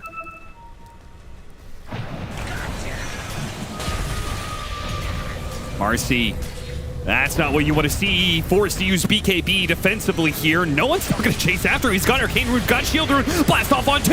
Beautiful hit from 9 class, and that'll finish him off. Durachio goes down, 33.5 HP. Turns around, Reaper's Sight does manage to get the kill on 9 class, so he'll start healing up. No one's just playing. Ooh, gotta be careful though. Nice curse. That's gonna help no one here. Was a little bit of trouble. Vacuumed back in. 33 dies. Satanic is building up stacks now. Depth Shroud chasing after BZM. Give it an ion shell. He'll spot the Jakiro. That's a much easier kill than the Bristleback. Tundra beginning to feel like their team fights are not enough as Parivision just bouncing in and out of the fight. They're too tough to lock down. Just not enough hard control. How do you go on one of these big cores and bring them down 100-0? It's really difficult right now. Need hexes or abyssals or something. Maybe you need a hero that gives you like 3 or 4 different stuns, like an Earthshaker would have been. Oh, pretty that's sick. true. Yeah. It would have been I'm really sure- nice control for this game. I'm sure Moon's going to have some words for the team after this game. But, you know, you got to trust your players. And ultimately, if 33 wants to play a hero, what are you going to tell him? What do you know? What have you ever won? Radiant are scanning. I'll have you know, I'm Moonmander and I won Frankfurt Major. You know how good I was in Han. Stacking up Dude, the so many stacks. stacks. Belly. He is stacks on stacks That's a on gem. stacks. 108 agility. I think Tundra. They're crumbling. This game has collapsed entirely for them. Look at 33, man. Nullifier going to work. Getting demolished. Stark is way too terrifying right now. You just bought a gem. You just fed it to him. And he just finished Nullifier. So he absolutely has the ability to all in the Necropost now. Nobody is safe on the front line. Marcy has a really tough time man fighting this hero because you pop ult, he pops ult. Yours runs out. He's happier. BZM has just struggled. Not sure where he's supposed to go on the map, but this Bristleback keeps trying to push in this mid lane as their lanes are getting shoved in from the Ion Shells and the Ember. And every time he pushes out, if the team is not there with him, he just gets feasted upon. The 100 bonus agility that Satanic has right now will make their lineup a lot more capable of doing Roshan when they normally wouldn't be. Tundra not here in time. They're going to smoke, but late to the party. Might still opt to take the team fight from the high ground if Parivision run into them.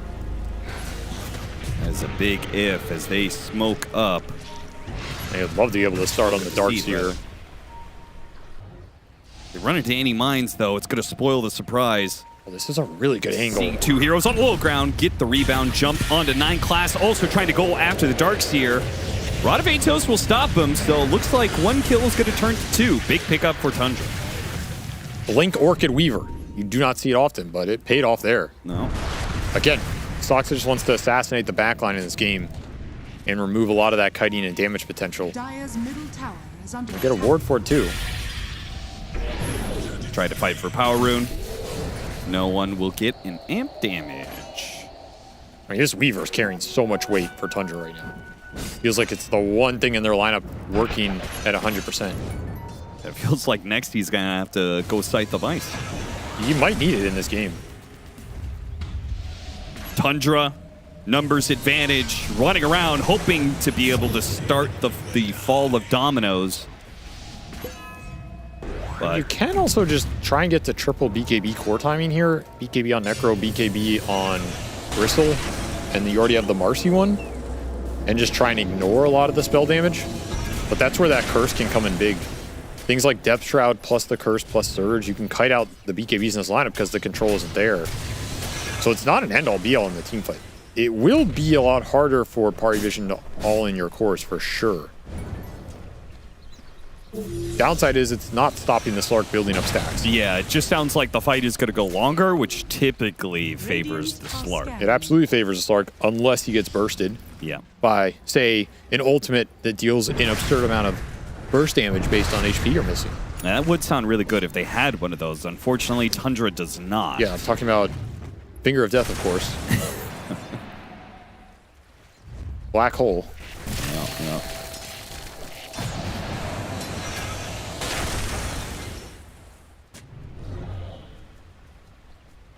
I would kind of like to see him just go the Hex here.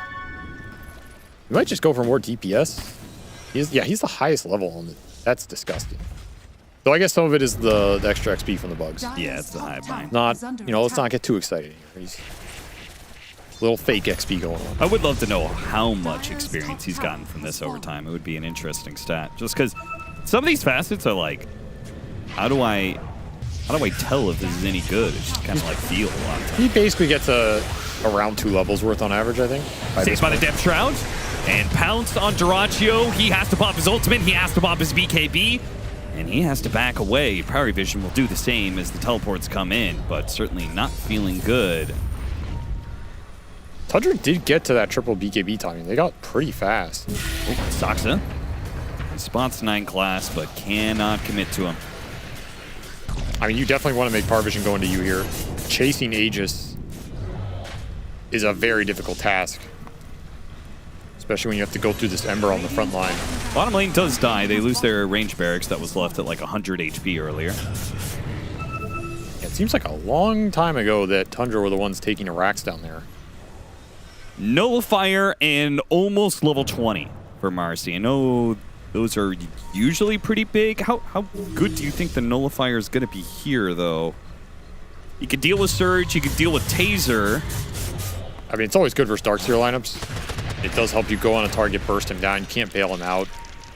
It's just my problem is it going to stop the Ember and Slark? Those are currently your biggest problems. It's not direct lockdown. I think this Nullifier becomes better the more stuns and disable you get here.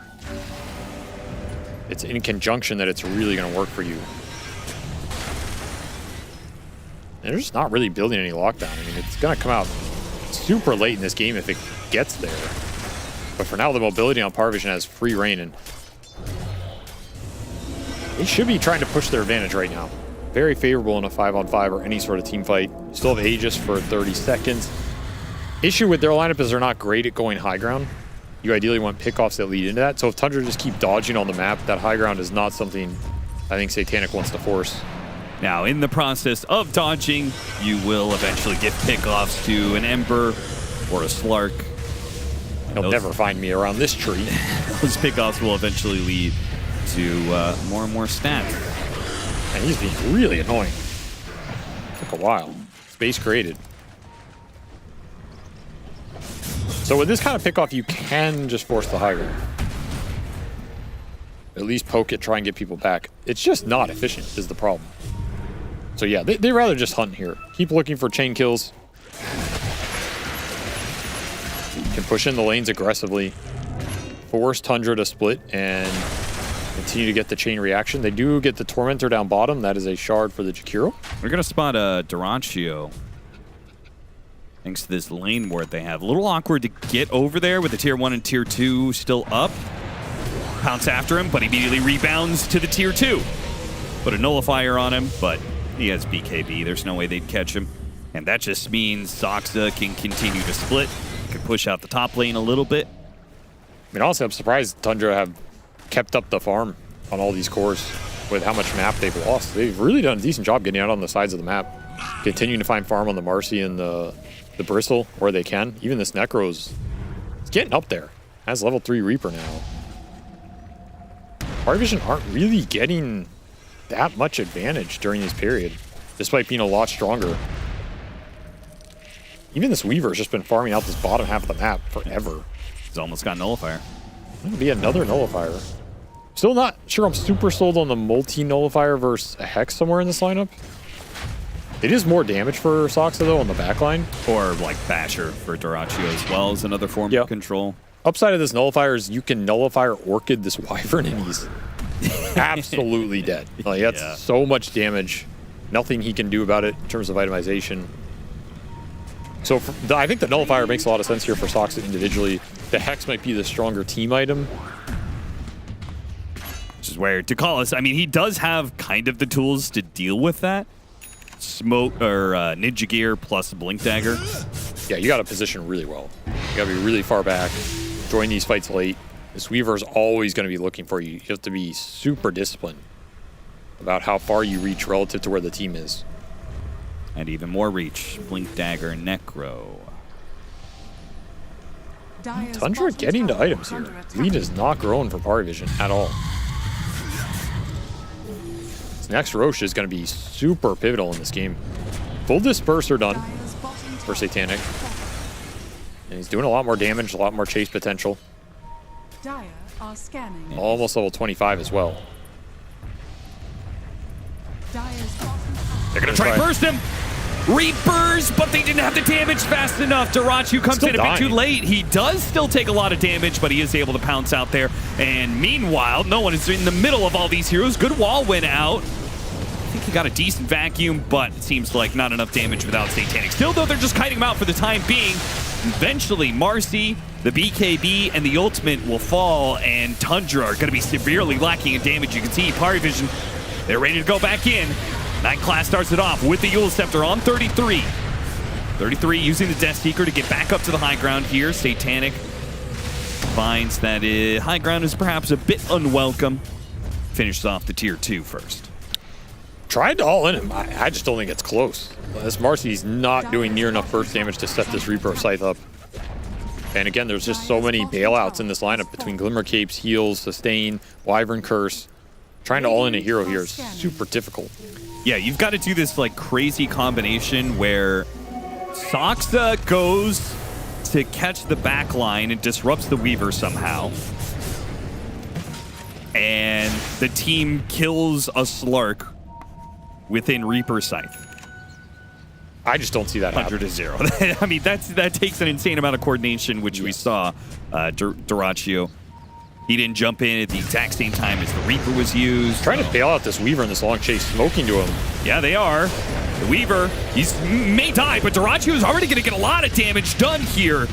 Nice cold embrace, but this now shows to Callis, and that's going to be trouble. Macropyre is still going to burn out the Darkseer, and Satanic, who got caught there, wasn't able to get the Depth Shroud out in time. Had to pop the Shadow Dance just to be able to stay alive. Good vacuum, grabs Dyrachyu midway through his leap, and no one is just going to work. They may be able to challenge the Slark at times and catch some of these heroes, but no one is consistently hitting all of the heroes of Tundra. He's up in their face with the BKB. He takes out 3, and 33 will find that his TP will not work for him here.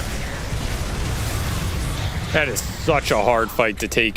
Going high ground while your Weaver's dying. We've seen how important the Weaver is to this game. And then triple buyback from Parivision. Yeah, that's an expensive win, but it's a big team fight win because now you can likely get something out of it. Either buybacks in return or the base. It's on a Radiant Outpost, going high. I mean, it's just... There's so many things working against you in that fight if you're Tundra. And the buybacks will absolutely close that door. So, nice grab. Look at that, mid. 33 uses his courier to try and draw the creep wave away. Has to go invulnerable, but still. Backdoor protection. Classic 33. It is classic. Ultimately didn't do anything. No, backdoor protection never went up. And it's certainly down now as creep wave resumes its path back into the base. If you are Parivision here, though, you do not want to linger and lose a fight and have diebacks on multiple heroes going into this next Roshan period. Especially with a gigantic wave pushing in bottom, so they got to be quick with this. Take the melee barracks, Glyph is going to go off. Can they stick around? I mean, if I'm Tundra, I'm trying to catch anything on the respawns here. Yeah, I feel like Parivision, maybe the right time is to back away. Dyrachyu straight to the back line. Cold Embrace, bailing out 9 Class alongside a Depth Shroud. Dyrachyu taking a lot of damage. Curse pulls it back in. It gets the grab onto BCM. BCM takes a lot of damage. Dyrachyu is almost dead. Satanic's back into play. They take out Dyrachyu. No buyback there. Macropyre down. The Reaper Sight. That'll take out Satanic. He does have buyback. He's not one of the ones used earlier. Meanwhile, DM is in a bit of trouble here as 33 has a Blink Dagger, gets in front of him, finishes him off. That's one of the heroes that bought back. That's a dieback for him. No one, he is silenced up right now, but he's still going after the Jakiro. Whitemon hits him with the Ice Path. The Quills are building up. Whitemon, can he stay alive? The Remnant's after him. The Slight will finish him off. No one goes to the TP away. And he will make it out. They have no control for him anymore. Dude, no one, God. You're level 26 now, 12, 2, and 11 on this Ember. The lack of control. It's a free Ember game, and he is showing it off. Still a huge kill on this Slark. They finally get a Reaper connection on him out of the Ice Path. They bring him down. The spell does something. Is it enough here for Tundra? They lost 3 out of those 4 barracks. Roche is up, but your Marcy died, so you can't do Roche. I don't think this Bristle's enough on his own, especially with 3 heroes still up here. This is that dieback timer on the Darkseer, so you really want to force something here if you can. You're not going to get another window like this to get retribution for that fight on the Radiant Outpost. Marcy will respawn 5 seconds. You could just TP Dyrachyu in and try and go for the man up. And no one, man. He's just playing so forward on them. Just no lockdown for this Ember at all. All right, here comes Dyrachyo. Yeah, you got to make a call. They're fishing for the pickoff. I mean, They're still looking for it. Night Class blinks away just in time. Still managed to hit the rebound. Got immediate Reaper Scythe. He's dead. A great curse, yes. But if it doesn't kill Dyrachyo, then he stays alive. BKB goes off. Satanic's after him. Wait, Satanic. He couldn't see him anymore. The Glimmer Cape gets him away. Loses sight of his target, who just 2 hits maybe would have finished him off. Can you roach here, though, if you're Tundra? You don't have Unleash. Your lanes are going in. Another instance where you get that big core connection with the Reaper Scythe with super limited stuns. It's well played. But it's not enough to actually convert it into the Roshan still. No. Especially when you're down all these barracks. The way he's pushing in, you have to deal with it on somebody. Look at this, Slark. Picked up a Shadow Blade, dropped off his hand of Minus, picked up a Shadow Blade, and is searching for the pickoff in top lane, which Dyrachyo just showed. They know he doesn't have a BKB, so he is dead. A beautiful pickup. BCM just pick up the Scythe. It's on its way. Doesn't have it yet. Nice vacuum.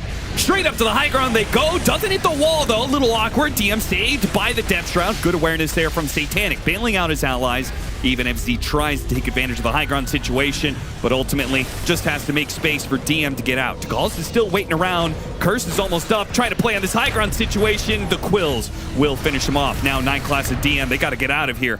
Yeah, this is a fight without the Ember Spear. Like, what are you doing here? Maybe you let Satanic poke and prod, but to just commit like that. He should know the Scythe was shown and used in that last fight. And there's the refresher, the double Scythe, Austin. Sometimes you need 2, where one doesn't cut it. I mean, this is predominantly, I think, just for double BKB. Double Ghost Shroud more than anything else. Yeah, maybe. But the two Scythes could be impactful here. He's going to have to use one of those BKBs here and now. Gets back to the rest of his team. Fiery Vision. Disperse. And as you mentioned, the Hex on the Bristle, they got to a Hex here. This is massive. This is an item you can easily play around if you're Tundra, because now you do have a lot more control to all-in somebody. Either the Slark, the Ember, and if you can take one of those 2 out, you remove so much damage from the Fiery Vision lineup. Have to be a little more careful with how aggressive you are. Roche is still up, by the way. Neither team committing for it. And 9 class will start setting up some traps. Planting a few mines. Not a lot of essence shifts on the Slark right now either. It is nighttime for him. That's nice. Yeah, especially since he's level 25. Yeah, exactly. He wants to get the long-lasting stacks right now. A great little pick off on Whitemon will start that stack. So now he's up to 42 agility. Cannot feed this guy too much right now. Yeah. They're going to buy back. They don't want to give up the Roshan, but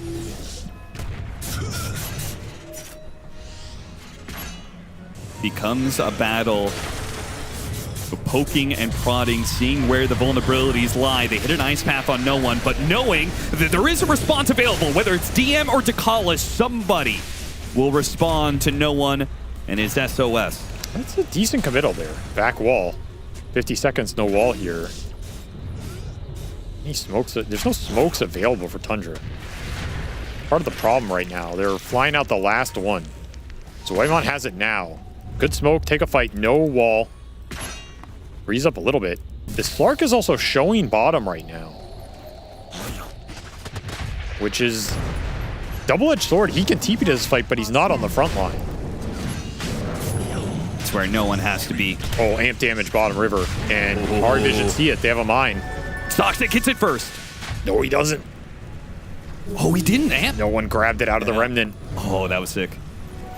Soxa blinked on it at the exact same time as no one managed to make that grab. Didn't bottle it, though. He just pops it, so... Immediate smoke up, try and use it. This is a lot of damage to put into somebody here. Blink away. BZM still chasing with the remnants. Immediate turnaround sight. No follow-up. They can't follow it up. They're not grouped up enough for that. High ground ward for Tundra. Good place for them to fight. I feel like Power Vision can sense it. And Power Vision. They back up to their own high ground area where the mines. Mines kind of create a problem just because it's harder for Saksa to get to the back line undetected. They're definitely annoying. Also, just the magic resistance reduction. You get hit by a couple of these, it's not that the mines kill you, it's the amp damage from the rest of the lineup that is going to have the big effect. Yeah. Not fun to run through these right now. Full Silver Edge for the Slark, so we add a break to the mix. I mean, he is basically slotted here in terms of damage output. Has to find a way to build the stacks, though. Currently 0 stacks on the Slark. All of it reset during that standoff.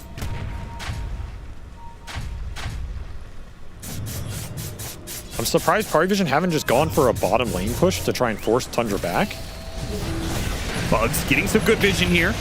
And they hit the back line. Immediately getting a grab onto Collis, who buys back and will try and get to his team for this fight. But for a little bit, the Winter Wyvern is going to be here. Satanic already using a Shadow Dance and putting some good damage under Durantio, Depth Shroud, and a jump away from Blast Off into the Mines. Night Class is not going to be bailed out by the Cold Embrace. Meanwhile, Slark going back into Soxta here, but he's under the Macro Pyre. Now he's going to be rebounded. Good curse save! The Macro Pyre is still burning on Satanic. He is able to get up to the high ground, and away he goes. Chains done up. Durantio with the Mines. Back into it. Boom, boom, boom, and Tundra lose their carry, who does have a buyback. BZM managed to get the catch on the second Reaper side, coming in hot, and he managed to take him down. Another buyback to be used. Carries on 1 life now for this fight. Tundra, they want to reset here. They used everything on 33. He only has a BKB left. DM fishing for an opening here. Nullified immediately. I mean, they're going to fight this Slark with no Reaper. They're going to go for this Necrophos, who almost immediately dies. Managed to get out the BKB and Ghost Shroud TP away. Soxa is silenced up, and he will stay that way as he goes to the grave. 2 minutes on the clock for him. Now BCM's in a bit of trouble, trying to return some quills. Gets a lot of damage done, almost killing one. But the Cold Embrace, and will find himself broken by Satanic. He has a buyback. Meanwhile, Durantio does not. Tried to rebound up to the high ground, doesn't quite make it. No one hot on his tail, trying to finish him up. Slight change, doesn't hit Durantio. Durantio turning and fighting a bit. 33 in trouble. Now here, it's going to be 33 dead. Another hero gone. Another who has to use his buyback, as they have 3 cores left in this fight. And Parivision, they haven't lost a hero yet. They just keep on pushing forward. A rebound, going to land on a DM. Toss him over to the side. Managed to finish him off, but 33, that's going to be a dieback for him. Blast off in from the techies. Will finish up another. Now it's just BZM back into the high ground. It's only him, and 35 seconds left until his next ally. BZM's trying to hold it alone, but there's just no chance in hell. Satanic's buyback way too powerful here. Able to run everybody down. He has so many stacks right now. 150 Agi. A tease. No one. The one hero that was a little bit low gets Cold Embraced. BZM will find that there's just not enough quills in his kit to get this done anymore. Too many buybacks available for Parivision and Tundra. They were so dependent on some of those big spells and the double Reaper sights. You're able to get 2 kills with it, but then that's it. You don't have enough firepower to take that super long fight versus the Slark. They had to bail on that fight, I think, when the buyback from the Slark came out. They just lingered. Like, they were willing to take it, but not take it at the same time. And then they just trickled in 1 by 1. I think if Tundra get out of that fight, they may be able to reset that game and stall it for the spells to come back. But Parivision took full advantage of the momentum. Just ran him down, man. That Slark was a massive problem for Tundra's. They eventually get a scythe in that game, but the lack of control was the defining factor for sure. I love the little look there from No One at the end, cracking his neck. He's like, all right, boys, I'll carry this one for you. I mean, he kept the game together for so long. 15, 3, and 18. 60k hero damage, and no one is close to him. And he carried that early game. Yes. Like, no one absolutely put this game on his back. The fact he's just going through this lineup with Mage Slayer hits on everybody too, when you're Mage Slayer hitting Bristle, Mage Slayer hitting Necrophos, Mage Slayer hitting Jakiro, it's just massive. That impact cannot be underestimated. And doing 20,000 more hero damage than the second highest in BZM's Bristleback. No One keeps Parivision in the series and push it to a game 3.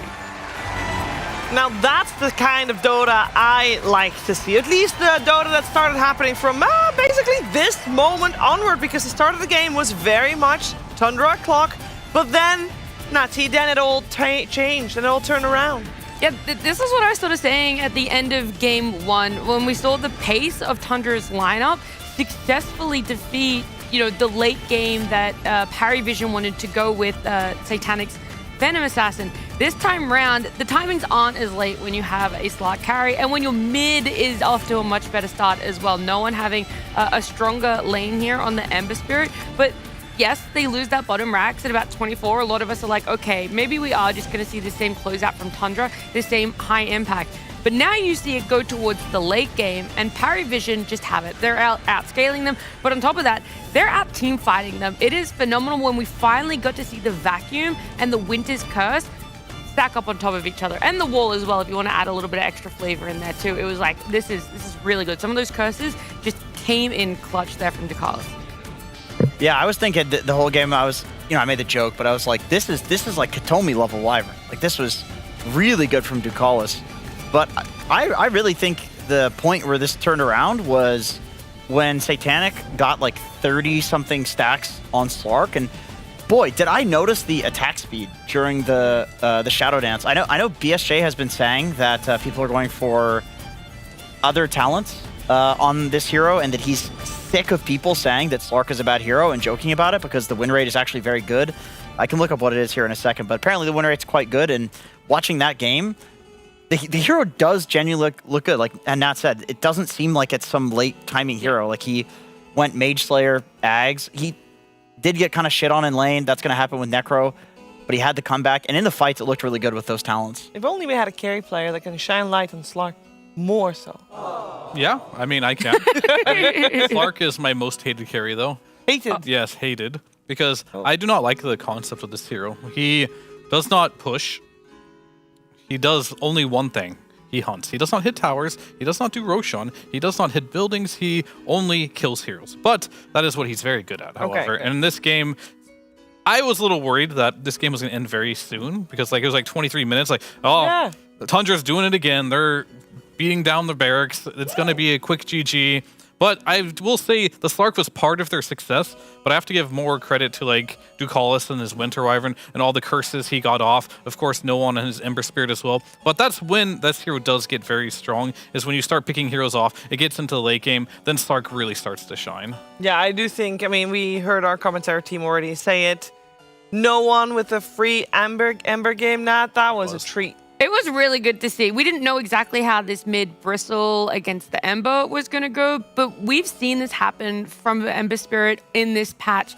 He can come down and come out of lane a little bit down, but he's able to always be there for fights. You know, he's a very mobile mid hero, so his way back into it seems like a lot clearer of a path compared to when No One had that really rough game on Park. Okay, this hero is quite tough to get back in, and on top of that, it was even worse. So, but I think we're also kind of glossing over the fact that we haven't thanked Parry Vision's 6th player here, the Necro that you so called for, Jenkins. Slark has a 55% win rate, by the way. That's why I was staring at my freaking computer the whole time. Just wanted to check that. 55, so it's not as shit as people say. And Necro, yeah, I mean, listen, if I'm making a call, a lot of the time I'm doing it because it's like, oh, this would be cool. That's not a very good way of drafting. That's a bit dog shit. Almost worked, though. Yeah, no, it did have, its lane was good. It's 33. He's going to play what he wants to play. Necro only has one problem. The whole hero gets deleted with one item. Yeah. And it's Nullifier. Yeah, and the problem is you get this new facet, right? And you're like, oh, wow. It looks so good. What about this healing reduction that comes with the W? Yeah, it turns out that's also part of the thing that gets ruined by one item. So it's like you get Yules, you get Nullifier, and it's like, well, there goes your facet. That's too bad. Yeah. Talents. And yeah, that's true, because you're going to go for the talents as well. Yeah, it feels pretty bad. I mean, that was kind of sad, and then maybe it will sway people away from picking Necrophos. But if it worked in 23 minutes, you know, when we said that, we might have been singing its praises. Speaking of singing praises, who are we going to sing praises about for the head-to-head for Ace of Predator? All right, we are going to sing the praises. I'm going to do it here this time, I think. All right, so we're going to sing the praises of the Slark versus Marzi matchup, and mainly going the Slark's way. And there's some key stats I wanted to look at here, which was going to be the net worth, and this is where Satanic really shines as a player, getting to that late game, being able to get farmed, and then I believe I have KDA next here, and it's a beautiful KDA. Like, it was between No One and Satanic, but I feel like Slark was a bit of a bold pick. We don't see it a lot, and we see No One go beyond Godlike every game on Ember, so we'll go with that one. Then hero damage as well, pretty good for Satanic as well, still got carried by No One, but regardless of that, still pretty decent. But this is where the games really felt the impact of the Slark. he's sitting at like 100 stacks here. And this hero, eventually, at some point in the game, in the late game, will get to a point where you lose a fight, it becomes nighttime, he dewards you, he's got 100 stacks, he buys a nullifier, and then you're like, oh shit, we might actually lose this game. You're feeling so good about the game in the first 20 minutes because this hero's terrible in lane, and we see that. But this is where Satanic needs to shine, and it really did come down to Tundra not being able to afford any mistakes in this game. Made that one mistake going high ground bottom. They died there. Ever since then, it really felt like they could never come back, and Slark is one of those heroes that can definitely take advantage of that. Yeah, it also makes me, it also makes me wonder where the teams are going to go next, because I don't know what's happening there. That looked painful as well. Yeah, it sounded painful. You have soft knuckles, boy. Yeah, I keep them soft. But I do want to know what's going to happen next game, because we saw the two heroes, in my opinion, that shined most, one of each team, Darkseer and Jakiro. I feel like Whitemon was on fire. I mean, he always is, obviously. Yeah. And DM on the Darkseer, also 2 games in a row, Nat. Yeah. I feel like they just keep coming back, and they're setting everything up. The Winter Wyvern that we praise is Darkseer. There's 2 parts to it. One, I want to commiserate Whitemon's Jakiro right now. He'd been looking so good on it. If he had gotten a win with this, it would have been 100% win rate in 5 games for him. So yeah, just kind of almost there at the finish line, faltered a little bit, but it's still really good. And it was the Necro's fault. It was the Necro's fault. Exactly. Exactly right, Fia. Thank you. That was going to be my second point. No, my second point is we question marked why they went back for the Darkseer. What they saw in it in game 1 that didn't sway them from the confidence in game number 2. We see it now. There was way more follow-up for it. And so I'm all down to see it again for game 3, as long as they continue and carry through with that extra follow-up again. Yeah, but the Wyvern was enough there as well, right? Yeah, the Wyvern was really good. I think this is a underrated hero right now, especially playing into heroes like the Marcy Carry, the Magnus, the PA. These are all high physical damage heroes. It just seems like we have really good Wyvern players too. These position 5s, they're very good at this. I want to throw some blame into the fire here. He wants to defend his Necro pick and why he thought it was so good. No, I love the creativity. Don't get me wrong. It's 3-1. Necro is now 3-2. Still a positive win rate. Okay, awesome. That's all right. I think Big D needed a Basher. He didn't have a Basher at the end of the game. He built an Orchid. They already had an Orchid. They had Blink Orchid on their Weaver. I think that if we saw some Bashes during those sites, those heroes die. We're not going to blame the Blink Orchid at all. We're going to blame the Basher. Relax. We're talking Soxa here, okay? Everybody loves blaming Big D for things. Oh, okay. Nobody blames Soxa. So you did not like Daracho's Marcy, or rather his item build? I think probably instead of the Orchid, it was a little redundant, maybe the Abyssal Blade. And I imagine if they look back at that replay, it'll be something similar, because they had to go Blink Sheep on Bristle. This is not a build you go when things are going normal. This is a build you go when you're like, guys, we lack catch. I literally have to build the 2 items that turn me into Lion, essentially. And it almost worked. The Blink Hex worked for a little bit. They kind of drafted for that though, right? They drafted to be ending the game in 23 minutes. It didn't happen, and that's why we're here. And that's why we get to watch another game between these 2 teams, and only one of them can make a straight route to the grand finals. Which of the 2 will it be? We'll find out in game number 3.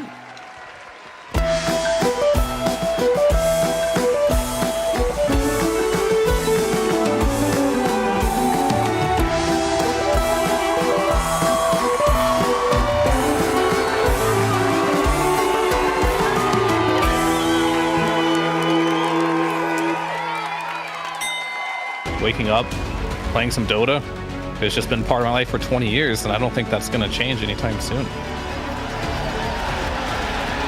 Where we are in the history of this game and where it's come from and how much has been accomplished, I think compared to basically any other esport, it's the best. So I'm grateful for Dota 2 as a game, because Dota as a culture supersedes where we come from. You are a Dota player first, and I love that.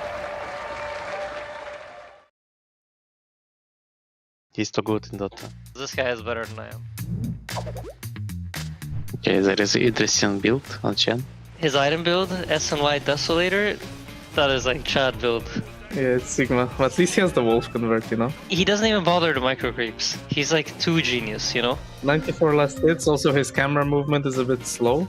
This guy is at least top 100. But at the same time, no dust. When was the last time Nisha had a dust? Nisha's also like ancient in a way, you know? I think this actually might be Nisha on a Smurf. For sure not immortal, right? I would say it's probably not Herald. Because the guy is playing Chen. I think Chen on Herald probably is already a bit too much. Ну, начало 697 ММР возвращают. Legend level, kind of. Like in the middle, you know? Not terrible, but not great. Did you say legend? Yeah, we can go legend. Maybe like Guardian? I don't know like the ranks. I can say just 1k MMR. Okay, it's Guardian too. It's our answer. So I think it's Geralt. That thing is Guardian. I would say legend. It's okay, we were close, I actually thought it would be higher. This guy has had like unlucky teammates his entire life. Clearly, he knows what he's doing. Так, ну, пока сильный АТП, сильный билд. 13 denies. 112 CS, 7 kills. Good camera usage. He knows how to lane. It doesn't give you much, you know? He's too confident. Okay, there is a big detail at the end. Did you see? He bought Boots of Travels level 2. Also, if you look at the minimap, Saber, the wards that are placed in this game are kind of like... They're like brain wards, you know? Okay, so if you buy Boots of Travels level 2, I think auto, at least you have to be like 2k MMR. Maybe he booster. He has good KDA, good CS, good denies. Я также билдился на 3К. Ну, где-то, знаешь, на героя легенде. Вот легенда, я бы дал легенду. I'm thinking immortal or divine. This is not like bot wards. So this is probably like immortal. I'm okay with immortal. Yeah, it should be like 5k MMR. Something like this. Yes, it's what? It's divine? Divine, I would say, yeah. Maybe like low immortal, but probably divine. I think it's like maybe Archon or Legends. Yeah, my bet it's legend. I would say DY. I would say immortal actually. Archon? What? Impressive for Archon. I need to go play in the Archon bracket, because this guy is better than I am. It's skill inflation in Dota. He's too good in Dota. Okay, we suck at this. I remember this one. Okay. Fucked up your auto attack, get blocked by Ogre, oh my god.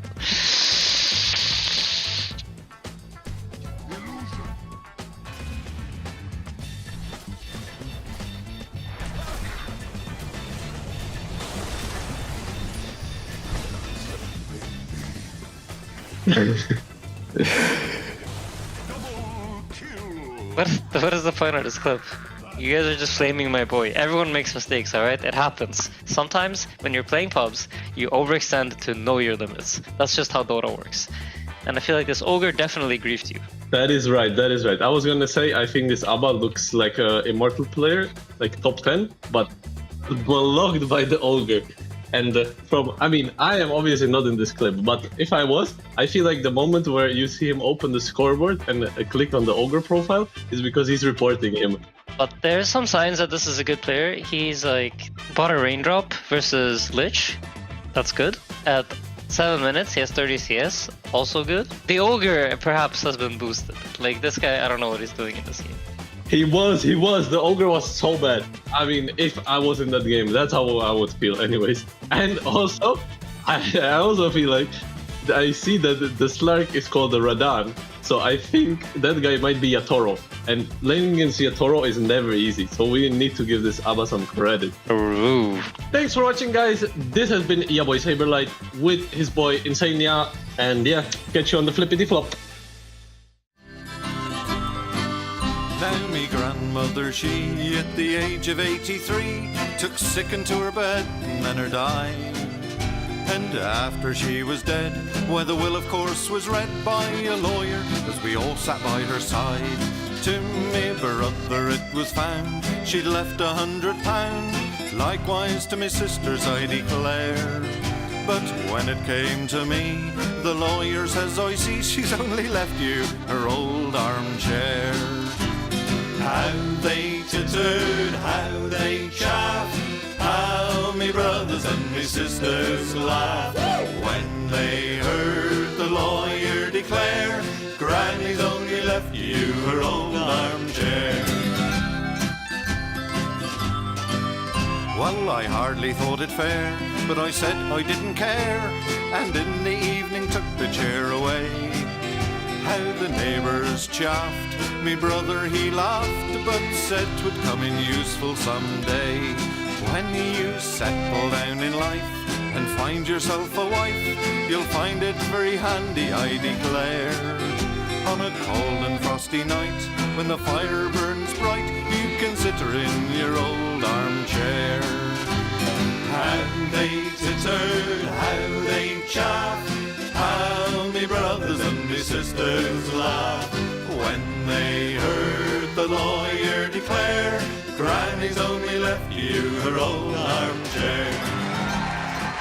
1, 2, 1, 2, 3.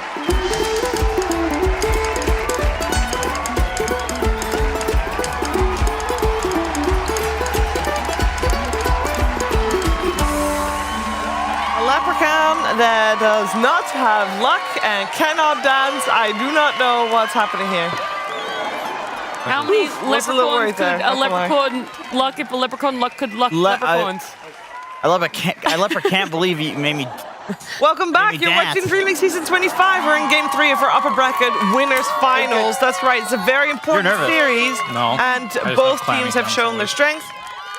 We're going to find out what's going to change for game number 3 as we are in the draft. There is a change because previous games, both times, it was the same team with pick priority and the same team, or same team with first pick, same team on the sides. The sides remained the same, but Tundra now has first pick, where Paravision has second pick, so that's a little bit of a change coming out. And we also have Tundra very wisely betting out the Ember Spirit, but that does mean that finally, Fear, Night Stalker makes it through, come full circle. That was the beginning of the series, and we talked about it. Yeah, I hate watching Night Stalker play though. Oh, well.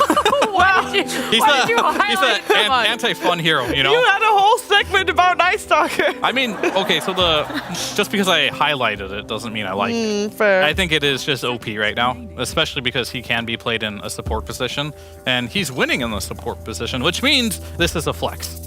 So this hero, we can not know for sure where it's going to be, but Soxa can play it. They can also play it on 33 in the offlane. So keep an eye out for that, and I think Parivision, as the ones that I believe invented this, they're the first ones to do it on 9 class, are well aware of the capabilities of that. You know the ultimate Night Stalker counter? No, I have Make no it idea. day. Phoenix. Yeah. Get that Phoenix out. Offlane DM. It's really not the ultimate counter. It's not. It turns a day for a few seconds. And Phoenix does not like being silenced at all. No, she doesn't. Okay, so I don't know if that's then a counter. But they do pick up the Jakiro, and they gave it some thought, though. But overall, first pick Jakiro for them. I think with the Night Stalker getting let through, you know, I kind of looked then at the bans. This Magnus was something that was so successful in game 1 for Tundra. It gets like this respect ban from Parivision in game 2. But then it's the question, there was flex with it.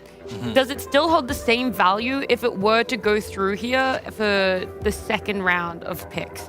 Is it something that either team can still be looking at for themselves, or is it actually just going to transition its way into this thing where it goes untouched for game number 3? Jenkins?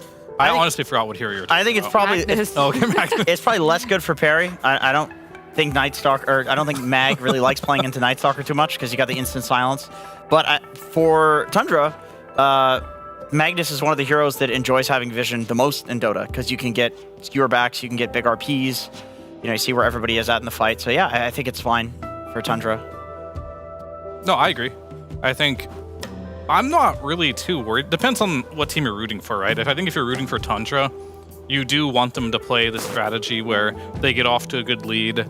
They do end the game slightly early, right? Or at least have a big gold advantage. And I feel like Night Stalker definitely makes that type of playstyle a lot easier. It plays fast, it gives vision, it can choke out the map. So I think if you are a Tundra fan, that's great. I think for Parivision, we saw how good they are in the late game. No one finally got a hero that he could do some work on, and he definitely did in that late game as well. So you're still want to draft for that as much as possible.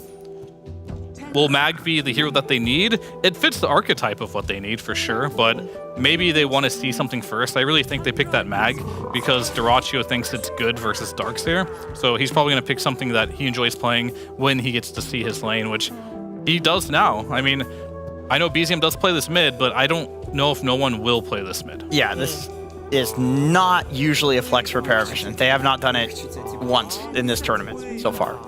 It's always DM with the green facet. So, Yeah, so that begs the question, if you're Tundra, what do you just Warlock PA or something to counter the Bristle with the break?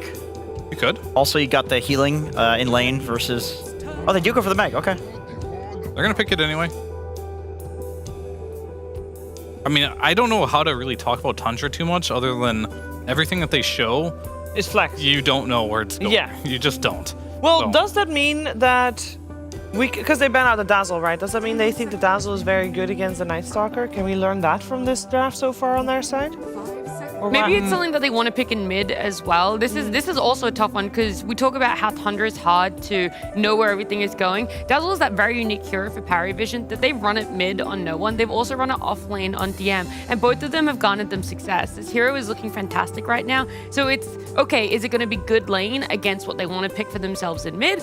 Is it going to be good against what they want to pick for themselves in carry? Or is it even they haven't shown 2 supports? So there's that up for grabs. Yeah, I personally think it's you just don't want to get cheesed on a game 3. No. This is not not a hero that people have really figured out how to play against yet, and Paravision is the team that, because they have DM and he's got these like specialty heroes, they have figured out how to play with it on the new patch. Are we seeing 3 Saxa heroes right now? Mirana is a Saxa hero, but Mirana is also a white. Yeah, it is. Yes. But it's just really funny. It's like Saxa gonna have his pick. What's he gonna play? That's just like the power of Soxa, right? He just can play so many heroes that it gives you a big drafting advantage, for sure. But yeah, he could play any of those heroes, for sure. But based off of this series, I'm more inclined to believe that Mag will likely be Dyrachyo, just because he seems to enjoy that hero. And I don't know about the Night Stalker Mirana. Those could be the supports, or Night Stalker could be a core. I think that's to be determined depending on what they see picked from Paravision. Soxa has not played Mag once in the tournament. I feel like... Not yet, no? Not yet. It's always a possibility. We talked about that 10% chance. You always have to be careful. I mean, nobody played Night Stalker support until the other day as well. Yeah, I totally agree. But I also do feel like they're really feeling the Mag. Like, every game they get Magnus and you have Dyrachyo in, like, a not favorable carry-to-carry matchup, he just does so well on the hero. He's always free-farming that you just want to go with that momentum, you know? I agree. We got the Willow picked up, and the stats are a bit atrocious. 1 and 4. That's not good. Why is it good here? Is it? I mean, apparently Paravision thinks so. I mean, if you can get your Shadow Realm off, as soon as you hear Night Stalker's ult go off, you have a little bit of protection. I do think, like, if you are a really good Dark Willow and you can find yourself positioning, these Terrorizers are actually going to be a really good way to disengage from a Magnus that can get a good RP. There is quite a long cast time, though, for the Terrorize, but a Bramble Maze as well can kind of stop the Skewer back a little bit more. It's one of those things that if you're positioning well on a Dark Willow, it can do really well to break up certain combos or give people an extra little bit of lockdown or extra bit of damage. Yeah, I like the area control with against the Mag. I think that's definitely good. Just lay down a Bramble on who you think is going to be RP skewered and can be disruptive. But I also think it's just a really strong lane. Bristle, Dark Willow, like, it's very hard to theorize a safe lane that will actually beat this. Does that mean... Because I'm seeing the Leshrac picked up, and I'm like, what kind of flex potential do we have here? Was it not Ducalis that said that he was looking forward to Jakiro carry? It's not happening. Oh, come on! Give me some hope here, It's please! satanic, man. Like, this guy, he's got his hero pool. He's not... Okay, how about a Willow for DM? How about with Jakiro for DM? And then, because the Night Class can play the track. I could actually see Jakiro for DM. There you go. He likes these weird, like, spellcaster But then Satanic offlaners. has to be Bristol. I mean, I like this yeah, Unless achiever. no one It's wants just to probably run not going to happen, unfortunately. Paravision's not that fun. I'm very excited for this one. That's the old counter to Leshrac. Yeah. I don't know if it still is, though. That's like Okay, the question. we talked about this the other day on the morning shift, Yeah, I I think, when wasn't we saw there. Invoker, which is like, you don't go for the Vessel Cold Snap build anymore. You're playing around the Exort, so it's a little less good against Leshrac because that build was the one that countered. Yeah. But also, Invoker has all this ground targeted shit that you don't want to run into unless wants to get in there. Yeah. So you can really destroy him in fights because you know exactly where he's going to go, right? Like, he gets in there, you just put everything on the ground and he'll die. Yeah, I mean, that's always how you deal with Leshrac. You have you don't want to be uncomfortable running into you pretty much. And Invoker can do that. I saw the Lina be really good versus him for the same reason, but it's not really BZM style. BZM, he loves Invoker. I haven't seen this matchup too much. We'll see if it's good. A lot of the Invoker people that I know said this hero's garbage now because of the changes. So his base damage, they say he's unlaneable. I was gonna say, I do think it's making it through the lane that's gonna be the hardest thing. Like that first, I wanna say 6 to 8 minutes is going to be pretty crucial. I want these supports to be rotating. It's not, are they able to anymore? We see what they've picked for themselves on Tundra. It's now you have to rotate to enable this Invoker. Late game, in team fights, I can see it doing the damage. But that laning phase is going to be the hardest one. But if any Invoker player can do it, BZM is going to be the one. He's had really good success ever since the 7.38 changes have come in, and he's still finding wins on it. So for me, it going in BZM's hand like raises the stock in it just a little bit more of Invoker being able to handle Leshrac. Or you give him good Sunstrikes in the side lanes. That also works. So he can like go jungle, you get kills. Like, I could see, I'm also with Paravision that I kind of think this is going to be a 33 hero, but you could do some like Bane Mirana, and that's easy Sunstrike setup if you want to make BZM's game easier. But I will say, I feel like it probably is 33's hero coming out. Like, I don't want it to be. I want him to be Night Stalker this game. As in 33 Night Stalker? I do too, but I want him to buy a Blade Mill and just run at this Lesh. And yeah. But they're not going to do it anyway. They're going to do the support Night Stalker, it looks like. A Sand King Night Stalker lane. So I will say most of the games I did see with this Night Stalker support, there was heroes that kind of like followed up very well on top of the Night Stalker initiation. I don't know if Sand King's that hero though, but potentially it is. But yeah, 33 classic hero. He loves the Sand King. Adds more control, especially if you want to go for the Sunstrike build on the Invoker. Now you have a great setup on the side lanes. Maybe that's what they're relying on. It's like, okay, maybe the damage between Sand King, Night Stalker is a little underwhelming, but with that Sunstrike, it'll add the damage necessary. And Satanic will go for his Naga. Into Sand King? This man does not care. I am not sure about that. Into Magnus, into Sand King. I will give you one example. We saw the Naga come out in probably one of the worst Naga matchups, and Satanic picked him. But the way the rest of Paravision played was that they were able to take 4v5 fights and actually win it. This Naga actually ended up being more of a contingency. A second time round, he picks it. He has to join fights a little bit earlier, but it's still the same thing. It's the other four that are doing so much. So if Paravision can get away with that playstyle, I don't hate the Naga. My question is, are you going to be able to get away with that playstyle considering how fast Tundra have played the last 2 games back to back? Yeah, they might have been able to get away with that versus the other teams, but versus Tundra, gonna get some extra opinions. Cap, what are you thinking here? I mean, they were never gonna win against the Agent of Galaron. What the hell are you talking about? Well, do you guys not know the patch? No. What are you talking? Agent of Galaron is, of course. that is Invoker! The fire thing! Oh, I saw the only facet that counts. I saw the change log for Invoker, and I just skipped it. Too long. It was Harry Potter book 1, 2, and 3. Yeah, it truly was. Excited? I read it all. You read it all? Harry Potter, yeah. Yeah, okay. That's exactly what I'm wondering about. I'm looking forward to this 3rd game, and I know the commentators are, I know we are, I know you are, and I know the PogChamp Pandas are as well. So let's get started with game number 3.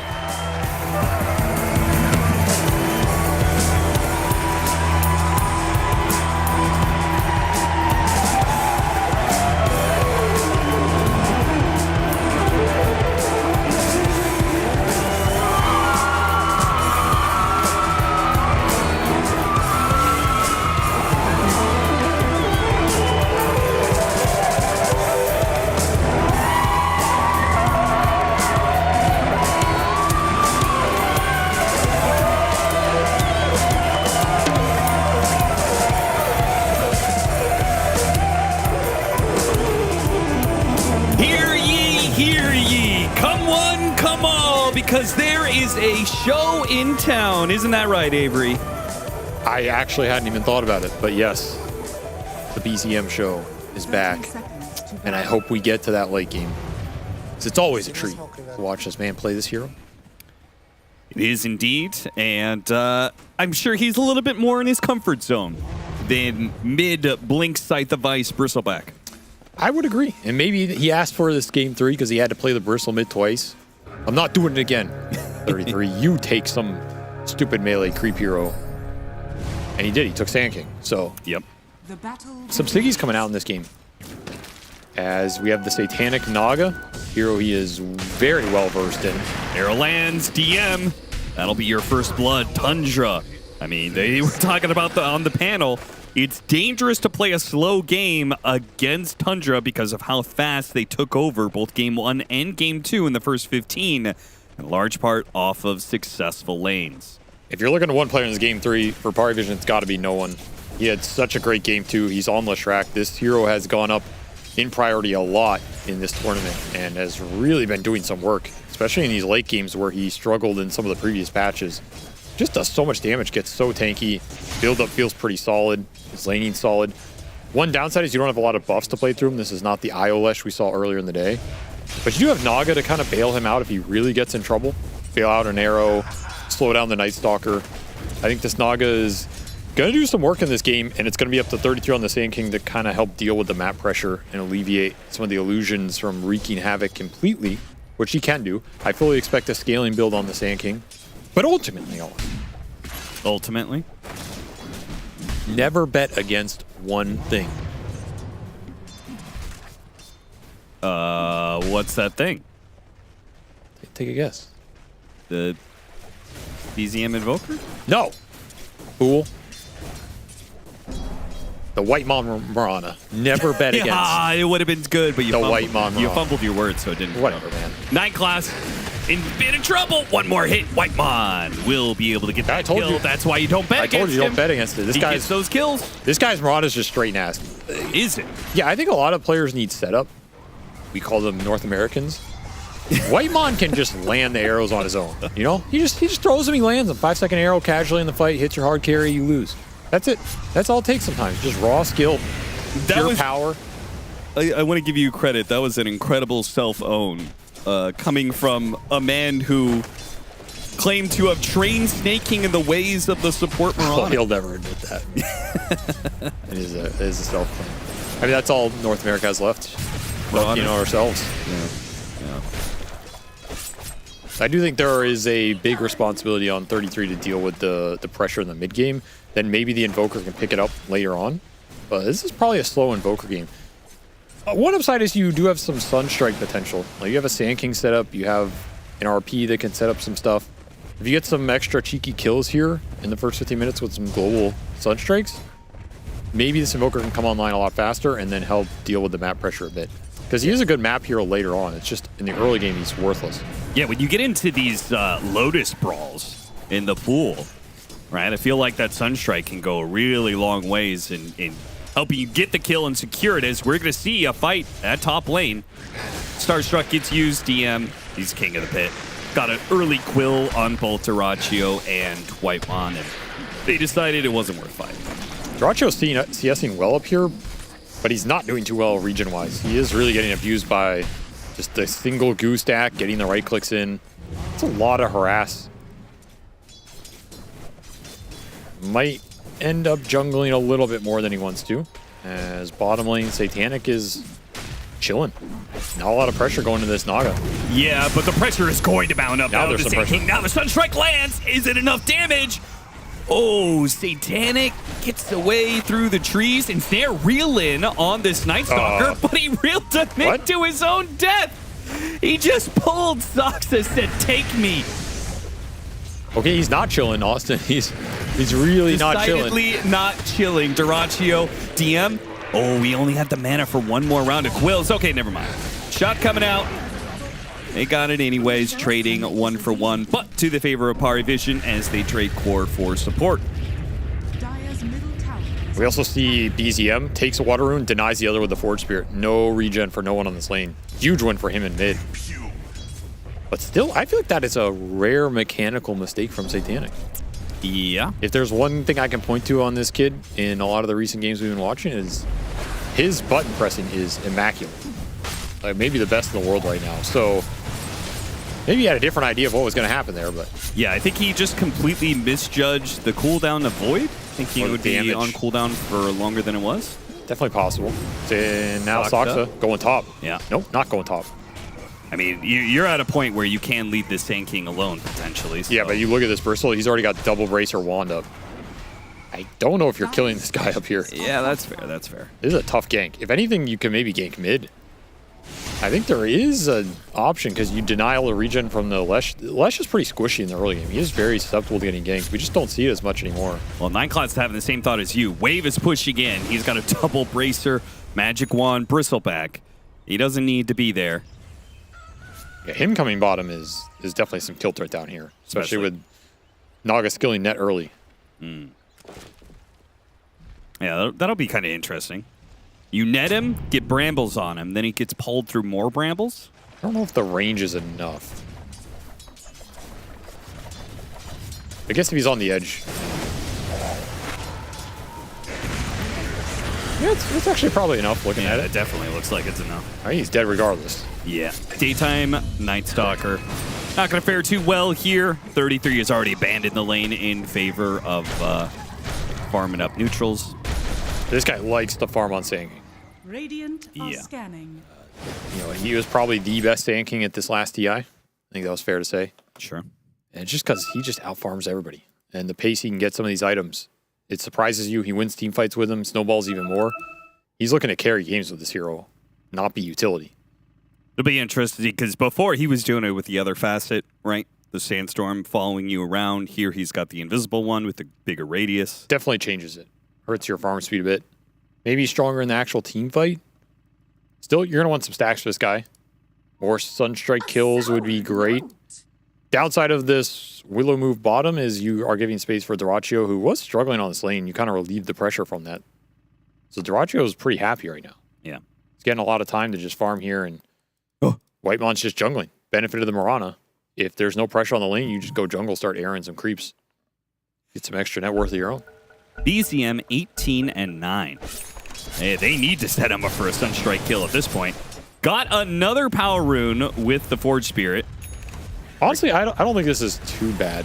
I kind of always expected Voker to lose lane early. Yeah. As long as you're able to stand in lane and get XP, that's what matters more. Got the dust on him into an ice path, but multiple TPs coming in. Dissuade Party Vision of that notion. Cancel TP out of Whitemon. It's going to be stuck up there for a while now. Party Vision maybe can take advantage of it, make a quick smoke mid. You're guaranteed a numbers advantage fight around this Invoker, who's another very susceptible hero to getting ganked. And you would like to take him down at least once or twice before the 10-minute mark. Slow down the Midas. They're lingering towards there. The downside of this is 7-minute Wisdom Shrine's coming, so you also could have made a move for that Wisdom Shrine if you felt confident enough to fight it. Sure. Could be a bigger prize, though. But maybe that just disguises this move all the further. As BCM, they do successfully get him in the Bramble. They have to hit it with skill shots, but as long as the first one lands, they guarantee the kill. I like how fast that play was. They got this canceled, Mirana TP out of bottom, instantly smoked to mid. Pretty much guaranteed here. The Invoker cannot just stay off the lane forever. And you're still going to end up splitting the Wisdom Shrines. So, didn't actually end up losing out on anything despite making this double support move. He even got damage on the tower. 33 thing about an Epicenter. Does he have the range for this? Well, he does with Phase Boots. He can very easily get close to Dakalis, finish him off with the Burrow. Still a lot of AoE damage. Austin, Gotta be careful. I told you, Sunstrike is going to land on 9 class to finish him off. Don't bet against the Whitemon Rana. I don't know how many times I have to tell you this before you listen. All right. Just don't do it, Austin. Okay. I'm warning you, man. Dude, just disregarding 33's play there. Oh, 33 was a good play, but that was a max duration arrow. Yeah, okay. No setup. Get a little pull action in here from Tundra, which is something that they did in both games. They had the stack advantage both times. We're going to watch. Saksa die, it's daytime. He's just fishing for whatever experience he can get because 33 doesn't really want to play the lane. 9 class walks into this one with again, he's going to die to Sandstorm. Did not dodge the Sunstrike. Went in a little bit of a circle. I think he had time to dodge it too.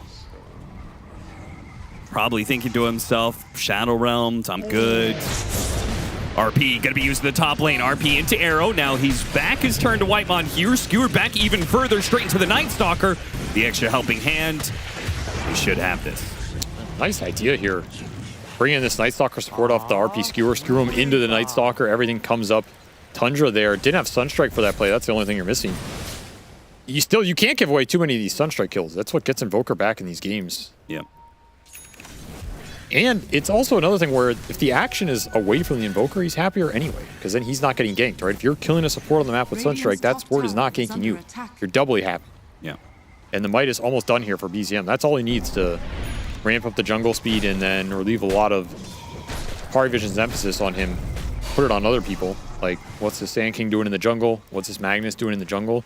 How aggressive do we have to be? That's what Parivision are thinking to themselves right now. A lot of flash farmers on the side of Tundra in this lineup. Not a lineup I think you want to go AFK against.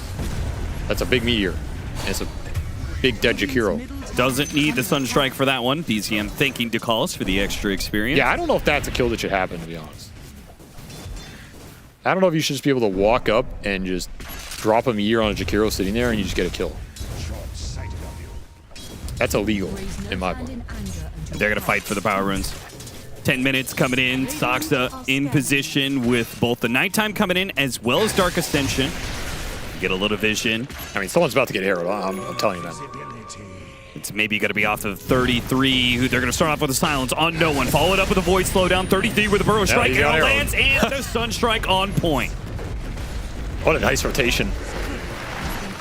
And still, with this epicenter damage, a lot of heroes are low here. They're going to try and focus on 33, sure, but got up the burrow strike, hitting 2 heroes with it. DM, he won't be able to back away. BZM blessed with a double kill. Shows up to the fight. He got the Sunstrike initially, gets to be a part of more kills, has a hand of Midas, is taking his tower. This Invoker went from nothing to something. Yeah, click that team fight recap. Oh, we got a replay. I mean, I told you someone's getting arrow here, man. No, it was an NA arrow because he needed some setup, but we'll still allow it here. And ultimately, it just takes so long to bring 33 down. Yep. The fact he gets this level 3 burrow strike off while they're all sitting in the Sandstorm, just a death sentence. This is the Dark Ascension going to work. And yeah, this team fight where you got, that's a classic Invoker fight. The most gold for the least damage. Don't mind me, boys. Just showing up to collect the taxes on the fight, you know? I mean, that was a Midas no boots Invoker. Yep. Having some impact. Now the Void, is it going to kill no one here? Shox is going to commit for the kill, and they've got him. BZM instantly TPs out. He is getting away with so much in this early game. This is disgusting. You are not supposed to be 5-1-2 on Exort Invoker by the 11-minute mark. The show has begun early, folks. You thought it was going to be a matinee. You thought it was going to be a late night matinee. Early afternoon matinee. And he will not need the setup of other heroes soon. Rod of Atos is going to be coming in pretty quickly. Smoke in the bottom, looking for Satanic. They've had vision of him this entire time, and they've just been waiting to finally pull the trigger on it. Just the 2 supports. They will claim it. Died so fast, you don't even get the Sunstrike. Yeah, could have left that for BZM, but, you know. Can't give him everything, I guess. Tundra just making all the right moves here. So much space for this Magnus. This is looking like that game 1, where Parivision are just nowhere close to touching Dyrachyo. And he's going to come out of the jungle with some incredibly fast harpoon timing. And a regen that has been sitting in this top lane forever finally gets into no one's bottle. It's a big pickup because he still needs to finish up his Kaya. This game's looking tough for Parivision already. Yeah. They have a tough hill to climb here. Get themselves out of the hole. This Leshrac is pretty far behind, and this Invoker matchup is not good for Lesh. No. At all, pretty much past the mid game. Super long range burst damage hero that kites you out, has a bunch of utility, has mana burn, has ice wall, has big physical damage with alacrity. There's just not much fun about this matchup, and especially when you're behind. You're supposed to have a strong early game as Lesh to counteract this, with Invoker being slow. Gank him a few times, take his tower. He got ganked once and his tower's still up. All of these things are going to create so much time and space for Tundra, and all of that's going to add up versus Satanic, who, you know, you're still playing a Naga lineup, so at some point you want to be able to force the lanes into Tundra here, split them up, get a good team fight out of the Song, Ice Path combo, whatever that looks like. Yep. If Tundra are so strong they can stand on the lanes with cores like the Mag, like the Sand King, without threat of being ganked, that lane push goes away pretty fast. And they certainly have the AoE damage that they don't have to worry about his impact in team fights for a while. Oh yeah, 100%. Another benefit of the Sand King having such a good game. Got the initial jump. Arrow. Not going to land. Well, that one had setup, so... What's a setup? he missed it, so the Sunstrike could kill it. Sunstrike. Yeah, it was purposeful. Oh, the skewer together, RP on 2. Oh, no. Silence together, and they will die without speaking a word. Double kill for Dyrachyo. This is getting a little out of hand right now.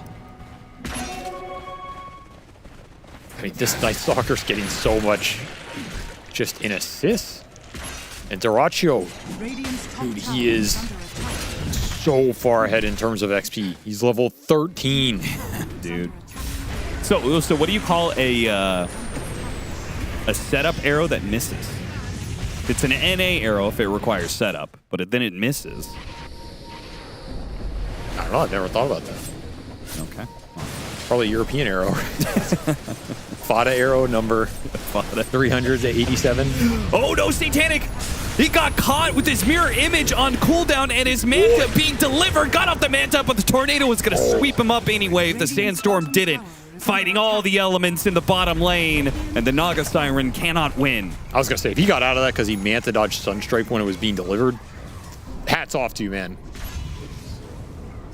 If they made that gank 2 seconds later, Satanic lives.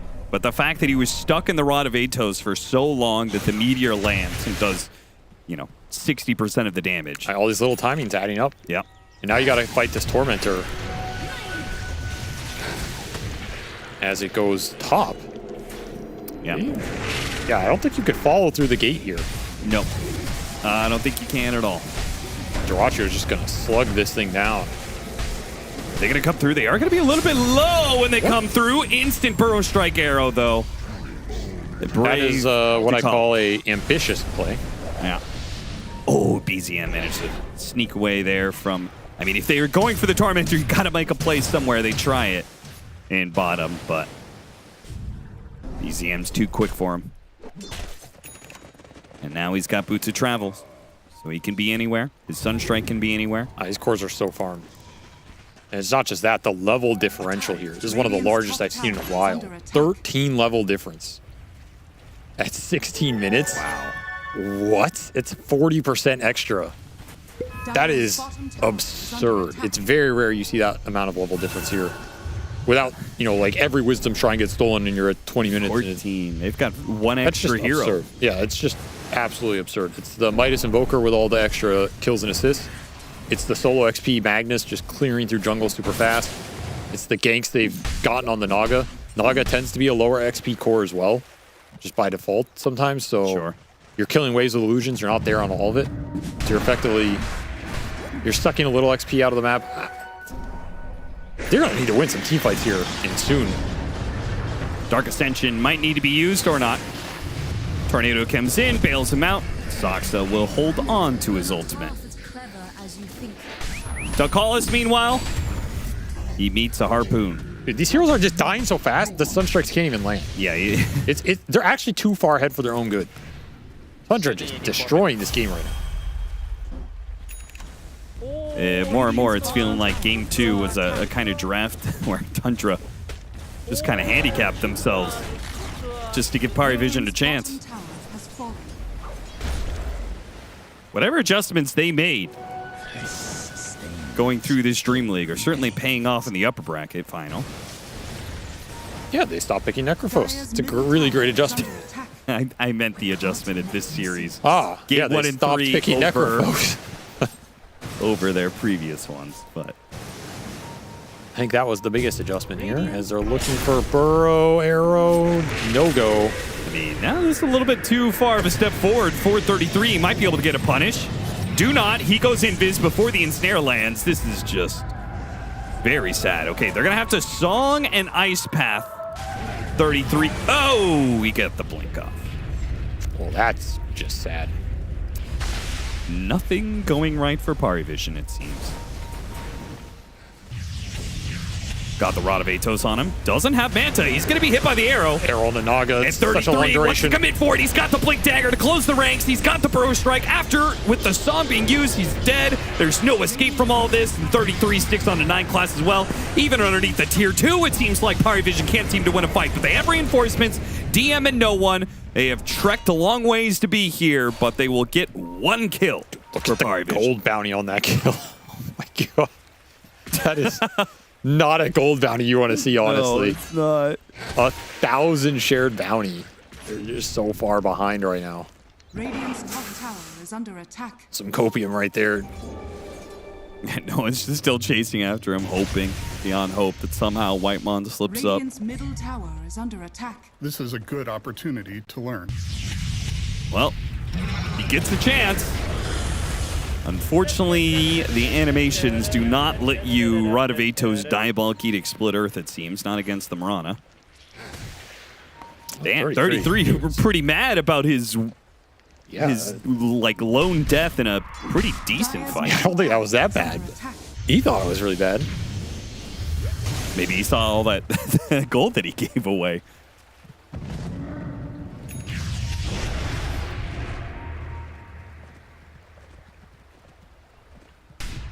Radiant's courier has been Well, once again, Dyrachyo is going to get BKB, and then he is untouchable.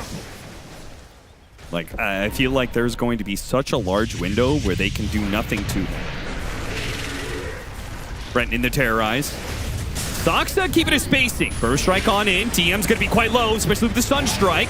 Cleared up by a couple of illusions there. Dyrachyo's coming in the back. Terrorize going to have to be used. He's going to hit all of the heroes. Knocks them out. Puts them all together. They're just gone. You can't deal with the cleave. You can't deal with the damage Tundra are bringing to the table.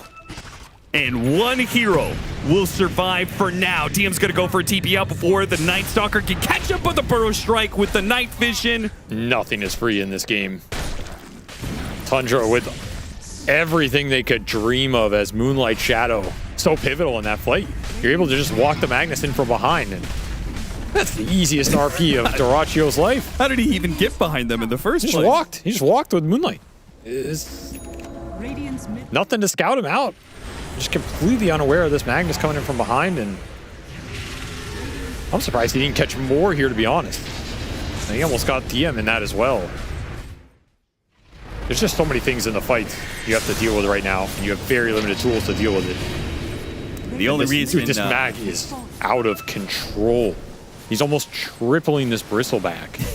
Yeah. And you thought the level difference was bad earlier? Dude, do not look at it now. You really do not want to look at a 20 level difference 20 minutes in a game. That might be one of the highest I've ever seen. Yes, it is the highest I've ever seen. Because especially this late into the game, it usually doesn't get worse. Because the levels become harder and harder to come by, but it's getting worse. I mean, they're about to own the top 5 Trying to ban on the Shield Rune. Soxa. He gets denied the Shield Rune, and as a result will die. Cataclysm, though. Ooh, there goes DM. Dyrachyo from behind with the Harpoon on no one. Already takes him down to half HP. Hits him with a Skewer. It just sticks on him. He can't get away, and neither will Ducalis. Oh, Terrorize goes out. That'll keep Dyrachyo at bay. Will not stop 33, who presses forward. Burrow Strike, Arrow. It lands. Night Class up next. Another team wipe on the table for Tundra. I mean, they might call this one soon, to be honest. It's just completely out of hand. There is nowhere to hide, and there's no way to run. A buyback TP in from DM, trying to punish them for diving a tier 2 tower, but they're already gone. Double buyback for what? For nothing here. Dyrachyo's just taking your base. Took a tier 3. Got 3,500 HP in an Aegis. Oh no, he's just gonna RP him. He's just a dieback. Casual. Dyrachyo was in that last fight without his RP. Now puts it to use to get a pick off. Finds another one. And no one. They can't. They were like, what is this monster? This Magnus is just far too strong for them. They do manage to get the Night Stalker. There goes the Aegis too. Satanic in a position here. Can he keep Dyrachyo around long enough that his supports can do the damage? Tornado goes out. Hit him with a few more stunts. Ice Path, Curse Crown. A little bit more, but they are running out of disables, and they certainly don't have damage. Dyrachyo realizing that, back into it he goes. We haven't even seen Alacrity on this beast too much this game. You gotta be careful. He's got the Harpoon. Burrow Strike, it lands. Skewer them together. Satanic popping the Manta, trying to get away with a Song, Does manage to do so. DeCost ready with the Ice Path. Arrow coming in. Oh, it's not the Ice Path. And now the Cataclysm. He takes them out of the fight entirely. He quickly buys back. They're scrambling just to be able to make up for this huge mistake that they just made. But Tundra are getting away. A TPN from 9 class trying to hit him with a blood grenade, but 33 blinks away. And Tundra, like ghosts, they're gone. You don't see him anymore. They get inside your base. They kill you there. They force you to buy back. And you can't even get a single punish for it. I mean, I did warn him, Austin. I did. Don't bet against the white Mirana, dude. I don't know. I can't believe he got that arrow. You don't do it. You don't do it. And they paid the price. He's just sitting there for the Ice Path. I mean, that's just all he's thinking about, right? Yeah. And then it's, oh, wait. The fact that Cataclysm was up so early in this game, too, is just stifling. Yeah, with all the stuns that they have, particularly one like RP, DM. Goodbye, my friend. They are just feeding off them. This is just a complete crumble from Parivision. They were not ready for the laning prowess. They were not ready for the sun strikes on the map, the BZM Invoker. I would like to congratulate Tundra on getting 25 so early in the game. I don't mean a hero. I mean their total level advantage. I mean, Duracho is also almost level 25. He is getting close. 25 level difference in 25 minutes. Yeah. That is, Here comes that Cataclysm. They all managed to dance away from it. BKB used by Duracho. This actually puts Parivision in kind of an okay spot.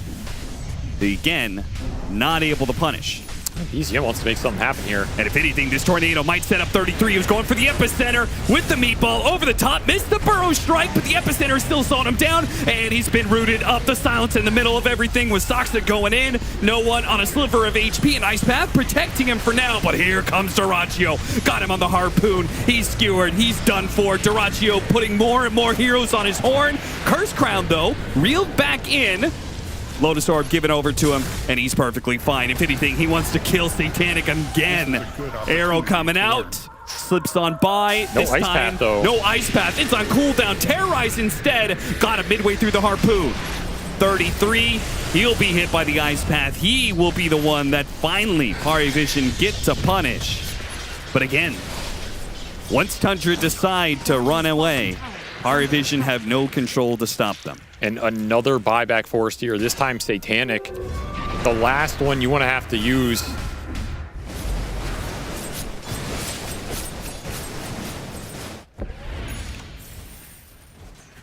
Full AC done for this mag. He's having a better game on this mag than he did in game 1 by a huge margin. He is doubling up the Naga Siren. Yep. At 26 minutes. It's just a feeding frenzy out here. Nothing has come close to stopping the bleeding. Another Tormentor, another Shard. Yeah, Parivision refusing to give in. Try and make a move, Duracho! Okay. Slams the hammer on the ground with no one close by.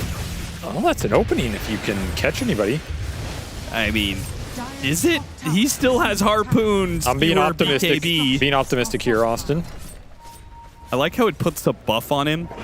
Even when he doesn't hit a hero, it just says all stats increased by 0. Radiant's bottom tower is under attack. You gotta go for it, Duracho. You know they're in the corner. Here comes the arrow. Oh no, the Cataclysm. They're wiped out. They're gone. All right, Bye-bye. We're done with this one. I think everybody's seen enough. I think we all learned some lessons today. Tundra's still a pretty good team. They are still capable of making anybody in the world look like fools.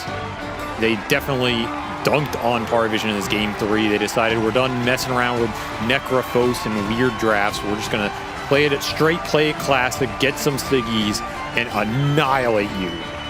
And they did exactly that. Everybody was firing on all cylinders. Very impressive stomp from Tundra as they end with, I think, all 5 of the highest tier levels in the game. We're very close. Yeah. One of the largest level differential increases I've ever seen. Yeah. And ultimately, Austin, only one player did not die in this game. It is the White Mirana with a perfect game, 5-0 and 23, some very clutch arrows. But honestly, they all played tremendously well. And I mean, BZM, really took it to him. Like, the fact that he got some of these casual kills mid, landed basically every Sunstrike, and just got a super fast Cataclysm in a lineup that takes massive advantage of it. Yeah. Yeah, I mean, he makes this hero just look broken.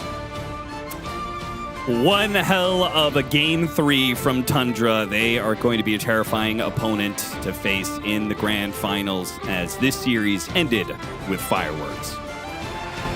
Tundra will be your first team in the grand finals tomorrow. It's going to be an exciting one. At this rate, though, I do think people should be a little bit more aware of what Tundra has in their bag, because I think I've seen it.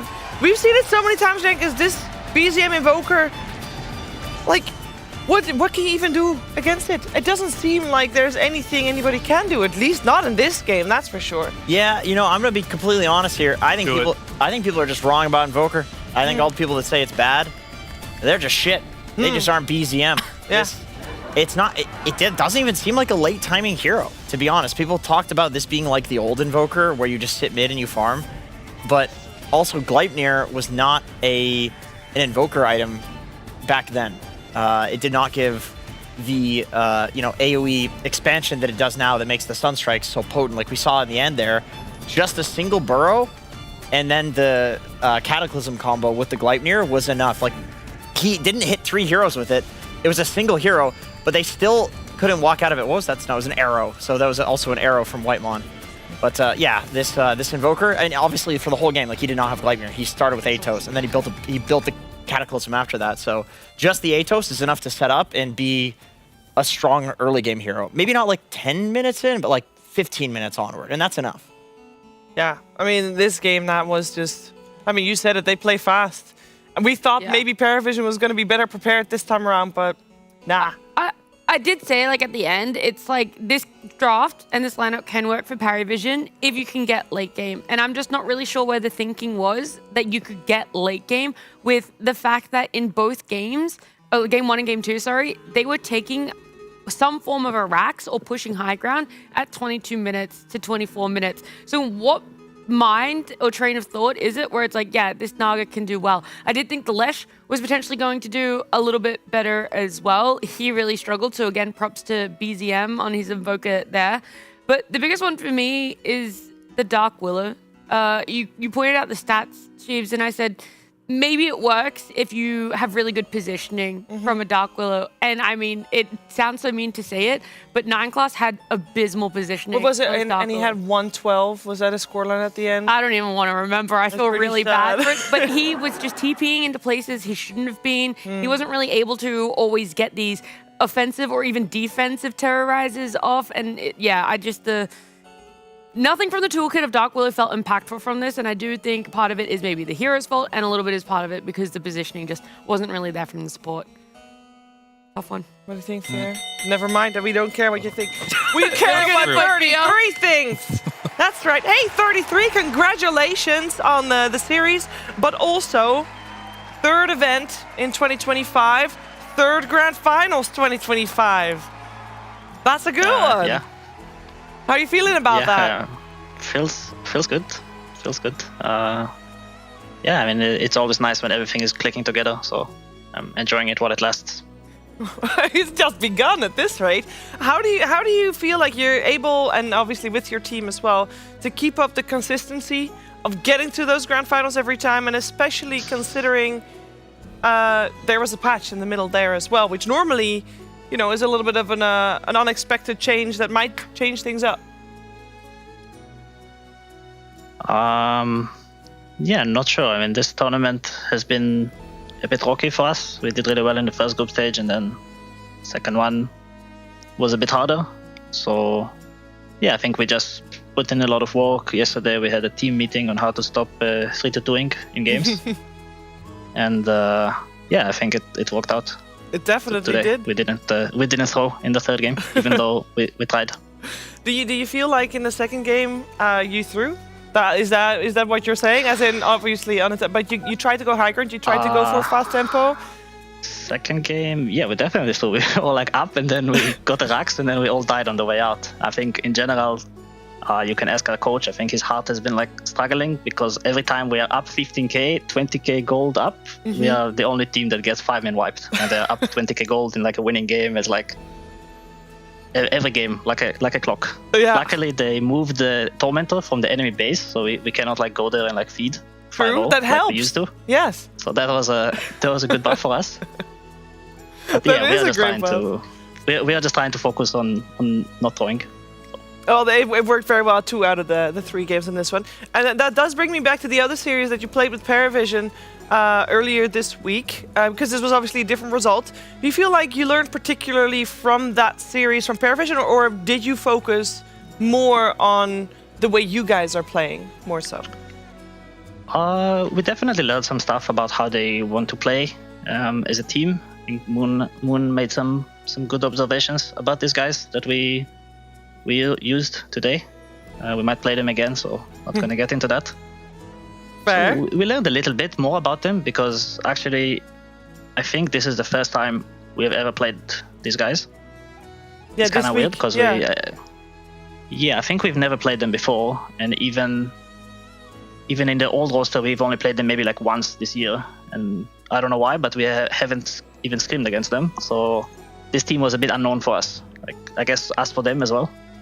And so yeah, it's fun to play against them. I hope we'll get to play against them again in the final. Yeah, I mean, that was going to be where I was going, because it's either them or Spirit. And obviously you played against both of them this week. Do you think it will be Paravision again at this point?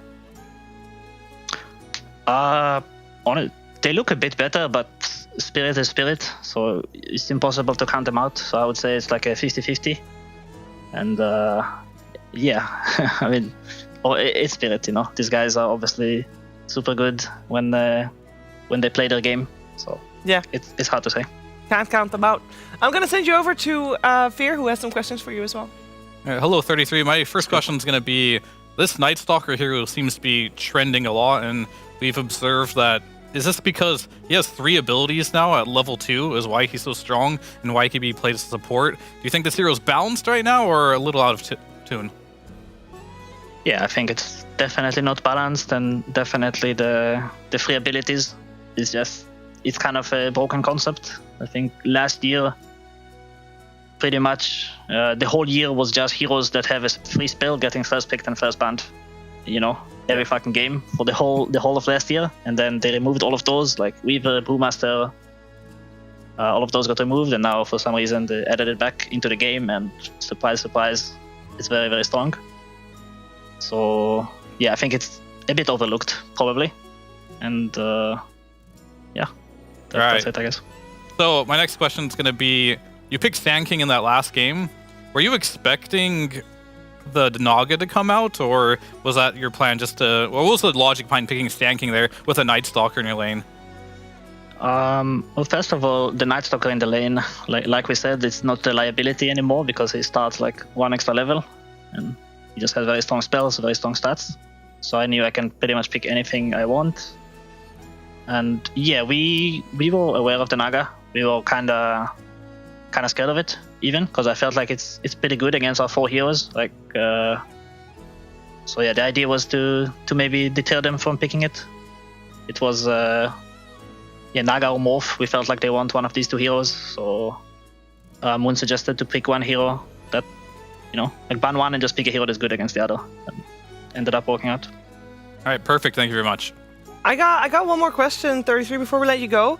I just mentioned, obviously, 3rd Grand Finals. The previous 2 in 2025 were both on LAN, and this will be the first Grand Finals for you in 2025 from everybody. I believe everybody's from their home, right? Yeah, everyone except for Whiteman. Yeah. So how is the preparation for that going to differ versus being at an event? Because I would imagine you're in a very different headspace, and everybody has to get into the final zone while also, you know, might be, I don't know, maybe people have more distractions at home. How are you going to try to recapture the vibes that you had in those previous Grand Finals that worked out so well for you? I think it comes down to personal responsibility for every player to make sure, you know, he's doing the things that help him prepare and be ready. Mm-hmm. And I don't think this is something we've had issues with as a team. So yeah, I would say it's pretty normal. It just feels feels natural, I guess. Just another game of Dota. Okay, well, glad to hear that. I'm looking forward to the just another game of Dota 2 and potentially 5, of course. Congratulations once again on Grand Finals, and we'll see you tomorrow. Yeah, thank you. Thank you. And with that, Tundra, I mean, they changed it up from their results earlier. What happened here? It's just us, Steve. Fever, You and me. It's been a long day. What a fantastic guy he is, 33. The brains behind the bunch. Are you telepathically communicating with us, Jenkins? I'm sitting right here, Shiver. 33 just loves to talk so much. Jenkins turned into a skeleton in the meantime. That's not true, Nat. I love listening to 33 talk. That's not what you told me when we were Hey, what the hell? I mean, don't do that. I was doing a thing. Oh, there you are. Oh, there I am. We also got Fear. He's a solid man right here. Yeah, bustier than normal. Oh. Actually, he's lacking a little bit of bust. Fear, get back. We're doing a kind of God joke. damn it. Why didn't you tell me? Just look what's good. Do the voice. Do a Okay, voice. Fear, what did you think about listening to 33 talk? Oh, yeah, he's a really smart guy, and he has lots of insight. Dude, why are you doing like it's a different voice? We're saying that's you. This is me. That's his normal voice. No, it wasn't. He was doing a character. No, he wasn't. I don't know any characters. That was definitely a No, character. it was his I normal can tell Oh, there. Whoa, Fear- get that camera off me. Fear has roleplayed once in his whole life. Yeah, then they canceled the bid after that. And then they stopped it. That was this DreamLeague. You know the chest? I was the last person to do the chest. And then magically after my performance, we no longer... Wait, you mean when you were Dragon Knight? Yeah. Dude, we did the chest like 5 times after that. It was just always me. It doesn't work if you guys are literally right there. Wait, oh yeah, sorry. Go ahead. Oh, God. What smells down here? Cat's got some foot fungus. Oh my god. Jeez. You need to get that checked out. The only thing you guys are gonna be having trouble with is seeing what's on your screen. Nope. And what? Pretty easy, actually. You're not having problems with that? I think you will. Yep, see, there's me. We should I'm make- talking. can we- This is can me we- talking. can we show the something? camera is on me. Yeah, it is. And I am talking, and I think it was a great series Here, have you been overall. using moisturizer lately? This looks really good on you. Yeah, I mean, a little bit of clay, too. Wonderful. How about we take a look at where things stand right now? Because we've had 2 series today. It's finals weekend, and we are down to 3. Can you read that for us? Yeah, I can. Chimera Esports 4th in the Dream League Season 25 point distribution, which is hilarious. That means they get invited, doesn't it? No, this is the wrong screen, Jenkins. This is how much they're getting from this event. Oh, they got from this 4th tournament. Okay. This Dream League. They're not 4th in the EPT. Well, it's still funny. Oh, yeah, right. That'd be insane. No, it's still funny because this is 2,240 points that are just going to go straight into the nether. No, well, depends. If they stick together with, I think, more than 3 people, then there is a chance. Then there is a chance that they will be still directly invited to Riyadh, depending on what happens, of course. But I believe top 8 goes to Riyadh, and they are in the top 8 Yeah, for now. I would love to see them do that. I think they made a lot of fans here. We already know that Panto is going to leave them, so they'll lose some points for that as well, as he has been announced on a new team. But, geez, yeah, your hat's giving you away. What are you talking about? Great. Tundra being secured 3,500 points is really good for them. Yeah. Right now, off the top of my head, Parry Vision Jenkins. soaking up a lot of the points. So potentially if they come 3rd, it feels like you fill in that gap a little bit more. You can maybe even it out. It's still very heavy point-wise in the top 2, top 3. But yeah, I think for Tundra, they're going to feel a little bit better where it's like, ooh, we can get a little bit further up the leaderboard so we feel more secure for future events. You know what the crazy thing is regarding those points? Because even if Tundra wins, they're still not going to breach top 4. No, they still Which have means to. they still have to go in the qualifiers Qualifiers. for the next Dream League. And that's going to be a stacked qualifier as well, for sure. That is so scary. But that is for later. First, we're going to take a look at where everybody is in the bracket because we're in our not in the playoff. studio? Where they are in the studio? No, not where everybody's We in can the do that studio. after. No, not right now. Maybe later. As we have had both series today going the full distance, Fear. We've had some good ones. Yeah, can I say that I feel like Parry Vision was a little disrespectful in that 3rd game? Why? I feel like they're a really good team, but they gave Night Stalker. 33 even said it himself. This here was busted. Yeah. They pick Naga into Sand King, Magnus, Invoker. I feel like this was not the Parry Vision we're used to seeing, so Spirit's gonna have to play their A game as long as Parry Vision kind of reel it back in the strategy department. It's going to be an interesting series. Nice Naga pun. Continue. Thank you. Yeah, I glossed over that. I didn't even realize it. I think the Paravision Spirit one's going to be really good because I want to know if Radon, Yotoro, if he wants to match a similar pace on his carry hero that we were seeing from Tundra today, right? It feels like we've exploited a little bit of a crack in the armor for Paravision. Can Spirit look at this, quickly adjust in a short turnaround time to be able to bring the same thing? A Paravision going to see, that weak point for themselves and be like, okay, now how are we going to be able to close it out and do a fast tempo? We've seen that before for themselves, but they don't have a lot of time, Sheaves. They do not. And we did see Paravision 2-0 Spirit earlier this week, and that, I must say, did not look close. But I think, Jenkins, we heard 33 just now as well. He said Spirit, you cannot count him out. He said it's 50-50. I can kind of get that. I mean, I almost think that, like, maybe 33 was kind of throwing a red herring there. Maybe they didn't do anything to figure out Paravision, but they want Spirit to watch these replays and obsess over them. And what is it they figured out? So we can 2-0 Paravision. It didn't go well for us last time. Boom. They wasted their time. Spirit doesn't make it through to the grand finals. Tundra plays against Paravision. They're just a better team, better matchup. They win the whole thing. Fuck, what are you doing? I'm gone. Put that on the skull. Anyway, yes. The thing is, this is Team Spirit. This is Radon we're talking about. This is Maposha. This is two-time TI winning team. This is Riyadh Masters winning team. You don't put disrespect on the name of Team Spirit. That is simply hubris. Nobody did. Simply hubris. Nobody did it. I think that's a bone. What? I think a hubris. Oh my gosh, Oh, we were doing like GeoGuessr for the new map? I want to do GeoGuessr, but it's just like one talent hiding in the studio. Where could he be? Where exactly is he? Well, I know he's right next to me. Sorry, yes, yeah. That was rude. Well, no, I patted you on the head. That's good. No, not you. Production. Oh, I was gonna say it's positive. You know what's also positive is that we've got a fantastic day of Dota coming your way tomorrow. Now, it will start at 1 p.m. Actually, no, let me correct myself. 12:30. That's, of course, when you're going to tune in because you get to watch everybody put on their best performance and talk about the best teams in the world. They'll be perfectly visible on these very chairs and seats. And if you want to see, Fear full-bodied and Jenkins full-bodied, I don't know. That's the best Jenkins has ever looked. Okay, that's fair. I mean, you've been losing weight, Jenkins? I have. I lost all of it, actually. Looks great on you. I waited too long. For what? Wait? To lose weight. Okay. Well, I don't know. It's been a long day. Guys, it has you waited too long? Yeah. Anyways. We're gonna call it quits here. Thank you so much for tuning in. I'm sure you're gonna make sure you're tuning back in tomorrow, 12:30. Don't be late.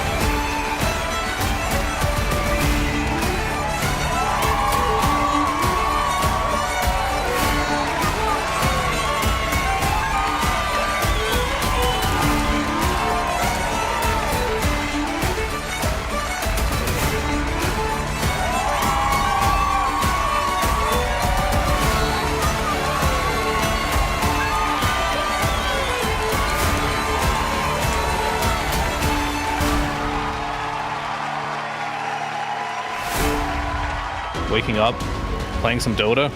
It's just been part of my life for 20 years, and I don't think that's going to change anytime soon.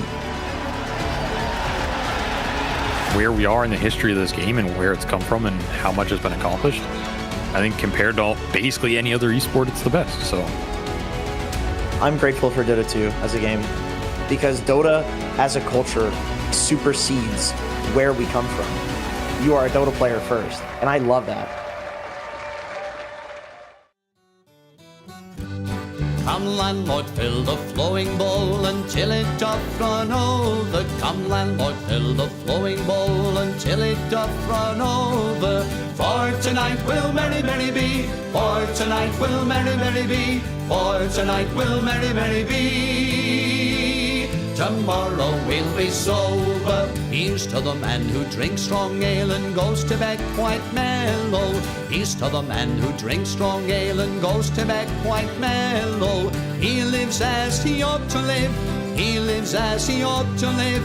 He lives as he ought to live. And I's a jolly good fellow. For tonight will merry, merry be. For tonight will merry, merry be. For tonight will merry, merry be. Tomorrow we'll be sober. Here's to the man who drinks water neat and goes to bed quite sober. Here's to the man who drinks water neat and goes to bed quite sober.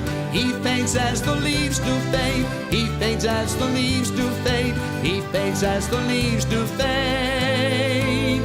That drop off in October. For tonight will merry, merry be. For tonight will merry, merry be. For tonight will merry, merry be. Tomorrow we'll be sober. Here's to the girl who takes a kiss and goes to tell her mother. Here's to the girl who takes a kiss and goes to tell her mother. She is a very foolish girl. She is a very foolish girl. She is a very foolish girl. She'll never get another. For tonight will merry, merry be. For tonight will merry, merry be. For tonight will merry, merry be. Tomorrow we'll be sober. Here's to the girl who takes a kiss and comes back for another. Here's to the girl who takes a kiss and comes back for another. She is a boon to all mankind. She is a boon to all mankind. She is a boon to all mankind. She'll very soon be a mother. For tonight will merry, merry be. For tonight will merry, merry be. For tonight will merry, merry be. Tomorrow we'll be sober.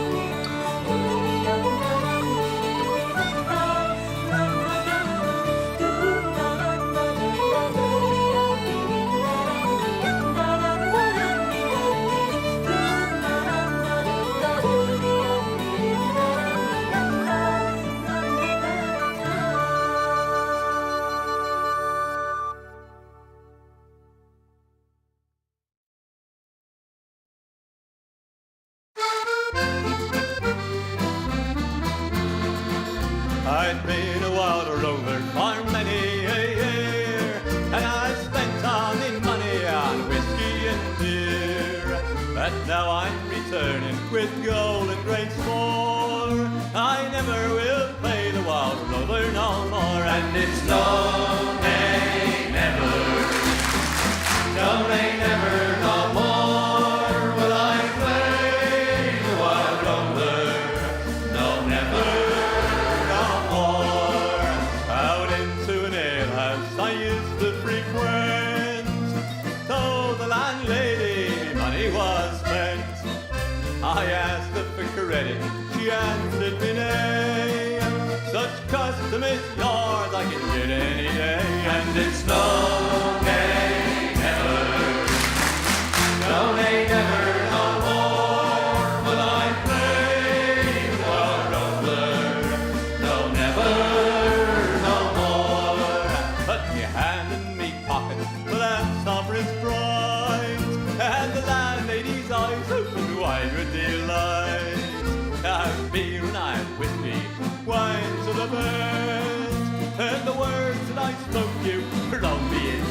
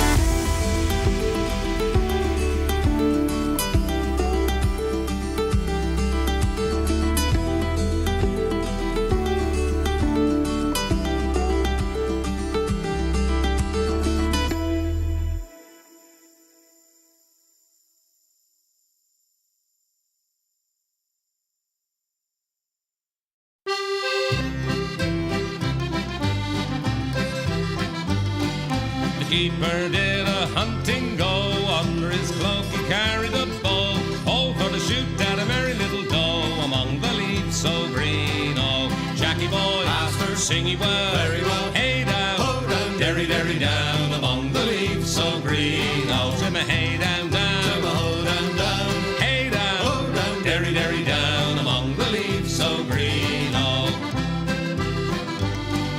the first doe he shot at he missed, the second doe he trimmed he kissed, the third doe wet where nobody whist among the leaves so green. Oh, Jackie boy, master, sing ye well, very well. Hey down, ho down, derry derry down among the leaves so green. Oh, Tim a hey down down, Tim a ho down down, hey down, ho down, derry derry down among the leaves so green. Oh,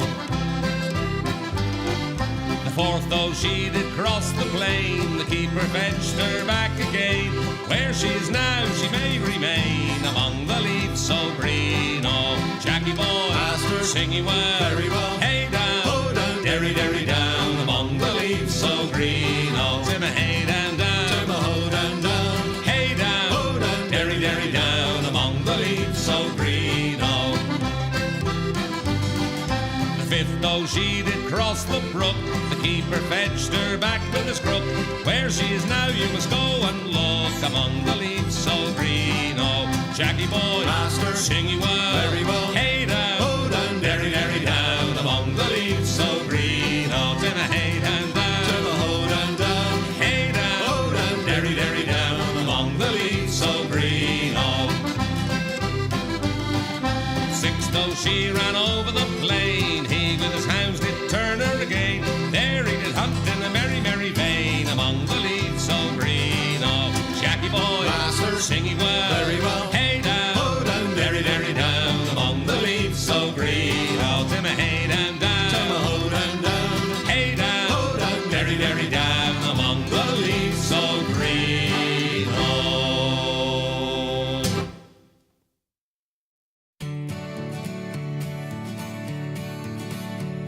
As I was going over Kilgary Mountain, I met with Colonel Farrell and his money he was counting. First I drew my pistol and produced my rapier, saying, stand and deliver, for I am a bold deceiver. Mushering da-ma-doo-da-ma-da, whack for my daddy-o, whack for my daddy-o, there's whiskey in the jar.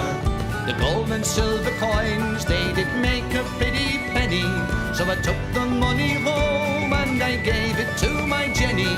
She bowed and she sighed, she never would deceive me, but the devil's in the women, for they never can go easy. Mushering da-ma-doo-da-ma-da, whack for my daddy-o, whack for my daddy-o, there's whiskey in the jar. Next morning I arose between the hours of 6 and 7. The guards were standing o'er me and their numbers are uneven. So I flew to my pistols, but again I was mistaken. She'd filled them up with water and the prisoner I was taken. Mushering da-ma-doo-da-ma-da, whack for my daddy-o, whack for my daddy-o, there's whiskey in the jar. They took me to the jailhouse and summons me in writing, robbing Colonel Farrell down on Kilgary Mountain. But they couldn't take my fists, so I knocked down the sentry and bid upon farewell to the captain and the gentry. Mushering da-ma-doo-da-ma-da, whack for my daddy-o, whack for my daddy-o, there's whiskey in the jar. Now some take delight in a fishing and a bowling, and others take delight in a carriage fine and rolling. But I take delight in the juice of the barley, and courting pretty maidens in the morning bright and early. Mushering da-ma-doo-da-ma-da, whack for my daddy-o, whack for my daddy-o, there's whiskey